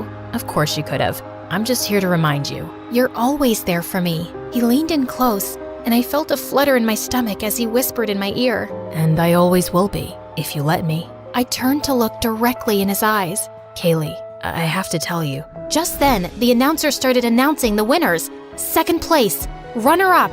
Our whole team clasped hands and took a deep breath together. And the grand prize for this year's National Show Choir competition goes to... As they said our name, the crowd roared. It was so loud I could hardly think.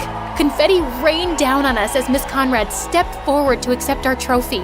I threw my arms around Addison and he picked me up, swinging me in a circle. We did it! We did it!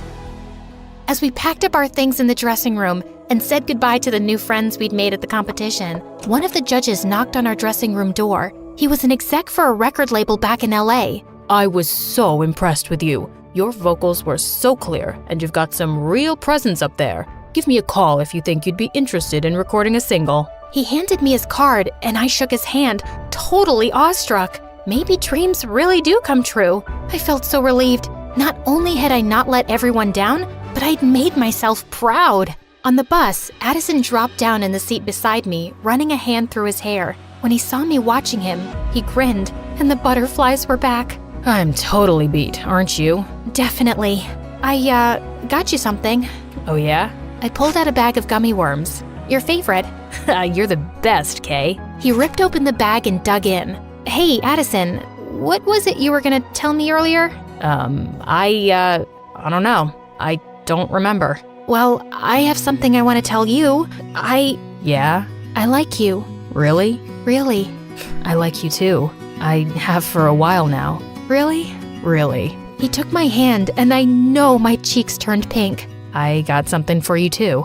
Ooh, okay. I love presents. And then he put his hand on my cheek, leaned in close, and kissed me. It was the perfect end to a perfect day.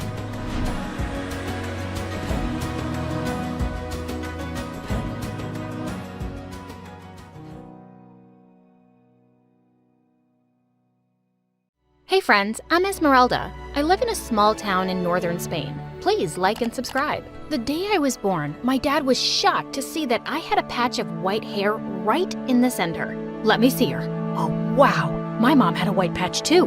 We've been blessed by Mother Nature.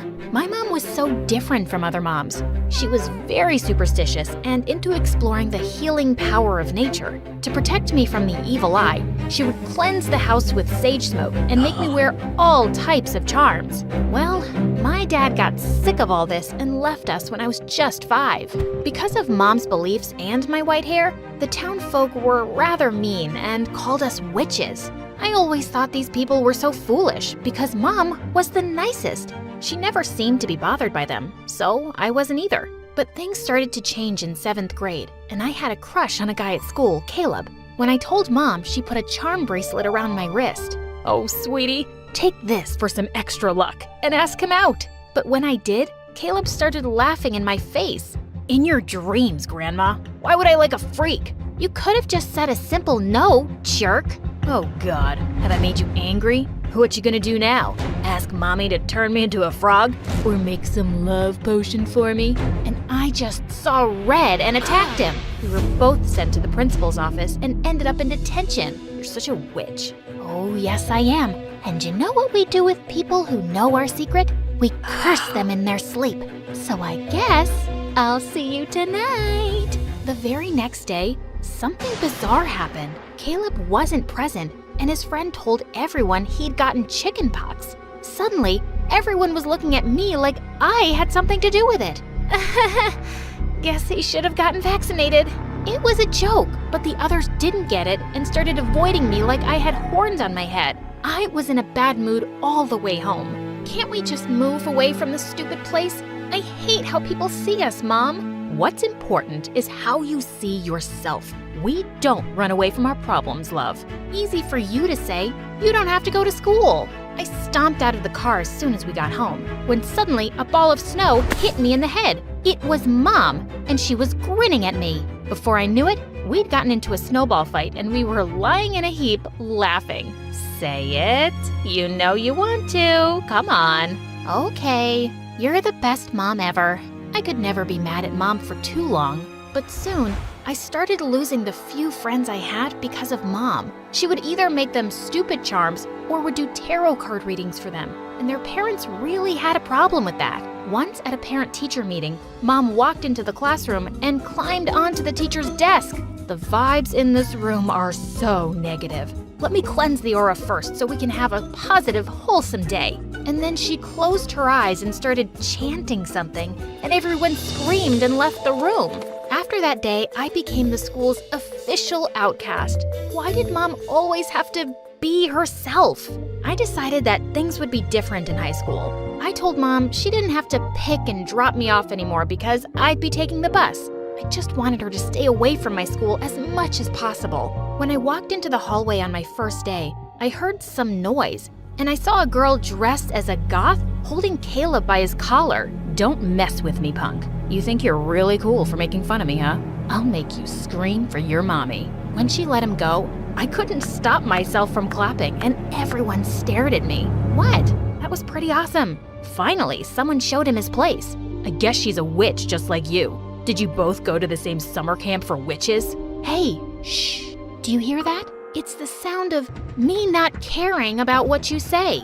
Seeing everyone laugh, Caleb looked like a ripe tomato. I'll get back at you both. And he stormed off. What a jerk. Yep, I can't believe I had a crush on him once. By the way, I'm Esmeralda. I'm Aria, and I love your hair, girl. You look like a rock star. OMG. It was the first time someone had complimented my hair, and I freaking loved it.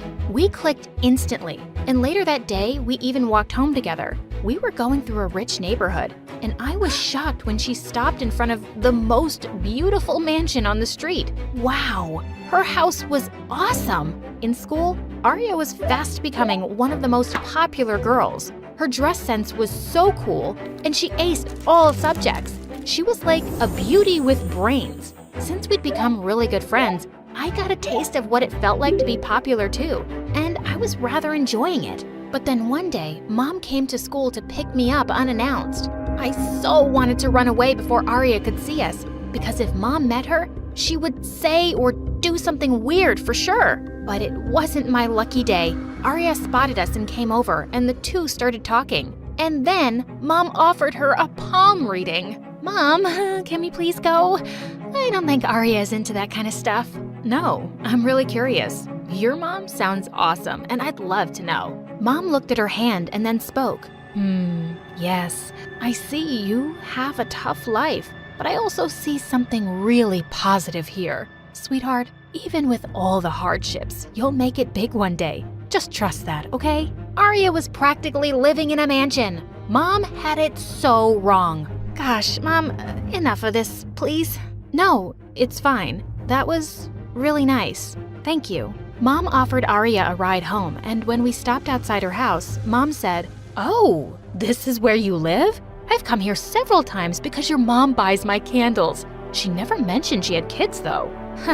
I guess she isn't so proud of me. Thanks for the ride. I gotta go.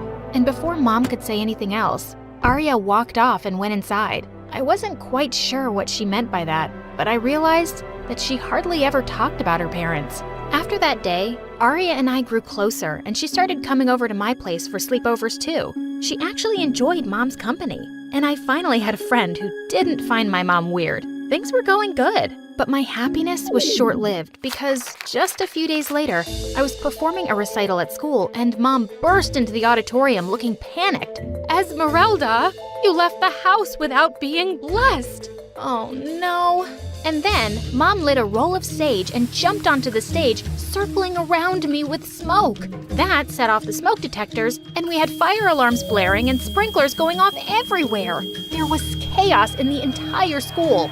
Everyone was screaming and running. It was a wet mess. all because of Mom. Well, that was just a false alarm. Sorry, folks. Mom, are you completely crazy? You ruined everything. Everybody is staring at us now, and I'll be the butt of everyone's joke. Honey, aren't you overreacting a little? No one will even remember this incident by tomorrow. I'm overreacting? Gosh, Mom, you really don't get it. You do weird things and it puts people off. And no one here forgets. We'll just be hearing about this till the end of high school. Sometimes I wish you'd just be more normal. I regretted my words as soon as I saw the hurt look on her face, but I was too mad to apologize. And it was true. I'd had enough. When I went to school after the weekend, I could feel people looking at me. And then Caleb popped out of nowhere. Wow, amazing that you can show your face after the stunt your psycho mom pulled off. But before I could say anything, somebody leapt forward and pushed him hard. Aria, Buzz off, jerk, and don't talk about her mom like that. She is 10 times the person you'll ever be. Yeah, 10 times crazier. Better crazy than a loser. Seriously, dude, no one cares about what you have to say. So why don't you just go and get a life? I was really grateful to have a friend like Aria on my side, but it was just her, because everyone else said and thought the same things as Caleb. I tried to ignore them, but at home, I also grew distant from Mom. I just wanted to be 18 and get out of this place, and maybe even from her. It was almost the end of the term, and we were busy preparing for the school's talent show. Aria and I had paired up for a dance-off, but during practice one day, we found out that our favorite music teacher was leaving soon. We all really wanted to get her a farewell gift, so the entire class pitched in money and gave it to the class monitor the next day. During recess, I realized I'd forgotten my lunch in the classroom, and when I went to go get it, I got the shock of a lifetime. Aria was taking out money from the class monitor's bag. Aria, what are you doing? Oh, I found it on the floor. It must have fallen out of her bag. I was only putting it back. Just then, Caleb suddenly walked in, and he started yelling at the top of his lungs. Oh my God, thieves! His yelling attracted some other kids, and he told them he'd caught us stealing the money red-handed. Ultimate jerk! We were both taken to the principal's office, and she called our moms, but only my mom showed up. Stealing? That's impossible. My girls could never do such a thing. I know my daughter. And I can also vouch for Aria. You better check that kid Caleb. He's always been trouble. And what a coincidence that he caught the girls. Mom took my hand and squeezed it gently, and my heart just melted. I've been such a jerk to her lately, but she was really the best person I knew. She then gently touched Aria's head, and all of a sudden, Aria started crying. What's wrong? I can't lie about this. I did steal the money earlier today when everyone went to gym class, but I realized I was so wrong. So during recess, I decided to put it back. That's when Esmeralda walked in, and then Caleb saw us. He didn't steal anything, and neither did she. It was me, and I am so sorry. What in the world? Before I could say anything, the principal sent me back to class. I didn't know what happened next, but when Aria didn't return, I decided to go to her place after school. But the lady there said Aria wasn't her daughter. She said Aria only came sometimes to mow the lawn. What? Luckily, the lady knew Aria's actual address and gave it to me. And when I got there, I found her sitting on the stairs. What are you doing here? What are you doing here? Is this where you live? Gosh, who are you, Aria? And why have you been lying to me all along about living in that mansion? I never said that was my place. I just said I'll stop here. Esmeralda, even this isn't my home. I don't have a home. I'm a foster kid. But why didn't you tell me? And you always wear nice clothes and shoes. How did you manage? If you're thinking I steal regularly, I don't. I work part-time and I shop at thrift stores. And I only took the money this time to buy a costume for the talent show. It was wrong and so stupid. And I never told you about me because I didn't want to be pitied. I just wanted to fit in. I'm sorry. I sat next to Aria and hugged her, and I told her I loved her no matter what. If it wasn't for your mom, Esmeralda, I would have been expelled today. What? And then Aria told me how Mom convinced the principal to give her a second chance. As a result, she was just suspended for a week instead of being expelled. I swear, your mom is an angel. At that moment, I felt even worse about all the things I'd said to Mom. I ran home, and the moment I saw her, I hugged her tight. I'm such an idiot, Mom. I'm so sorry. I was so awful to you. You know I love you, right? Yes, sweetheart. I know. On the day of the talent show, I was really nervous about dancing alone. But right when I was about to step on the stage, Aria appeared with Mom. You're here. And the hair looks awesome. Well, I did the hair. And I'm here because your mom got me the dress and convinced the principal to let me participate. As the three of us hugged, we suddenly heard Caleb behind us. Oh my god, you aren't expelled? I'll have to take it up with the school board. Zip it, kid. When Mom turned and glared at Caleb, he suddenly stumbled on something and fell on his butt. You're all witches. When did I say we weren't?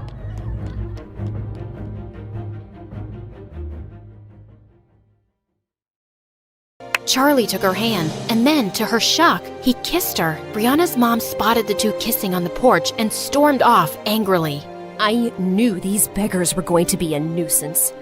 Everyone in school was shocked to see Brianna and Charlie walking into the hallway holding hands, and all anyone could talk about at recess was the brand new couple, and Madison and Elijah were pissed. I always knew Brianna wasn't really one of us, and she's proved how low class she is. To think that she had a chance with someone like me, and she chose that gutter rat. Trash likes garbage. But later in the hallway, Amber caught up with Charlie and Brianna and gave them a hug. You guys are so cute together, and I'm so happy for you. Really? I'm pretty sure I heard you call us trash and garbage. That's just an act from Maddie. You know how she gets? But I always knew you'd end up together. I have an eighth sense about these things, like an octopus. Just then, Elijah and Maddie walked into the hallway and Amber jumped back. Ew, it hurts my face to look at you two. When I become president one day, I will ban scholarships for poor people in rich schools. She winked at them as she walked off, and Charlie and Brianna couldn't help laughing. A few days later, Brianna and Charlie were hanging out in their favorite park, and Charlie could see Brianna seemed distracted. Brianna, don't freak out, but there's a giant tarantula next to your head. Yeah, sounds cool. Wait, what did you say? I was kidding. Where are you lost today? It's nothing. Well, it's not nothing. Ugh. Here, read this critic's review on the latest Stargirl episodes. It's awful. You can't be taking this seriously. You don't sound like you have a half a brain, and your acting isn't underwhelming. Come on, this guy doesn't know what he's talking about. Yes, he does. And I know the show isn't the best, but I had to start somewhere, right? Of course. And people love it. Except that the show's ratings are tanking, and the next season might be canceled.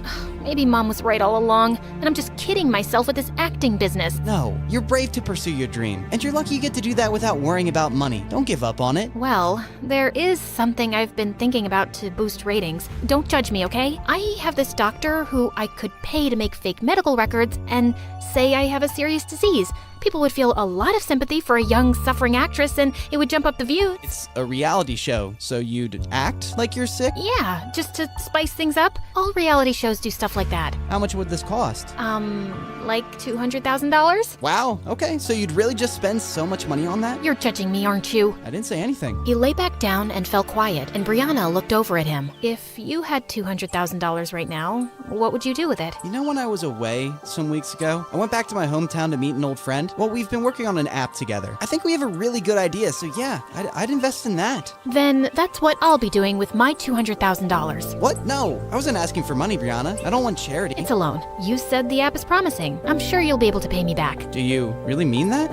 Please, you're saving me from spending it on something stupid. I really mean it. Charlie stared at her, then let out an excited whoop and hugged her as she laughed. A few days later, Charlie walked into the boys' locker room to find the coach and Elijah sitting on a bench looking pale. Coach, you called me? Charlie, I know this is a lot to ask, but we have the season's biggest game next week, and Elijah still can't play. He's hurt himself in practice, and we need a captain.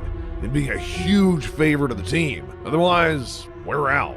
Elijah was seething with rage, but Charlie just couldn't turn down the coach. Of course, sir. I'll see you at practice. On the day of the match, Charlie played his heart out as team captain, and when he scored the winning goal against the school's biggest rivals, the whole crowd erupted into cheers. He ran over to Brianna in the stands and kissed her in front of everybody. Then his teammates carried him away on their shoulders while he waved the trophy happily. After celebrating with the team, Charlie headed out of school. He was just a couple of blocks away when someone pushed him into an alley. He looked up to see a couple of thugs, and behind them was Elijah. What are you doing? No, Charlie, what are you doing? You've really picked the wrong guy to mess with, haven't you? I'm not messing with you, man. I helped your team because you couldn't play. Now you want to beat me up for that? I couldn't play because your girlfriend caused my injury, and you're to blame. She rejected me and insulted me because of you. She rejected you before she even met me, because you're a jerk. You little weasel. You might be flying high right now, but I've been trying to warn you, you don't belong here. What makes you think Brianna is so different suddenly? How can you be sure she isn't making a fool of you again? I'm sure. Now back off. I'm the school's hero right now. I don't think you want to mess with me. Elijah looked ready to punch him, but some kids passed by the alley just then, and he stepped away. This isn't over. 2 days later, the school was holding its annual spring dance, and Brianna walked into the gym looking for Charlie, who had said he'd meet her there. She saw Maddie, Amber, and Elijah glaring at her from a corner, then turned away to spot Charlie talking to someone. Hey, there you are. You look good. She leaned in to kiss him, but he gently pushed her away. We need to talk. I can't delay it any longer. Okay, you sound serious. What is it? Brianna, I'm breaking up with you. What? Haha, very funny. Do I look like I'm joking? Charlie, come on, what are you doing? I said I'm breaking up with you. I don't understand. Can we please? Are you really as dumb as everyone says? I thought you were the smartest of the Barbie angels. Did you really think I was in love with you? No, Brianna, I was just playing your game. When you told me how you were desperately in love with me, I saw it as the perfect chance to take revenge. I decided to make you believe I loved you too, and then dump you publicly just like you girls did. Brianna stared at him speechlessly as everyone stared at them. Then Charlie walked closer and leaned in. How does that feel? Being fooled and humiliated. I thought you should experience it.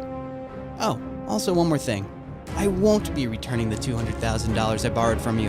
I've spent it already, treating myself to some nice things. I figured it's fair compensation for everything you've put me through. With that, Charlie left while Brianna stood frozen in her spot. Suddenly, she found Amber by her side. Come on, let's get out of here. As they walked out into the hallway, they heard Madison cackling loudly behind them. Wow, that was epic! I've never respected Charlie more in my life. He really played a number on you, Bree. And Amber, get away from her. She's not your friend anymore. Brianna didn't respond and continued walking away. We really broke him, didn't we, Brianna? Turned a perfectly nice guy into a heartless jerk. Now that's a high school project I'll always remember. Suddenly, Brianna turned around and lunged at her. Madison screamed as she tried to fight Brianna off. A few kids, including Amber, finally managed to pull them apart. God knows I've been wanting to hit you since the day I met you, and that's a memory I will cherish for years. Brianna turned away and ran out, breaking out into sobs. Brianna refused to go to school and just stayed in bed for days, feeling completely miserable. One morning, a maid brought her a letter. It was from Charlie. She anxiously ripped it open, and the check she'd given him for $200,000 fell out. He didn't even use it. He was just teasing me. I really don't get this jerk. He's completely messed me up.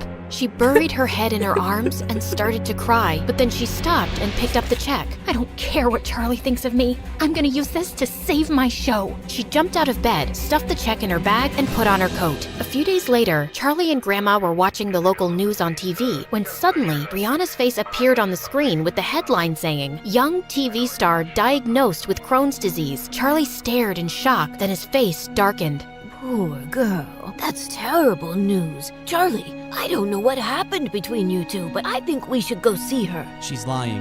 What do you mean? She's not sick, Grandma. This is all an act to get ratings and views for her show. What? No, she wouldn't do that. Why do you have to assume the worst about people lately? Because they are the worst. She told me of her plan to do this herself. Well, she must have some reason. Brianna isn't like that. Yes, she is. Why do you need to see the good in everyone, Grandma? Least of all these people. They're awful and shallow, and they think people like us are more worthless than the gum stuck to their shoes. I made a huge mistake convincing you to attend this school. I thought nothing could ever change you, but I was wrong. I hardly recognize you these days, Charlie.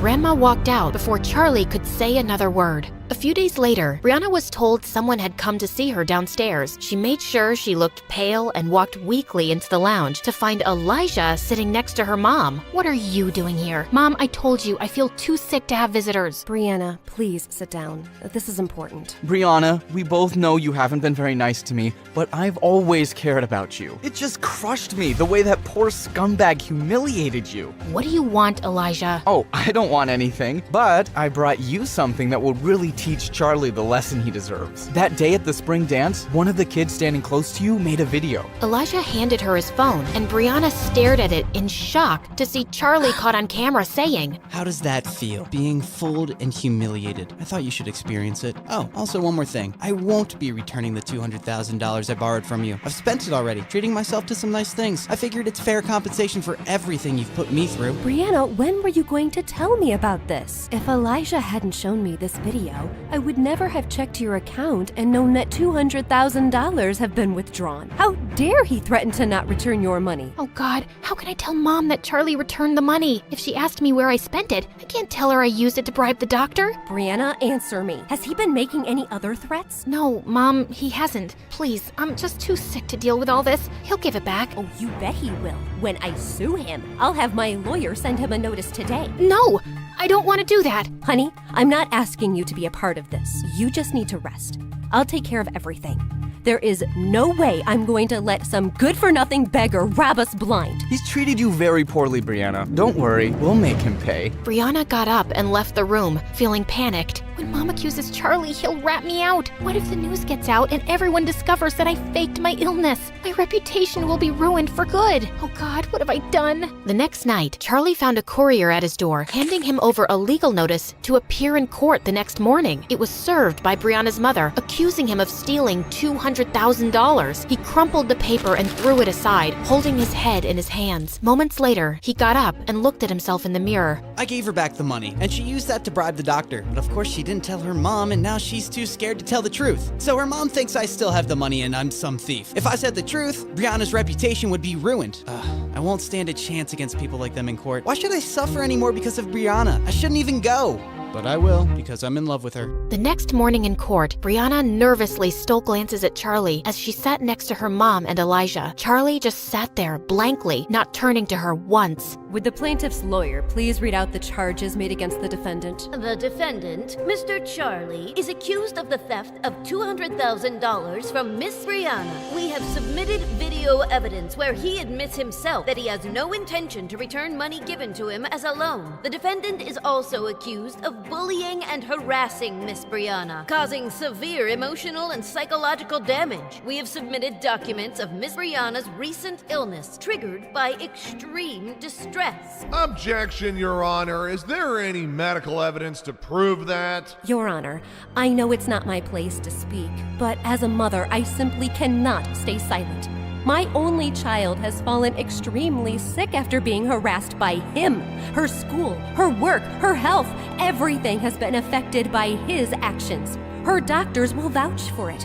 And people like Charlie are predators who prey on the feelings of rich young women to get money out of them. He must be made to pay for it. Brianna's mom burst into tears as she took her place, while Brianna stared at her in shock. She's a better actress than I am. Would the defendant like to say something in response to that? Charlie rose from his seat, slowly. No, Your Honor. Did you intend to return the $200,000? No, Your Honor. And do you believe your actions have caused Miss Brianna psychological and emotional damage? Yes, Your Honor. Young man, do you understand that the charges against you are very serious? If you are unable to return the loaned money as well as damages, you could land for 2 years in prison. Charlie looked up and hung his head. I understand, Your Honor. Very well. Since you have pleaded guilty on all counts, the court gives you a day to arrange $500,000 or face prison. No, this is enough.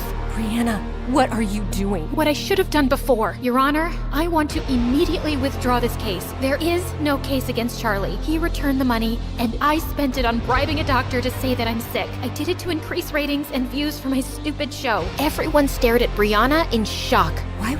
How could you lie to me like this? Because you've made me feel like I'm a failure as an actress, and I just wanted to fix things on my own. I was feeling down, and I wasn't thinking clearly. It was desperate and stupid, and I would have never told you to, but this has gone too far. Young lady, you will be fined for wasting the court's time. I understand, Your Honor, and I will pay it, and I am so sorry. Case dismissed. The judge walked out of the courtroom, and Brianna held up a hand to her mom. We'll talk, but not now. Please, just leave me alone, Mom. Just go. Brianna's mom and Elijah stormed off, and soon it was just Charlie and Brianna in the room, and suddenly Brianna pushed him really hard. Oh my god, what is your problem? You! I swear, Charlie, I don't understand you one bit. Yeah, I wouldn't expect someone like you to. If you hate me so much, why were you about to go to freaking jail for me instead of telling the truth? You answered your question yourself, but I'll give you a few minutes to figure it out. I know you're slow. What are you saying? You don't hate me? Charlie just looked at her and she started to cry. If you don't hate me, Charlie, then why did you break my heart? Because I became a monster, Brianna. I just couldn't get over how you girls used me for entertainment. I was just so consumed by anger and revenge. But after I broke up with you, I realized that hurting someone you love is the worst feeling in the world. I just couldn't expose your secrets and make you look bad, and I'm really sorry for how I've treated you. So am I. I hate the things we've done to each other. Listen, do you think there's any chance that we can start over? No drama, no games, no lies. Because I really love you, Brianna. I know you're way out of my league. I always knew that. And you could find someone else 10 times richer and handsomer, like you deserve to be with some movie star. But I swear I'll try to be cooler and I won't ever hurt you again. And if you let me out... How do I get you to stop talking? I'll even work on that. It's a nervous tick. I'll go to a therapist.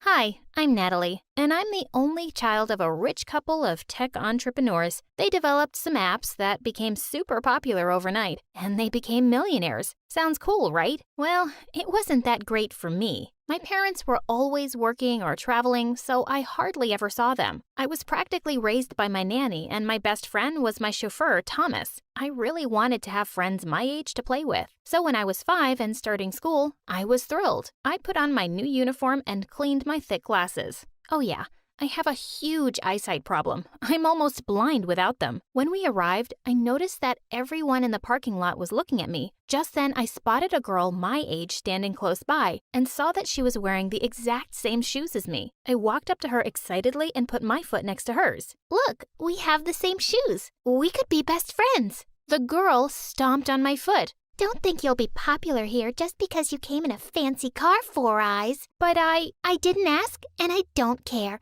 Don't talk to me. And with that, she flicked her hair and left, and her minions followed. I soon discovered that her name was Cynthia, and she was in my class. She told everyone I was a loser who'd begged to be her best friend, and I instantly became a laughing stock. For the next few years, I just kept my head down and ate my lunch alone in the janitor's closet. In the 2nd grade, I saw a sign-up sheet on the board for dance auditions. I'd been having dance lessons at home since I was a kid, and I loved it. So I immediately put my name down. But just then, I heard Cynthia laughing behind me. There's no place for you here. Only talented dancers can join the class. The ones who don't wear stupid glasses. I was so tired of her walking all over me. I am a talented dancer. You don't get to decide what my place is. With that heavy equipment in front of your eyes? I don't think so. That joke about my glasses is now older than my grandma. And I'm bored. Come up with something better already. Her eyes went wide in surprise, and I walked off feeling proud of myself. Maybe she'd let me be now, but I was so wrong. On the day of the audition, she got to dance first. She wasn't bad, but I was better. But when she finished dancing, all the judges got up and clapped for her. Immediately, a woman in the jury said, "That was brilliant. We have the person here for the lead role." Wait, what? I climbed onto the stage immediately. Excuse me, ma'am, but she was only the first dancer. You haven't even seen the rest yet. The woman looked at me with disgust. I can tell simply by looking at someone if they're talented, and you are not. Someone take her away, please. Next. That was so unfair. After the audition, I saw Cynthia hugging that woman and calling her mom. Now it made sense why the judge was so nasty. Well, I couldn't even do the one thing I loved, and Cynthia still kept making my life miserable over the next few years. She spread a rumor that I had a contagious eye disease, and anyone who hung out with me would go blind, and everyone actually believed her. Another time, I'd taken my glasses off during an exam to clean them, and I didn't notice her slipping a cheat sheet on my desk. I nearly got suspended. I spent most of my time denying all these stupid rumors, and it was exhausting. One day in 7th grade, as I was walking down the corridor, Cynthia pushed me and my glasses fell off. I started to crawl, feeling the floor with my hands. As I vaguely spotted the glasses and reached out for them, Cynthia stepped forward and crushed them with her foot. That was it. I attacked her blurry figure, knocking her to the ground. We were wrestling and pulling each other's hair when a teacher intervened, and we both ended up in the principal's office. Cynthia looked totally chilled out, and her mom landed 2 minutes later to defend her. Oh, I know this child. She's a troublemaker. Her mom was on the school board, and the principal seemed to believe her instantly. Where are your parents? Your father said he'd be here right away. Before I could answer, Thomas opened the door. Oh, that's not her father. That's her chauffeur. Clearly, she's not on her parents' priority list. They sent the chauffeur to deal with her. I blinked away my tears furiously and ran off to the empty school auditorium, one of my usual hiding spots. I put on my headphones and started dancing in the dark. It was the only thing that kept me sane. When I finished, I heard someone clapping. As I looked towards the audience, I saw a boy sitting in the dark. It was Clayton. Clayton was popular and hot, and every girl in school wanted to date him, including Cynthia. And that was reason enough for me to stay away from him. What do you want? I was just watching you dance. You're really good.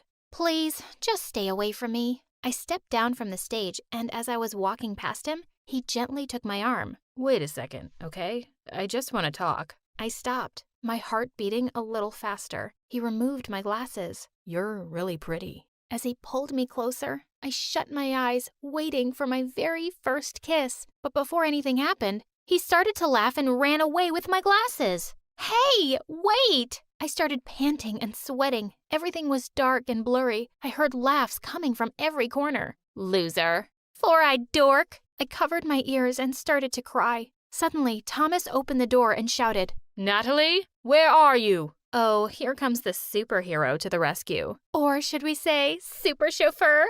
Cynthia and her tribe skipped out laughing as Thomas took my hand and then drove me home. I didn't go to school for a few days and stayed in bed, but the more I thought about it, the angrier I felt. I was alone, and my parents weren't going to come bail me out. I had to stand up for myself. It was the only way to deal with these bullies. But when I went back to school, suddenly everyone and everything had changed. Cynthia ran towards me and hugged me like a best friend.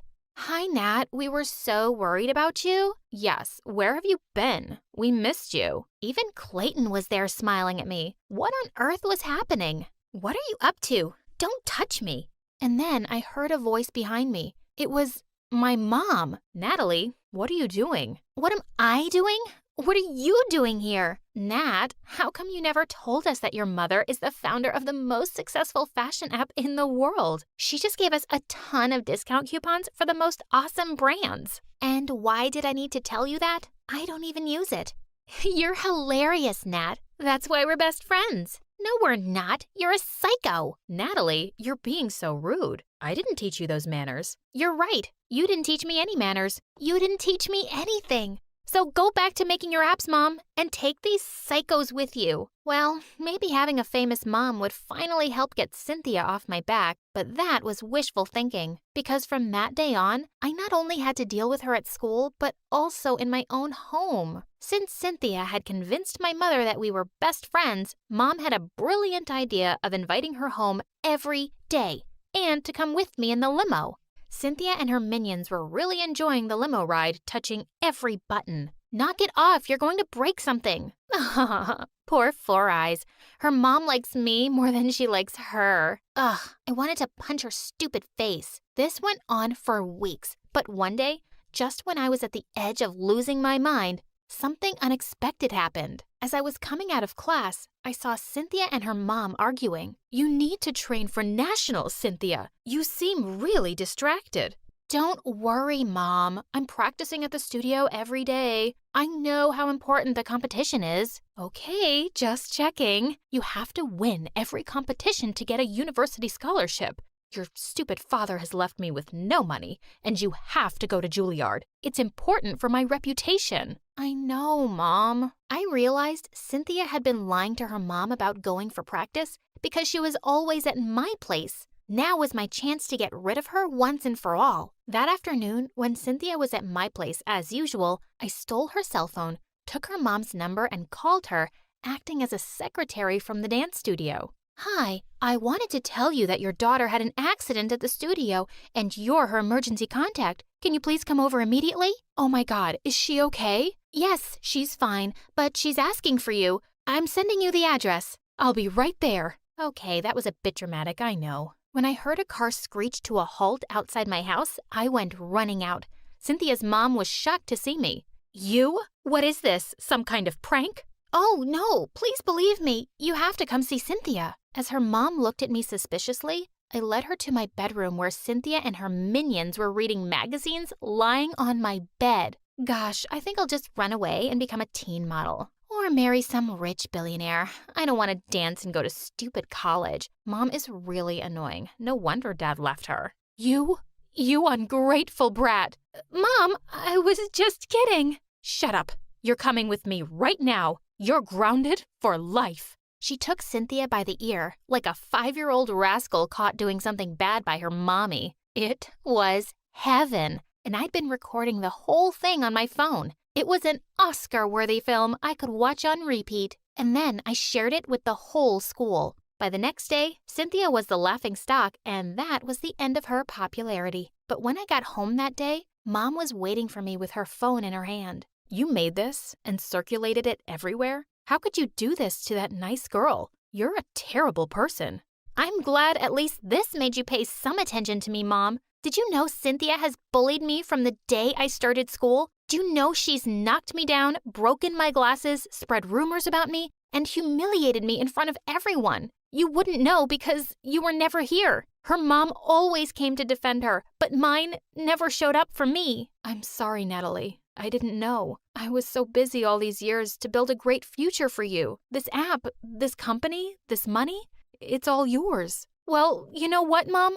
I always thought I was angry at you for never having any time for me. But now I think what's been bothering me all along is that I'll grow up to run your company one day and I'll become someone like you. And I don't want to be like you. I don't want to ignore the people who love me the most for some company or money. Oh, I didn't know you hated me this much. Mom, I don't hate you. I hate the fact that I might turn out to be a mother like you. Please, forgive me. Please, give me a chance. I wasn't ready to forgive her right away, and I didn't talk to her for months. But it seemed like my words had really moved her, and she kept trying to make up for all the lost time. And eventually, I decided to give her a chance again. And, well, Cynthia, she never bothered me again. She was now a prisoner of her mother, who didn't take her eyes off her and forced her to dance every single day.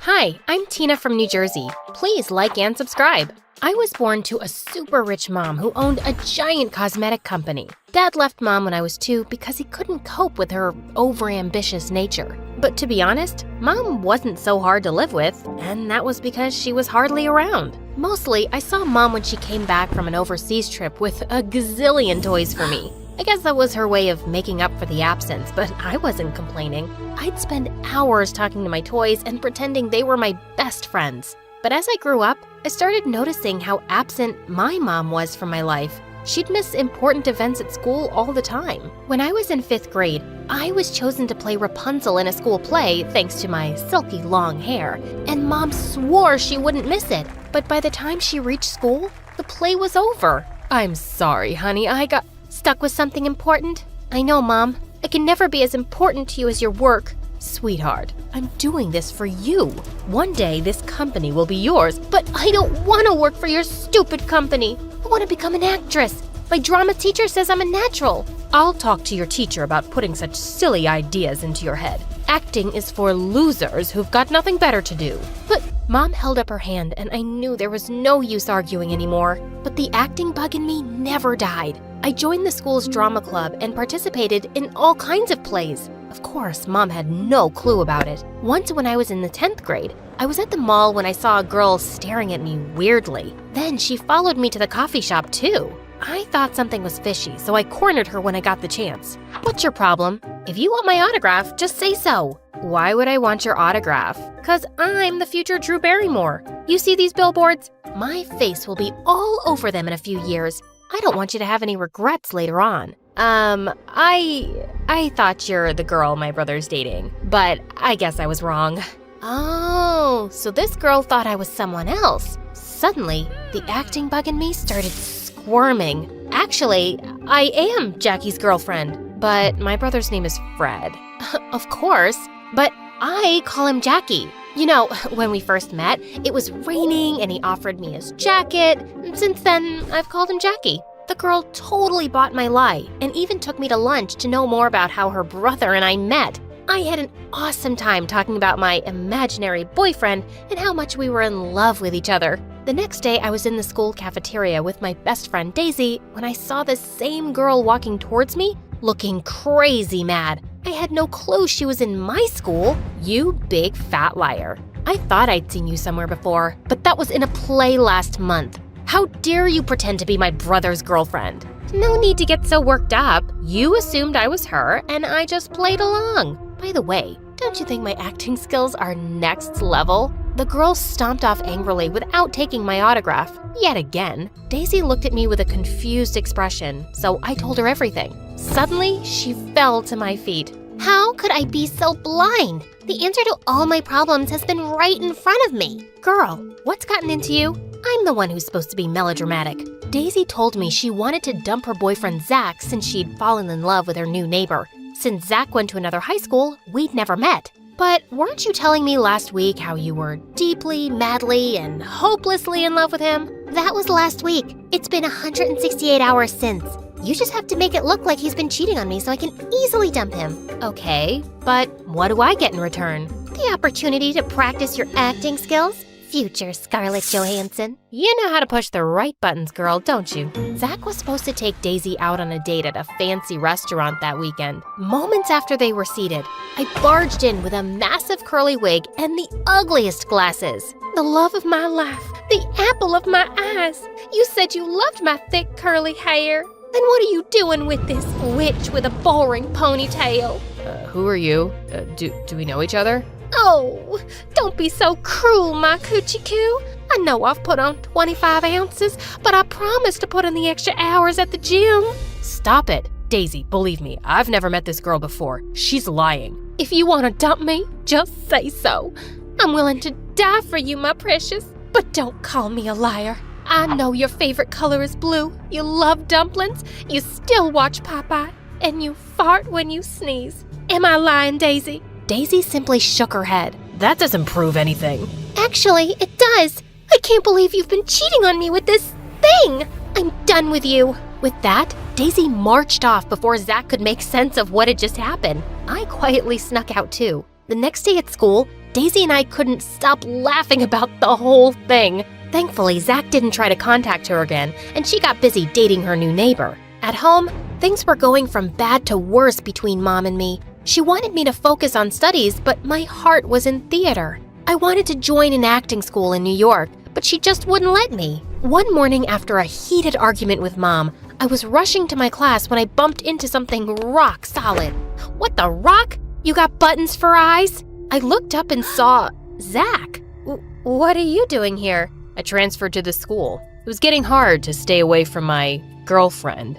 Let go, you moron. I am not your girlfriend. But wasn't I your coochie coo just a few days ago? Listen, mister, I was just trying to help my friend get rid of you. Actually, you did me a favor too. I knew Daisy was going around with another guy while we were dating. What? And you still dated her? Are you a nutcase? Well, I was about to confront her that day, but you made things easier. You put up a nice act, by the way. He gave me a lopsided smile, and for some reason, it made my heart flutter. He knew it was me. Zach was actually pretty cute. Then suddenly, he was touching my long, silky hair. Your hair is gorgeous. It's a shame you hid it behind that ugly wig that day. I mumbled an awkward thank you and literally ran to my class. The next few days, I had a feeling Zach was intentionally bumping into me. I saw him near the lockers, during lunch, at football practice, in the auditorium. Heck, he even agreed to play the role of a rock in a play I was participating in. One day, I was coming out of the library when I spotted him standing outside, whistling to himself. Are you stalking me? I could say the same. You were the one falling all over me a few days back. I angrily walked towards him to give him a piece of my mind, but I slipped on something and landed straight into his arms. Did you just fall for me? Again? Before I could respond, he helped me get back on my feet and then gently pulled off the scrunchie I was wearing. Your hair looks better this way. Free. Then he simply turned around and left, leaving me stunned.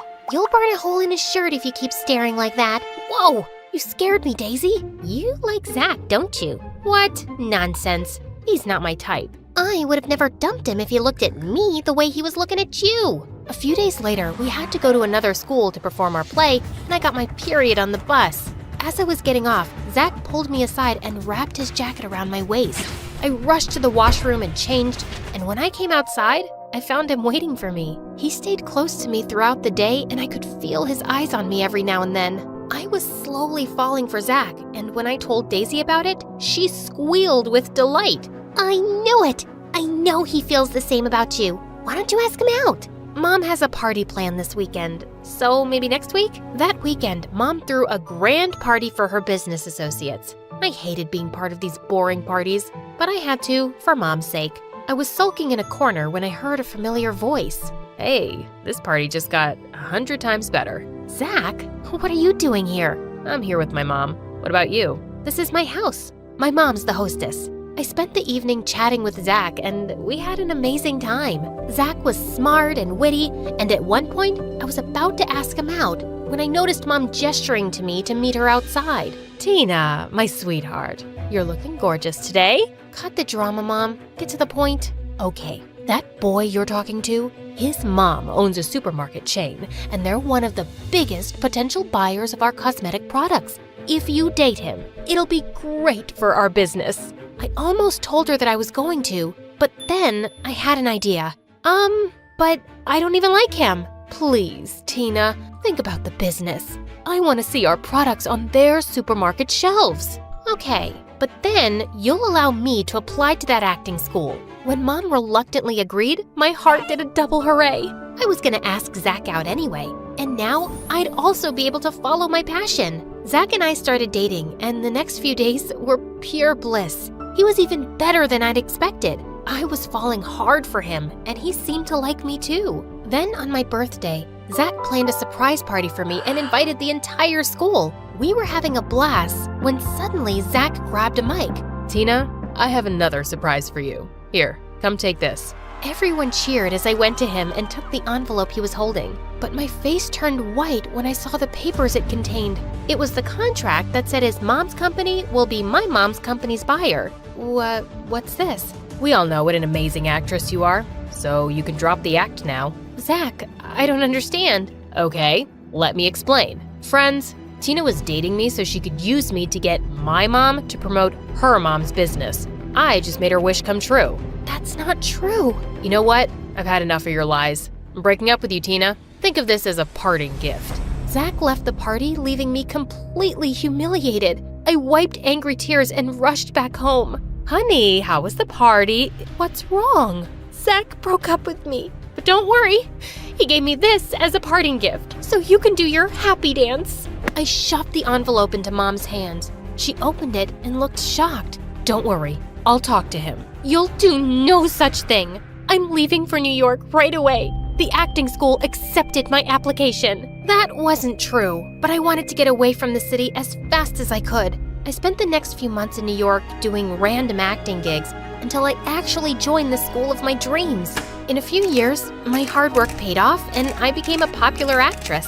Then one day, I got a call from Mom's doctor who told me her health was deteriorating fast. I immediately rushed back home and found Mom in bed, looking so frail that it shook me. Mom, why didn't you tell me you weren't well? I didn't want to distract you. I always thought you were wasting your time in acting, but you proved me wrong. How's the business going? I don't know. What? I know it sounds hard to believe, but I haven't gone to the office for months. The doctor told me to take a break, and I'm listening to him this time. That's because you've exhausted yourself so much that you can't handle the stress anymore. Maybe, but I'm tired, Tina. I spent my life running after money, and I didn't value the priceless gift life had given me, you. I hugged Mom, and it felt amazing. The next day, I went to her office and found out Mom's business had been falling apart for months. But there was one company still buying her products that kept her from completely going bankrupt. Zach's. I decided to meet him and thank him personally. When I went to his office, My heart skipped a beat seeing how handsome he looked. Tina, I was waiting for you. You look just the same. He looked at me for what seemed like an eternity, and I felt my cheeks grow red. I wanted to thank you for helping Mom's business. You didn't have to do that. That was the least I could do after being such an idiot all those years ago. Actually, I heard the conversation between you and your mom at the party where she asked you to date me. Oh, so that's how you knew. But I was already falling for you by then. I know. Daisy told me about it later on. She was mad at me for not reaching out to you, but I was so ashamed of what I'd done. I'm sorry, Tina. I was just so heartbroken that the only girl I'd truly loved had been... There's a saying in our little town. A thread woven wrong can ruin the whole tapestry. Funny, right? A saying about mistakes in a place where everything feels like it's held together by loose stitches. My life? Just one long, fraying thread. I'm Nadia. You've probably never heard of me. No one has. I'm the girl who blends into the walls, the one you forget is in the room. Teachers don't call on me. Classmates don't talk to me. Even my own parents barely notice when I come and go. I didn't always feel invisible. Once, I had someone, my best friend, Sophia. She understood me like no one else. Every afternoon, we'd dream of escaping this little town, imagining a big city life, a shared apartment with a balcony, nights at the ballet, and endless chocolate until we couldn't eat another bite. But then her family moved away, and just like that, she was gone. No more laughter, no more secrets under the oak tree. She left, and the silence felt louder than ever. And my parents? They're not bad people, just exhausted by bills and worries. Dad grumbles about rising prices and factory closures, while Mom stares at the bills, hoping they'll vanish. So here I am, alone, invisible, and wondering if this is all life will ever be for me. You're too quiet, Nadia. You just need to make your own destiny. But how? How do you shine in a world where every chance feels like a thread slipping through your fingers, and the loom of fate is woven by someone else entirely? If I could change one thing, just one thing, I'd want to matter, to be seen, to be someone. The night it began was unremarkable.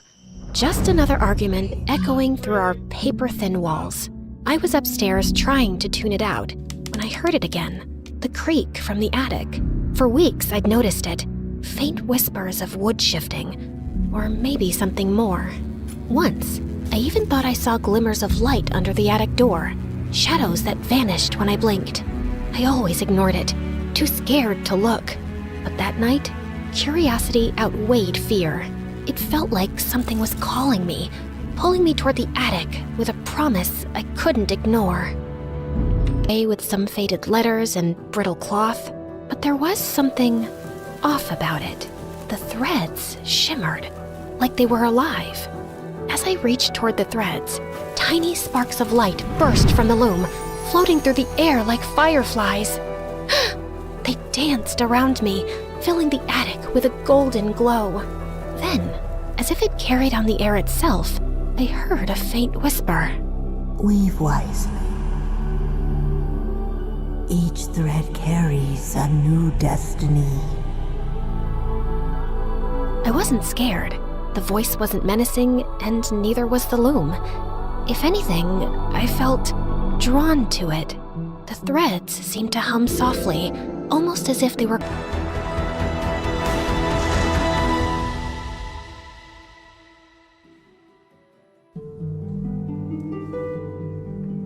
I wasn't sure what I was doing, but when I finished, I felt it, like the world shifted, just a little. The next day, just like I did before, the golden light flashed again, as it had the first time. The next morning at school, something strange happened. A pair of classmates I barely knew waved and spoke to me. Hey, Nadia. I love how you did your hair. Thank you. It couldn't be a coincidence this time. The loom? It was real. And it was powerful. Once you start weaving, it's hard to stop. I mean, why would you? I tried another pattern, this time for my mom. She'd been passed over for promotions for years. But within the week... You're not going to believe it. I got offered a better job with better pay. I never thought this would happen for us. It's a miracle! Suddenly, there were fewer fights at home. I even wove something small for myself. A perfect score on my math test. Not because I didn't know the material, but because I wanted to see if I could. And it worked. No matter what I wish I had, it always worked. Would you want to come to my birthday party, Nadia? You have to come. It wouldn't be the same without you. I wasn't invisible anymore. The world was finally bending in my favor, one thread at a time. And the loom? It seemed almost eager, like it wanted me to keep weaving. Weave wisely. Each thread carries a new destiny. But the thing about weaving destinies, life wasn't just good. It was perfect. Or so it seemed. Nadia, can you sit with us at lunch today? We really want to hear about your morning classes. Sure, why not? I love you guys. Or the loom that I didn't have? After that strange moment with my friends, I couldn't stop thinking about Sophia. Maybe, just maybe, the loom could bring her back to me. That night, I climbed back up to the attic. The loom glowed softly, as if it had been waiting for me. Weave wisely. Each thread carries a new destiny. I didn't hesitate this time. Yes, I know. I want Sophia to move back.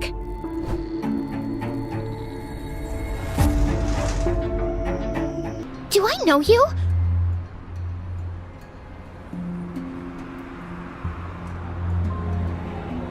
She didn't remember me. Not even a little. It was as if every moment we'd shared, every laugh, every dream, had been erased. I didn't know where else to turn. The loom had always worked before, but now Sophia didn't even know me. It was like I'd wished her into a life where I didn't exist.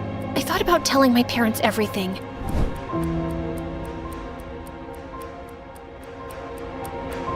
Mom?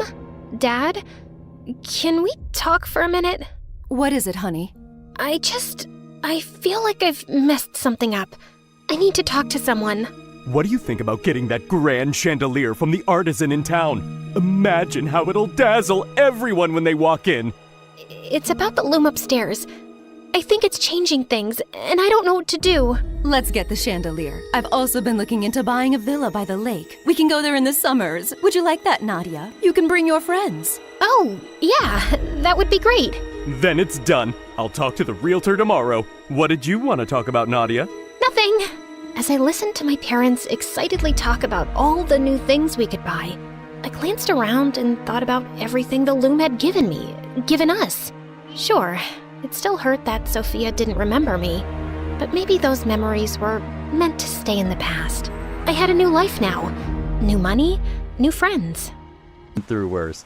I'm Mateo, professional book dropper. Nadia, aspiring flower crusher. Nice to meet you.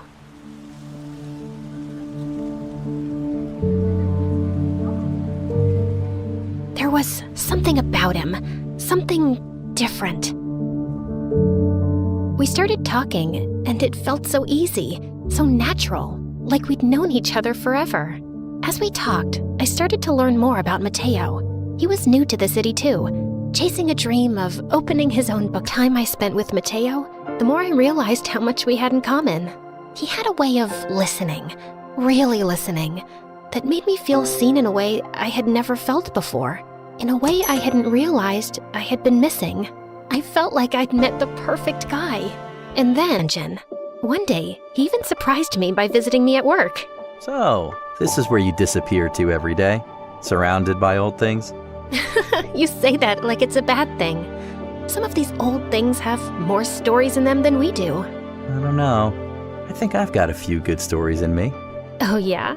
Like what? Like the time I walked into a museum and forced the lovely curator into giving me a private tour. This was dangerous. Being around him like this, so easy, so natural, it made it impossible to ignore what I really wanted, to be with him. This was woven over 400 years ago. Every thread was placed by hand. The amount of hard work it took to make this, it takes my breath away every time. Wow, can you imagine that kind of patience? And I wasn't trying to take something that wasn't mine. Mateo and I were supposed to be together. I just needed things to change a little. Weave wisely. Each thread carries a destiny. I just want her to leave. Then you will be marrying my daughter next week. I'll talk to your father tonight. Sally, leave my house. Now. Sally decided she couldn't hold it any longer. I've been waiting for you, Mr. Charles, because there's something I need to... I don't want to hear another word. Leave, please. Leave my house. No, you need to listen to me. I'm your...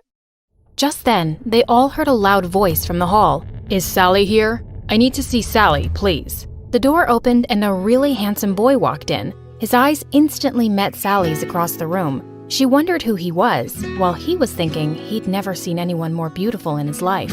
Mr. Charles walked up to the boy and hugged him. Oh, Jake, this is so wonderful. I had no idea you were in town. It's good to see you, Uncle Charles. Dad and I had to come for business suddenly, and we're staying at a hotel for a few days. At a hotel? Of course not. You'll be staying here with us. Just then, an older gentleman walked in, and he and Mr. Charles hugged.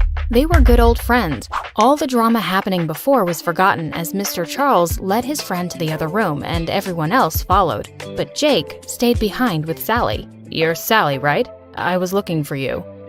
Yes, I am. And why? Jake handed Sally her wallet, saying he'd found it outside by the gate. Sally thanked him, and as he was leaving, he suddenly turned around. I was looking for your ID, and I found the letter inside. I'm sorry, I really wasn't snooping, but I did read the letter. Are you Mr. Charles's daughter? Does he know? Sally had kept a copy of the letter with her in the wallet. No, please, don't say a word. No one here knows. They just know me as Cynthia's babysitter. I've been trying to find the right time to tell him, but I haven't yet. Can you please keep it to yourself? Don't worry, Sally. Your secret's safe with me. Just then, Alan barged into the room. Sally, are you He stopped short when he saw Jake and Sally standing so close. What's going on here? That's none of your business, Alan. Please, just go back to Bella and leave me alone. Fine, whatever. Alan stormed off and Sally quickly left the room too. As she ran out, Jake bent down and picked up an earring Sally was wearing. He smiled and put it in his pocket. The next day, Sally was in the garden reading a book, and Jake was really happy to catch her alone. I just came by to return this earring. I believe it's yours? How many times are you going to come to me with lost things? Wow, was that your thank you? Why do you keep losing your things? Sorry to bother you. As he got up to leave, Sally suddenly took his hand and his heart skipped a beat.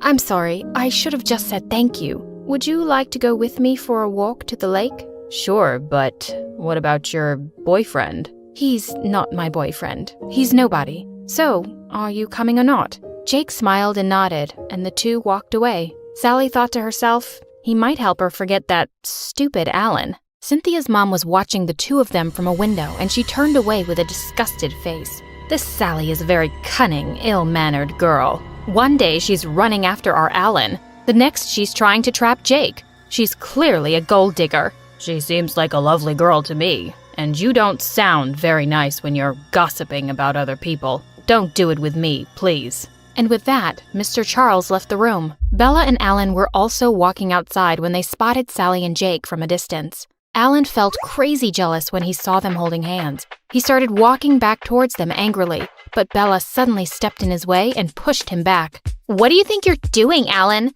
Do you need me to remind you of the agreement between our families? Want to talk to my mother again? Alan felt furious, but he turned around abruptly and stormed off to the house, thinking how he'd like to punch that Jake. Later that night, Sally heard a knock on her door. The minute she opened it, Bella pounced on her and pinned her down to the ground. I know what you're trying to do, Sally. I'm a girl like you. I know all your games. Sally pushed her off and leapt to her feet. What are you talking about, you psycho? I know you're just flirting with Jake to make Alan jealous. Oh, is that so? Well, maybe I am, and I hope it's working. In your dreams, witch. You'll never get Alan, so stop acting so desperate. I swear, if my stupid sister wasn't in love with you, I'd have your butt kicked out this second. Bella, I'm just tired of you acting like a big baby. Just get out before I punch your stupid face. I'm watching you, Sally. Don't cross me.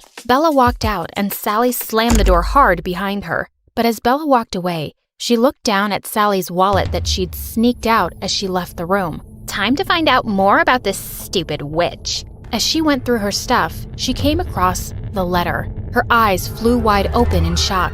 The next morning, when Sally went down for breakfast, Jake was waiting for her in the hall. But just then, Alan came forward and gently pushed him away. No one really wants you here, man. When are you leaving? What's your problem? I'm here as a guest, and I think Sally wants me here. Well, Sally's just a worker here, not the owner of the house. She doesn't decide anything. You're not the owner here either. And what do you mean, just a worker? Just a worker? Like a useless maid or something. Did you just call Sally useless? And with that, Jake shoved Alan roughly. Alan lost his temper and punched Jake in the face. Alan, stop it! What's wrong with you? Just then Bella came running down the staircase.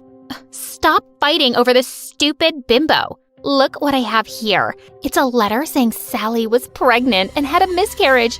God, you disgust me, Sally. Sally stared at Bella in complete shock. How did she have the letter? And was Bella so dumb that she thought Charles was Sally's ex and not her dad? What? When? How? Aren't you too young for that? Sally had no choice but to pretend it was true. She leapt forward and snatched the letter from Bella. Well, it happened. And it's no one's business but mine. I always told you she was rotten, babe. Just shameless. Alan stared at Sally in shock, then turned around and left, with Bella running after him. I can't believe she stole your letter, but it's good she didn't figure out the truth. And how dare that Alan call you useless? At least we're rid of him. He won't bother us anymore.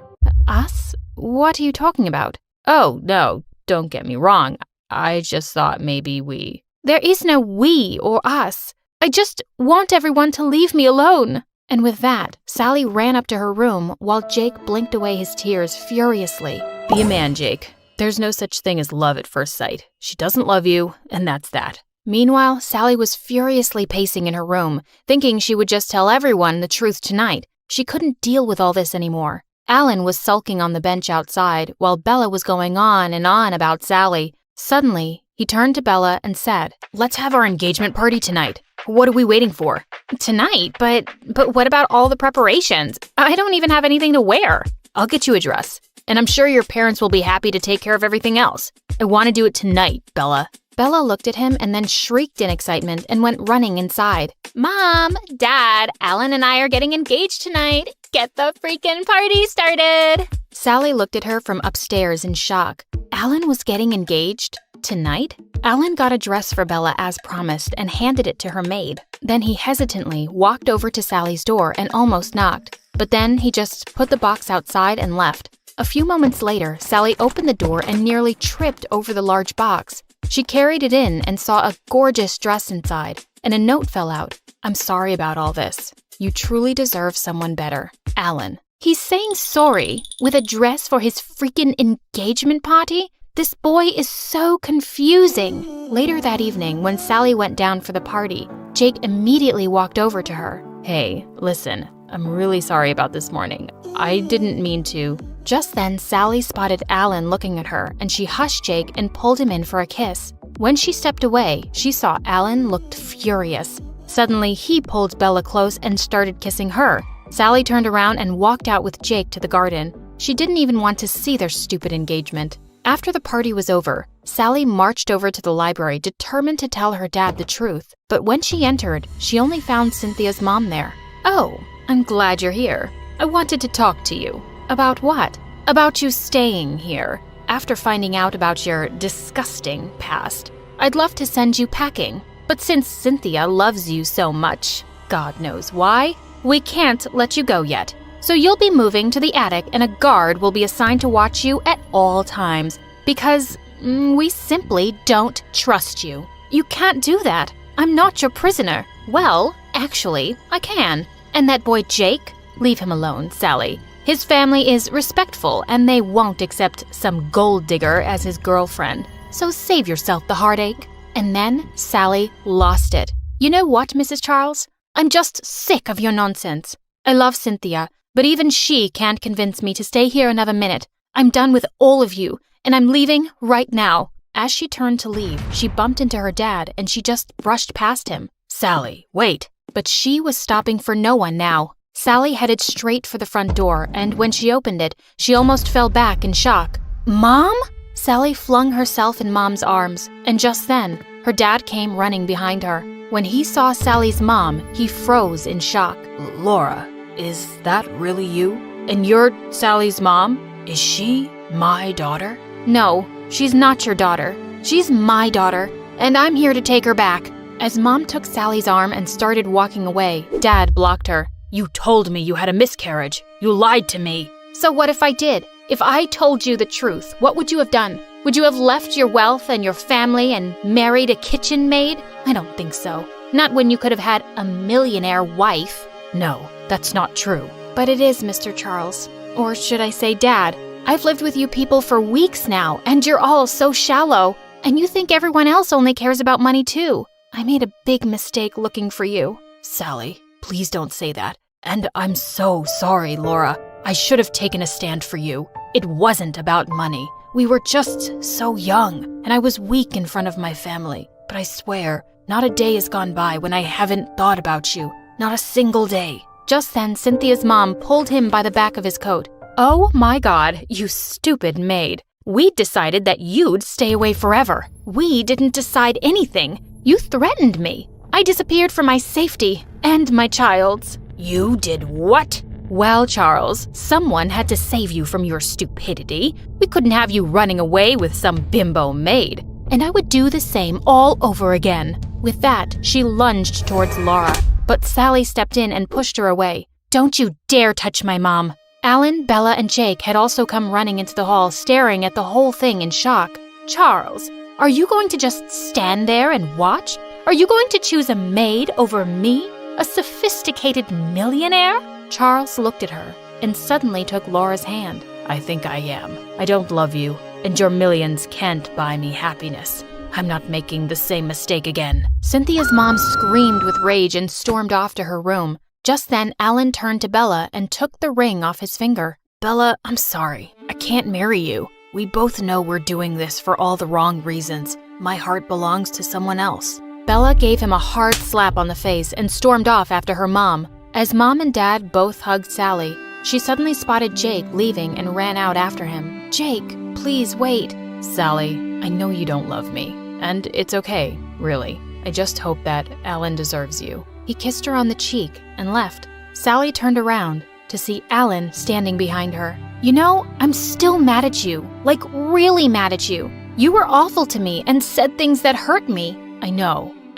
My anger and jealousy drove me to do some really stupid things. The truth is, I fell in love with you from the first moment you smacked me with that bat. I love you, Sally, and I'm really sorry. I promise. I'll make it up to you, if you let me. Sally walked up to him, looked deep into his warm hazel eyes, and pulled him in for the most magical kiss. Well, Mrs. Charles and Bella moved out for good, but Cynthia refused to go with them. She was all too happy to find out that Sally was her half-sister. Sally and her mom moved in with her dad, and the house was filled with love and laughter always. Would you stay till the morning light, or would you follow me, or would you let it be if I leave tonight?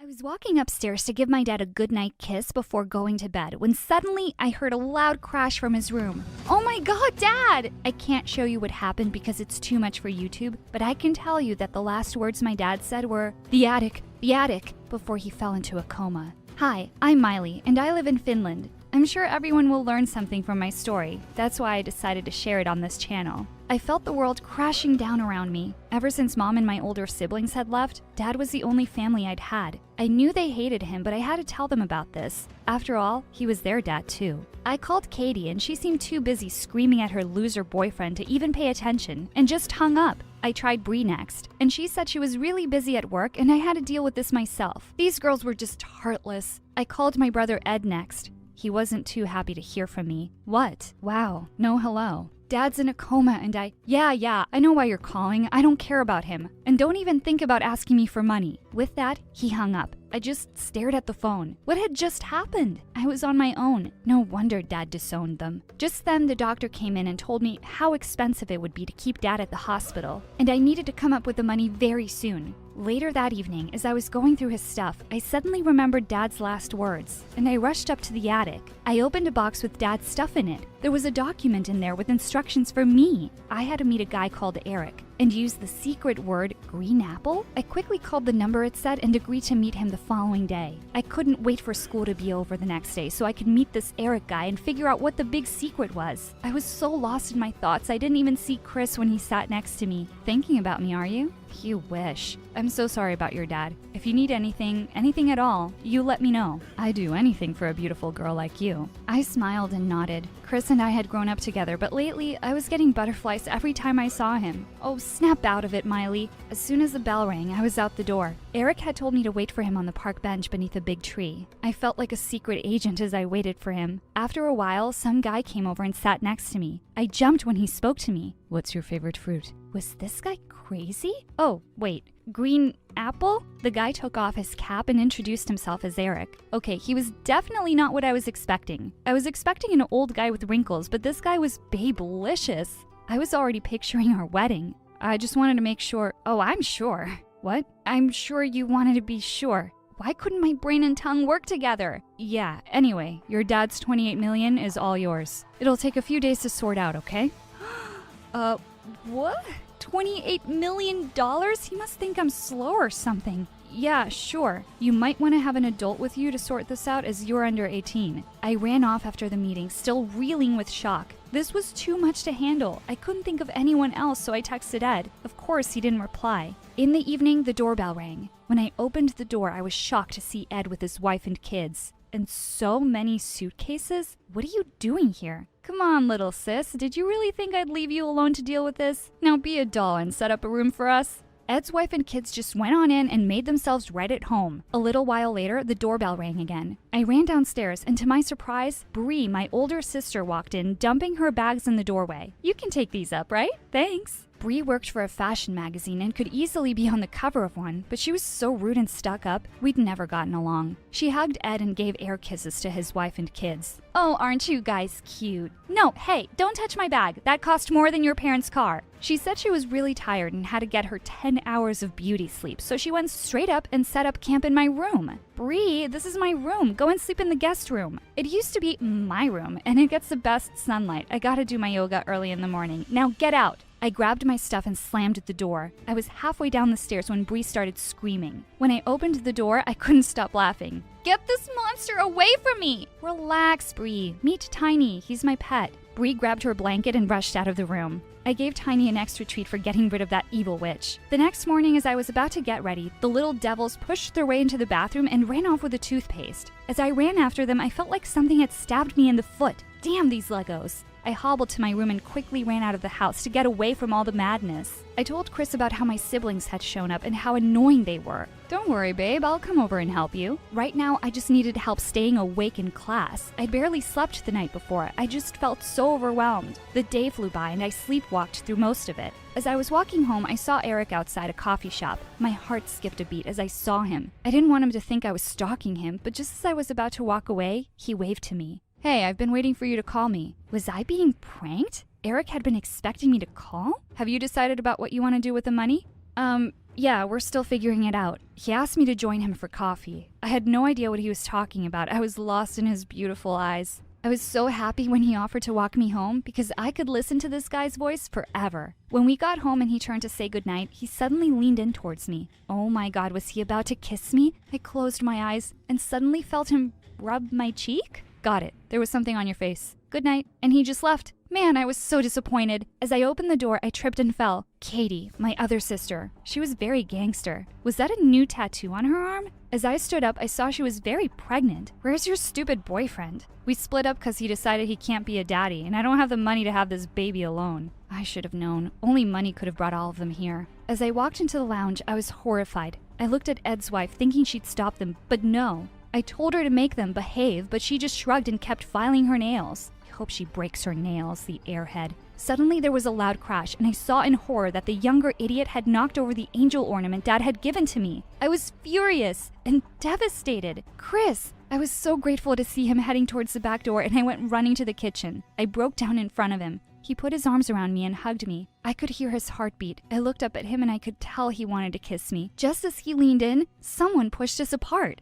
I swear I wanted to kill these idiots. Katie walked into the kitchen. Looking for a new baby daddy, are you? What if I am? I felt a pang of anger and jealousy. Chris was mine and she couldn't have him. I needed to get away from these psychos. I went to see Dad. It broke my heart to see him like this. Please wake up, Dad. Things are really hard. I can't do this without you. The next couple of days were hell. I was in over my head. The only silver lining to my gloomy days was Eric's texts. He'd been checking on me regularly. What a sweetheart. The next day, Chris picked me up for school. As I sat in the car, he handed me a rose and asked me to be his date for the spring fling dance. I know there's a lot going on right now, but I thought this would take your mind off it for a while. I didn't see that coming. I hadn't told him about Eric, but I just couldn't bring myself to say no to him. He was so sweet. At lunch, I was surprised to see a huge group of guys and cheerleaders gathered at a table. I had no idea what was going on over there, but then I caught sight of her stupid blonde curls. Bree! She was sitting in the middle, and of course, all the boys were drooling over her. Wasn't it enough having to deal with her at home?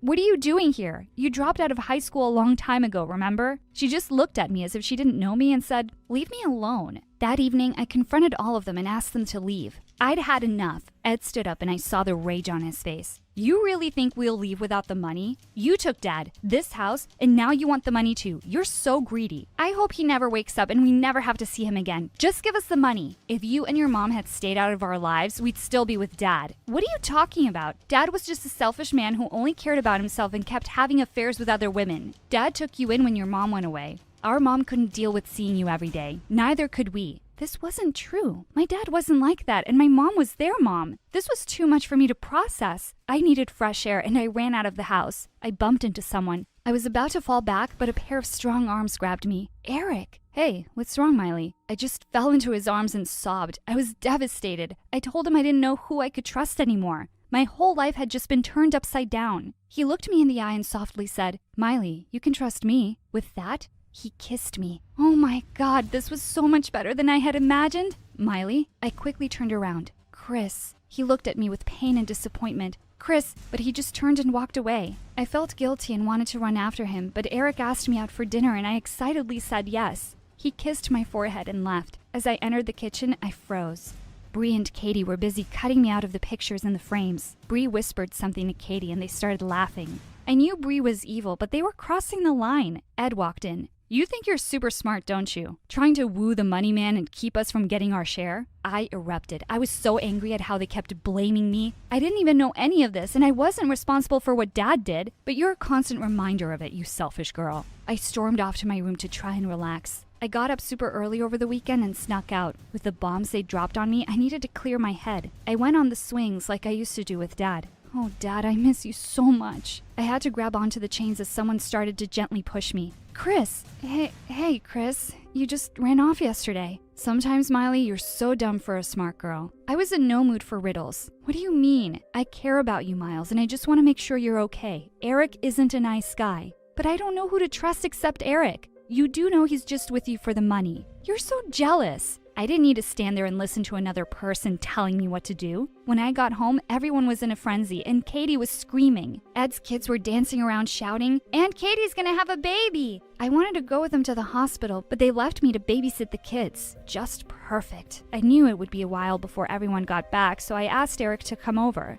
I quickly changed into something nice and cleaned up the place as much as I could. There was a knock on the door, and I rushed to open it. Chris? Why was he everywhere? What are you doing here? I wanted to apologize for this morning. Where is everyone? I told him they'd gone to the hospital with Katie. I don't know which part he thought was an invitation because he just walked straight in and started playing with the kids. They seemed to like him and did as he said. I was kind of glad he was there. Ding dong. Oh shoot, how would I explain everything? I opened the door. Eric looked charming. As we walked into the lounge, Chris and Eric just glared at each other. The tension was so thick you could cut it with a knife. Why'd you call me if he was already here? He just showed up.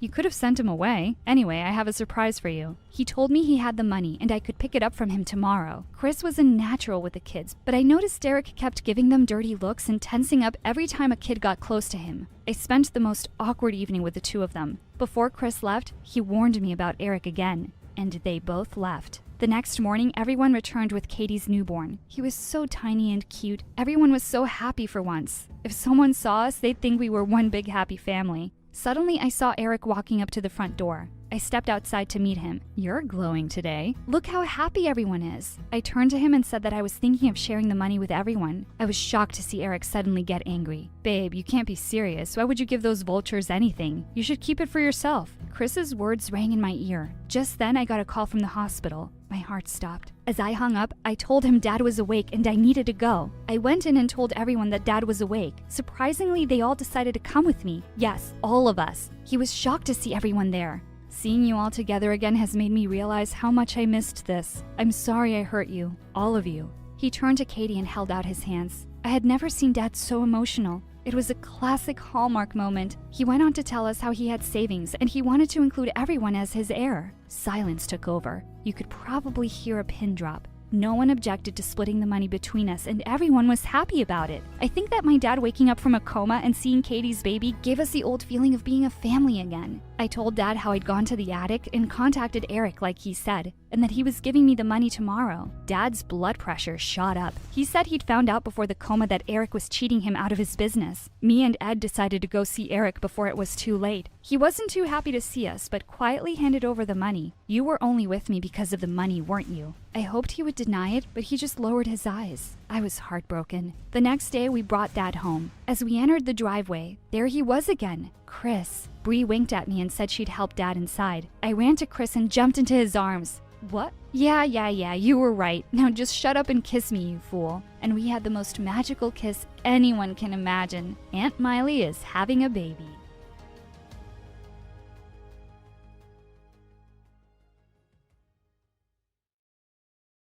Hi, I'm Hope from Honolulu. Please like and subscribe to 4Eve. My parents always said I was born beautiful. I received so many compliments and modeling offers for baby products that they launched my modeling career when I was just 3. But I never really knew my parents. When I was 6, they started a clothing line named after me and got really busy with it. So they mostly left my older sister Leilani in charge, and she hated me. You promised we'd play with the dolls. You can't always be the center of the universe.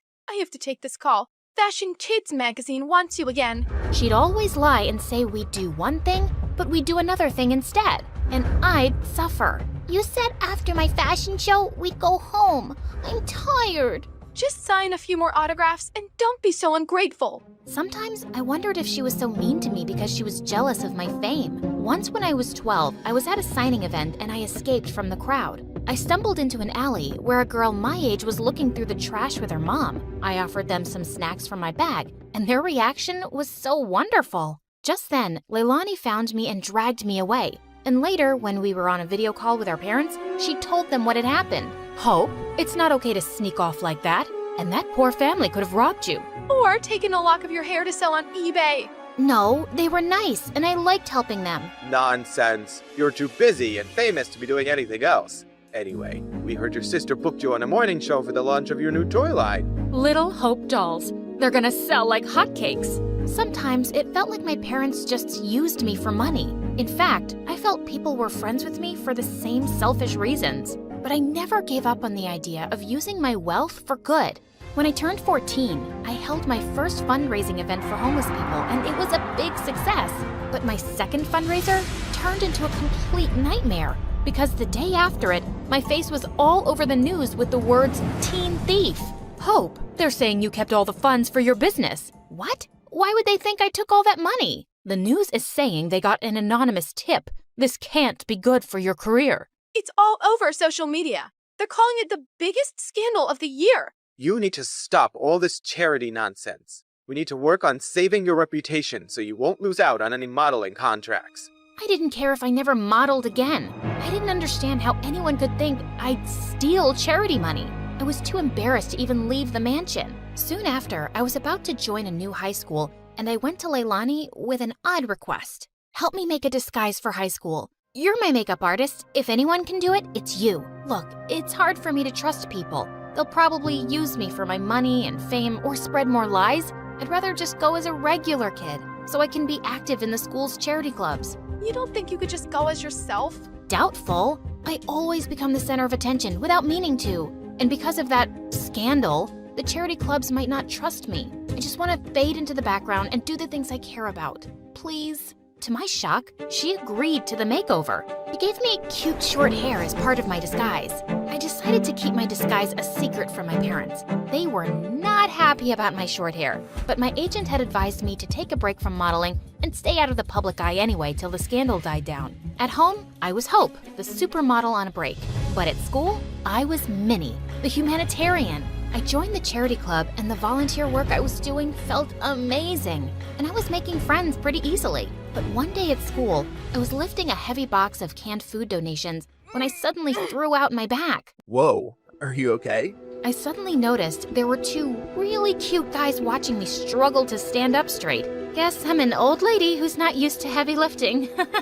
Ouch. Let's take you to the school nurse, Granny. I'm Kai. And I'm Crane. Here, let me take your bag. What was in that box? Canned stuff for a food drive. Crane immediately dropped my bag to the floor. You're part of a food drive? Not gonna help you. What? Come on, Nan. Let's just take her to the nurse. She's hurt. Whatever. Not my problem. And then he just left. What was that about? Are you seriously doing a stupid food drive, Granny? My name is Minnie, and what's wrong with food drives? Minnie? Minnie. Everything about them is wrong, Minnie. If the poor just got off their butts and worked, they wouldn't be poor. Why should we treat them like babies and take money from people who do work? Wow. Sometimes it's hard for people to find work or earn enough, and they need help. Maybe lame losers do. Well, Minnie, here you are. Kai winked at me as he left. What a jerk. But I wasn't going to let his arrogant opinion stop me. I organized a school dance to raise funds for the food drive, and it was a hit. But just as I was dancing with some friends, Kai and Crane busted through the gym doors with crowns on their heads. To the rich, stand with the rich. What are you doing, Kai? We're here to tell everyone the poor are pathetic and charities are scams. Don't be fooled. Just then, Crane started kicking down the display of food donations like a maniac. Luckily, the teachers there kicked them both out before they could do more damage. What planet were these jerks from? But I forgot all about them when I got home that afternoon and saw Dad running out to me. Didn't you check your phone, Hope? I think the battery died. What's wrong? Your mom and sister got into a car accident, but the doctor said they'll be okay. They both had some broken bones and will need bed rest. I started to cry, and Dad hugged me. I couldn't remember the last time he'd done that, and I decided I'd stay home for the next few weeks to take care of Mom and Leilani. The next evening, my bodyguard drove me down to the food bank to drop off the school's donations. To my shock, I saw Kai step out of his car in front of us, and he was dropping off bags of donations. What the hot fudge? I snapped a picture of him, and I confronted Kai in the school hallway the next day. Saw you at the shelter last night. What are you talking about? This? How did you... Okay, please, listen. Crane is against charity work, not me. He convinced me to think that way a long time ago, but I don't agree with him anymore. Years ago, Crane's family fell into a big scam by some fake charity, and they lost a huge fortune. Oh no. Yeah, his dad had to work so hard just to get them back on their feet. Now, he talks trash about all charities, and he doesn't trust the poor. He actually enjoys shutting charity work down in public. He bullied me into crashing that dance. And well, I'm sorry I did, really. He looked really sincere. If that's the truth, I understand. But you gotta stand up to Crane sometime. You can't keep pretending to be someone you're not. Kai offered to walk me to class, but I explained I was just there to collect my books as I was homeschooling for a while. He asked for my number, and I kinda left with butterflies in my stomach. Kai and I texted every day for weeks, and he even started coming over. I kept saying it was best to give my mom and sister space to recover, so we'd always hang out in my backyard. Keeping Minnie away from my parents and Hope away from Kai was getting exhausting. I was also developing the biggest crush on the real Kai. He was nothing like the jerk I'd first met. Once I found him waiting for me in my backyard with the most amazing picnic laid out. Hey, what's all this? Just a little surprise for your big day. Happy birthday, Minnie. Kai, my birthday isn't for another 5 months. What? Really? I looked for you over social media, but I couldn't find you because you're apparently the world's most private person. Then I went to go check the school records, and I guess I got the wrong Minnie. I guess so. But thanks anyway. It's the nicest thing anyone's ever done for me. Just as I sat down, Kai opened a bottle of soda, and the cork went flying straight into my eye. Oh my god. I am so sorry, Minnie. Wait, stop rubbing your eye and let me see. He lifted my chin gently as he looked deep into my eyes. Your eyes, they're... Yes? They're what? They're not the same color. What? Suddenly I realized that my contact lens had fallen out. Oh, my lens must have popped out when I rubbed my eye. I wear them for my eyesight because I'm as blind as a bat. I see. But why would you wear those green lenses and hide your lovely blue eyes? His face was so close, and I didn't have an answer to his question, so I just kissed him. He looked really surprised, but then he kissed me back, and it felt wonderful. Soon after, Kai and I hosted a fundraising car wash for a soup kitchen, but suddenly a car honked at us angrily. Well, what do we have here? Crane, listen, buddy. I know how you feel about this stuff, but I'm asking you to back off. I want to do this. What? Support lying, dirty thieves? Did you forget what happened to my family? Of course not, but that was one bad experience. Not all charities are scams. It's this witch. Winnie's brainwashed you. It's Minnie, and Kai is free to do whatever he wants, but you need to leave. Just then, Crane went red. He threw a punch at Kai, but Kai blocked it brilliantly and stepped back. Crane, walk away right now. You better watch yourself, Winnie, or you'll end up like that stupid teen thief model who raised funds for her business. She got what she deserved. She's a forgotten fraud now, a nobody. Suddenly, I froze in my spot. Was it possible that Crane had started that rumor? He was crazy enough to do it, and what if Kai had been involved back then too? Crane drove off angrily, and Kai turned to me. This may be the end of my friendship with Crane, but I feel relieved. I'm proud of how you stood up to him. Kai smiled at me warmly, but now I felt guarded. Did I fall for someone who might have framed me? Later that evening, as he drove me home, Kai suddenly took my hand. Minnie, I love who you are and who you've helped me become. Will you be my girlfriend? Kai, no, I can't. What? Why? I thought you felt the same way. You kissed me. And maybe that was a mistake. I'm sorry, but I can't be with you. Not only did I feel paranoid about trusting him, he had no idea I was Hope. I hated lies, and now I hated lying. Things were a mess. Kai begged to see me and kept messaging me, but I just ignored him until he gave up. One afternoon, I was fluffing Leilani's pillows when she asked me something unexpected. Hope, how are you? Not bad. Why? Nothing. I just noticed that you looked a bit sad these days. I kinda lost someone I cared about. Wait, Leilani, why are you crying? Oh, Hope, I just need to tell you something. I can't keep it in any longer, especially after you've taken such good care of me. And to my shock, she confessed how she was the one who had started the rumor that I'd stolen the charity funds. I know it was really wrong, and I'm sorry, but I just got so resentful. I was left in charge of you, and you always came first. And you were always in the limelight, while I never even got thanks for anything I did. I got carried away. Leilani, how could you? I really regret it. That's why I agreed to your makeover request, because I didn't want to stand in your way again. I know how good-hearted you really are. Do you know what you've done? I immediately thought of Kai, this great guy, and how I'd shut him out. I wanted to slap Leilani, but I just stormed off angrily. I told Mom what Leilani had done and said I couldn't stand to be around her right now. To my shock, Mom agreed that I should take a break from her. We arranged for me to stay at my bodyguard's house, and I found out that he lived close to Kai. On my first night there, I walked over to Kai's place.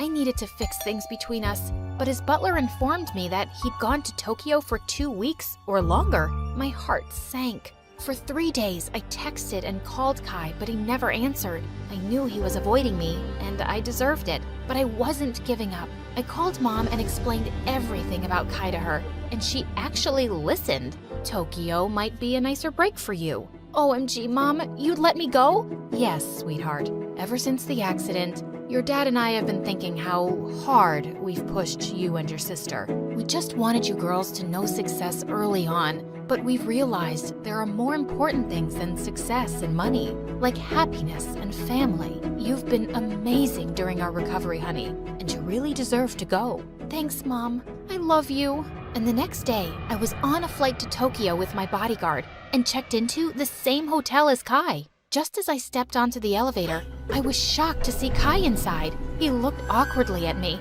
Hi, can I help you with something? I suddenly realized he couldn't recognize me without my disguise. Kai, you're the reason I'm here. I came to tell you the truth. I'm Minnie. Minnie? Minnie from Honolulu? Yes, except my real name is Hope. What? I told him everything. My trust issues and my disguise and what my sister did, how awful I felt for abandoning him, and how I tried calling him. I'm using a different phone here, and I understand why you wanted to hide yourself, Hope.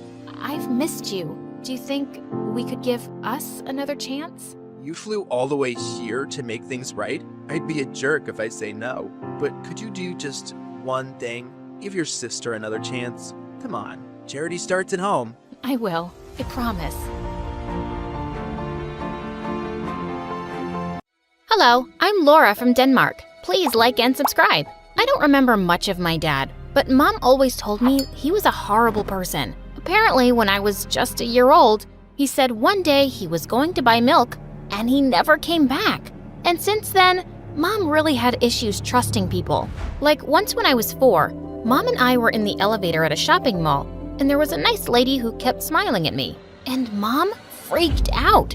Why are you staring at my daughter? Because she's so adorable. Keep your eyes to yourself, lady. Mommy, she didn't do anything. You can't trust anyone these days. What if she wants to snatch you away? Although Mom was kind of boring and strict, she tried her best to give me a good life. She worked as a banker, and we lived in the same apartment building as my favorite Aunt Lily. Since Mom worked long hours, I'd stay with my aunt, who only worked night shifts at a restaurant. Aunt Lily and I looked a lot alike with our blonde hair and green eyes, and she adored me. I loved her too because she was so much fun. But her daughter Emma, who was my age, didn't seem to like me much. Maybe it was because I had better grades or was more athletic than her. Or maybe she hated that Aunt gave me so much attention. Once in first grade, our moms took us to a Mother's Day function in the neighborhood. There were so many fun activities like the mother-daughter sack race, but Mom complained that her leg was sore. So my aunt took turns racing with me and Emma. Emma was so slow, but I ended up winning the race with Aunt. When we received a gold medal for winning, Emma went ballistic and pulled it right off my neck. This is mine because she's my mom. No, it's not. I won the race.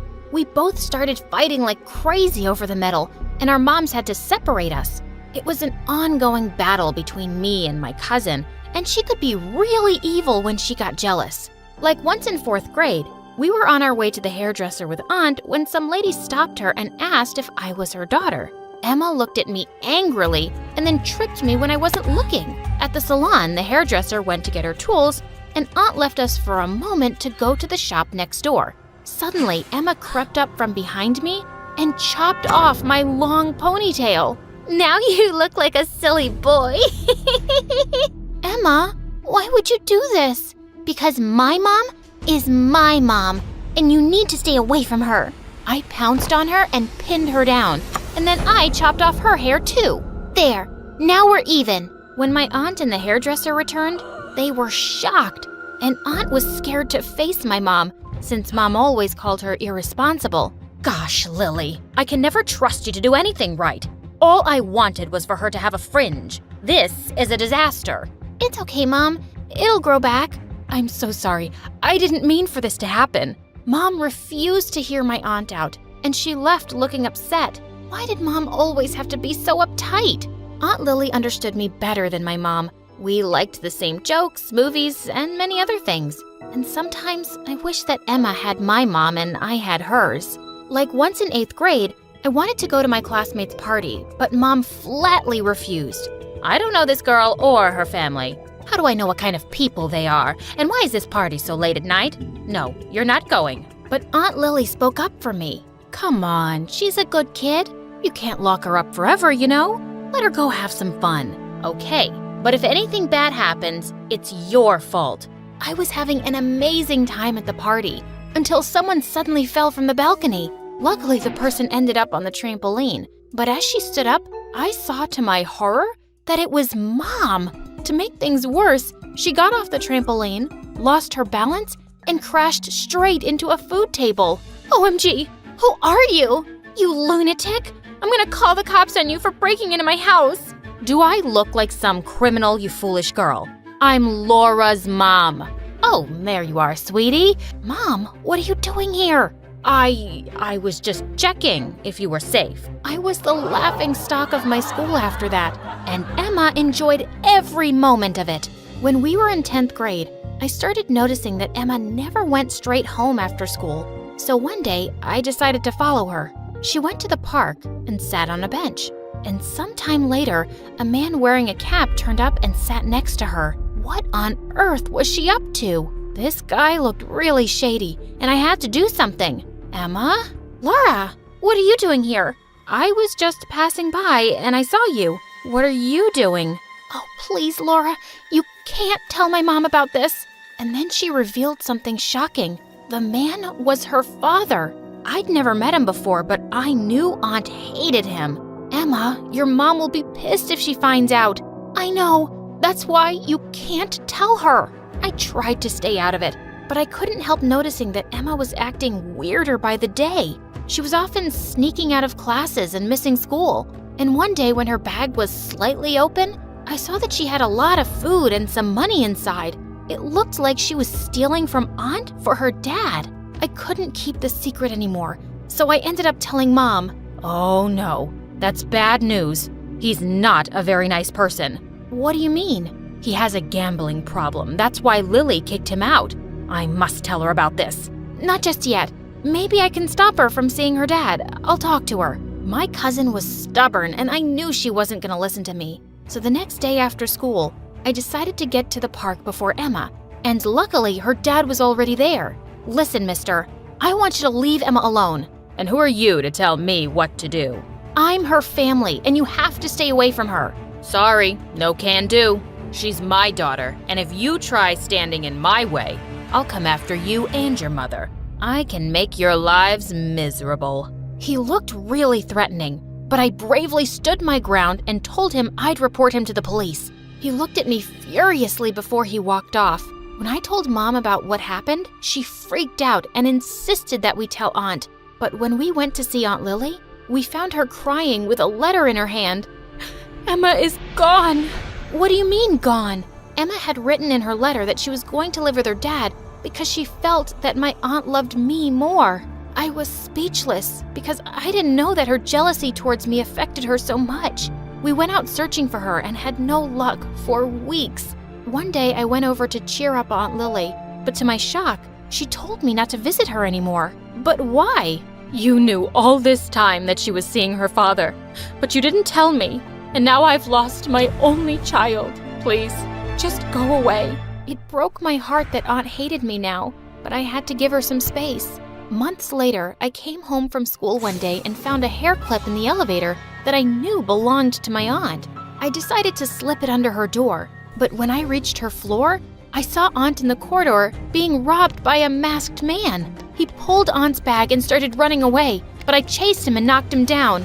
And when I pulled his mask off, I saw that it was Emma? Well done! You just saved your favorite aunt. Where would she be without you? Emma, I've been looking for you everywhere. Look, if you want money, I'll just give it to you, but please, just stay. Why should I? You already have your perfect daughter, and my dad loves me like you love her. She grabbed a handful of cash from Aunt's bag, threw it at her, and fled. Aunt and I just stood there in shock. And then she turned to me. This is all your fault. What?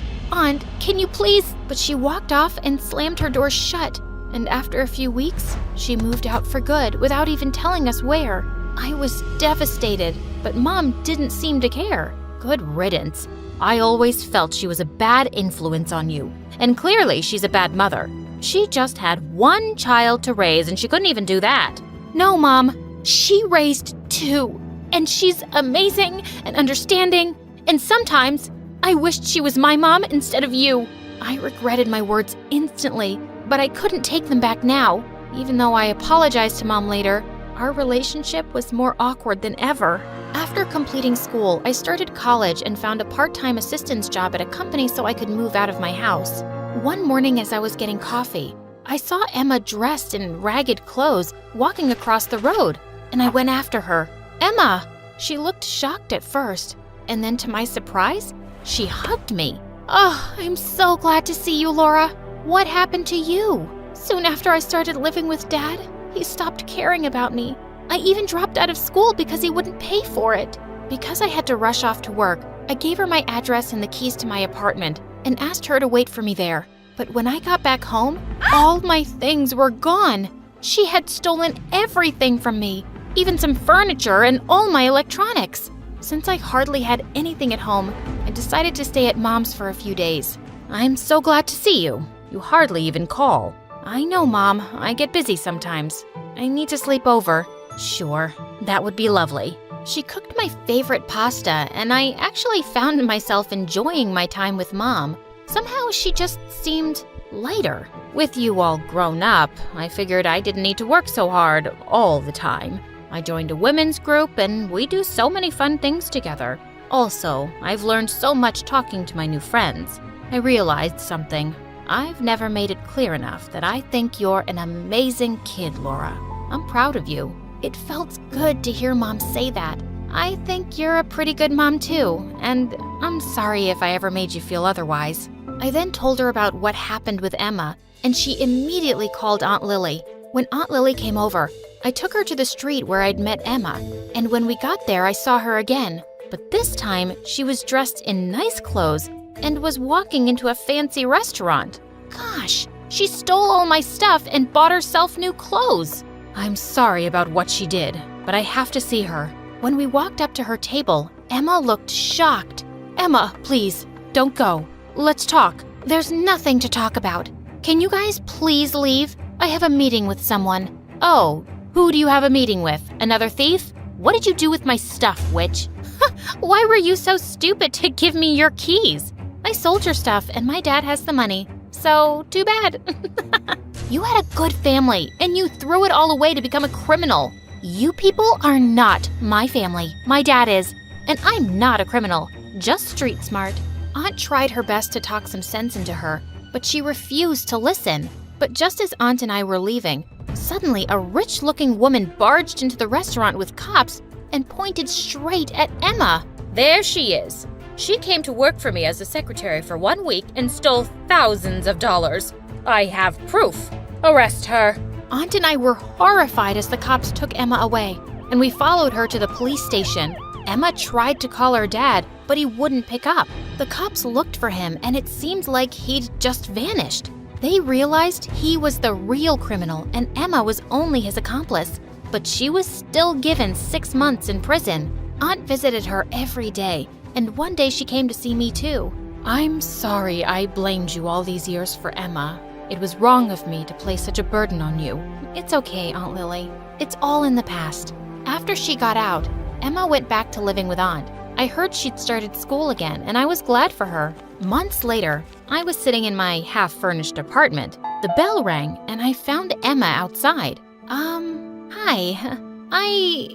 I have a surprise for you. When she took me outside, there was a truck full of all the stuff she stole from me. Wow!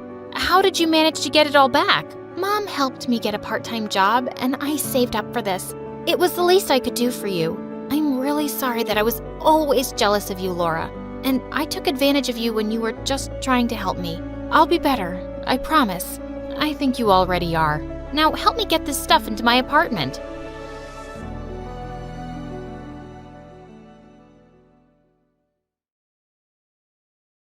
Everyone has secrets, right? I know I do, and you probably do too. But I doubt there's anyone out there that has as many secrets as my parents. It all started at my 10th birthday party, when two people rocked up and spilled the beans on the first dark secret my parents had been hiding from me. I was having the best day of my life. Finally, my parents had agreed to let me throw the princess party of my dreams, and all the girls from my class were invited. I was going to one of the best all-girl private schools in the country, and every time someone's birthday rolled around, we'd compete to throw the best party. So this year, I knew I'd win because my parents had gone all out and even rented an actual unicorn. Okay, obviously it was a horse with a horn, but you get the picture. Plus, my house was an actual mansion, and I knew all the girls would be jealous when they saw it. And yup, I was right. Everyone was impressed. Everyone except Bella. I'd only invited Bella because she was the most popular girl in our class, but when she gave me my gift, I regretted ever inviting her. She handed it over with a smirk, and when I opened it, she said, "Surprise! My mommy didn't believe you actually lived in a mansion because you smell so bad.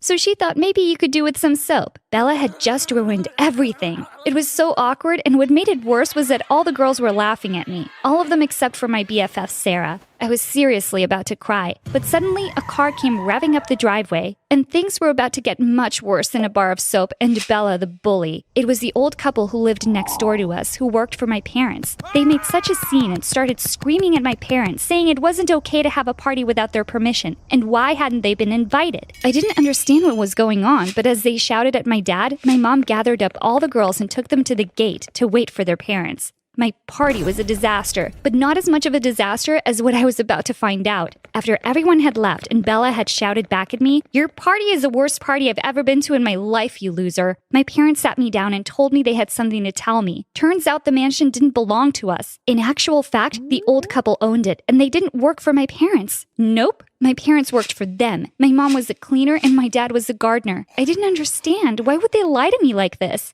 Then they told me that the only reason I went to that rich girl's school was because the old couple paid for it, and that I had better behave or they might stop paying my fees. Honestly, I didn't care anymore. I didn't want to go back to school anyway because Bella would have already told everyone what a poor little peasant I was. That was a huge turning point for me, not just discovering that my parents had lied to me, but that actually they were dirt poor. We were a charity case, and if it weren't for that old couple, would we have to live on the streets? I was so mad at my parents. They were so ashamed and kept apologizing to me, saying they just wanted me to have the life I deserved. But I was a smart kid. I knew there was more to it, and I was going to find out exactly what was going on. Word got out quickly, and Bella made my life hell. One day I got to school and she was standing outside with a box that said, "Money for the poor, aka Sasha." I couldn't believe it. People were actually dropping money in there. It was humiliating. I immediately went to find my BFF and told her I was feeling suspicious. Even she agreed that it didn't make sense that my parents were poor because she'd seen my dad out in a Porsche before, and my mom had all those fancy clothes. Suddenly I thought, what if my parents had just been robbing the old couple? But then my BFF said maybe my parents were hiding from someone. Maybe they'd done something bad and were undercover peasants. After that, I started investigating. Anytime my parents were working, I'd snoop around in their room. My BFF was right. They had so many expensive things. Why were they working as a cleaner and gardener? I decided to just go and ask the old couple. They liked me a lot, and now that I knew it was them that paid for my school fees and bought me all these fancy clothes, surely they'd tell me what my parents were really up to. I saw my mom cleaning their kitchen and felt so stupid. How had I been so blind before? I went to look for the old woman, but I heard her shouting and quickly ran to hide in the hall. And then I heard someone respond. Oh my gosh,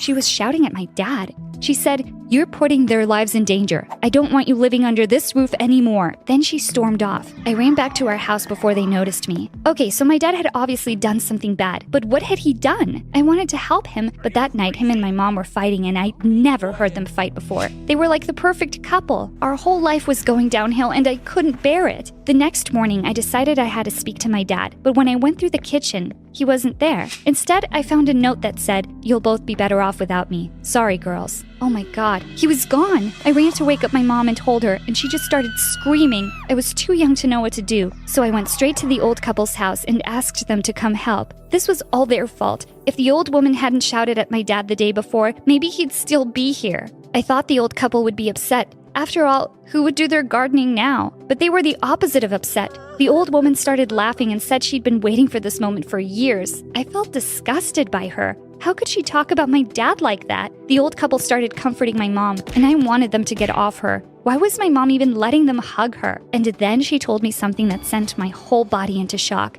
They said now that my dad was gone, we could come live in the big house where we belonged. Then my mom just lost it. She pushed them away and said, "When will you stop? I don't want to live with you. You've ruined my life." The old woman tried to reach out for my mom to calm her down, but my mom just screamed, "Mom, will you just leave me alone?" I couldn't believe it. Mom? But my mom had told me my grandparents had passed away years ago. So these people were my grandparents? Over the next few days, my mom cried nonstop, and eventually she agreed for us to move into the big house with her parents. I felt really uncomfortable with how many secrets were coming out. I just wanted to see my dad, but we couldn't get in touch with him at all. It was like he'd disappeared, and the whole time my grandparents kept saying that I should try and forget him. He'd abandoned us. I didn't believe them, though. My dad would never have done that. He loved us so much. You'd think I'd be happy now that I finally got to live in the mansion like a real princess, right? But it was horrible. My grandparents told me how my dad had gotten my mom pregnant when she was really young, and they didn't approve of him or his family. So the only way they could be together was if they worked for my grandparents. I was so confused. My dad didn't even have a family. He'd lived in a foster home.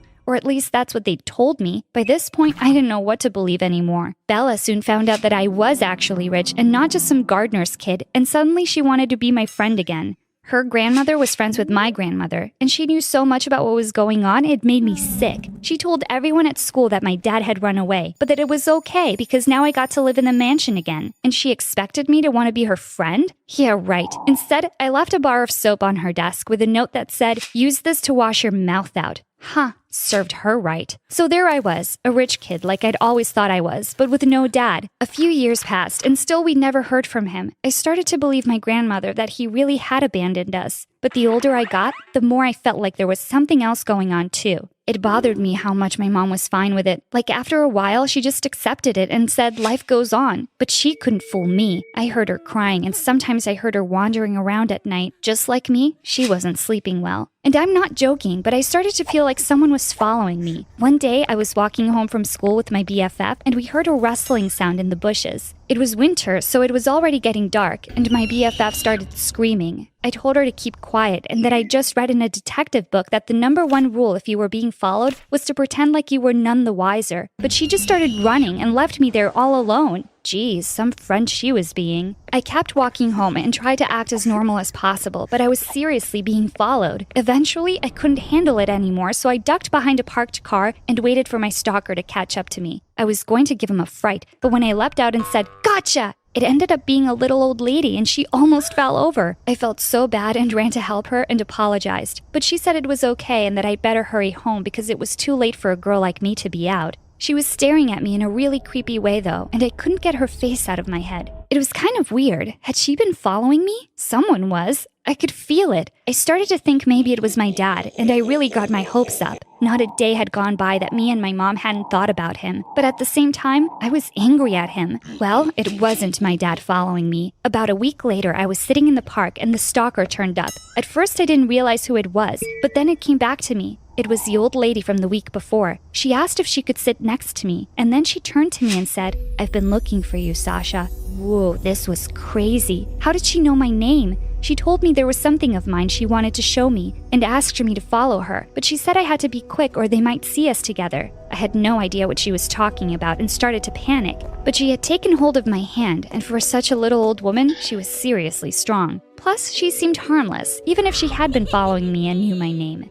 We climbed into a car, and she told the driver to hurry. Suddenly, we were driving through the city so fast, and I realized I'd done exactly what no kid should ever do: get into a stranger's car. I asked her what she wanted with me, and she said I'd soon find out. But I didn't find out. The car came to a stop, and I opened the door to climb out. But suddenly, someone grabbed me and said that the old woman was dangerous, and I needed to go with them quickly. It all happened so fast, I didn't have time to think. Then I noticed my grandfather was in the back of the other car, and I got in beside him. The old woman was standing outside the house shouting, and as I looked back, I swear I saw my dad's face in the window. This was too much. I asked my grandfather what was going on, and he said that the old woman was crazy and had been following me. I asked how he knew this, and he said my bodyguard told him. Huh? I had a bodyguard? This was insane. My grandfather just laughed and said, of course I needed a bodyguard, because what if my dad came back and tried to steal me away from them? At that moment, I wished my dad would do that. I then asked my grandfather to tell me where my dad was, and he said he was gone and it was better that way. What I didn't tell him was that I'd just seen his face at the window. I was going to take matters into my own hands and go there and find out what was going on once and for all. The next day, I went to school as usual and told my BFF to cover for me. I told her I wouldn't be long, but that if anyone asked, just to tell them I was sick and had gone to the clinic. I snuck out after our first class and tried my best to remember the way to the house I'd seen my dad in. I couldn't believe I might get to see my dad again after all these years.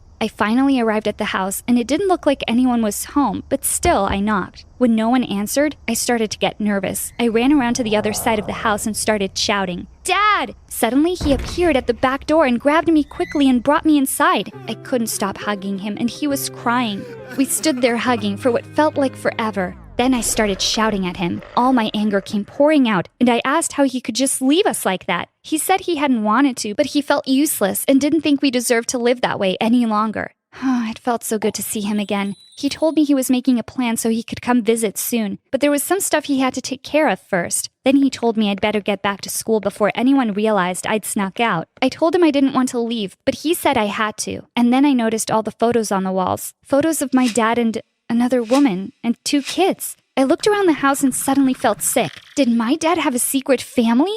How could he do this to us? No wonder my grandparents didn't approve. He was a cheat. He saw me looking around and he said it wasn't what it looked like, but it was too late. I had to get out of there. I ran for the door, and then I noticed the old lady coming down the stairs. She looked so happy to see me, but I just ran right out the door. My dad was nothing but a liar. I started running down the street and that car pulled up again. This time my mom jumped out and told me to get in. I was so happy to see her, but I couldn't stop crying and asked if she knew that dad was cheating on her. Suddenly, the other door opened and my dad climbed in. I told him to get away from us, but both my parents just told me to calm down and that I was old enough to know now. My dad is an undercover agent. Yup, he's a spy. Everything he's done so far is to protect us. My grandparents were really not happy about it because there had been some scary situations over the years. So that's why he'd left us. But he wasn't living with some other family. He was living with his mom, who just happened to be the old woman who stalked me. She had been looking for me because she couldn't bear to see her son so unhappy without being able to see me. She was just trying to help, but it could have been dangerous for us. Oh, and the pics of the other woman and kids were his sister and her kids. Oh my God, I had cousins! Now that I was 15, my parents thought I should know the truth, but they said it would still make things tricky. Then I thought to myself, how come they weren't crying at seeing each other again? Well, looks like they'd kept another secret too. This whole time they'd been sneaking behind my back seeing each other. Now it all made sense. The noises I'd heard in the night were my mom sneaking out. To be honest, I'm still processing it all. It's a lot for a kid to take in, but it does kind of make me laugh.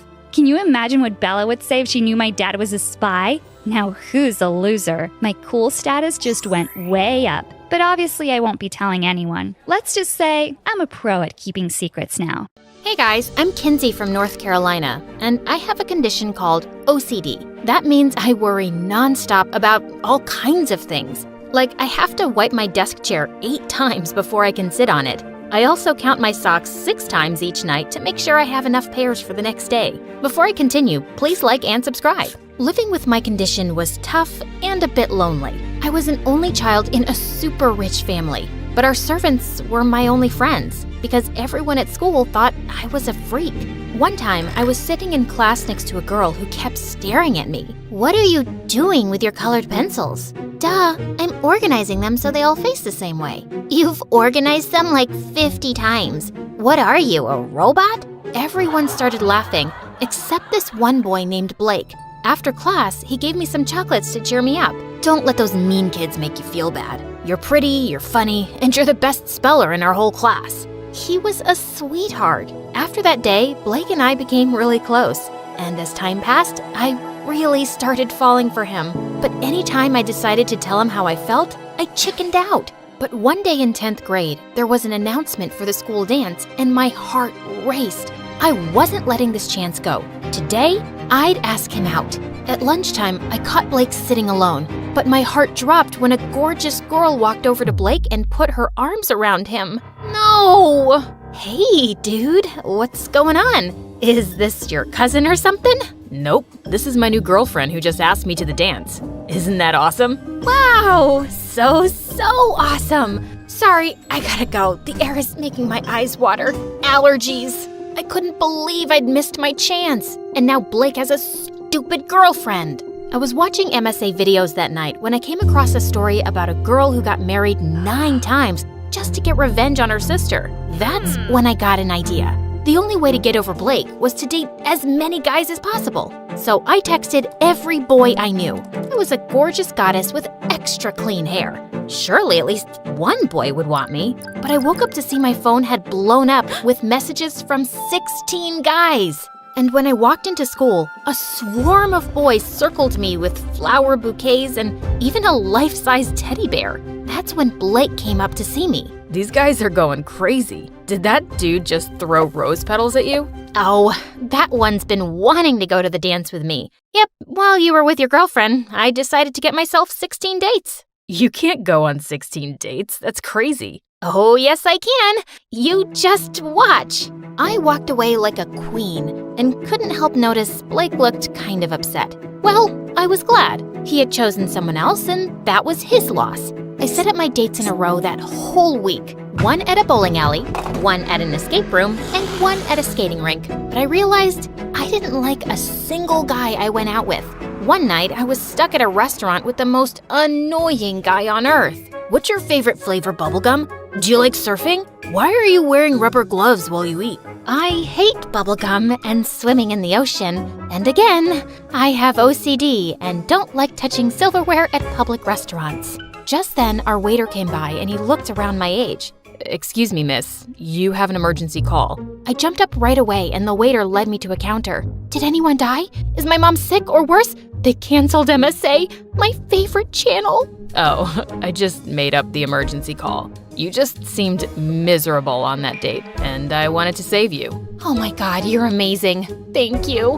No, you're the worst. You made me think my mom was sick. So, how about I make it up to you after my shift ends? We can go to the park. I have a thing for girls with turquoise gloves. I laughed and immediately agreed to hang out with the guy after his shift. I found out his name was Indigo and he actually lived close by to me. Actually, I'm homeschooled, so I come here a lot. I don't have a ton of friends. Well, now you have one.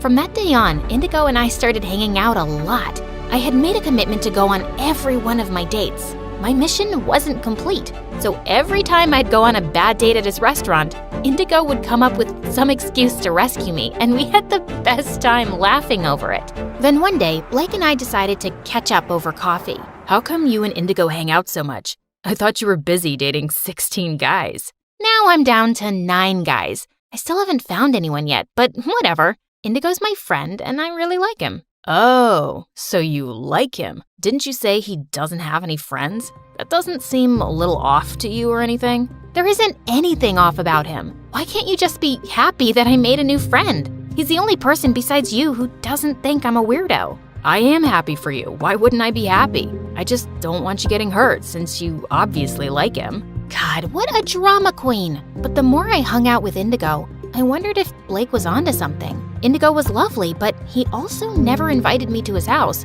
or told me much about himself. One night, Indigo and I were sitting by the lake, and I decided to ask him about it. I don't tell people about my life. It's too complicated. Well, I don't like hanging out with people who keep secrets. Fine, I'll hang out by myself then. At that second, Indigo ran into the lake and went underwater with his clothes on. What are you doing? The lake is polluted. You don't know what's inside it. I'm going home. Just put your feet in. It feels nice. And remember, you can always take 100 showers after. Do you trust me, Kinsey? I was about to tell Indigo no freaking way, but then I noticed his warm brown eyes and that he was holding his arms out to me. I held his hands tight as I dipped my feet into the water. Oh my God, I'm doing it! I'm amazing! Indigo, this is a really big deal for me. Well, I'm honored to be by your side during such a big moment in your life. Indigo smiled at me, and suddenly, I pulled him close and kissed him. I felt my heart race like never before. I fell asleep thinking about Indigo that night. I could still feel his lips. But the next day, I heard a knock on my window, and it was Blake. Blake, what are you doing here? Kinsey, I'm in love with you. I've been in love with you for years, but I never had the guts to tell you. That's why I got a girlfriend, but I ended things between us. You're the only one I want to be with. I couldn't speak. My head was spinning.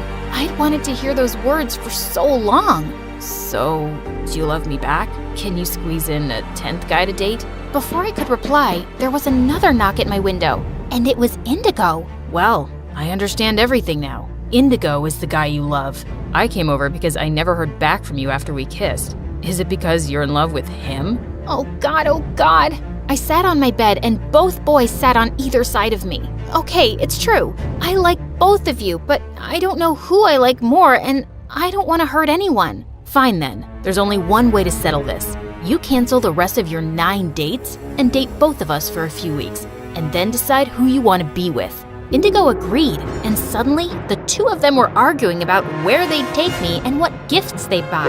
I kicked them both out so I could go to sleep and take a frickin' bubble bath. But I agreed to their date plan since it was probably the best course of action. Blake was first and invited me over to his house for a candlelit dinner. He was even wearing a suit and playing romantic music. I thought the two of us could have a slow dance before we ate. I actually would love that.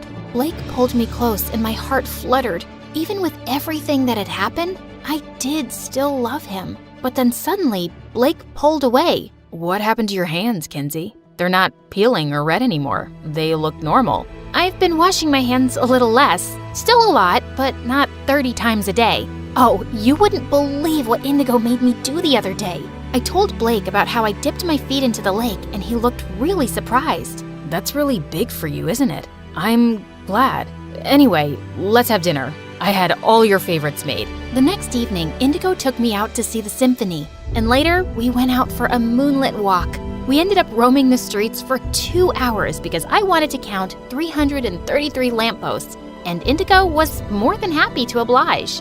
The next couple of weeks were a whirlwind of romantic dates, but making my decision wasn't getting any easier. Blake was the boy I'd always loved, but Indigo had left his mark in a short time, and now I couldn't imagine not having him in my life. A few days later, I was having a picnic with Indigo when he turned to me looking serious. Kinsey, it's about time I told you the truth. The reason I'm homeschooled and why I don't have any friends is because I have a serious illness and I'm in and out of the hospital a lot. And I never ask you to come over because my parents are really overprotective and they fuss over me a lot. I didn't want to freak you out with all that. Wow, Indigo, that sounds tough. It's not been too bad, just something I have to live with. But things will change once you get the surgery in 2 days. Indigo turned to me in shock as I clapped my hands over my mouth. Oh God, how did I let this slip?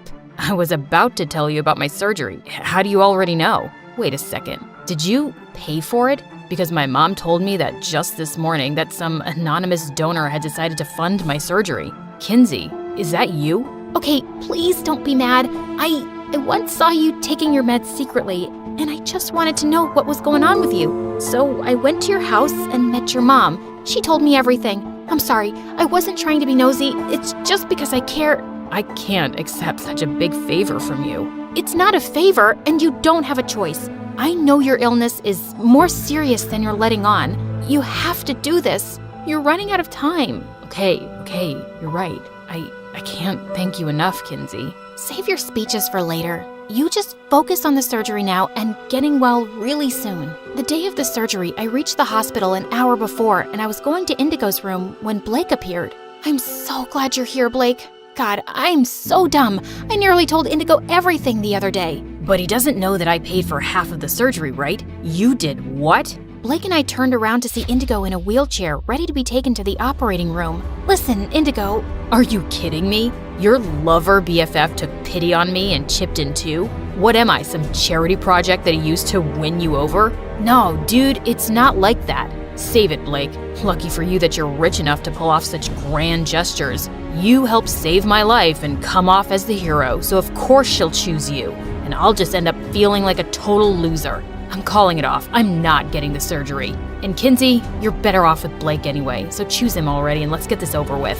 With that, Indigo stormed off. I have to go and convince him. He needs this. Let me try once, okay? Indigo, don't be stupid and come back inside. Please, just leave me alone. No, I won't. And that's because I really care about Kinsey and you're the right guy for her.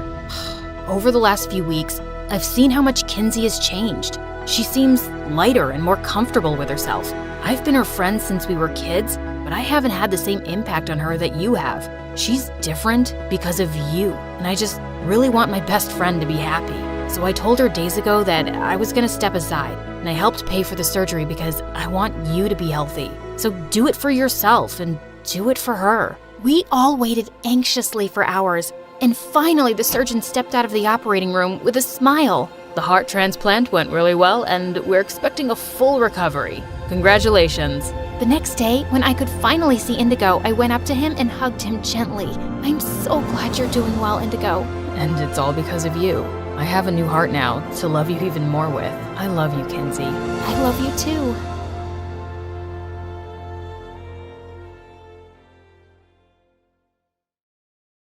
Hi, I'm Julia from Brazil. Please like and subscribe. I live with my single mom in a small town full of rich people in big mansions. But we weren't one of them. Mom worked here as a maid. She would also make this amazing jam from some fruit trees in our backyard and sell it at the Sunday market. We didn't have a lot, but we had each other. Once when I was 5, she took me with her to one of the mansions where she worked. As I waited for her outside, 2 girls my age came out and started playing with the most beautiful dolls. I asked if I could join them, and we were having a really good time when suddenly a woman came out and started shouting, "What are you doing with this girl? You'll catch lice from her." What? I don't have lice. You can check my head, see? Ew, get away from me. You two come inside right now. Wow, what a jerk. Growing up, I didn't have much to do with the rich kids, but in the 6th grade, Mom enrolled me in the fanciest school in town. I've been saving up for it, Julia. You're not gonna end up a maid like me. You'll be someone amazing one day. Well, for now, I was the school outcast in my old clothes and shoes, but I didn't care if the others ignored me. I was here to work hard and study my butt off. But there was one girl in my class who stood out more than I did, Andy. She was a total troublemaker who spent half her time in detention. One day in class, the teacher asked everyone what they'd like to do when they grew up. I said I'd like to be a doctor so I could help other people. But when Andy's turn came, she stood up and said, "When I grow up, I want to have 100 kids so I can have 100 friends, and no one can say no to being my friend. They will love me and fear me." That's a really silly answer, Andy. Fine, I'll become a gangster then. If I can't be loved, I will be feared.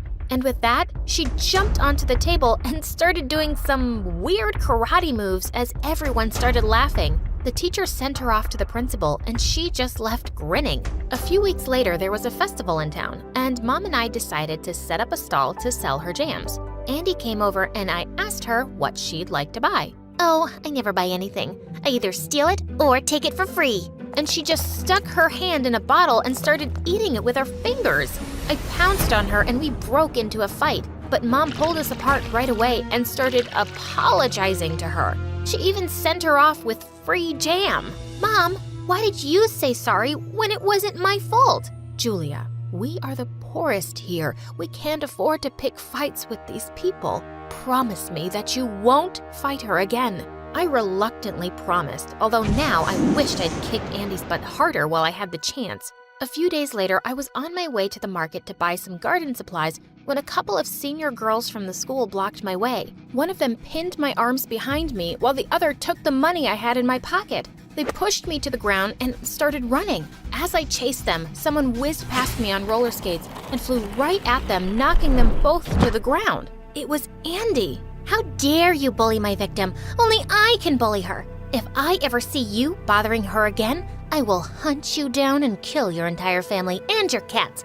No, wait, cats are too cute. Just your ugly family, then. The girls got scared and ran away, and I was shocked that Andy had defended me. Thank you, Andy. I really hadn't expected this from you. Shut up, loser, and don't tell anyone that I saved your sorry butt. I don't want my reputation ruined. And with that, she skated away. But I knew now she wasn't as bad as she pretended to be. So the next day at school, I sat with her at lunch and pushed an extra sandwich towards her. She looked really surprised, then picked up the sandwich and started eating it. You're poor and your mama's ugly. Oh my god, what is the matter with you? Whoa, calm down. Friends joke with each other, right? Like, hey, you're ugly, that's why your dad left you.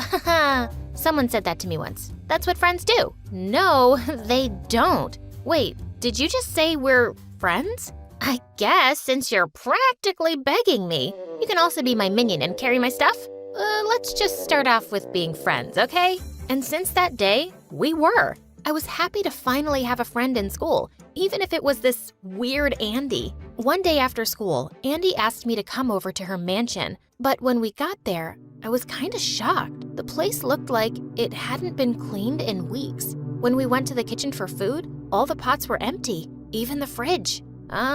Where's all the food? How would I know? My mom's hardly ever around, and my blind old grandma doesn't know anything. She doesn't care if I starve. For the first time, I felt really sorry for Andy. It was obvious that she was completely neglected here. I told her to come to my place instead, and as we were leaving, we spotted her grandma walking down the hallway. Andy called out to her. Hey, oldie, how long will you live? You've already been around for a century and you do nothing except finish all the food. It's time to go now. Her grandma yelled angrily and charged at us with her walking stick, but we ran off giggling before she could catch us. And since that day, I started inviting Andy often to eat with us at my house. A few weeks later, I found out about an amazing scholarship opportunity for the biggest school in the city. It was in a different town, but Mom told me she'd be happy to move if I got in. So I applied for it and started studying day and night. On the day of the exam, I was on my way when I heard someone screaming in pain behind a bush,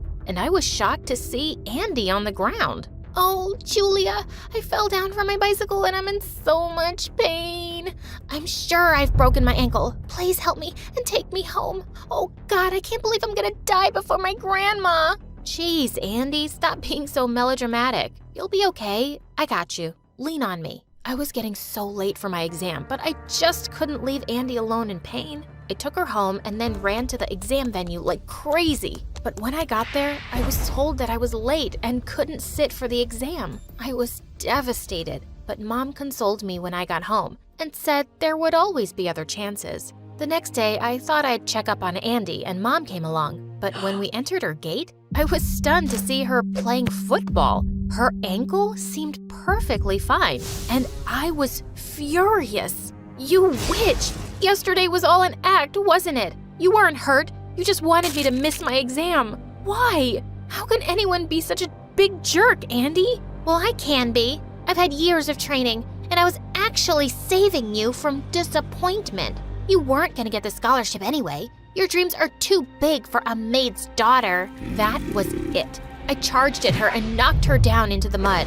As we screamed and fought, her mother came running out and went bonkers on me. How dare you touch my daughter? Oh, maybe if you were around more, you could have raised your daughter better. And she wouldn't have been such a horrible person. You two really deserve each other. Just then, Mom stepped in and practically went down on her knees, apologizing to Andy's mom. I stormed off furiously and Mom followed me. Andy, are you insane? Go back and say sorry to her. We can't afford to. Just stop it, Mom.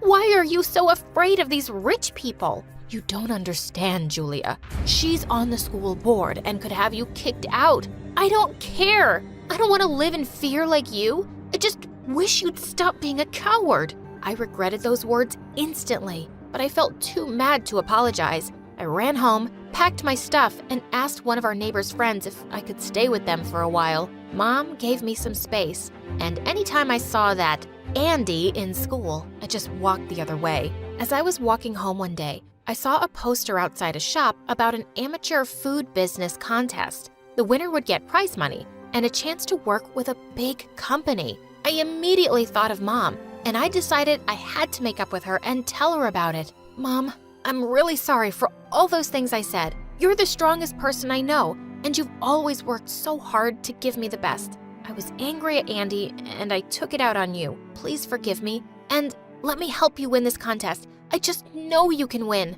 You're a strong girl, honey. I always believe in you. Mom hugged me tight, and we sent in her name right away. Each contestant was supposed to prepare 200 pieces of their own organic product. Mom and I worked like crazy making all that jam. And a night before the contest, we hired a van and loaded the bottles to take them to the venue. The next day, Mom had gone earlier to set up the stall. I waited for the driver, but he didn't show up. And when I went to the garage, the van wasn't there. I searched everywhere, shouting and crying, but I just couldn't find it. I rushed to the venue to tell Mom, and she was shocked. We just stood empty-handed in a corner while the other contestants set up their products. I was about to walk over to the judges to tell them what had happened when suddenly someone called out to me. I turned around to see Andy waving to me from our van. Julia, I found it. Your jams are all in there. Where was this? How did you get it? How did you even know? You moron, this is not the time to talk about this. I'll explain later.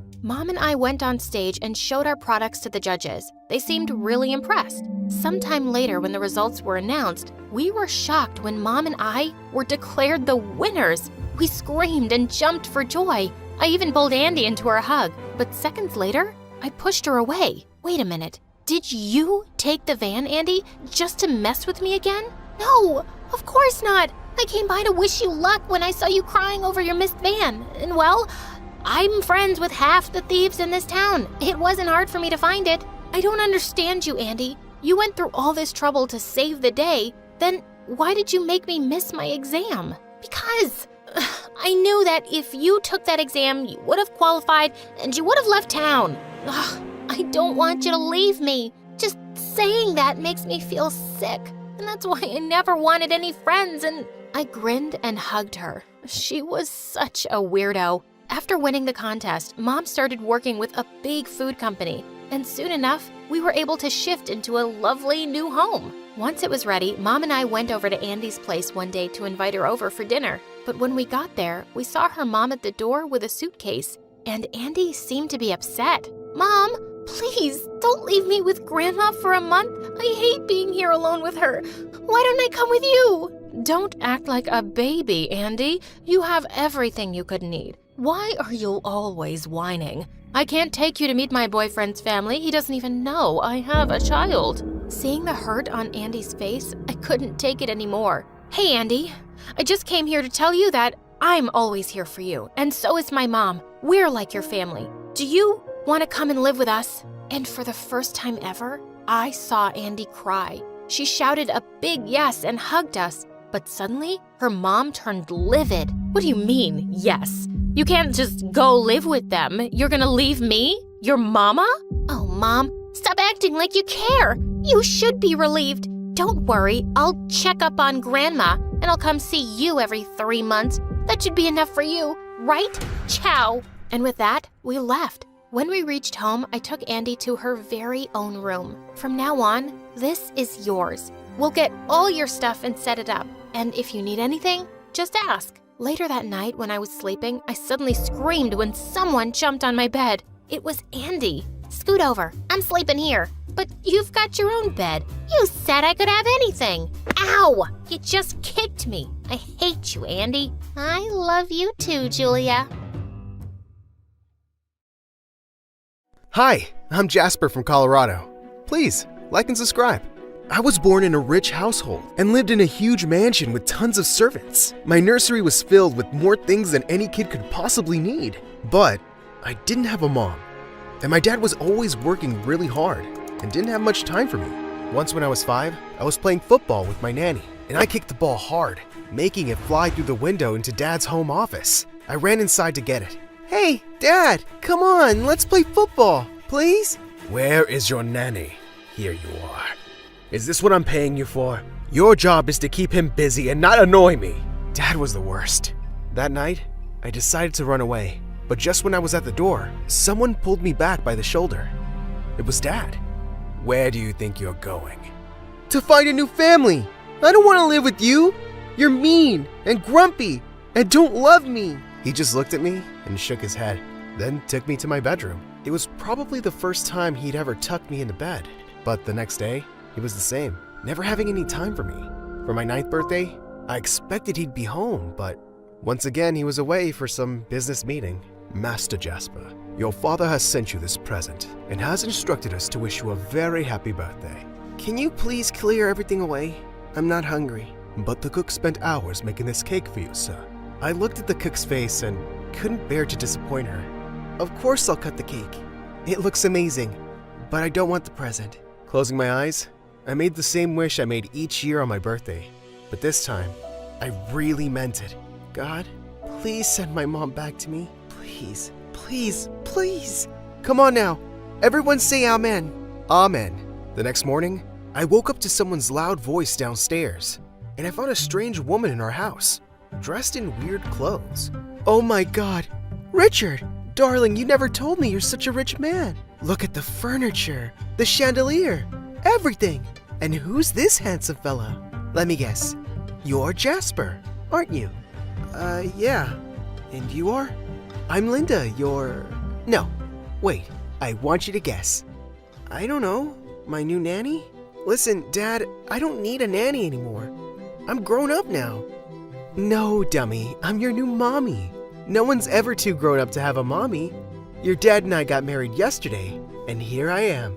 The woman hugged me so tight, I felt like she'd squeeze the air out of me. Dad got married without even telling me? Sure, I wanted a mom, but this wasn't what I expected.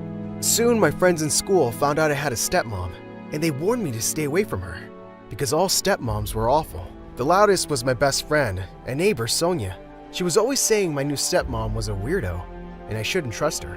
One time, Linda packed a huge lunchbox for me, and when I opened it at school, the smell was fantastic. But for some reason, Sonia pinched her nose. Yuck! Jasper, what is this? It's some pasta Linda made for me. I think I'll try it. I wouldn't eat that if I were you.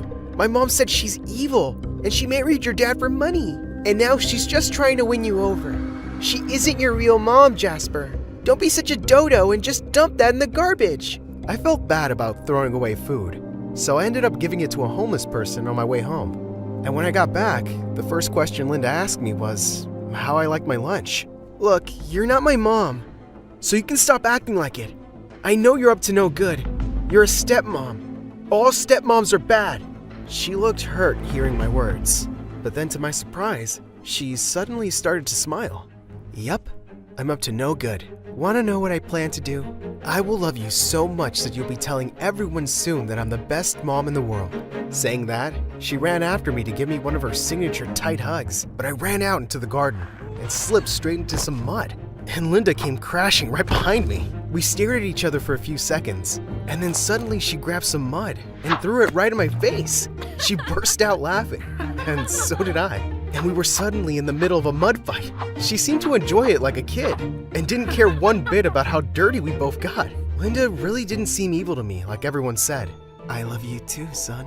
After that day, Mom and I were a team.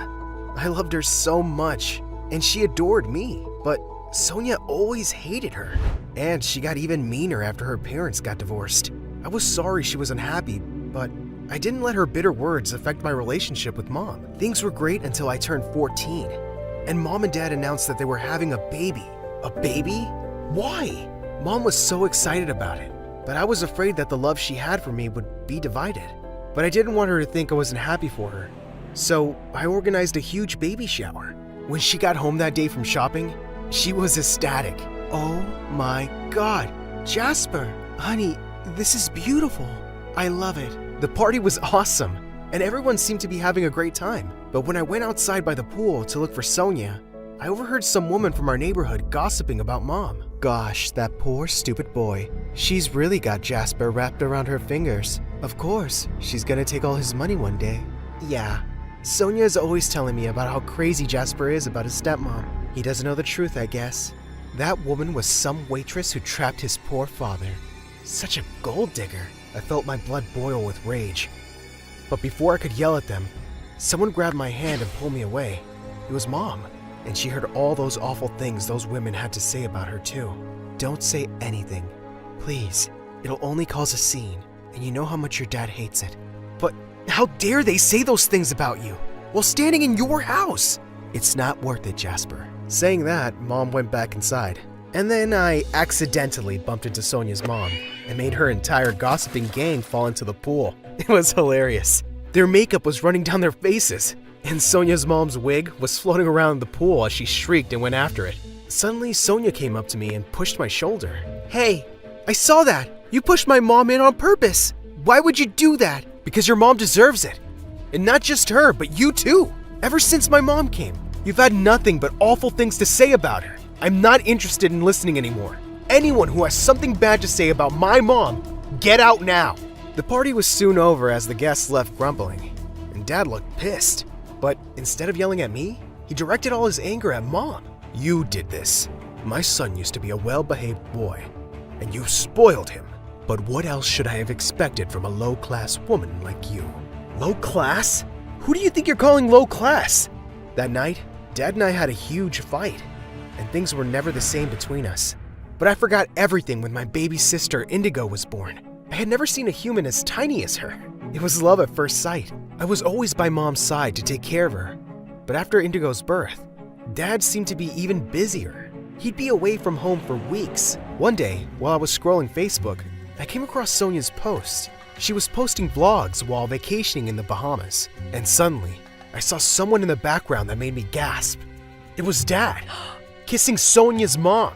I felt stunned and angry. I ran to tell Mom, who then told me that she had already known for months. You knew, Mom? Why didn't you tell me? And how could you stay with him? He's a cheater. If I leave him, where will I go? It's not just Indigo I have to think about. You're my son, Jasper. I can't bear to lose you. Your dad already blames me for ruining your relationship with him, and he won't let me see you if I leave. No one can keep me away from you, Mom. When Dad returned a week later, he was in a bad mood as usual. And the moment he saw Indigo crying, he started yelling. Make her stop. Her crying gives me a headache. Just take her away from me. And that made me see red. She's your daughter. You never wanted anything to do with me. And now you don't want anything to do with her too? And don't yell at Mom. If you keep behaving like this, Dad, you'll end up all alone. Oh, I don't think so. Why? Because you're with Sonia's mom now? Yeah, we know about that. She's awful, and you deserve her. How dare you talk to me like that? And because of this woman, you love her so much? Fine. Why don't you leave with her? All of you, get out! For the first time, Mom yelled back at Dad, and soon after, we packed our bags and left with Indigo. Mom filed for a divorce and rented a tiny apartment with some of the savings she had. Don't worry, we'll get through this. Yeah, Mom, I know we will. Mom started working double shifts as a waitress, but since she was an amazing cook, she soon opened a small home-based food business. And within a few months, we were even able to buy a food truck. While Mom was busy working, I took care of Indigo. She was a naughty one. Come find me, Jasper. Oh, where's Indigo? Is she under the bed? Or behind the curtain? Or here? Got you! With her lovely brown eyes and black hair like Mom's, she looked like a doll. She was my sunshine. Things were good, and Mom even saved money to put me in college. But one day, I was taking a class when I got a call that shook my world. Indigo was gone. Mom had last seen her playing in the backyard, and now she was missing. She was right here, and then she wasn't. Oh, Jasper, I have to find my baby. We'll find her, Mom. I promise. I will look everywhere till I find her. And I really did.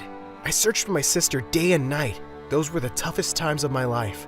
I even called Dad for help, but he just hung up on me. For years, I looked for Indigo everywhere. The police also helped us, but we never found her. Sometime later, Mom had a fall in the kitchen one day, and she was unable to walk for a few months.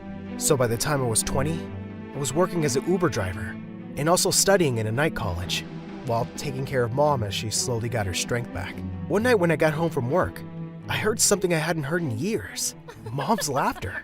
I tiptoed to the kitchen and found her there with her physical therapist. She'd been working really hard the past few months. He seemed to like her, and I guess she liked him too. Oh, you're home, Jasper. I felt well enough to cook today, and I made your favorite pasta. Wow, thank you, Mom. I'm so glad you're feeling better. But don't tire yourself out. Things were good. Except for the fact that Indigo wasn't in our lives. One day, I was driving a customer when he noticed a picture I always kept on my dashboard. It was Indigo's. He asked me about it, and when I told him she was my sister, the man looked shocked. And what he told me next took my breath away. He knew where Indigo was, but he wasn't 100% sure. I listened in shock as the man explained that he found a little girl on a bus years ago, looking completely lost. He and his wife had tried looking for her family, but they had no luck. They adopted her. I couldn't stop crying as he told me everything. I always knew I'd find her one day. The very next day, I was outside a big house with Mom. Whose house is this, Jasper? Why are we here? And I can't climb all these stairs. You'll see. Come, I'll help you. I lifted Mom in my arms and carried her up the stairs. She looked really confused as we walked inside. But then, she froze. Standing before us was a little girl with lovely brown eyes and long black hair. Place and knocked on his door. Hey, I have a weird question. Did you pay off our mortgage? Yeah, I did. But hey, don't worry about it. Our moms ran into each other, and your mom told my mom everything. I told my parents I'd help them out at work every weekend if they paid your loan. Martin, I don't understand. I thought you hated me now. Why would I hate you? Cameron told me what you did for me. After how horrible I've been, you were gonna give up your scholarship and ruin your future for me. I guess I'm not really surprised, because that's just who you are. The best friend one could ask for. I couldn't let you do that, though. I got expelled because I deserved it. And I'm really sorry about everything. I was so touched to see Martin's teary eyes. Hey, don't make me cry, bro. It's okay, and thank you for apologizing. I'm just glad to see my old friend back. Me too. And for the record, Cameron's a really good guy. You have my blessing to be with him. Yeah, I didn't ask for your blessing, but thanks anyway.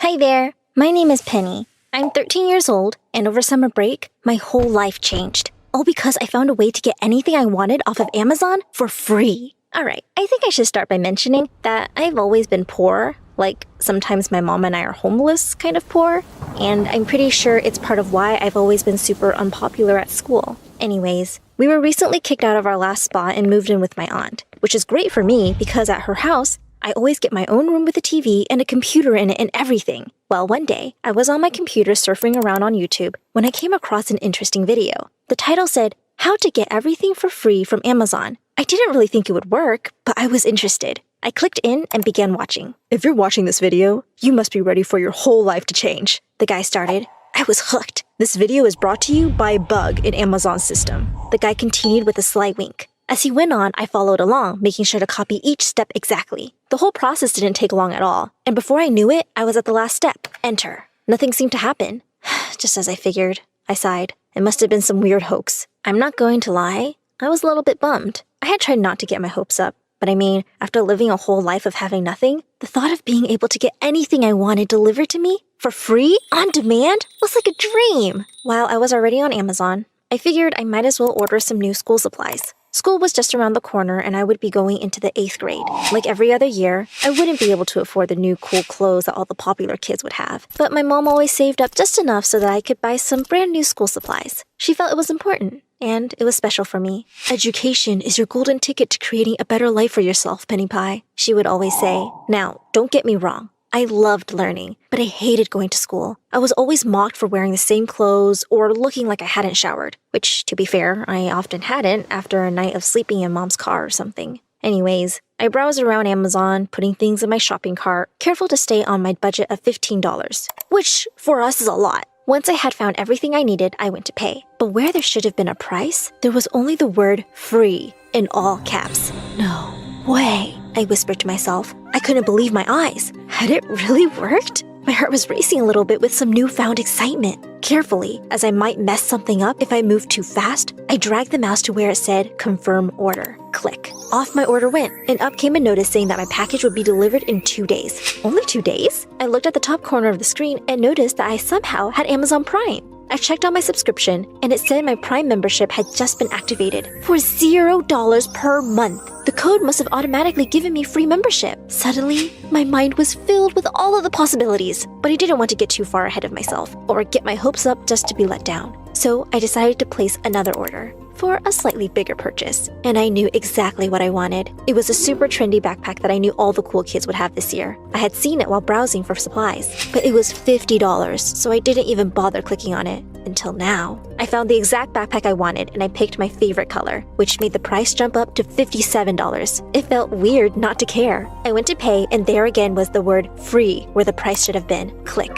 Order confirmed. 2-day delivery. Woohoo! I was ecstatic. I wanted to go bonkers, ordering everything my heart desired. But I figured it would be best to wait and make sure the orders actually arrived first. Sure enough, 2 days later, while my mom and aunt were out job hunting for my mom, there was a knock on the front door. I opened it up to see 2 packages by my feet and an Amazon Prime truck driving off. I could hardly contain my excitement. I quickly grabbed both packages, slammed the door shut, and raced off to my room. I wanted so badly to just tear them open right then and there, but this moment was too sweet. I looked the packages over and ran my fingers over my name. My name on a package sent to my house. Well, my house for now at least. But still, it was something that I couldn't recall ever experiencing before. After taking it all in, I slowly unsealed the first package and pulled out each item. First, it was the pencils and school supplies. There it was, the smell of fresh plastic and the subtle squeak of newness in my hands. I opened the next package and slid the backpack out. For a moment, I was just frozen, staring at the thing that symbolizes so many things I had always wanted. I hugged the backpack and cried. At first, I cried for all of the things I had never gotten, for the pain I had felt for being made fun of and isolated. And then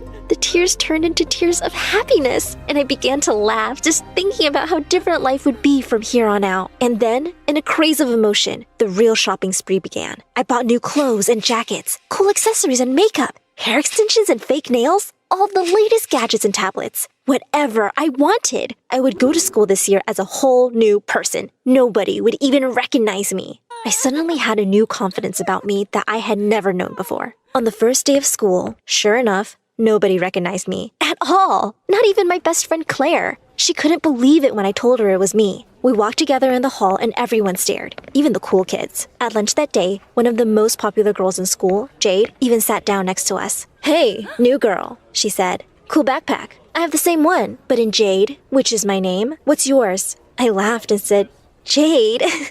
"It's me, Penny." As she looked at me with recognition, I started to feel self-conscious. "Penny? No way," she said, her whole demeanor changing. "I seriously didn't even recognize you. What happened?" She said it in a way that I knew very well. It made me feel small. I wanted to curl up and hide, but then I remembered the reflection I had seen in the mirror. I held my chin up high as I replied, "Things have changed for me, Jade. It's a shame that I can't say the same for you." Both Jade and Claire's jaws dropped. This gave me even more confidence. "Anyways, I have a new connection. I can basically have anything I want, just like that," I said as I snapped my fingers. "No biggie." This got both of their attention, but Jade was now taking over the conversation, asking all sorts of questions. I just acted cool, calm, and mysterious, and answered with super short responses to keep her guessing. She called a couple of her other cool friends over to the table and filled them in. When they all started to chime in, asking questions too, I hooked arms with Claire and said, "This is a little annoying, don't you think? Let's go." As we walked away from the most popular girls in school, who were all staring in awe after us, we laughed as we turned the corner. Just like that, we were the girls the popular girls wanted to talk to. Once we were completely alone, I explained everything to Claire. And after school that day, she came to my house so we could order a bunch of cool new stuff for her. Soon enough, we were both the most stylish and trendy girls in the whole school. And I started to love going. Every day, the popular kids all wanted to hang out with us.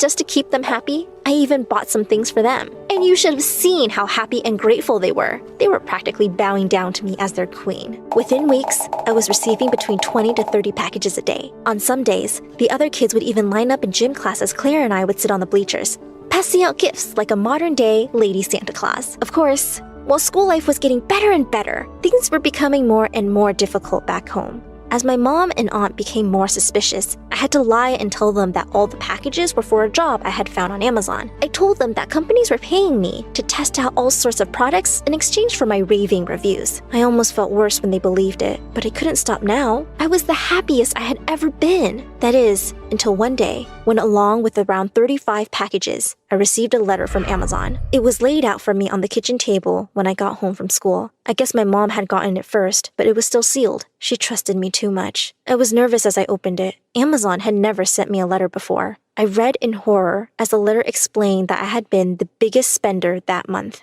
They were wanting to know how I had been receiving all of those shipments, stating that they were unable to track any of the receipts. In a panic, I tore the letter up into tiny little pieces and buried them deep in the bottom of the trash can. My whole body felt like it was in knots, but I tried to shake it off and tried to get it out of my head. There was no time for worrying about that now. Not when I was the most popular girl in school and had the life of my dreams. But I couldn't just ignore it completely. Amazon was obviously onto me, and I was worried that my free-for-all shopping spree could soon come to a halt. So that evening, I started buying some of the big-ticket items. I wanted to make sure I had all of the best and most expensive things that I knew I may never be able to afford again. I ordered laptops, expensive watches, beautiful porcelain chandeliers, and even spendy decorations for my room. I even bought all sorts of nice things for my aunt's house and nice jewelry for my mom. I had been too nervous to shop for them before, but knowing that this may be my last chance, I went wild and would just tell them that they were also given to me for reviews. To no real surprise, within just 2 days, I logged in to find that I no longer had all free access. I didn't even have Amazon Prime anymore. And just a day after that, I got another letter in the mail. This time, Amazon told me that they had found the bug in their system and fixed the issue, and that they would be in touch soon. I honestly didn't think about it too much. I was just happy that I had gotten all the really expensive stuff before it was too late. Well, let's just say that my happiness about that pretty quickly turned into a total freak out, because now I was getting tons of letters from Amazon every day, between 20 to 30 as a matter of fact. They were all receipts for every single purchase I had made, along with the occasional letter threatening a lawsuit if I didn't reimburse them by the end of the month. Now that I was no longer receiving packages and only letters, I had to come up with another lie for my mom and aunt, who were becoming more and more suspicious. I told them they were just thank you letters from people I had written reviews for, or more people asking for my endorsements. I also told them I had decided to quit my job and asked if they could just throw the letters away if they saw them. But one day, I caught my mom starting to open one of the letters when I got home from school. I caught her just in time and she apologized for almost invading my privacy. "I'm just worried about you, Penny Pie," she said. "Something just seems off with you lately." I told her that everything was okay and that I was sorry for making her feel worried.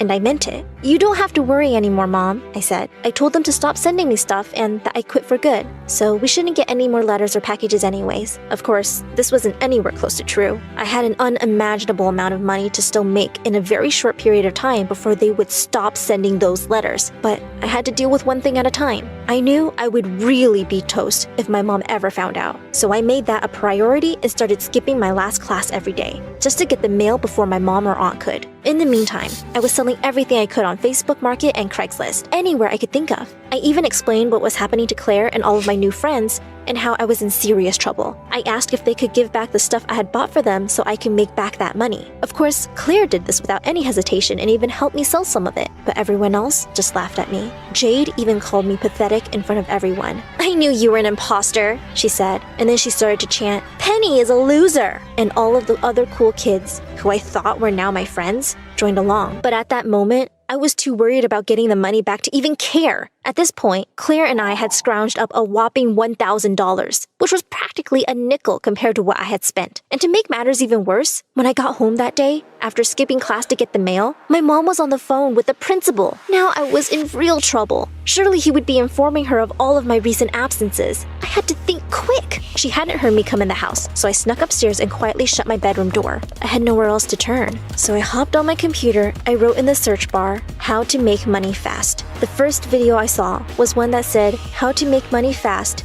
with a Craigslist scam." I was totally desperate and freaking out.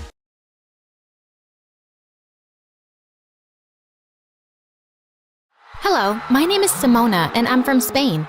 Please like and subscribe. Growing up, what I hated most was when my parents argued and yelled at each other. And it happened a lot. But there were some moments when we'd all laugh together. Like when I turned 3, Dad came home with the biggest unicorn doll for me. And Mom baked my favorite vanilla cake. It was the happiest day of my life. Simona, you're the best thing that's ever happened. When you were born, our world changed. Yes, darling. You mean everything to us. Mom worked as a secretary at a big insurance company, and Dad worked at a local store. So we lived a pretty average life.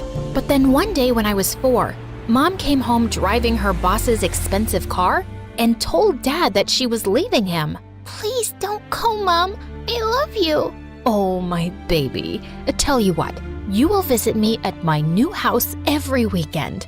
I watched Mom pack her bags and drive away, and Dad was so sad.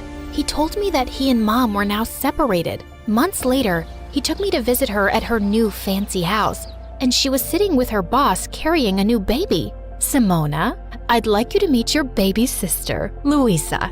Louisa was the luckiest little baby because her dad bought her all the toys in the world. I liked going to their mansion, and Mom would be so happy every time I visited. But soon Louisa started crying so hard for Mom's attention that it became difficult for us to spend any time together. Once when I was 5 and Louisa was a toddler, Mom took us to the zoo and bought us both candy. But Louisa threw hers into the baboon cage, and then she started crying hysterically for more.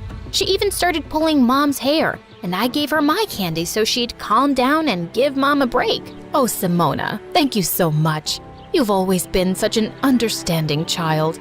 I hope your sister grows up to be just like you. Thanks, Mom. We just want you to be happy. Since Mom had left, Dad always tried to hide his sadness and make me laugh with his jokes and dramatic bedtime stories. And I tried my best to always make him proud and happy too. Once in 2nd grade, Dad came to my school for a parent-teacher meeting, and my teacher, Esmeralda, told him all sorts of nice things about me, since I was the top student in her class. Wow, I'm so proud of you, darling. You should be. Simona is a very special little girl. Right after the meeting, Dad invited Esmeralda to come with us for pizza. He looked really happy around her, and soon after, he started seeing her more often. And I didn't mind at all because she was very nice to me. Once in 4th grade, we went to the ice rink together, and Esmeralda showed me how to skate. Okay, I'm not letting go of your hand until you're strong on your feet. I think I can skate on my own. Look! I let go of her grip and twirled around, feeling like I was flying. And then suddenly my leg twisted and I fell down hard. I felt dizzy and I saw Esmeralda running towards me as I blacked out. I was rushed to the hospital and my leg was put through so many scans and then bandaged up. Esmeralda couldn't stop crying. This is all my fault. I am so sorry, Simona. No, please, don't blame yourself. I wanted to skate on my own. Dad hugged Esmeralda to make her feel better. And just then, Mom barged in with Louisa. How could you let this happen? She started yelling at Dad, and they both got into a big argument forgetting all about me. Guys, stop! Everyone looked at me, and then Louisa came closer to my bed looking angry. I had a big concert today, and I was the lead, but now I'm here because Mom was worried about you. You ruined my concert. Louisa, you can't speak to your sister like that. She just got injured. Louisa pulled an ugly face at me, and just then the doctor walked in with some bad news. He told my parents that my leg would never be normal again. I walked with a limp, and at school I couldn't participate in any sports, but I still remained the top student in the class. And everyone was so nice to me since I'd never had trouble making friends, and I always helped them with their homework. One day when I was in 7th grade, Esmeralda watched how I helped some kids understand a math equation, and she was so impressed. Simona, you would make a really good teacher one day. Yes, I would love to be a teacher one day, just like you, Esmeralda.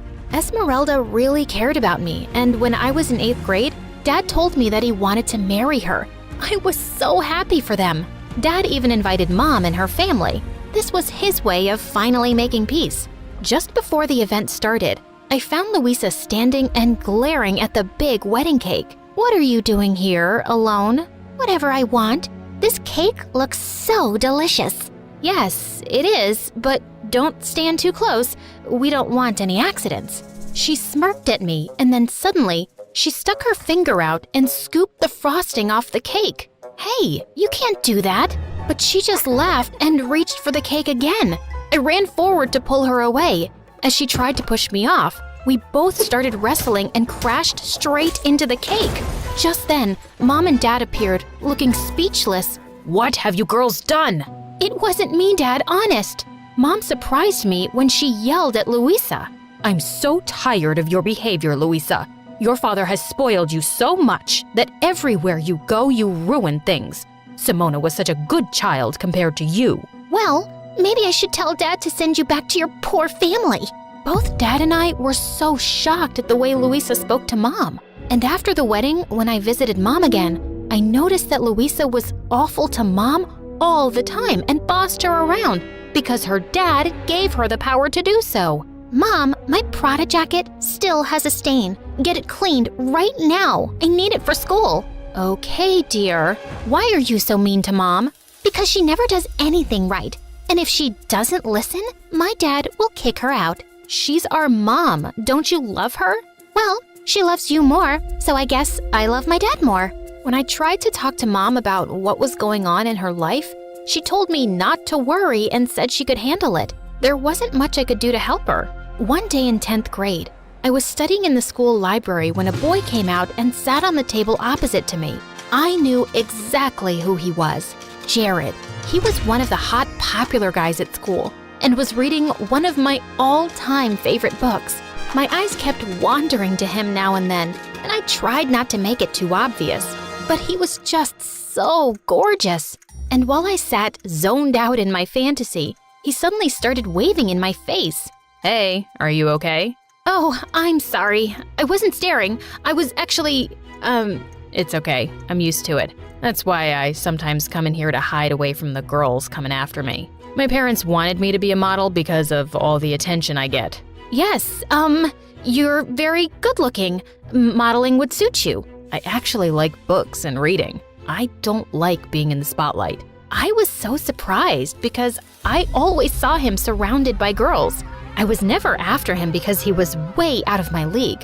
But after meeting him in the library, we actually became good friends because we had so much in common. One day, he asked if I'd like to see the latest Star Wars movie with him, and I was so excited that another kid in school liked that kind of stuff. We even dressed up like the characters and had the time of our lives. I'm so happy to finally have a Star Wars partner. Me too. You're such a cool person to hang out with. He looked deep into my eyes, and then he leaned over and kissed me. I was so shocked because it all felt like a dream. And then I looked down at my leg and started doubting myself and wondering if any of this was real. Hey, what's wrong? Jared, you're like the hottest guy on this planet, and there's so many pretty girls without any issues like mine. So why me?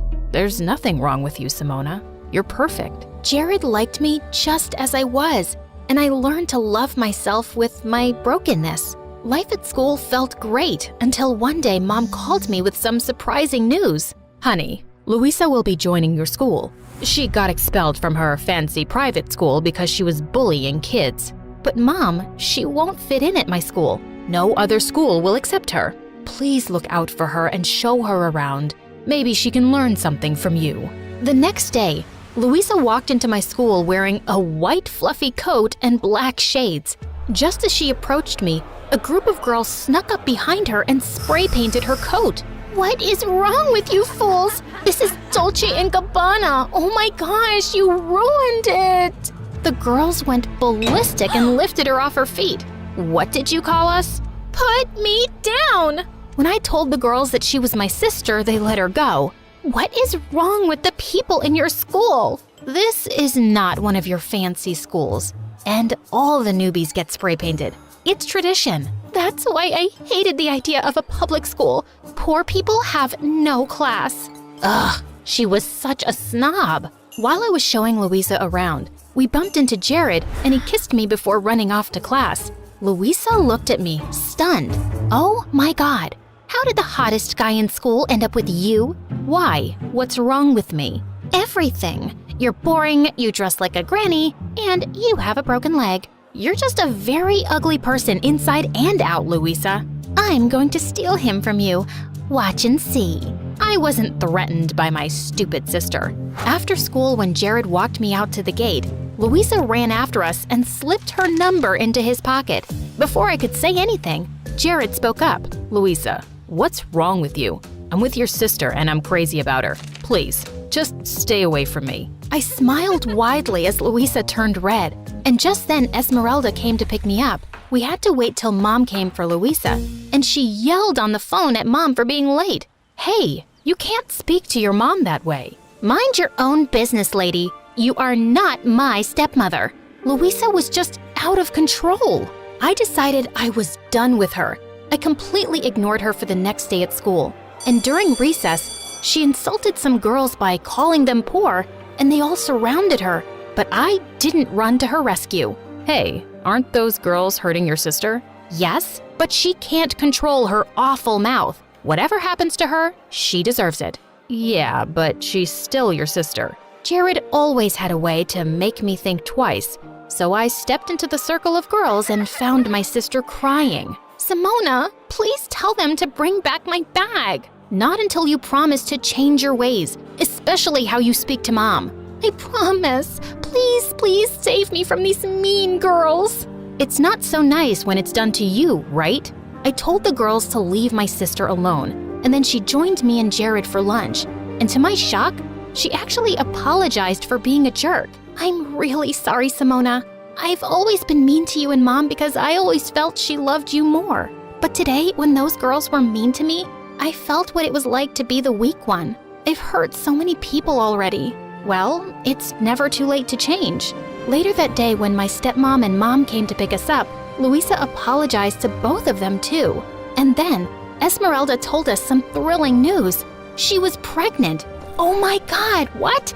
I'm gonna be a big sister again. That baby's lucky to have you, Simona. And you, Luisa, will be the best big sisters ever.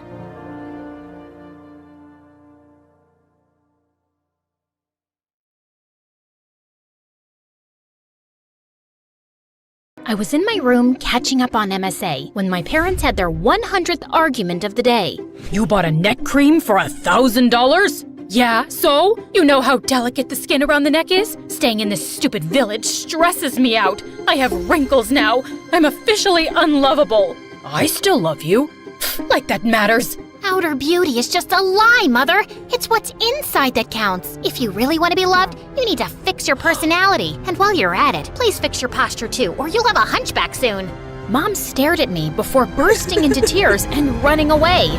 Okay, maybe it was a bit harsh, but hey, that was me trying to help Mom become lovable. It was a good deed. Hi, I'm Julia, and I'm about to tell you how my parents ruined my life. But before I do, please hit like and subscribe. I knew very early on that I wasn't an ordinary kid. By 3, I could use a knife and a fork to cut apples to perfection. By 10, I could recite Shakespeare word for word. By 13, I could bake pastries that could give a French baker a run for his money. I've always wondered how I turned out to be so amazing.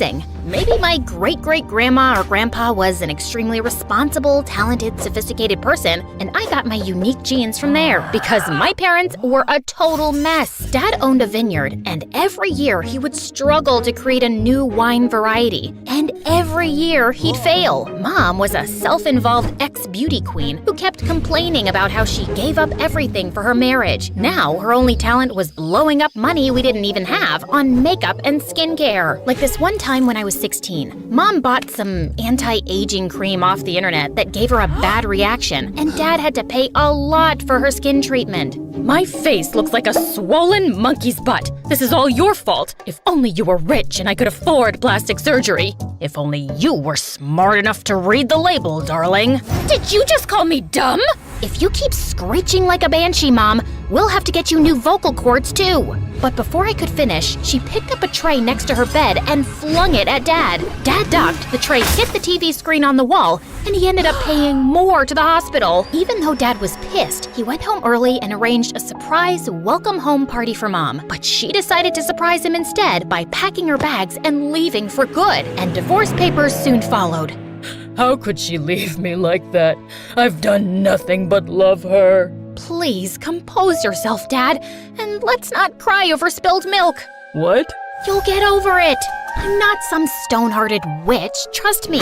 I missed my mom too, but I wasn't gonna bawl my eyes out like a silly baby with no self-control. One of those in the house is enough. Dad threw himself into work after that, while I focused on school and picked up baking full-time. By 18, I got a job at a small cafe, and life went back to normal. Then one evening, Dad told me excitedly that he'd finally found an investor, Mr. Sharman, for his new wine batch, and he had invited us over for dinner to talk further. That evening, we were welcomed warmly by Mr. Sharman. He was showing us around his mansion, when suddenly, my world kind of stopped. This really gorgeous guy walked in, sadly with the prettiest girl on his arm. Apparently, he was Mr. Sharman's nephew and financial manager, Darren, and it was hard to keep my eyes off of him. At one point, he was feeding her grapes when one fell down, He bent to pick it up, and I saw the girl staring at me, staring at his butt. I got so flustered that I stepped back and knocked over a huge bowl of punch, getting plenty all over myself. So humiliating. As I cleaned myself up and walked out of the bathroom, I crashed into Darren in the hallway.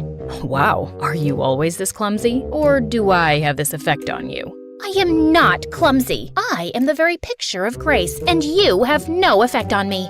My date said you were staring at my butt when the accident happened. That's a false accusation, a blatant lie. Why would I be staring at your rear end? It's okay. I don't blame you. I work out a lot. Yes, it shows, and your behind is perfectly sculpted like a Georgia peach.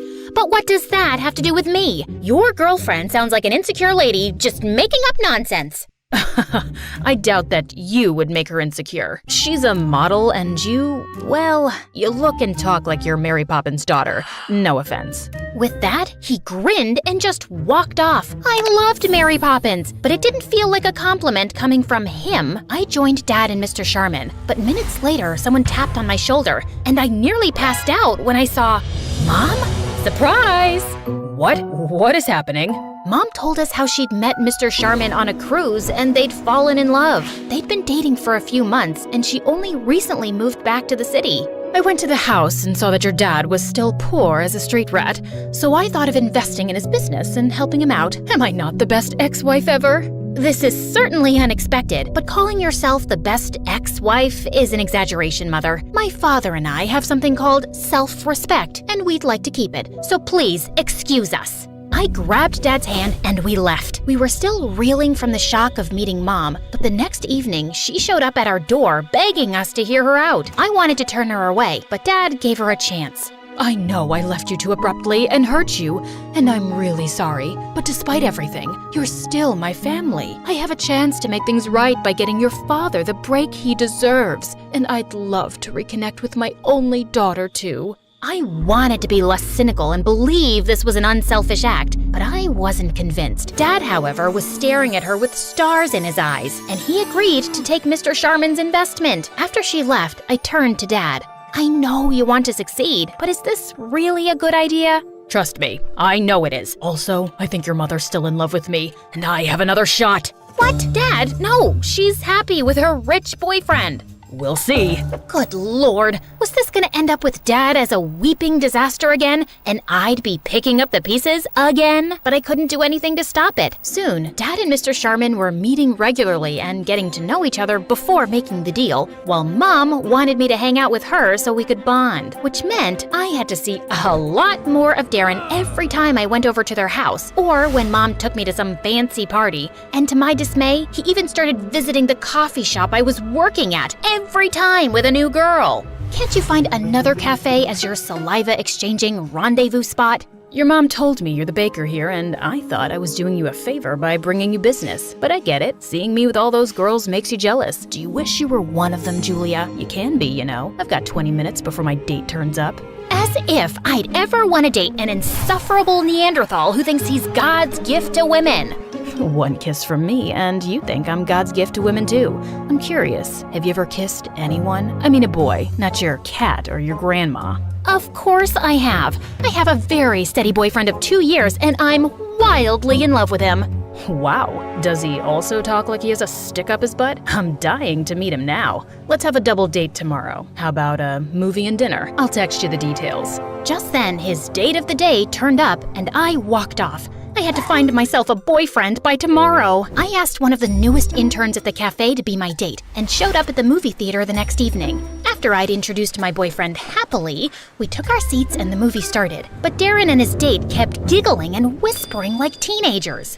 Sorry to disturb you guys, but my boyfriend Billy, actually it's Bobby, Billy, Bobby, tomato, tomato. Anyway, Barry and I are trying to watch the movie and would appreciate it if you guys could keep it down.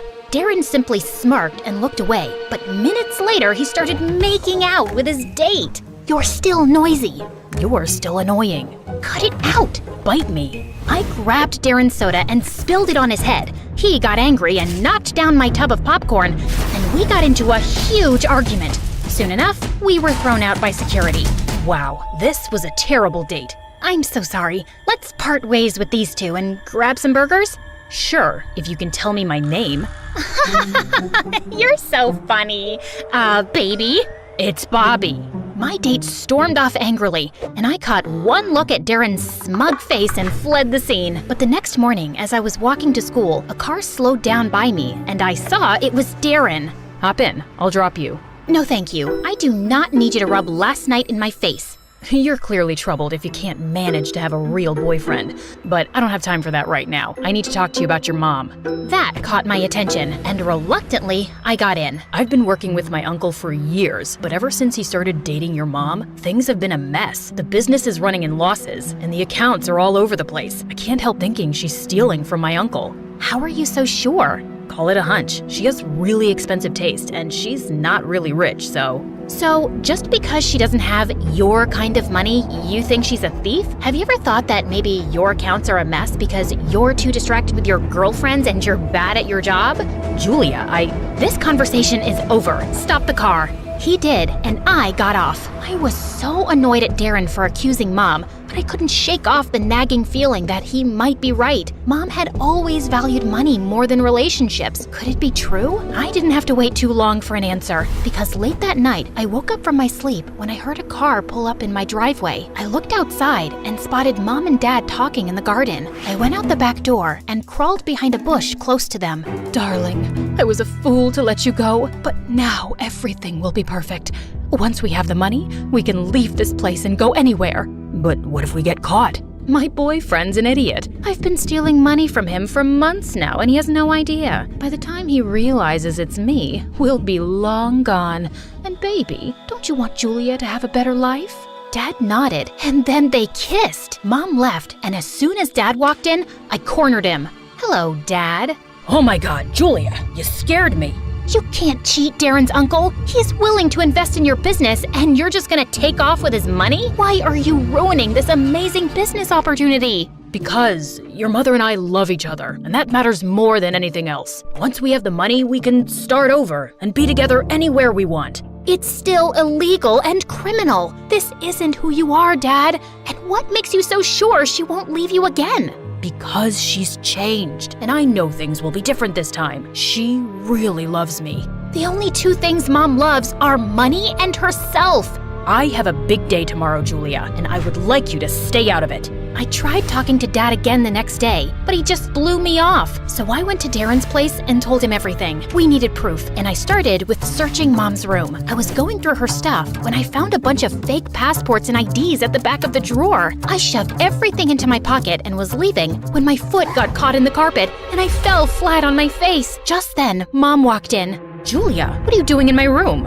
I came to see you, and I was just admiring this carpet. The thread count is amazing. The embroidery is exquisite. So elegant. Your taste is so chic, and you passed it all to me.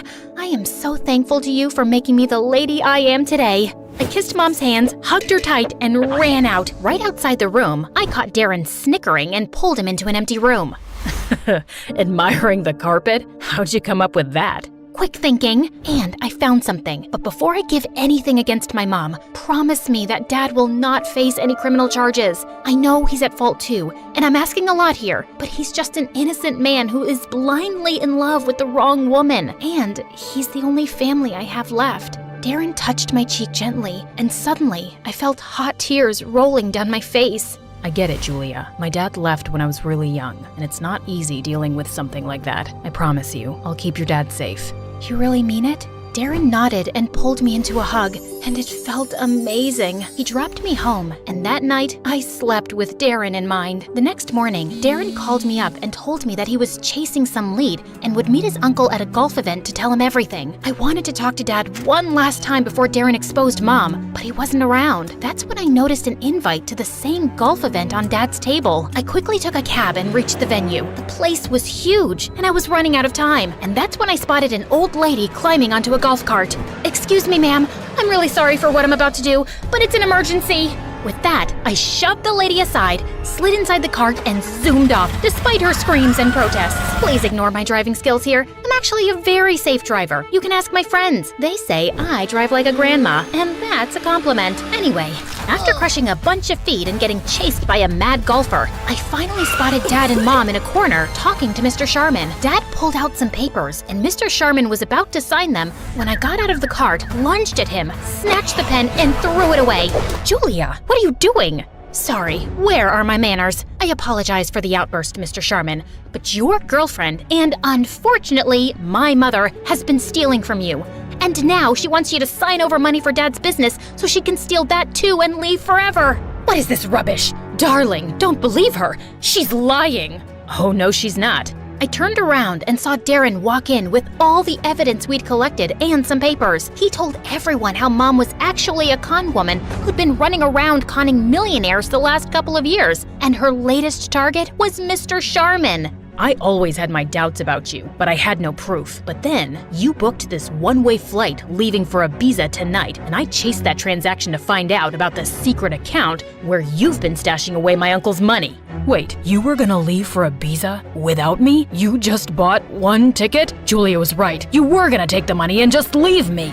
I tried to warn you, Dad, but why did you come back, Mom? You could have conned anyone. Why Dad? Suddenly, Mom looked like a raging madwoman. Because he was such an easy target. Your dad needed money, and I wanted an exit from this miserable relationship with his old hag Sharman. So I decided to use him to get the money and leave the country. I would have been successful if you hadn't butt in, Julia. Seriously, why do you hate me so much? I don't hate you, Mom. I feel sorry for you because you're doomed to stay alone. Have fun in jail. Mom got arrested that day, and I never saw her again. Darren convinced Mr. Sharman to not press charges against Dad, and it took some pleading, but thankfully he agreed. Dad and I were on our way out when suddenly I heard Darren calling my name. Dad left to wait in the car as Darren caught up with me. I just wanted to say thank you. That can't have been easy for you, watching your mom being taken away. Honestly, it wasn't that hard, and thank you for not sending Dad to jail. Actually, I wanted to tell you that I like you, Julia. I kinda have from the first moment we met. Do you think you could go out for a movie and dinner with me as my date? So I can be another trophy in your Playboy Hall of Fame? I politely decline. Will you listen for a minute? All those girls you saw me with are blind dates my mom set up. She's dying for me to find a girl I can settle down with. I clearly don't like her choices because I've had eyes for you only. Oh, well, that's flattering, but you'll have to woo me and treat me like a lady and work your way to my heart. Darren's still trying his best to impress me, and I'm almost in love with him. Okay, fine, I am in love with him. We're getting engaged soon, and all of you are invited to the party.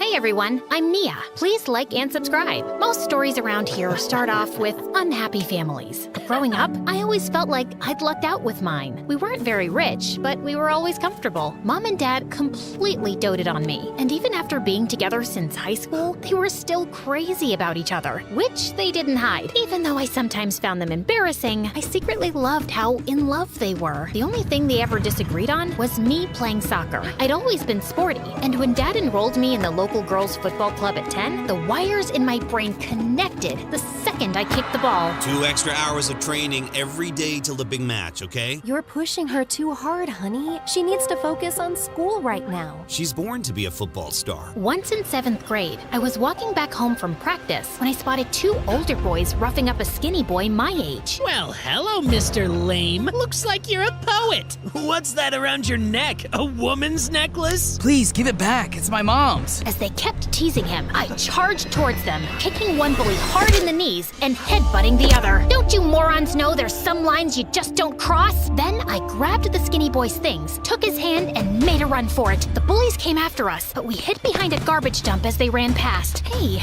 you're okay now? Oh, yes, thank you. It's just that you remind me of my goat octopus who used to headbutt everyone and died from a concussion. I remind you of a dead goat named Octopus? Yeah, your eyes are just like hers. Even your voice voice. How about you just say thank you and stop talking? That was the day Zeke and I became friends. In fact, he'd just moved with his single dad into the house next to ours. He couldn't kick a ball to save his life, but he was sweet and smart, and he seemed to really enjoy doing all my homework. And because we were super close, I started getting teased about him in high school. He, likes you. It's all in the signs, babe. His eyes sparkle when he looks at you. His voice gets deeper when he says your name, and he always notices small things about you. And have you seen how his feet are always pointing at you when he's talking to you? Where else would they be pointed? You're being ridiculous. But those comments got under my skin, because after that, I kept seeing the stupid signs. Was I imagining them now, or had I missed them all along? I had a really big match soon, and before it started, I was sitting on the side bench and fidgeting with my hands when Zeke sat down next to me. Nia, you've got nothing to be nervous about. You're gonna win. We'll go out to celebrate afterwards. And there's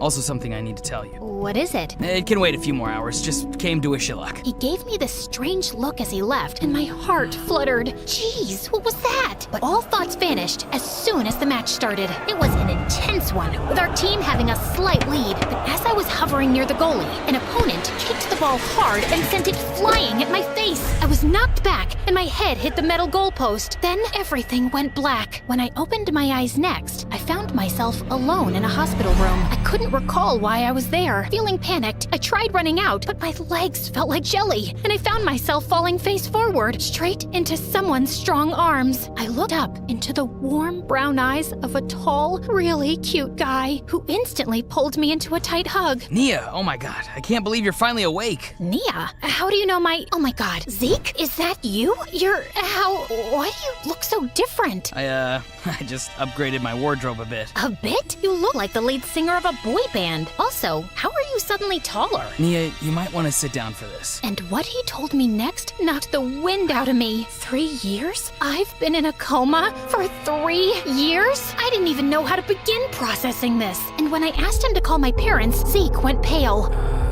I don't know if I should tell you this, although it's kind of important. Okay, I should. Don't get upset, because you might. Spit it out. I don't want to send you back into a coma. I swear to God, I will twist your arm so hard. Okay, your parents got divorced and your dad has a girlfriend who seems to be a total witch. What? I'd lost 3 years. My parents were divorced. My dad had a witch girlfriend, and my geeky best friend had become hot. After the doctors had run all their tests, I was told I'd need physiotherapy, but I was ready to be discharged. Soon after, Mom and Dad both arrived at the hospital, and we had a teary reunion. Mom said she'd take me home with her and answer all my questions about their divorce. As we went down to the hospital entrance, suddenly 4 men in black suits surrounded us, but no one else looked surprised. I think I'll leave this first. I wouldn't want the crowd outside to overwhelm Nia.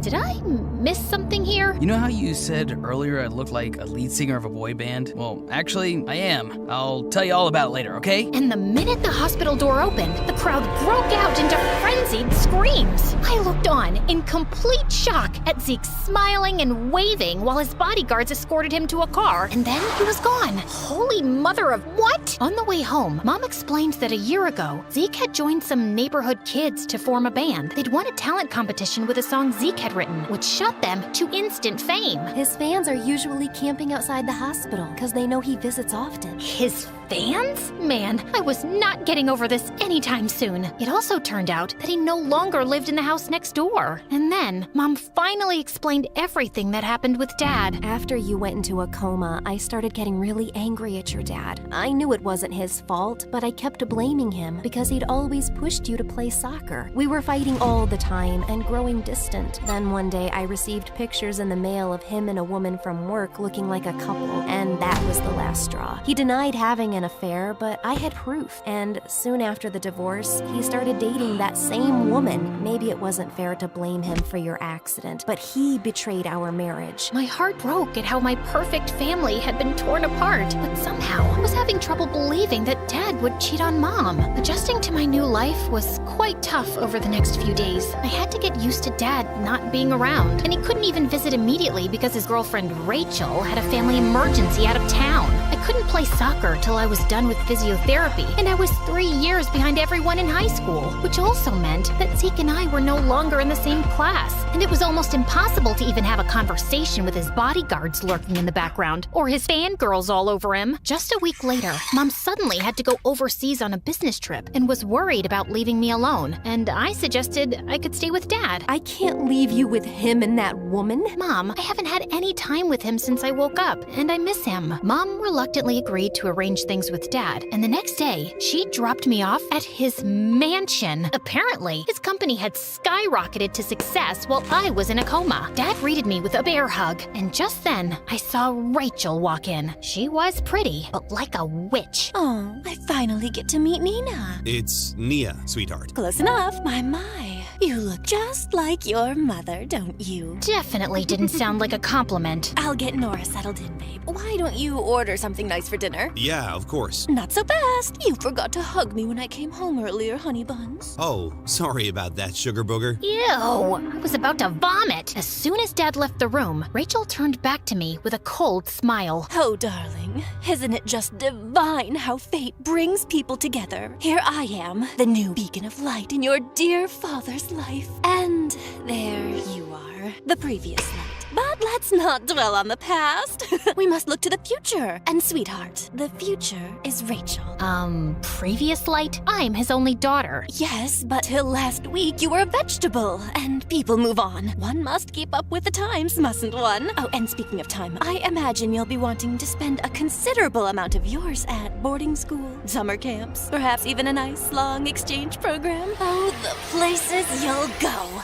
I'm not going anywhere. And why are you talking like that? I don't think you're listening to me, my little chickadee. While you were sleeping, a new world order was established. There's room for only one queen bee in this hive, and you're looking at her. Oh, but don't worry. I'm sure we'll find a lovely little worker bee role for you.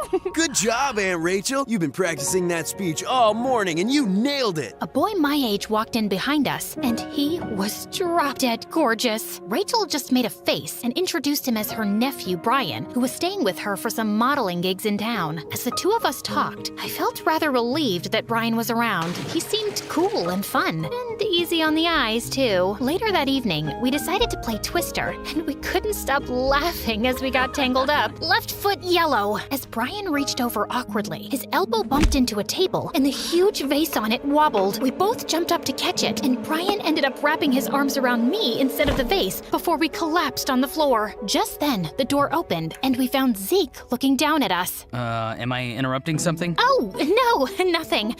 What are you doing here? I dropped by at your place and your mom was just leaving for the airport. She told me you were here, and I thought you could use some company. Well, luckily for her, I'm staying with my aunt here for the next few weeks, too. Wait a minute, you're that boy band singer, right? I'm shooting a shampoo commercial with you tomorrow. Ah, right. You're the model. Small world. As Brian excused himself, I told Zeke about how weird Rachel was. I just don't know what Dad sees in her. Also, I'm finding it hard to accept that Dad cheated on Mom. I want to find out more about how exactly Rachel ended up in Dad's life. Yeah, she's shady. Don't worry, if there's some dirt, we'll dig it up. We? I doubt a celebrity like you has the time. I'll always make time for you, Nia. I remembered what Mom had said about him visiting me in the hospital often, and my heart skipped a beat. I'd be careful of Rachel during your stay, and maybe you should stay away from that Brian dude, too. I mean, he is her nephew. He seems nothing like her, though. Wait. Free time. It's called time management. I can give you some tips. Won't you have paparazzi or fans following you here? Oh, no. I have a foolproof plan. I went wearing a mask to this small cafe no one visits, then changed my outfit there and my car too. Then sometime later I ditched my car for a scooter my bodyguard was waiting with. And we zoomed on our way through some quiet back alleys, and here I am. Can we rewind the movie to the start?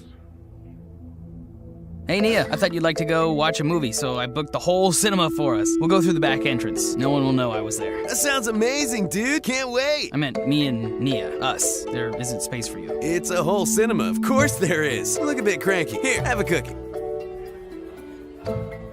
Dude, did you follow us here? Of course not. It's my favorite place. I practically live here. Nia, you've got to try their slushie. Can't you see we've already ordered them?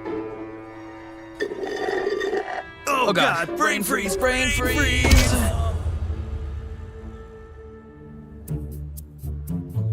I've got thighs of steel. You can't beat me.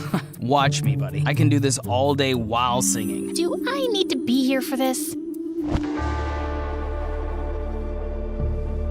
They seemed to be fighting for my attention, but I was beginning to feel rather ignored. And worse, whenever I tried to spend any time alone with Dad and talk to him about what happened between him and Mom, Rachel made sure I couldn't. Sorry, honey. A bee slipped into Rachel's dress and the poor thing's traumatized. We'll go to the mall another time. Sorry, honey. Rachel didn't receive an important package and she's very upset. Rain check on the breakfast plan? Soon, I was cleared by the physiotherapist for some light soccer practice, and Dad was so happy that he wanted to accompany me to the club. Of course, Rachel had to tag along. Just as I was exiting the girls' locker room, I found Rachel outside pinching her nose. Ew, you'd think the girls' locker room would smell a little better. Ugh. Anyway, I just came by to say good luck. Break your arms and legs. I just rolled my eyes and kept walking. Oh, also, your dad and I are getting married soon. My heart dropped to my stomach. You're making that up. Dad wouldn't just ask you to marry him without telling me about it first. Yes, he would, Nancy. Just like he got divorced while you were sleeping. Now, don't you want your dad to be happy? He certainly wasn't with your mom. You don't know the first thing about my parents' relationship. Oh, trust me, I know more than you think. And if you're harboring any secret desire to go all parent trap on them, don't think for a second it'll work. It's so over between them. So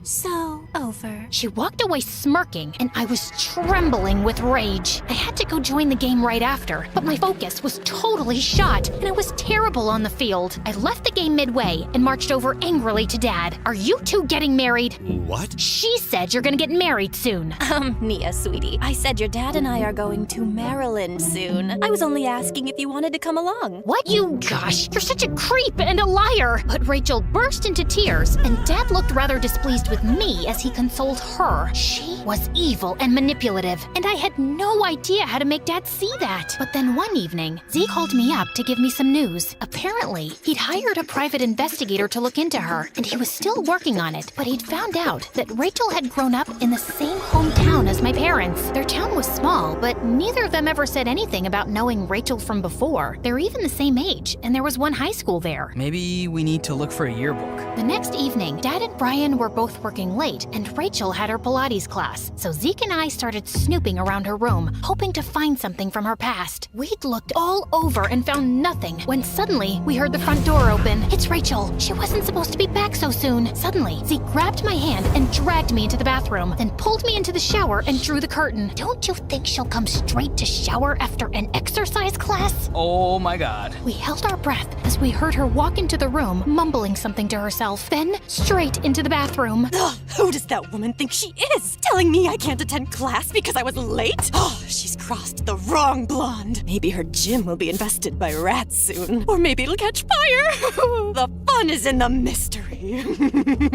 She cackled like a maniac, let out a loud, stinky fart, and left. We waited a few more minutes, and then thankfully, we heard her car pull out of the driveway. Just then, I noticed Zeke was still clutching my arm. That was super close. Why are you looking at me like that? Sometimes, I still can't get over how much you've changed. How come I never knew you had all this talent? Well, I never let you read any of the stuff I wrote, and I always liked singing, but not in front of anyone. I guess after your accident, when more time went by and you didn't wake up, I felt depressed and alone. Joining a band really helped me. Helped you get tons of fangirls. That cheerleader in school who's always clinging to your arm is very pretty. She really is. Yeah, here I am, hiding in a bathtub of a weird woman with you. Suddenly, he leaned closer, and I could feel my heart beating faster. But then, he just reached over and pulled the shower curtain open and stepped out. What was I thinking? Maybe we should check the attic. As we were rummaging boxes, we suddenly stopped short when we heard someone coming up the stairs. Oh God, she's back? What are we gonna say we're doing here? I have an idea. And just as the door burst open, Zeke pulled me in for a kiss. Am I interrupting something here? Oh, it's just you. Yeah, duh, clearly. Can you please go away? Nia, are you okay? You look flustered. He didn't force himself on you, did he? Are you serious right now, dude? I'm talking to her, Nia. Before I could say anything, Zeke pushed Brian. Brian pushed him back, and the two started fighting like crazy. Ow! Stop! My face is my job! My face is my job! Don't touch mine either. I have a concert tomorrow. Deal. And then the two went crazy again. I tried to stop them, but they suddenly went crashing into a pile of boxes, and some things fell out that caught my eye. There were pictures of Mom and Dad sitting next to me in the hospital. Who took these? And when? And there were more pictures of Mom and Dad from before. All of them with Mom's face crossed out. Oh my God! Can you two cut it out and shut up for a minute? As they both calmed down and looked at the pictures, I filled Brian in on what we were actually doing here. We found Rachel's yearbook as well, and Mom's face was crossed out there too, but I couldn't find Rachel. No, look, that's her! It was a plump, brown-haired girl with glasses and acne who looked nothing like the Rachel I knew. She lost a ton of weight and got a lot of work done on her face. Obviously, I'm not allowed to ever bring that up. And I've always known she's crazy, but I didn't know she's some weirdo stalker. I don't know what all of this means exactly, but we're gonna find out. And later that evening, while she was cuddled on the couch with Dad watching a movie, the three of us confronted her. What are you doing? What are all these pictures? You'll have to ask Rachel. Also, did you know she used to attend high school with you? What? As Dad looked at Rachel, she suddenly lost it and wiped everything off the table. Of course you wouldn't remember me. You wouldn't even look at someone like me in high school. I've loved you since we were kids. But you were always so obsessed with Nia, stupid mother. I've kept tabs on your life since you left town. And I heard your kid had been in an accident and your marriage was on the rocks. I hired a private investigator to find out more. I just wanted to be near you, darling, to comfort you. I still loved you so much. So I joined your company and we instantly got close. I was going through an awful time, and I appreciated having a friend. But that's all it was back then. I never understood who would Photoshop pictures of us holding hands and send them to my wife. That was you? Why does that change anything? You guys were already at the edge of the cliff. I just gave you two the last push. And see, you've been so much happier since then. Honey buns. I want you to leave right now. Go to a hotel or wherever and I'll send you all your stuff. You can't stay here another minute. Rachel looked at him in shock, then screamed and lunged forward to attack him. But Brian and Zeke dragged her away. Dad collapsed on the sofa in shock. I can't believe this. Me neither. She broke up you and Mom. Dad lifted his head slowly. Not really, Nia. I can't believe Rachel sent those pictures to your mother. But the truth is, we were already broken. Your mom couldn't stop blaming me, and I should have been patient and comforted her, but instead I lashed out too. And she just wouldn't believe that I didn't cheat, so things had to end. Maybe we can fix everything now. Don't get your hopes up, love. Yes, we can start to forgive each other, but it may never be what it used to be. I still love your mom, and we both will always love you. Things slowly started to mend between my parents after they talked things over, but I wasn't sure if the old spark would return. But I was glad they could be friends. And a month later, when I was back at my first friendly soccer match, it warmed my heart to see them both in the stands, along with an unexpected visitor. What are you doing here? I thought you were still on tour. I canceled some shows. I couldn't miss this. So is Brian here? No. I mean, we're still friends, but I didn't think he'd come right after he asked me out, and I turned him down. I could literally see Zeke's eyes light up. Aw, poor guy. You're not fooling anyone. I gotta go. The match is about to start. How about this time you finish it and let me take you somewhere to tell you that I like you, and have ever since the day we first met. I'm picking the restaurant.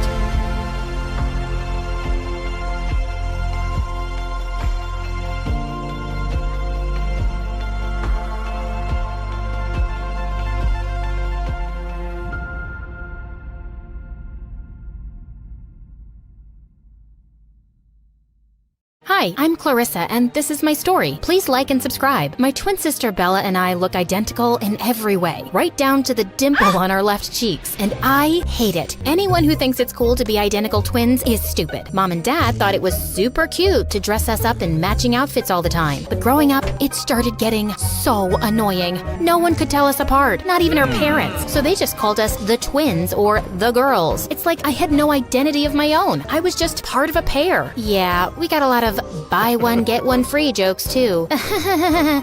Also, it was everyone's favorite game to try and spot any differences. I think this one's shorter. Her nose is bigger, right? Her ears stick out more. Also, if I pinch your cheek, will your twin feel it? If I punch your face, will your mother feel it? You're basically a part of her. We were in the same class in school, and we did all the same extracurricular activities, and there was always so much pressure not to be the worst twin, because everyone made that instant comparison. Clarissa got an A on her maths test. Why do you have a C, Bella? Bella beat you in that race by a mile, Clarissa. Aren't your legs just as long? Why was it so hard to understand that we didn't have matching abilities to go with our matching faces? But by 4th grade, our personalities started changing. I was academically stronger, but Bella was more athletic. We'd both been attending dance classes since we were kids, but I eventually dropped out because she was clearly better. I started slipping into the quiet nerd mold, while she was more outgoing and loud. So she always got more attention. Like on our 10th birthday, Bella got her way and the whole party was Hannah Montana themed. All my Harry Potter requests were ignored.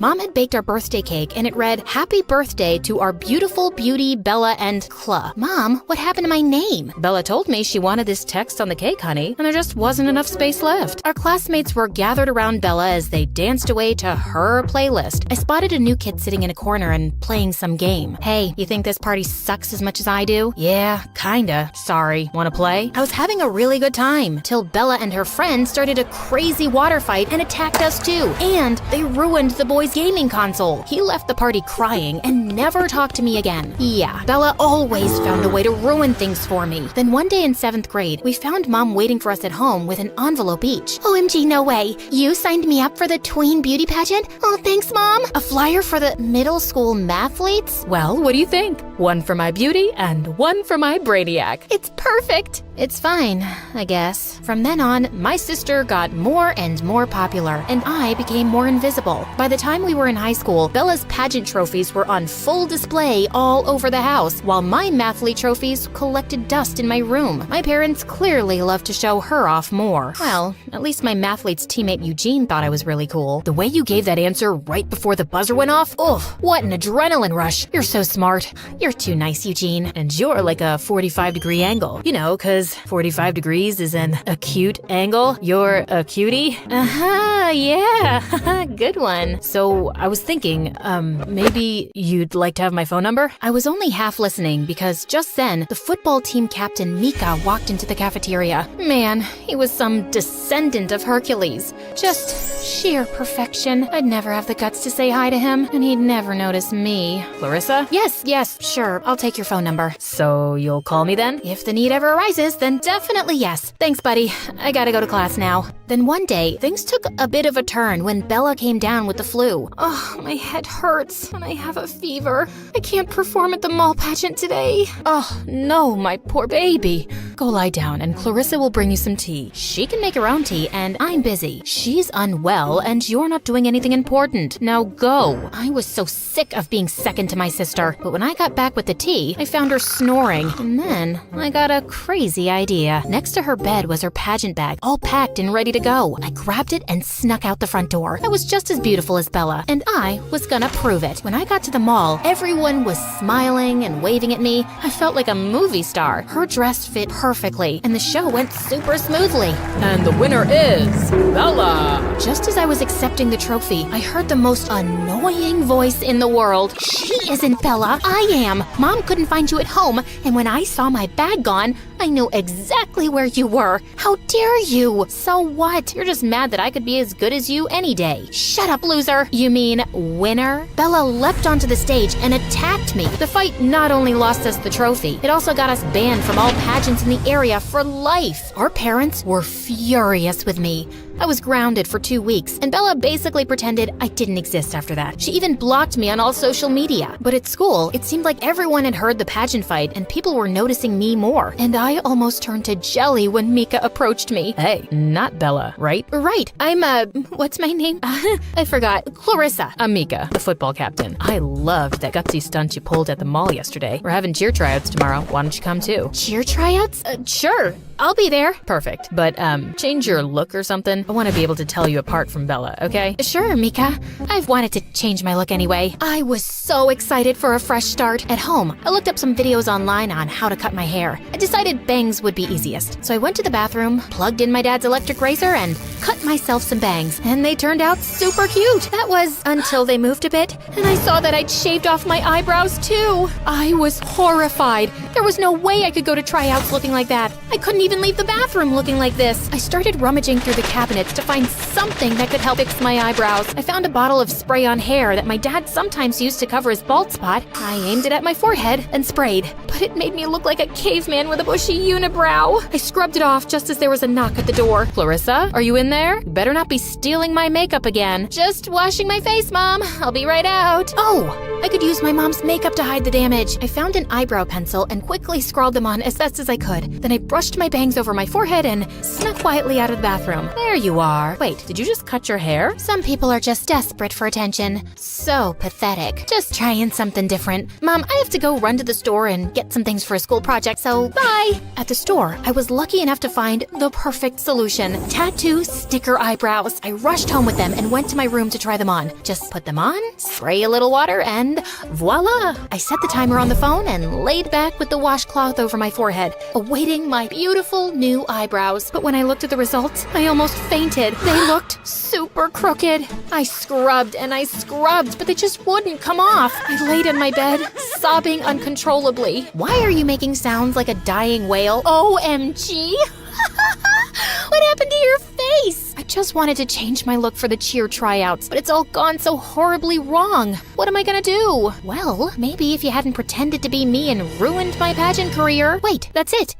You can pretend to be me. Oh, please, Bella, I need this. Mika himself asked me. You know I've always had the biggest crush on him. Yeah, I've read your Dear Diary sob stories. What? Not important right now. And okay, since you're begging and you look so ugly, it's almost sad. I'll do it, but only if you do my homework for a whole year. Are you kidding? Ugh, fine, I'll do it. Just get me the cheerleading spot, okay? You got yourself a deal. Go. Mom let me stay at home for a few days when she saw what I'd done, and Bella left for school the next morning. But I didn't really trust her not to mess things up for me at the tryouts. I needed a spy, so I called Eugene. Hey, I know this is a lot to ask, but I'm really unwell. And I asked my twin Bella to do the cheer tryouts for me. Could you just go and see how she does? I don't know who else I can trust. Of course I'll do it. Want me to drop by later with some soup too? We could watch some MSA videos, or I could show you my cat's pictures. That sounds amazing, but what I have is really contagious. So you'll report to me soon, right? You betcha. You're the best, Eugene. Eugene's report tallied with what Bella told me. She'd performed a flawless audition, and I was in. I couldn't wait to go back and spend time with Mika. Thankfully, the tattoos wore off in a few days, and my eyebrows were coming back, so I could fill in the rest with pencil. I was ready to return to school, but that evening, Eugene told me that he'd seen Bella and Mika kissing, and when she got home that day, she was getting out of Mika's car. I ran down to the living room and opened the window to eavesdrop. Ugh, it's so hard to say goodbye to you, babe. It's only till tomorrow, coochie poochie poo. And that'll feel like an eternity, my Bella baby boo. Ew! And what the heck? The minute Bella walked in, I jumped in her way like an angry lioness. What in God's name did I just see? Oh, you mean me and Mika?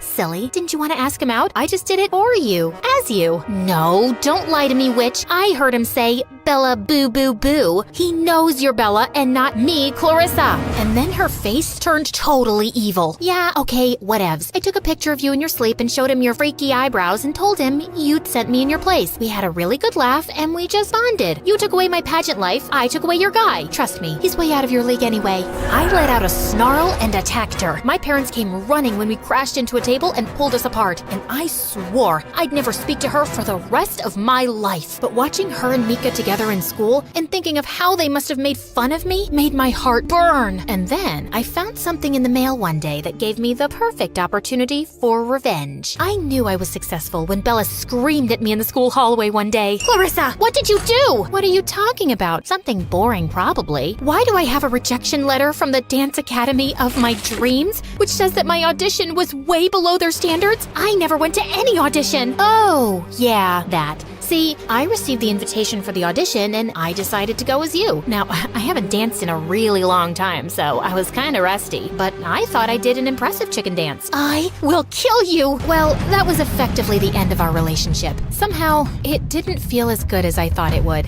No one at home was talking to me now, and even Eugene seemed distant. Hey, am I imagining it, or are you avoiding me? No, Clarissa, you're not. I just don't like what you did to your sister. What? She started it? No, you started it when you went to the pageant as her. You don't really know everything about us, Eugene. It gets really tiring being overlooked and invisible. Actually, I do know something about that. I literally joined the mathletes to get close to you. I dropped every possible hint that I like you, and you're not so dumb that you didn't pick up on it, but you just used me when you needed me. And now you need me again because I'm guessing other people in your life aren't talking to you. Well, I have a little more self-respect than that. Goodbye, Clarissa. The last few months of high school were really lonely. Bella got into an amazing dance school across the country, but she still didn't seem willing to forgive me. And even though we hadn't gotten along in a really long time, I felt sad that she'd be out of my life soon. But during the summer break, Bella suddenly fell really sick. After a number of tests, the doctor told us that both her kidneys were weak and she needed a healthy one soon. And of course, I was a perfect match. No freaking way. I am not taking her kidney. Are you crazy? Listen, guys, can you give us a minute? When my parents and the doctor left, I turned to her. Look, you need this, okay? I know I did some awful things and I'm really sorry. And for better or for worse, you're my other half and I can't lose you. So just shut up and stop smirking, and you're taking my kidney. Say you're my better half, Bella. Don't push it, okay? Okay, I know I haven't been very nice to you either, and I'm sorry too. I didn't even like Mika that much, so thank God he cheated on me and we broke up. Serves you right, which reminds me, I gotta call Eugene before the surgery and apologize to him too. What kind of name is Eugene? That's Latin for ugly, girl. Well, Latin is a dead language, Bella, much like your love life. Some things never change, do they?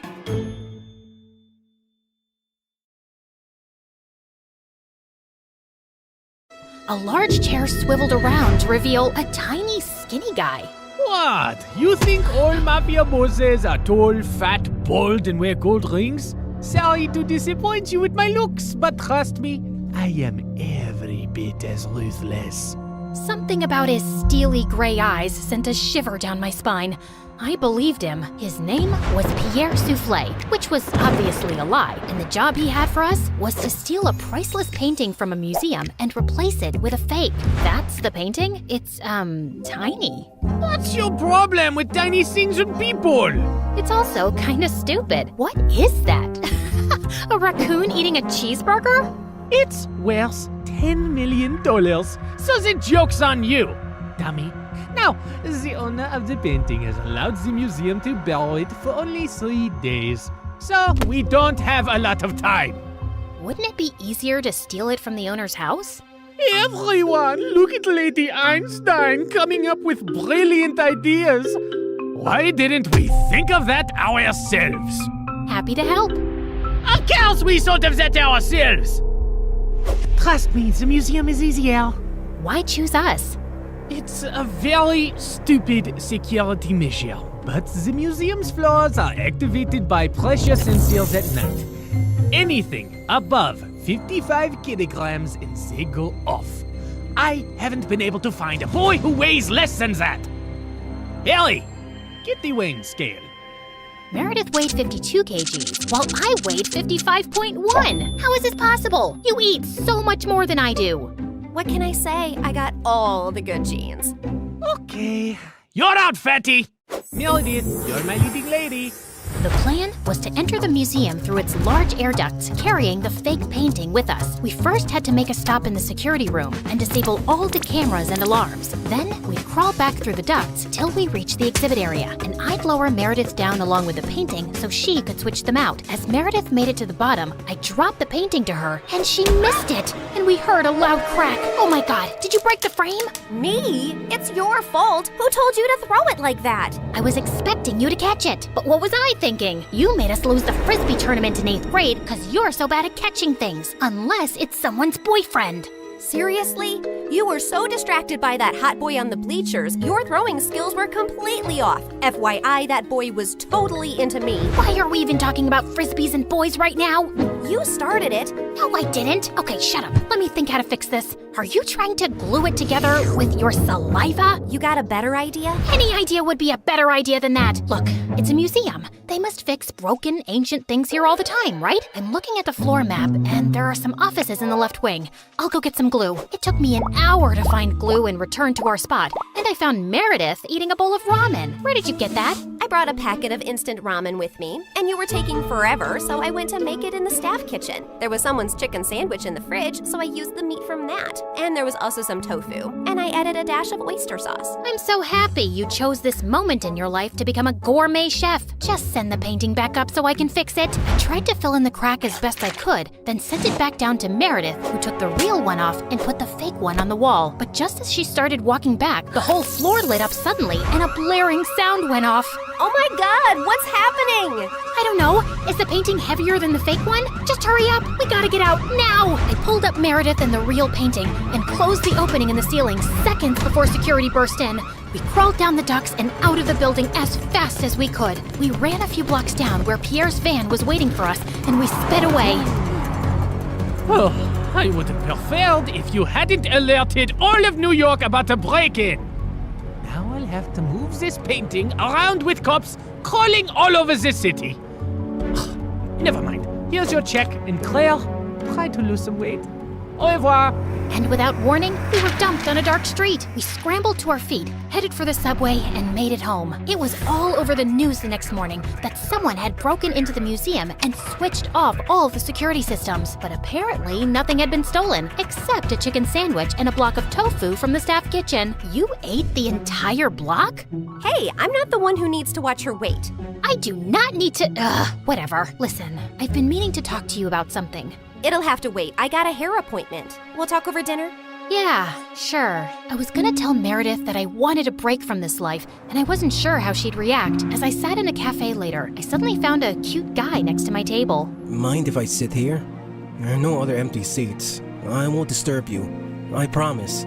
We actually ended up talking for over an hour, and I found him sweet and charming. I'd love to meet you again if you're free. I don't live in New York, but I come every weekend. You come here for work? No, actually, I came to visit my mom who's admitted in the hospital here for a medical trial. She has some rare brain issue that sent her into a coma. Oh, I'm sorry to hear that. How long has she been in a coma? 6 years now. It's been the toughest thing I've ever dealt with. Actually, she was part of this other really promising clinical trial before, but that didn't work for her.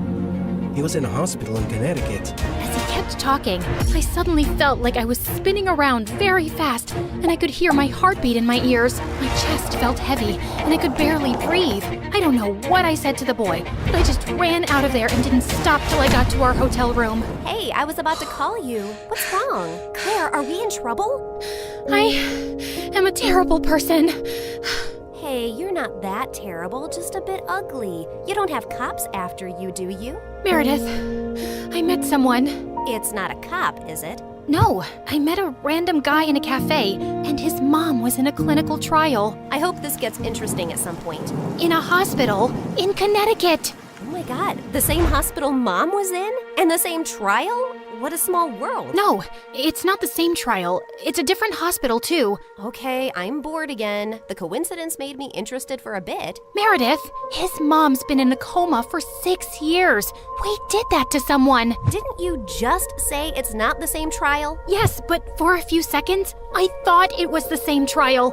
And I just realized for the first time today that we did something awful to someone out there. When we switched the patient files, we took away someone else's chance to get better. You realized this just now? Are you dumb or something? Of course that's what we did. I mean, I never really thought about it like this. It was just a name on a file. But meeting someone who's going through that with their mom for years, it just made it so real. We're really bad people. Not really bad, if you consider all the bad people in the world. Okay, look, we didn't have a choice. If I had to do something like that to save Mom all over again, I'd do it in a heartbeat. Okay, so we did that to save Mom, but what about everything else? We had a choice to not continue living this life, but we didn't stop, and I want to stop. What's the big deal, man? It's not like we're stealing from poor people. It doesn't matter who we steal from. It's not about them, it's about us and the people we've become. I don't want to be this person anymore. Look, just calm down. I'll get you a pina colada and everything will seem better. But I pushed her away angrily and she landed on the floor. She looked up at me, stunned. No, I am done. Meredith and I barely spoke over the next few days, and I had no idea what was going through her head, but I'd made my decision. I was gonna go home. I sent Freddie a text to say I'd be coming next week, and he called me back. Hey, I'm actually in New York with my parents for the weekend.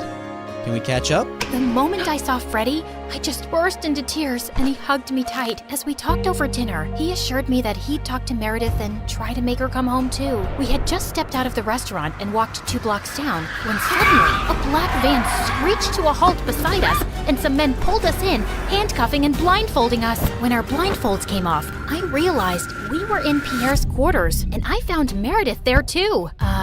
What's going on here? Welcome. We just gathered here to discuss a teensy-weensy, itsy-bitsy issue. Now, Meredith, go ahead and tell them the moronic thing of titanic proportions that you just did. Apparently, Meredith had found her way to Pierre's headquarters and stolen the real painting from him. She had then tried to sell it to a buyer she'd arranged, and while the exchange was about to happen on the docks, the cops had showed up. Meredith had barely managed to escape, but the buyer and the painting were in police custody. The police didn't let it get out in the news, but they knew the real painting had been stolen and replaced with a fake. They were probably watching every dock, airport, and train station to see if someone would try and move it out. And your sister practically handed it to them. What were you thinking? It's your whole quitting the biz talk that made me do it. I did it for us, so we could sell the painting and retire to Bora Bora for good. And what the heck is Freddie doing here? Hi guys, I'm Freddie. Old friend. Nice to meet you. Not terrified at all. You made me lose a fortune. And you double-crossed me. And Pierre does not take betrayal well. Harry! Sam! Yes, sir! You know what to do. Boss? I'm not really sure how I feel about punching a girl. Yeah, boss, I am not really comfortable with this. Maybe we can just punch the boy. I'm not really a boy. I used to be a girl. Ask Claire and Meredith, we practically grew up like sisters. Please don't hurt him. He has nothing to do with this. Silence! You buffoons! I didn't say hurt anyone yet. I just wanted you to threaten them. But of course, you're useless. I'll do myself. Torture Harry and Sam after this meeting. Now, get lost. Then Pierre shifted his cold gaze to me. That painting is everything to me, and I want it back. And now the only way we can get it is from the owner himself. You, Claire, will be executing this mission. The heir of that painting is a young, charming millionaire. And you will get to know him, become his girlfriend, kiss, cuddle, yada yada. You need to earn his trust completely, so he lets you into his life and his home. Then, when the time is right, you'll steal the painting from a high-security vault inside his house and bring it back to me. You will do this if you care about your moron sister and this girl/boy and his family and your mother and your stupid husband and your whole neighborhood. What if I fail? I don't think you want the answer to that. But once you succeed, I'll give you two enough to go to Bora Bora and never return. I'd be ecstatic to never set eyes on you annoying girls again. I had my eyes on the target from across the street. As soon as I saw him walk towards the cafe, I headed for the entrance. Just as he opened the door, I bumped straight into him, spilling coffee all over his shirt. Oh, God, I'm so sorry. I wasn't looking. I'll pay for the dry cleaning. His arm rested gently on mine. Hey, it's okay. It was an accident. I looked up into his bright green eyes. In fact, you're the one who's without a coffee now. Can I get you a new one? Sure, I'd like that. Can we also start over? Hi, I'm Christina. Hello, I'm Eric.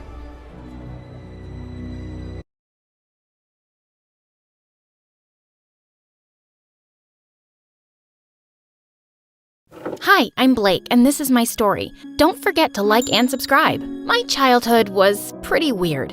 My mom could be a little dramatic. She was either very happy or very sad. She would do cartwheels on the lawn just because the sun was out. and cry like a baby waving the trash goodbye on garbage day. On the first day of school, she strung balloons in my hair.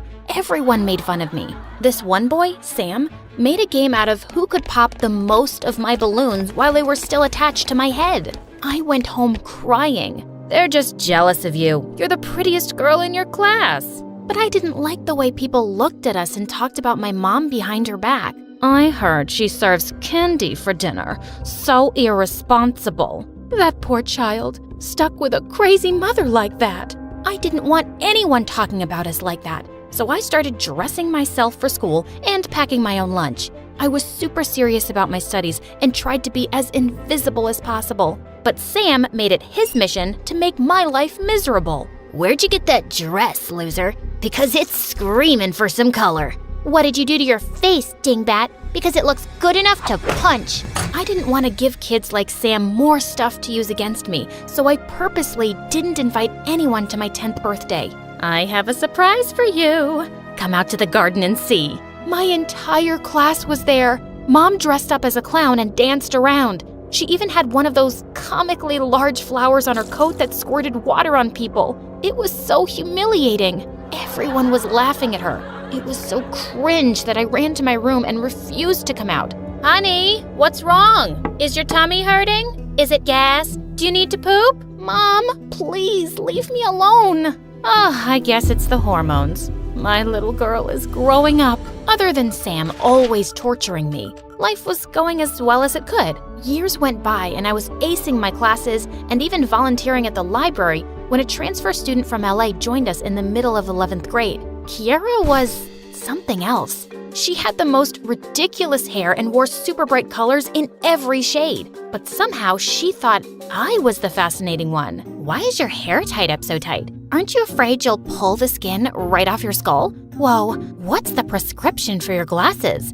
Are you, like, legally blind? No, I'm not blind. Yes, she is. She uses echolocation like a bat. See? That's why she has massive ears. Get lost, Sam. Oddly, it was our combined hate for Sam that brought us together as friends. We got closer over spring break, and Kiara told me about her parents, who both owned a tech company. They think I'm a weird hippie. We have nothing in common. I visited her house for dinner once. The place was so huge, I got lost twice looking for the bathroom. Despite what Kiara said, I thought her parents were awesome. They even had vegetables for dinner. What do you plan on doing after high school, Blake? I was hoping to study law at Harvard. That's amazing. If only Kiara had some ambition too.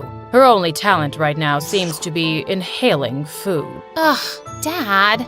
Honestly, I felt like someone had switched me and Kiara at birth and we ended up in the wrong families. Apparently, Kiara thought that too. I bet my parents wish they had you as a daughter and not dumb old me. See, that's the thing. I had succeeded in making everyone think I was this straight-A kid who didn't do anything ridiculous. But I had one dark secret. I was obsessed with mermaids, and I secretly drew comics about a mermaid archaeologist who discovered shipwrecks, and I never wanted anyone to find out. I felt bad for Kiara, so I invited her over to my place because I knew she and Mom would get along really well. Kiara, you're like the daughter I never had. Hello?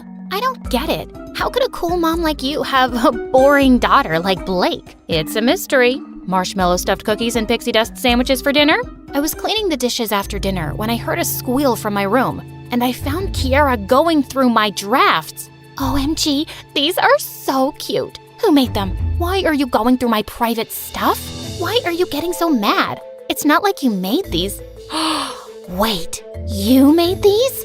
Stop shouting, the neighbors will hear you. They should. These are awesome. Why don't you have these published? Do you really think they're that good? I'd pay serious money to follow the adventures of Memphis the Mermaid. Mom's always on the lookout for unique content like this. You could save up for Harvard with that kind of money. I don't know, Kiara. Just think about it, okay?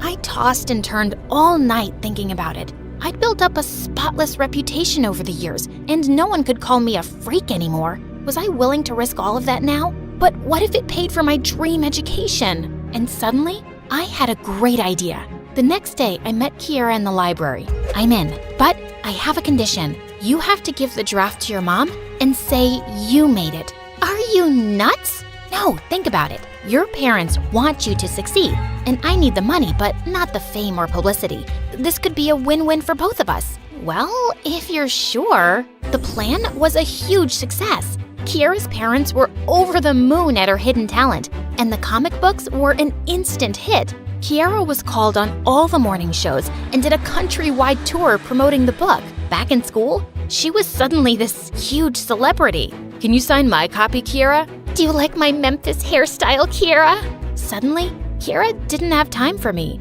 She was too busy with her fans and new friends. I tried telling myself I didn't care, but a part of me was hurt and a little jealous. But wasn't this what I wanted? No one to notice me? Smellogram. Sam, you moron. I'm gonna end you. Like your friendship with Kiera? That must have been rough. I guess I'm your only friend now. You're not my friend. Your words hurt me, Blake. Haven't I always made you smile and brightened your day? You've made me think of several ways to end you. See? I provide motivation and creativity. Now, how about as a thank you, you get me a date with Kiera? Why was stupid Sam interested in Kiera? And why did I care? He was a pain in my butt, but he was also really good looking now. Why do you want to date her anyway? Why do you care? Are you jealous? As if. Well, I want to date her because she's awesome. Have you read the comics? They're epic. I've heard several Hollywood producers are interested in the movie rights. I pushed Sam away and walked off. It was my idea to put Kiera's name on my work, but I still hated every minute that she got glory when I knew I would have gotten shame for it. It just wasn't fair. A few weeks later, Kiera suddenly showed up at my house asking for new drafts. I need to publish teasers on my stories. Hi to you too, Kiera. I'm fine. How are you? I know, I'm sorry. I've been busy. You have no idea what a creative person's life is like. Sure, I have no idea. And I haven't had time to draw up anything new. Are you serious? You must have something. A sketch? An idea? Here's an idea. How about you do something yourself for once? What's gotten into you? You're the one who practically begged me to take the credit. And now you're acting like I stole the idea from you? You know what? You're right. It was a stupid idea, and I'm glad it stops now. No! What will I tell my parents? It's the first time they've thought I'm good at something. I don't see how that's my problem. You can tell them the truth, that you have no talent. You're a horrible person, Blake.